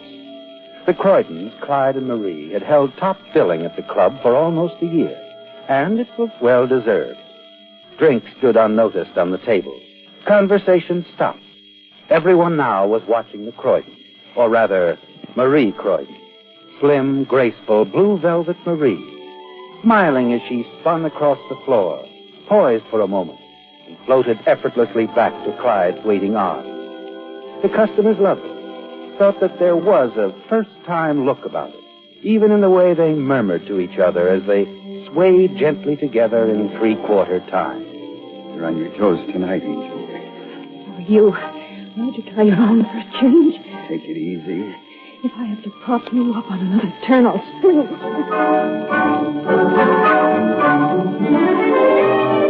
Yes, the customers loved it. Clyde and Marie, husband and wife. Quiet maturity and breathless youth.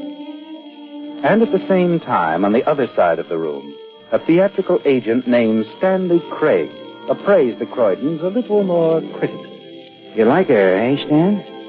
Girl's good. She just needs a younger partner. The old boy slows her up.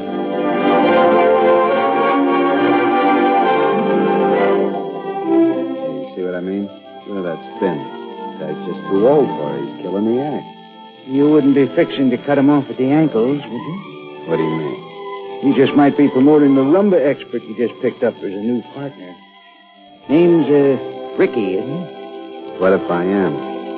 He's the boy who can do it. He's young, Mike. He's got looks and youth. You see what I mean?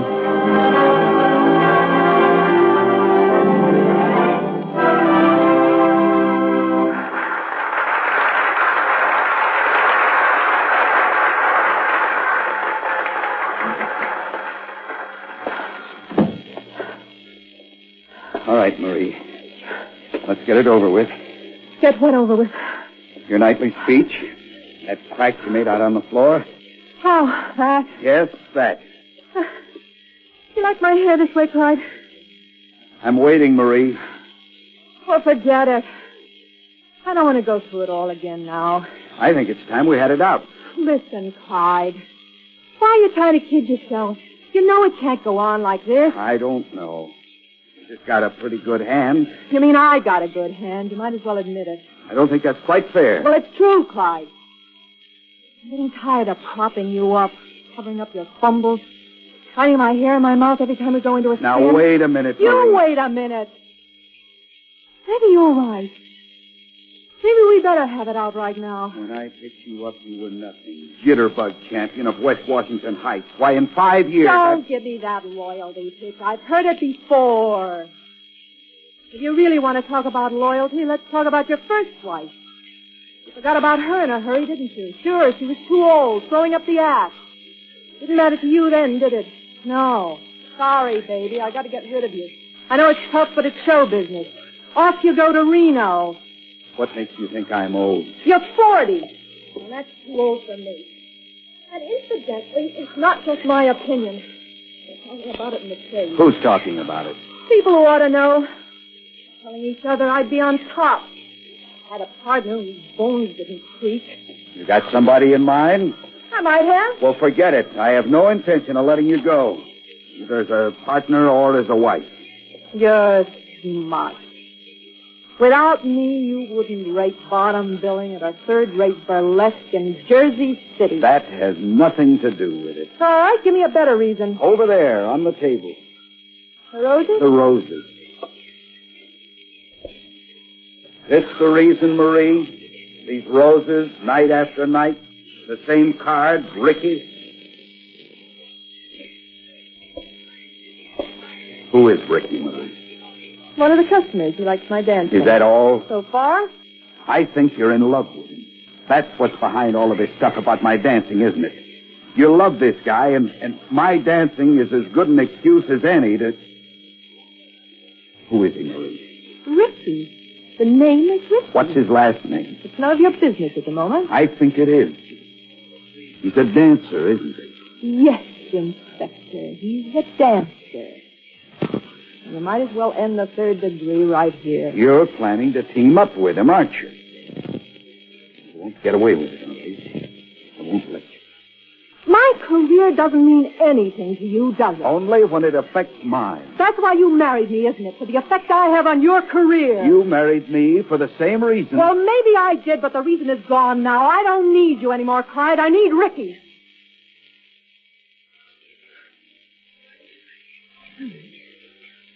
Now you know. Let's handle the whole thing reasonably, shall we? We wind up here in another week. I'll finish up with you, and then you can... Then I can find myself another partner. Oh, that'd take too long. I can't start all over again now. I guess I'll have to start at the other end, with Ricky. I'll look him up tomorrow. You don't even know who he is. I have a pretty good idea who his agent is. That ought to get me somewhere. Stanley Craig, isn't it, Marie? How did you know? Stanley Craig, theatrical agent. You shouldn't have left his card on your desk yesterday, darling. Why, if you do anything to Ricky, You do love him, don't you? All right, I love him. For the last time, what's it going to be, Ricky or me? I've already told you. Nothing can change it, Tom. This is our last week. All right. All I wanted to know.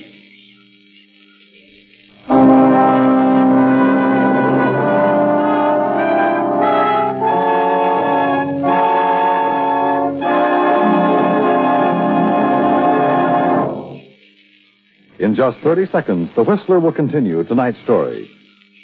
Don't be half right. Use Usafi. For example, would you say that the use of calendars goes back 1,200 years? No, that's only half right. Brush up on your ancient history. Tell your I&E officer you want to study with the United States Armed Forces Institute, USAFI. It's easy. It's simple. If you don't want to be half right, use USAFI. And now, back to the Whistler.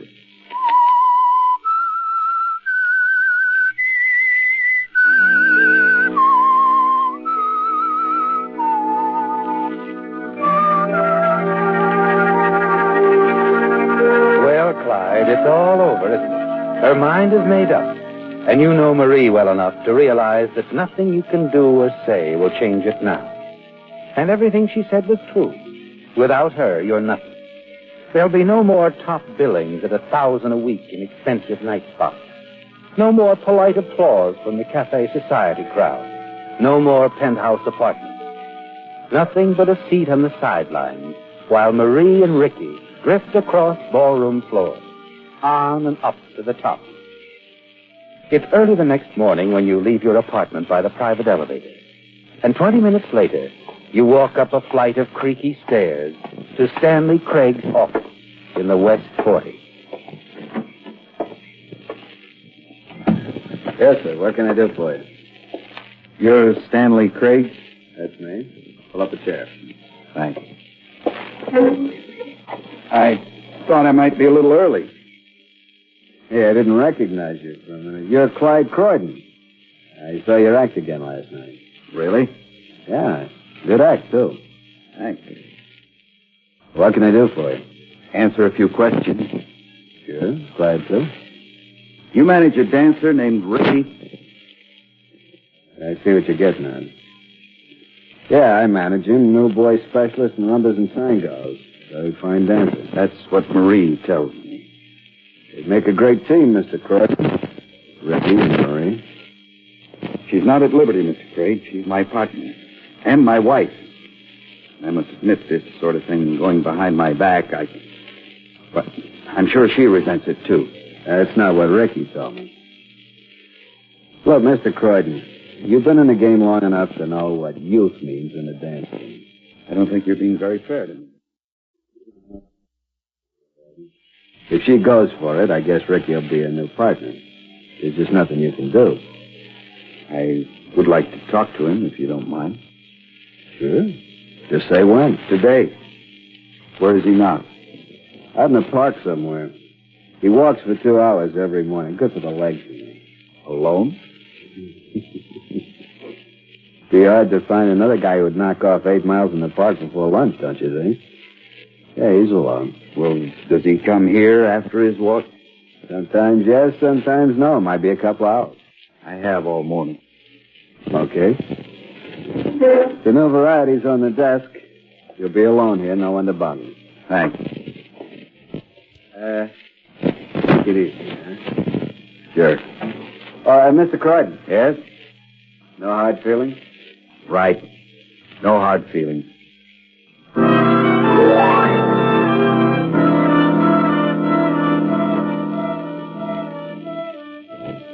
No, Clyde, no hard feelings at all.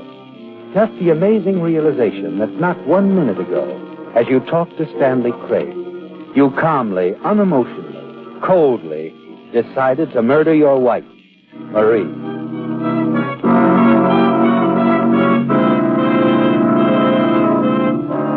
There was no shock to it at all. If it had been there all the time in the back of your mind, waiting to be formulated into thought. Yes, Clyde. Here you are in Stanley Craig's office alone. Ricky is walking in the... Marie is at home alone. You realize an entity like this might not happen in 1,000 years. If you're going to do it at all, Clyde, you've got to do it now. On the top of the file cabinet, you find a package of Stanley Craig's letterhead. On his desk, a battered typewriter. In your pocket, the card signed Ricky that came with the flowers. And most important, in your mind, an idea. Marie, my darling, it is useless to try to put this into words. I've told no one of your decision to stay with Clyde because I know it isn't final, that you love me and always will, that the only future for either of us is together. You finish the note, and at the bottom of it, after all my love, you carefully copy Ricky's signature from the card. On the desk is a sharp letter opener with Stanley Craig's name on it. That's part of it, too, Clyde. You put it in your coat pocket, ready when you need it. Now, back to your apartment. You still have over an hour, and you know Marie will be alone.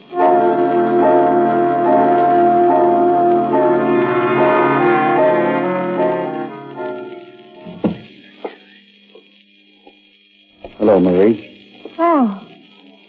Where you been? You know where I went. Did you see him? Ricky? Who else? He wasn't there. Seems he was taking his morning walk in the park. Remember when we used to walk in the park together, Marie? You're breaking my heart.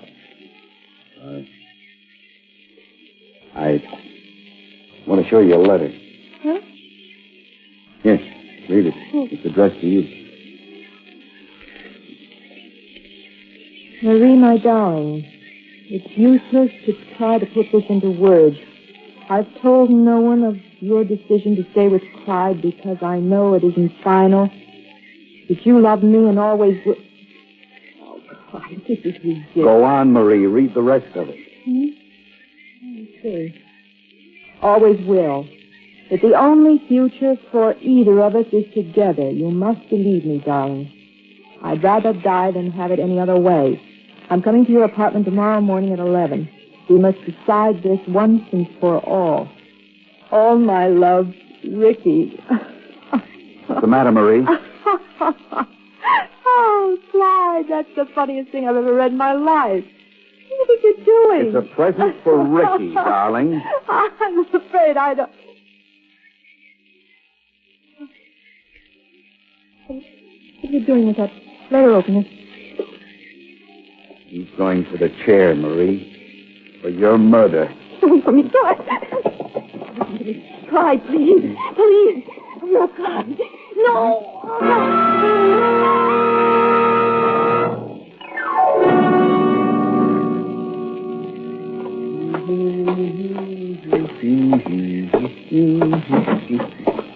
Well, still around, Mr. Croydon.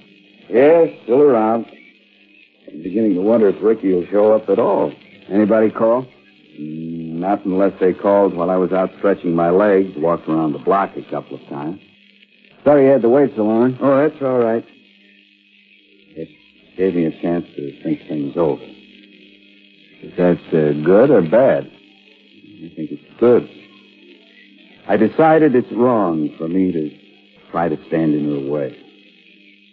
If this looks like a break for her and Ricky, I think they deserve a chance. I was hoping you'd see it that way. Thanks a lot. Well, I'd better be going. Tell Ricky about that when he comes, will you? Sure. They're going home? Yes, I think I'd better tell Marie.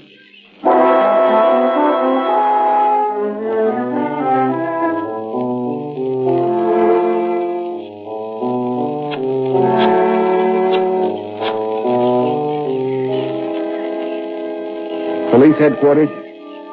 This is Clyde Croydon. I live in the penthouse at 1232 Warwick Place. 1232, that's right. Please send somebody up here as quickly as you can. My wife has been murdered.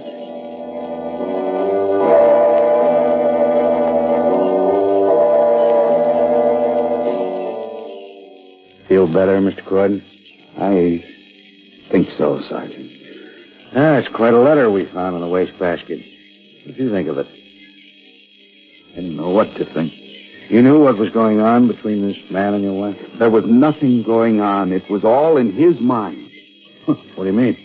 Well, look, I've never seen this Ricky. I don't know who he is. All I know is that he started sending Marie flowers after every performance. He had some crazy idea she was in love with him. It was ridiculous. She hardly knew him. And what about the dance business? That was part of it, too. He thought she'd leave me and team up with him. Don't ask me why. Well, she laughed at him. Yeah, that's as good a motive as I've seen in 20 years. You know, it's a wonder he didn't leave a confession note right on the table. He left everything else. First-class motive, the letter in the wastebasket, the knife with his manager's name on it, and the butcher's outside. And yet, what? With all that, after practically shouting from the housetops that he'd killed her, he carefully wipes his prints off the knife. Funny how a murderer's mind works, isn't it? Yes. It's hard to understand. By the way, Mr. Croydon, this is only a formality, of course, but where were you yesterday morning? In Craig's office, waiting for Ricky to show up. Craig seemed to think she'd go for him as a new partner, and I finally decided to go down and settle it. Have any words? No, I just told him if it was all right with Marie, it was all right with me. I knew, of course, how she felt about him. Where was Ricky at the time? Walking in the park, exercising his legs. Alone? I guess so. There it is again. I'll bet the guy hasn't even got himself an alibi. Have you talked to him yet? Well, the boys are looking him up now. If you ask me, Mr. Croydon, that guy's a dead pigeon.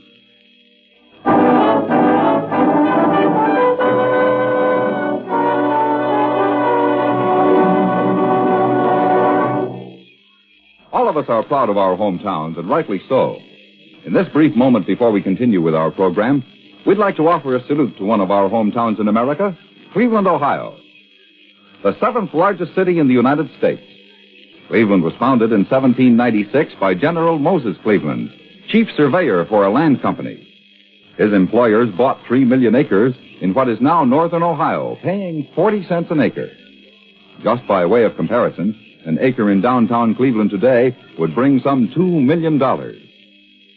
It is an important Great Lakes shipping point and the site of iron and steel manufacturing. Other Cleveland products include paints, varnishes, electrical appliances, chemicals, and automobile and airplane parts.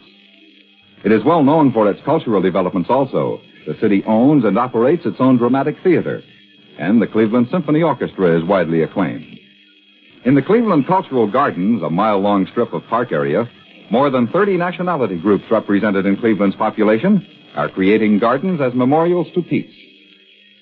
120 years is a short time in the world's history, but during that time, Cleveland has taken its honored place in the building of America.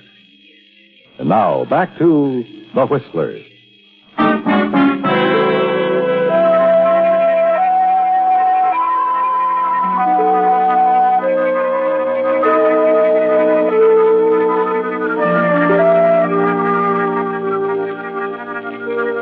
Well, Clyde, all it took was a little nerve. You're over the hump now, all ready to act as number one witness for the prosecution in the case against Ricky.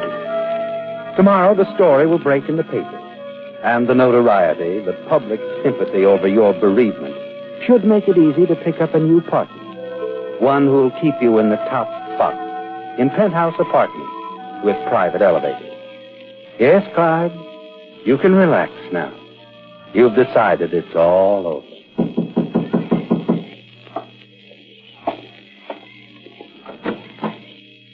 Oh, Sergeant. I'm sorry to disturb you, Mr. Croydon. I was about to go to bed. Anything wrong? We've got Ricky. Oh, good. Yeah, I just finished questioning him. Mind if I come in? Not at all. We checked the note against Craig's typewriter. That's where it came from, all right. Then it looks like you've got a case. And the note threw us a curve. For a while. What do you mean, for a while? Until we found Ricky. He claims he didn't write it. Good Lord, what did you expect him to say? In just a minute. I'll show you what I mean.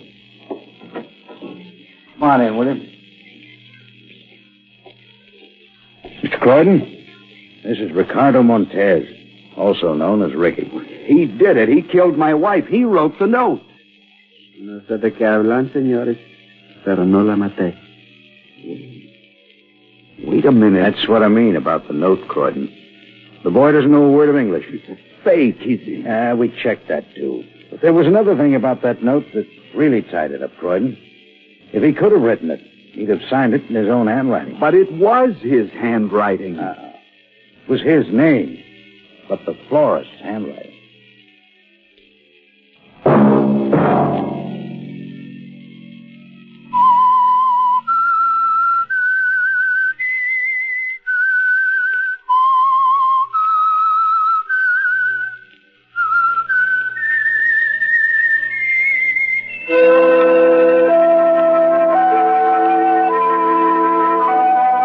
Featured in tonight's story were Bill Foreman as the Whistler, Vic Perrin, Gene Bates, Harry Bartell, and Jack Moyles. The Whistler, directed by Gordon T. Hughes, with music by Wilbur Hatch, is produced by Joel Malone and transmitted overseas by the Armed Forces Radio Service. The Whistler was entirely fictional, and all characters portrayed on The Whistler are also fictional. Any similarities of names or resemblances to persons, living or dead, is purely coincidental. This is Dan Coverly speaking, and reminding you to listen again next week for another strange tale by The Whistler.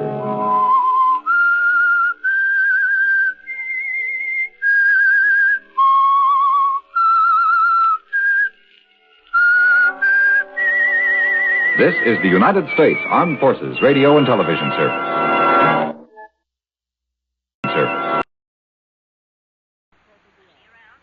Whistler.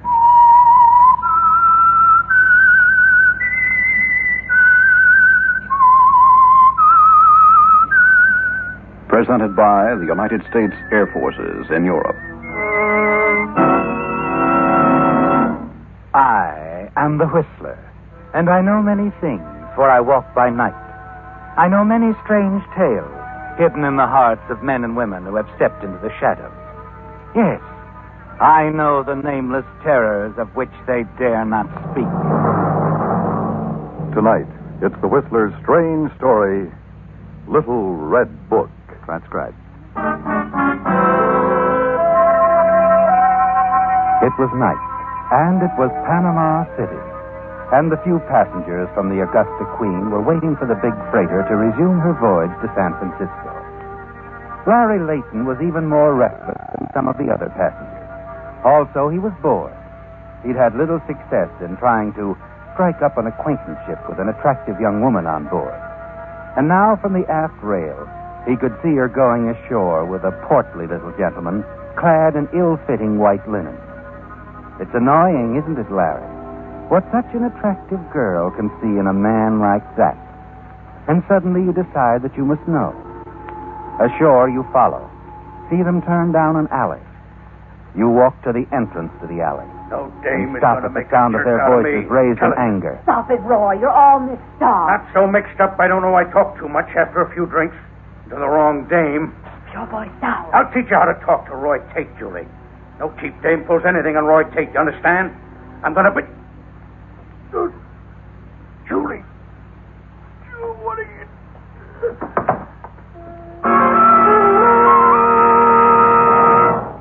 You freeze back into the shadows, don't you, Larry? Because suddenly it's more than eavesdropping on a lover's quarrel. A moment later, the girl runs past you. You wait a moment, and then enter the alley. The man who called himself Roy Tate is quite dead, isn't he, Larry? A knife lying nearby. You lean down quickly and search him. Find that his wallet still contains a considerable amount of money. Quickly, you put it in your pocket, and then wrap the knife in your handkerchief. And in a few minutes, you're back on board and entering the ship's bar. Hello, Curly. You want to dance? Sorry, honey, I'm not in the mood. Nobody wants to do anything. Scotch and soda, Sam. Sure thing, Mr. Layton. Hey, this other type to your liking? Huh? Oh, yeah. Evening, Miss Fraser. Hello, Sam. Still nothing for me, beautiful? What? All this mileage together, not even a smile, no greeting. And I believed all that stuff about shipboard friendships. I'm sorry. I never noticed you. Ouch. Sorry again. Well, that's better. Drink? Thank you. Same as yours. Much better. Sam. I'm on it, Mr. Layton. Mr. Layton. Miss Fraser.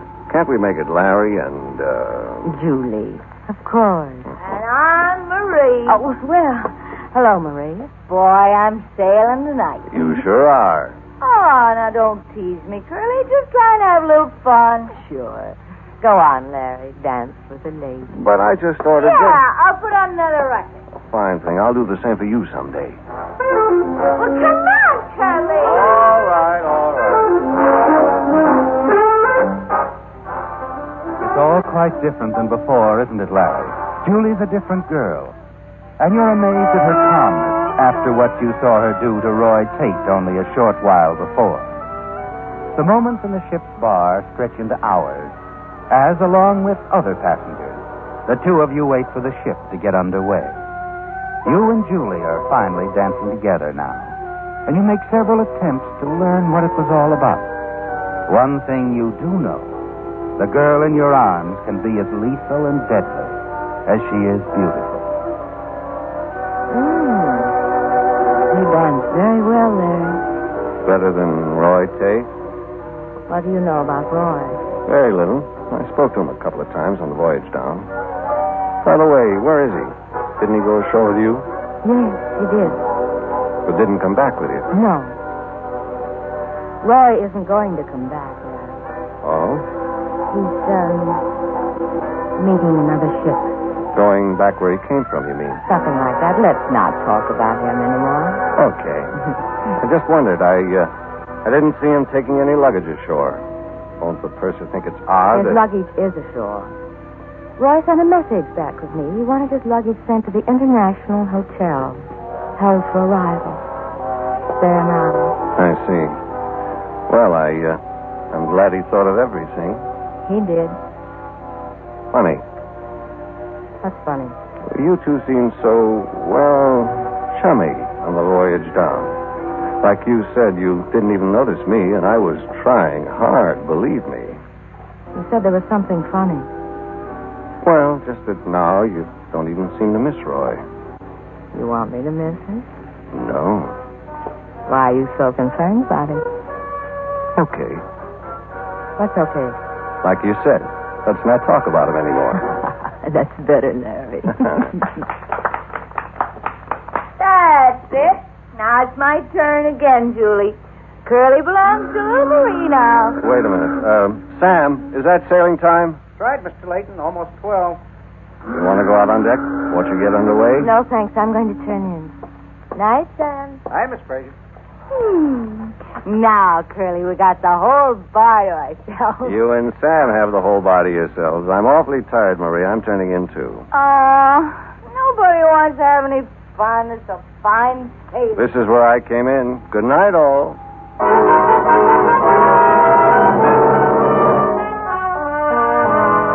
You go out on deck and wander along the rail, watching the deck crew as they work to get the ship underway.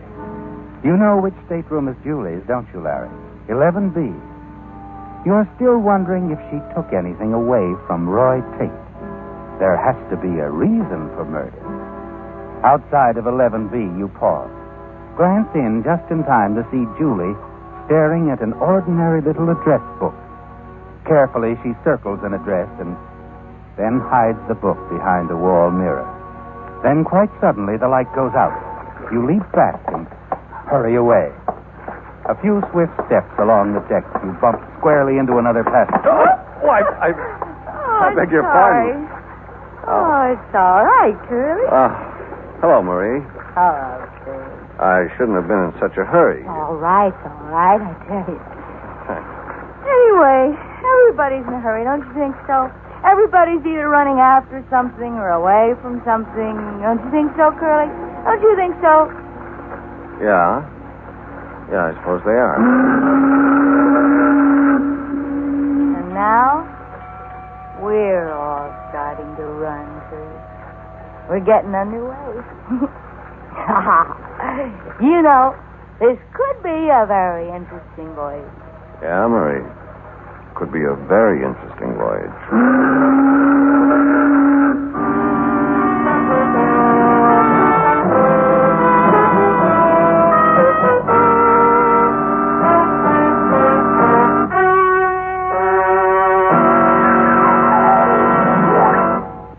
And now, back to The Whistler.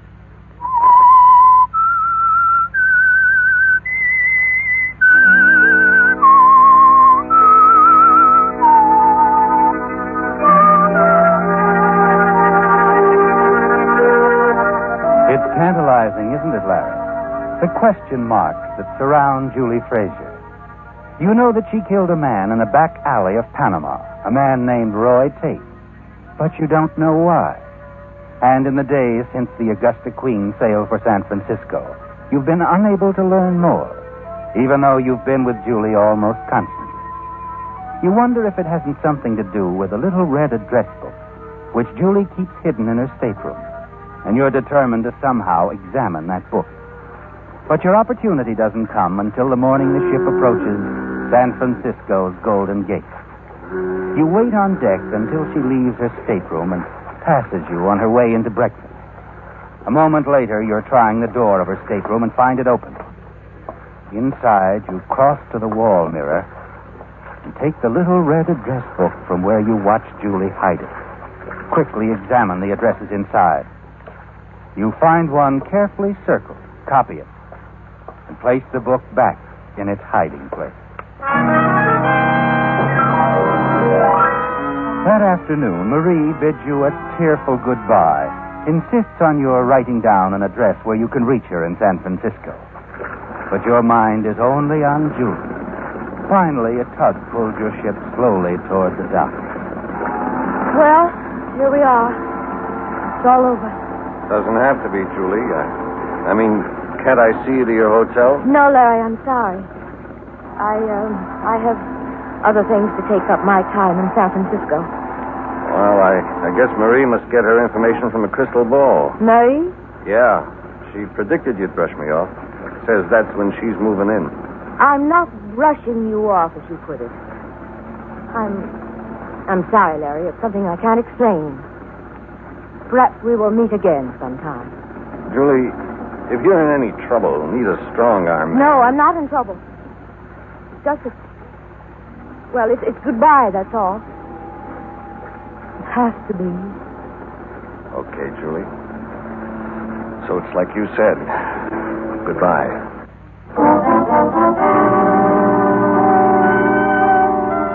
But you've no intention of letting Julie get away from you, have you, Larry?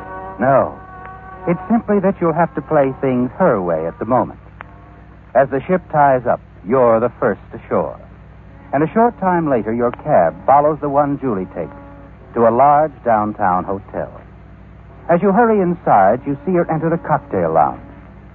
You slip into a back booth and watch as she slides the little red book across to the bartender, and then turns and walks away. Your eyes follow her as she moves through the lobby toward the desk. Then you lean back and order a drink. You're still puzzled about the little red book, aren't you, Larry? What it means, why she left it here. And you decide it's time for a showdown. You finish your drink, and then step across to the hotel desk. Good afternoon, sir. Miss Julie Fraser. What's her room number, clerk? Miss Frazier? Let me see. I believe she just checked in.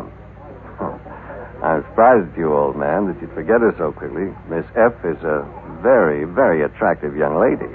Well, I'm sorry, sir, but we have no Miss Frazier. Oh, now look, she was here just a few minutes ago. Blonde, medium height, wore a tan coat, brown hat with a... Oh, that young lady. Yeah, that young lady. Now, come on, what's her room number? Oh, well, she isn't staying here, sir. But I saw her She come merely on. wished to know the correct time. The correct... Ah, thanks. Loads.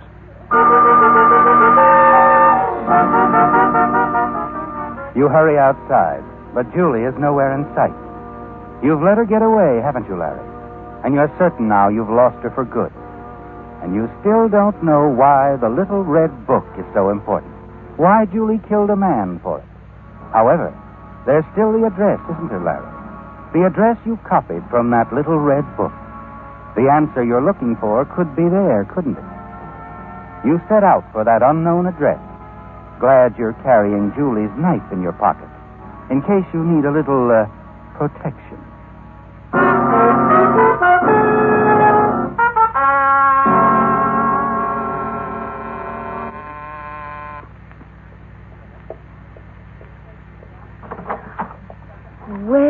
Well, hello, Larry. Julie? As they often say, fancy meeting you here. I've been expecting you. Come in. Thanks. Sit down. Have a drink? Scotch if you have it. Anything else if you haven't. Oh, you're easy to please. Not always. Meaning what? I'm very particular about my women. Oh? Are you really? Yeah, really. Soda? Soda. You know, Larry, I must say I'm surprised Oh? that it turned out to be you. I thought you said a moment ago you were expecting me. I was expecting someone, but I didn't know it would be Larry Curly Layton. You're not sorry, are you? Of course I'm not. Here's your drink. Thanks. Not joining me? Later, perhaps. You mind if I sit here? No. No. Lots of room. Thanks. Tell me something, Larry. Did you expect to find me?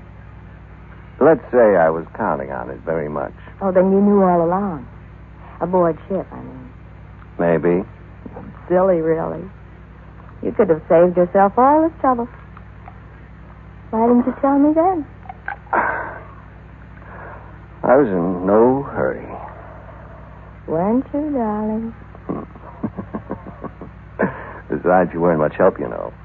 When I tried to see you home, you fluffed me off with something about leaving it as just a shipboard friendship. Remember? Oh, that's right. I did Yeah. say that, didn't I? Yeah. And so you had to go back to the cocktail lounge and get my address. And here you are. Yeah. Here I am. Do you have the money? Money? The payoff, darling. Well, that's something we should talk over. Talk over? Oh, no. Easy, baby. Look, the job's done, and a deal is a deal. You were to bring the money to the address circled in the little red book. No negotiating, no questions asked. Relax. Sure, I'll relax when you hand over that $30,000. 30,000? My, all that money. We could have an awful lot of laughs together. We? What are you talking about? A partnership. When we collect that dough, we split it. When we collect it. But I thought you... You thought that I was the payoff boy, the happy chap with the folding stuff. I see. Oh, Julie, how could you be so stupid? Now. Now, look, handsome, if you think you're going to muscle in here... I am in, Julie. Are you? Sure, we just sit here and wait till the payoff comes along. You fool, you ruined everything. I? The book, when you picked it up at the bar, don't you see? How was the party you're supposed to pay off going to know this address? Relax. I didn't pick up the book. I didn't have to. What? But how did you know to come here? How? Hadn't we better answer that? Hello? Yes, that's right. Yes. No, don't send it over here. I'll come and pick it up. Better change your mind, sweetheart, or this night might slip. Sorry, wait a minute. Wait. Do as I say. All right. Hello? On second thought, I think you better bring it here. Yes. I'll be waiting. So the payoff is on its way over, huh? Yes, but you won't see any of it. I'm not splitting that money. 15,000 each isn't too bad. I'm keeping the whole 30,000. You'll see. I don't think you will, Julie. Please. The nurse. Bother you, being so close to your lily white throat? Or are you just remembering what happened in Panama? Panama? What do you That know guy, about Roy Tate, was a sucker to trust you, baby. The guy who did the job, huh? Told you how he's going to get paid for it. You killed him for that little red book, circled your own address, knowing you'd get the payoff. No, I didn't. Sure you did, Julie. With this knife. Where did you... Oh, no. Oh, yes, I saw you. It's your knife, baby. And I want you to have it. Always.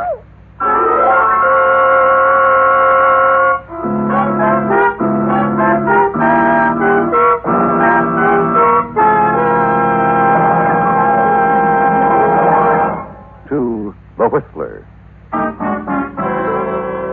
For a moment, you're stunned, aren't you, Larry?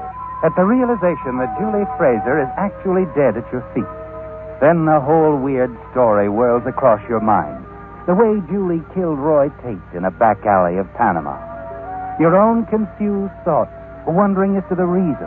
The little red book that she took from him. The way she circled her own address instead of his. And now, finally, what it all added up to from the beginning. That Julie had found out how Roy Tate, a professional killer, was to be paid off. She hadn't counted on your interference, had she, Larry? No. And now you've put her out of the way. And it's you that waits in her quiet apartment for the payoff money. And finally...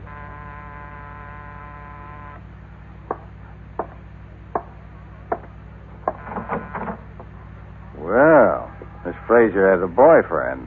That's right. Look, Julie had to step out. We're working together. You could leave the money with me. Oh? And I think I'd better have a look around. Here's my identification. Hey, you're a cop. Yeah, right. Perkins, homicide. Well, what do you know? Come to pick up a murderess, find her dead, and the guy that killed her waiting for us. Hey, look, I don't know anything about what happened. Save it, fella, save it. The prints on the knife will settle that. Yeah, but I guess you don't know some other things.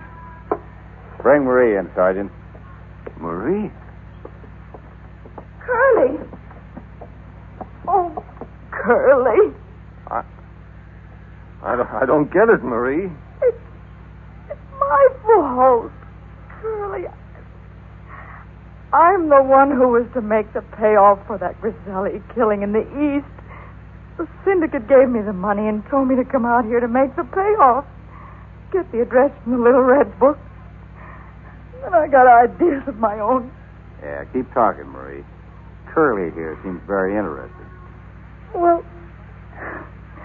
when Roy Tate left New York by boat for San Francisco, I figured he was the trigger man. So I flew to Panama and caught the Augusta Queen for San Francisco. I thought I could talk Roy into a 50-50 split of that payoff money, but Roy wasn't even aboard. He had been.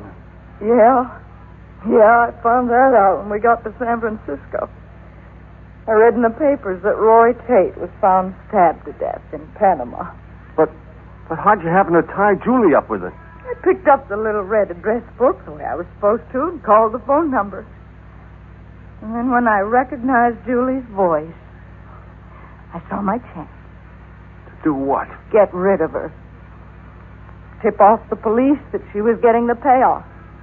I didn't dream the cops had traced my call so quick. They picked me up when I walked out of the phone booth. But why, Marie? Why did you want Julie out of the way? She meant nothing to you. No. But she meant something to you. You see, I thought we'd have such a good time. Just you and me. With that $30,000 of payoff money.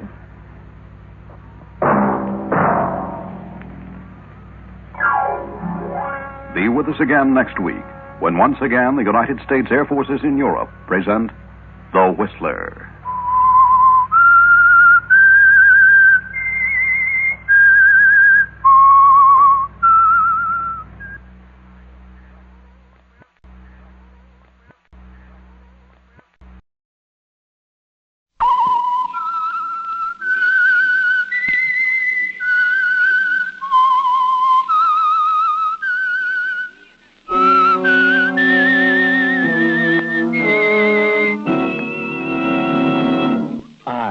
I'm the Whistler, and I know many things, for I walk by night.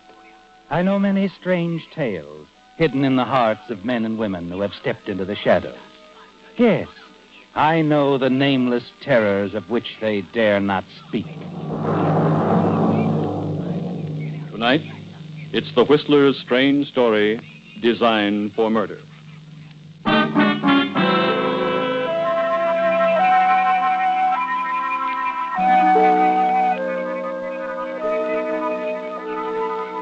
The trio in the railroad station cocktail lounge seemed typical of many groups awaiting the departures of their train. They were Charles Gilbert, his wife Edna, and her close friend Myrene Walker, who chatted ceaselessly, voicing her envy at not being able to join Edna on the trip. Myrene loved trains, loved desert vacation resorts. In fact, she seemed to love everything. Charles, on the other hand, seemed lost in thought or patient resignation until... I wish you weren't so anxious to have me out of town, Charles. Well, now, what do you mean by that? Well, you seem very insistent.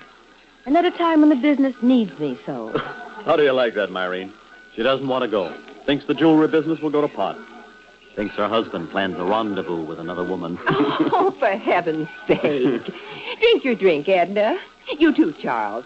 We'll all feel better. I'd feel better if I knew why you can't go along, Charles. I told you I'll be busy. Also, I want you to go alone. You'll rest more. And you do need it. Look at her, Myrene, not able to keep her hands still. Doodling on the menu. Give me that pen. Oh, sorry. I'm always doodling. It's a design I was thinking of. A piece of costume jewelry. Well, stop thinking of anything like that. And since it's going to bother you, I'll tell you exactly what I'm going to be doing, dear. It was to be a surprise. A surprise? Mm-hmm. We talked about a beach house, remember? On Lido Isle? I remember talking about it. Well, I bought one. A beautiful place. I'm having it all remodeled inside. I have to be there. Charles, you didn't. I did. Oh, don't be too grateful because, well, it's mostly your money. Well, I don't care. It's the thought. Charles, I feel much better about the trip now. You do? Well, then give me your handkerchief. Look at it, Myrene. What? Torn to shreds by Edna. When she's not doodling, she's tearing up her handkerchief. She's got to be doing something every minute. And she wonders why I want her to rest. My dear, you're going to relax or I'll know the reason why. I'm sorry.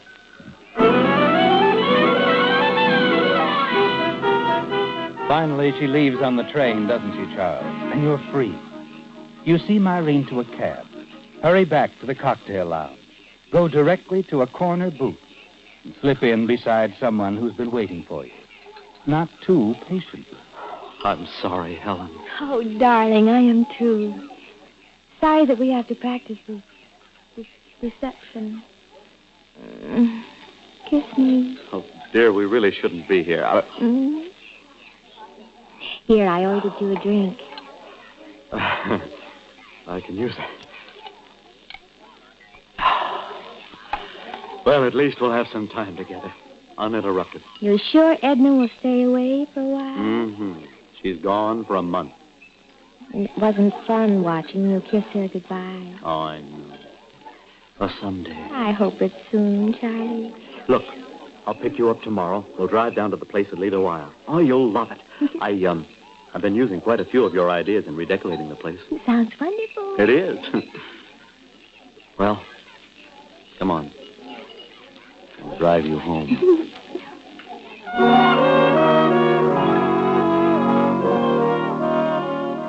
She's an exciting girl, isn't she, Charles? You have difficulty getting around to saying goodnight to Helen. And only the thought of seeing her again the next day finally makes it possible. It's quite late when you arrive back home and let yourself into the house. You're scarcely inside when... That's odd. Who could that be?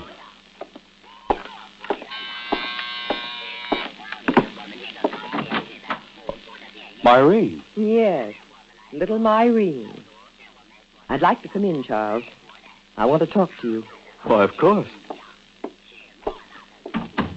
I'll come straight to the point. It wasn't a very pretty sight, Charles, seeing you kiss that girl right after bidding Edna goodbye. Oh, why... Go on. Make it good. Oh, you wouldn't say anything to her about this, would you? That depends on you. I don't suppose you've made any dates for the future with her. Oh, certainly not. You know, Charles, you weren't kidding when you made that remark about Edna's money. You've had it pretty easy since becoming her business manager. And now her husband. Myrene, this girl means nothing. I swear it. I won't see her again. Look, in a few days, you and Arthur drop down to the place at Lido Isle. You'll see all that I'm doing for Edna. I'll take you around the place. We can relax, go for a swim. I don't swim, Charles. And when my best friend's husband starts two-timing her, I don't feel like relaxing either. Myrene, I've told you, I'm not... I heard you. And I've told you, Charles. You stay away from that girl.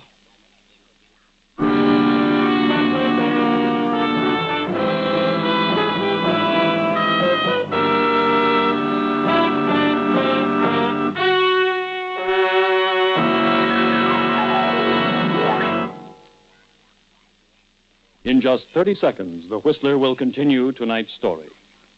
Don't be half right. Use USAFI. For example, how many amendments in our United States Constitution make up the Bill of Rights? Would you say 5? No, that's only half right. Brush up on your American government. Tell your I&E officer you want to study with the United States Armed Forces Institute, USAFI. It's easy. It's simple. If you don't want to be half right, use USAFI. And now, back to the Whistler.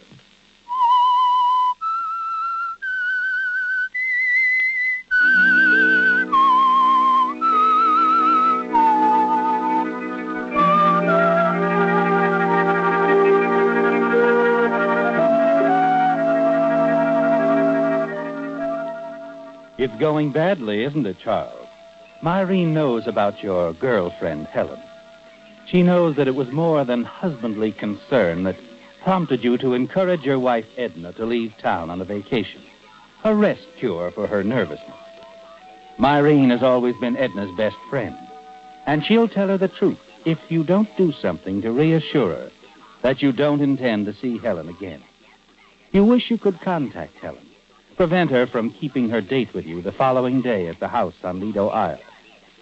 And you're terribly nervous all the time she's there with you. What is it, Charlie? You haven't heard anything I've said. Oh, yes, I have, Helen. It's just that... Well, I'm a little jumpy.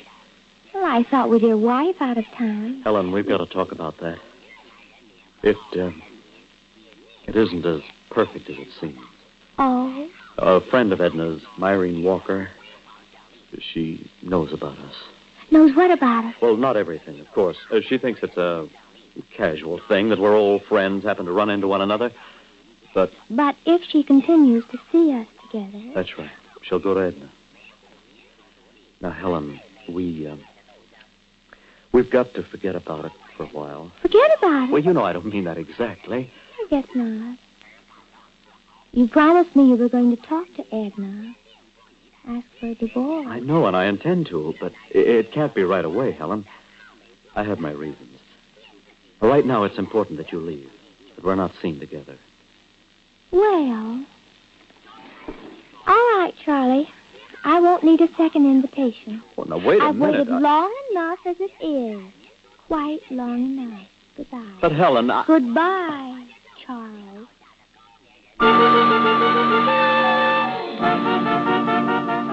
She's gone, isn't she, Charles? And only a few moments later, you hear her car start up and roar away. And you're alone. Alone in the house that you were supposed to be remodeling for your wife, Edna. And as the hours of the afternoon drag by into the night, you find yourself hating the place. And you'll always hate it. Unless somehow, soon, the house can be yours and Helen's. Just how you're going to bring that about isn't quite clear to you yet, is it? How you'll get rid of your wife, Edna. It's on your mind all the next day. And that evening, as you sit alone at the beach home, you're still thinking about it. When suddenly you're aware of a noise outside.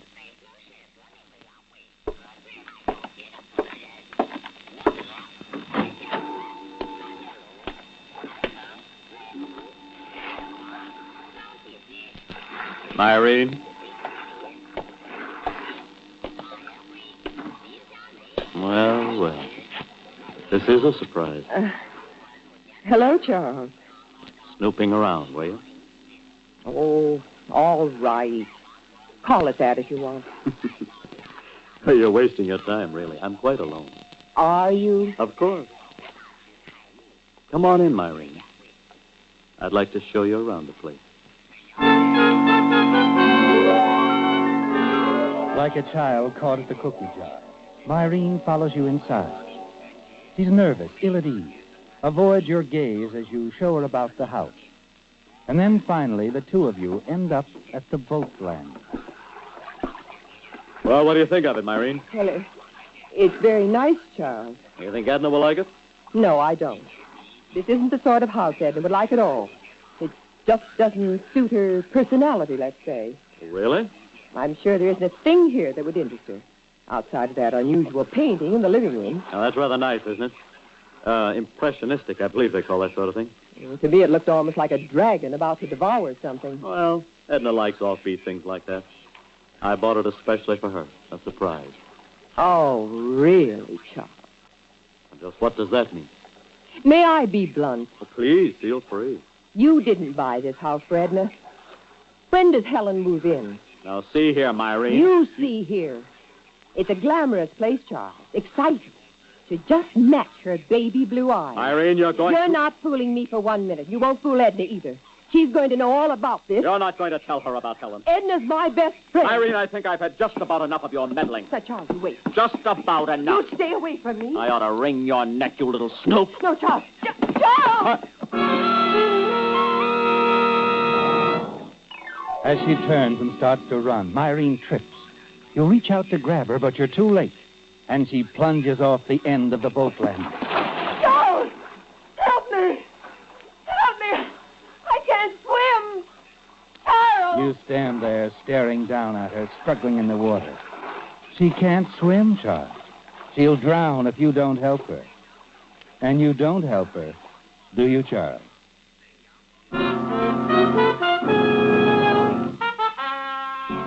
2 hours later, you're back in your house in town, where you await the inevitable call. Hello? Mr. Gilbert? Yes? This is Frank Stanley over on East Shore, one of your neighbors. Oh, yes, Mr. Stanley. Good morning. Would have called you sooner, except to have the devil's own time getting hold of your phone number up there in town. Oh, what is it? Something wrong? Well, yeah, a woman drowned off the island last night. What's that? Yeah, fished her out of the water a couple hours ago. Tom Jenkins, he runs a gas station, said this woman asked directions to your place last night. To my place? I thought you'd probably know her. Police found her purse on your boat landing. Identified her as Myrene Walker. Myrene? Good Lord, Myrene. You do know her? Yes. Yes, she's a very dear friend of my wife. I'm terribly sorry, Mr. Gilbert. Oh, this probably wouldn't have happened if I'd been out there last night. I'd planned to, but business kept me here in town. Myrene must have come out to visit us, wandered around in the dark. Yeah, that's the way I figured, too. Well, thank you. Thank you for calling, Mr. Stanley. I'll get in touch with my wife right away.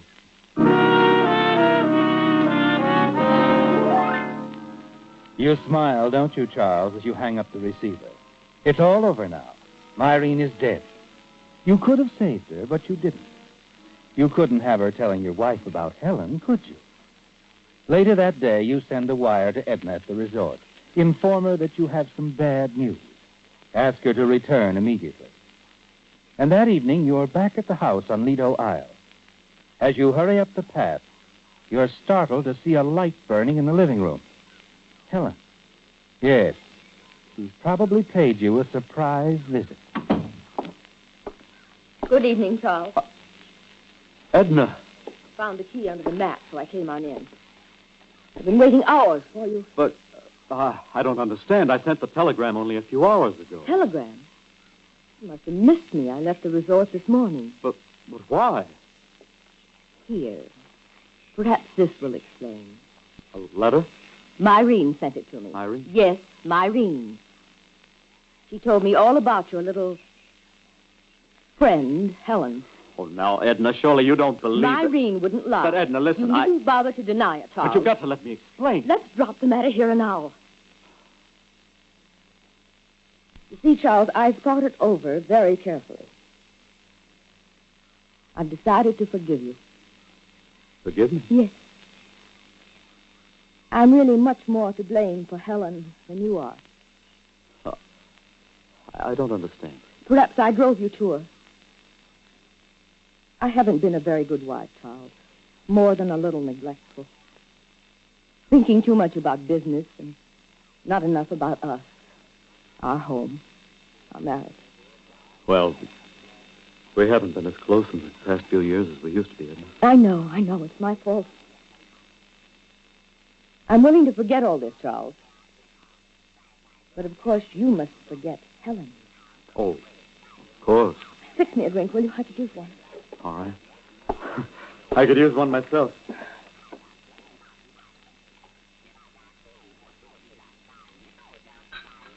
Charles? Yes? You said something about a telegram. Oh. Yes. Yes. Well? Bad news, I'm afraid. It's about Myrene. What's happened? Well, apparently she came out here last night while I was in town. While she was wandering around outside in the dark, she fell off the boat landing. What? She drowned, Edna. The police recovered her body this morning. Myrene? Drowned? Easy now, darling. Oh, it's a terrible shock, I know. Here, this will help. Oh, Charles. Charles, poor dear. Oh, if I'd been here, I don't suppose it would have happened. At least the lights at the boat landing would have been on, and... Wait a moment. You said you were in town. Yes, at the house all evening. But you weren't. What? You weren't at the house in town. I know, because I called you from the resort half a dozen times. There was no answer. But I tell you, Edna, Where were you last night? Charles, where were you when Myrene had her accident? Answer me. Listen, Edna, You were here when Myrene came. She knew about Helen, and you were afraid she'd tell me. You didn't know she'd already sent me this letter, did you? Did you? All right, so I was here. And Myrene's death wasn't so accidental, was it? Wait a minute. Where are you going? To the sheriff's office. Edna, listen. Let go of me, I Charles. didn't have a thing to do with Myrene's death. You've got to believe me. It was an accident. Let the police decide that. No. Let go, I said. No, Edna. You're not going to the police. Charles. Charles. Don't look at me like Well, what you... Edna. She's fainted, hasn't she, Charles? And looking down at Edna lying unconscious before you, a thought suddenly occurs to you. It's a way out, isn't it? A way out for you and Helen. Quickly, you pick up the folded sheet of paper, the letter Myrene wrote to Edna, and stuff it into your pocket. Then you carry Edna outside, place her in the car that she drove down, drive it into the garage. You close the garage doors, leaving the motor running. You wait.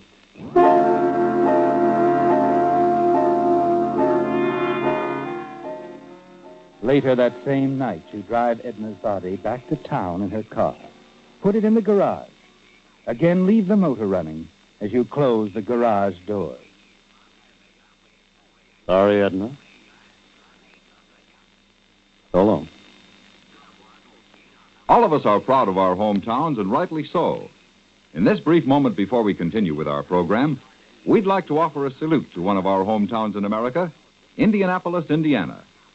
Capital of the state and a great transportation center, Indianapolis' extensive trade is based on the rich territory which surrounds it. Large coal fields, tremendous deposits of building stone, and one of the richest sections of corn and wheat in the world. But perhaps one of the best-known features of the city to the world at large is the Indianapolis Speedway. It was built in 1909 as a proving ground for automobiles, and each Memorial Day, the famous 500-mile race is held there. From the experience gained in this annual event have come many improvements in automobiles. Every time you used your rear vision mirror, every time you filled your tank with ethyl gasoline, every time you appreciated the comfort of your improved tires, you were giving credit to something that was first used on that speedway. Indianapolis has its famous citizens, too. Benjamin Harrison, the 23rd President of the United States, called it his hometown. So did James Whitcomb Riley, the great Hoosier poet. And it was the birthplace of General Walter Beadle Smith, Chief of Staff of the American forces in Europe during World War II. Nearly 500,000 people live in Indianapolis today, and they're proud of the part their hometown has played in the building of America. And now, back to The Whistler.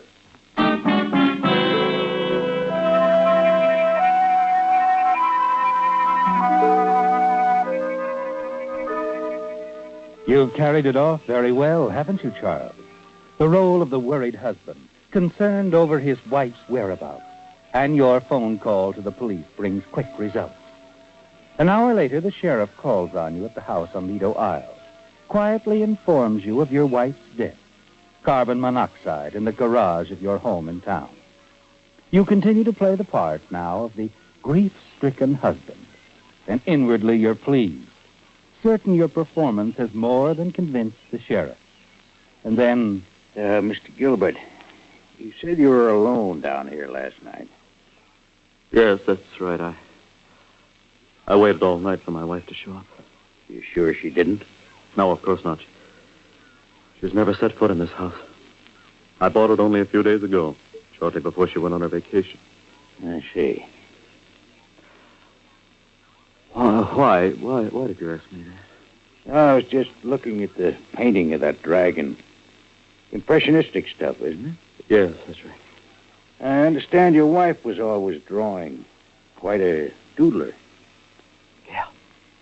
It was just a nervous habit, though. I was sort of wondering about that dragon design.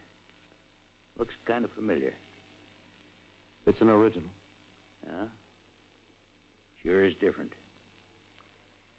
It was a present for my wife. She didn't even get to see it. Yeah. Maybe you better have a look at this. A letter? No letter, just an envelope. It's addressed to your wife from someone named Myrene Walker. We found it in your wife's coat pocket. Well, what about it? Turn it over. All right, but I don't see... Now, I'd say that drawing was the work of a nervous doodler, wouldn't you, Mr. Gilbert? And if your wife never set foot in this house, how is it the sketch on the back of that envelope is a doodler's copy of that weird dragon painting on the wall? Well, Mr. Gilbert.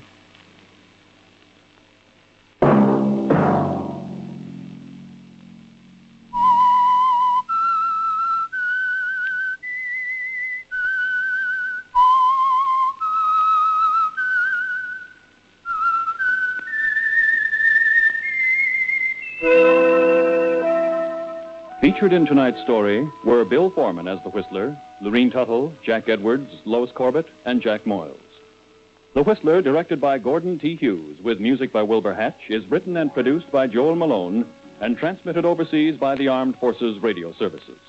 The Whistler was entirely fictional, and all characters portrayed on The Whistler are also fictional. Any similarities of names or resemblance to persons, living or dead, is purely coincidental.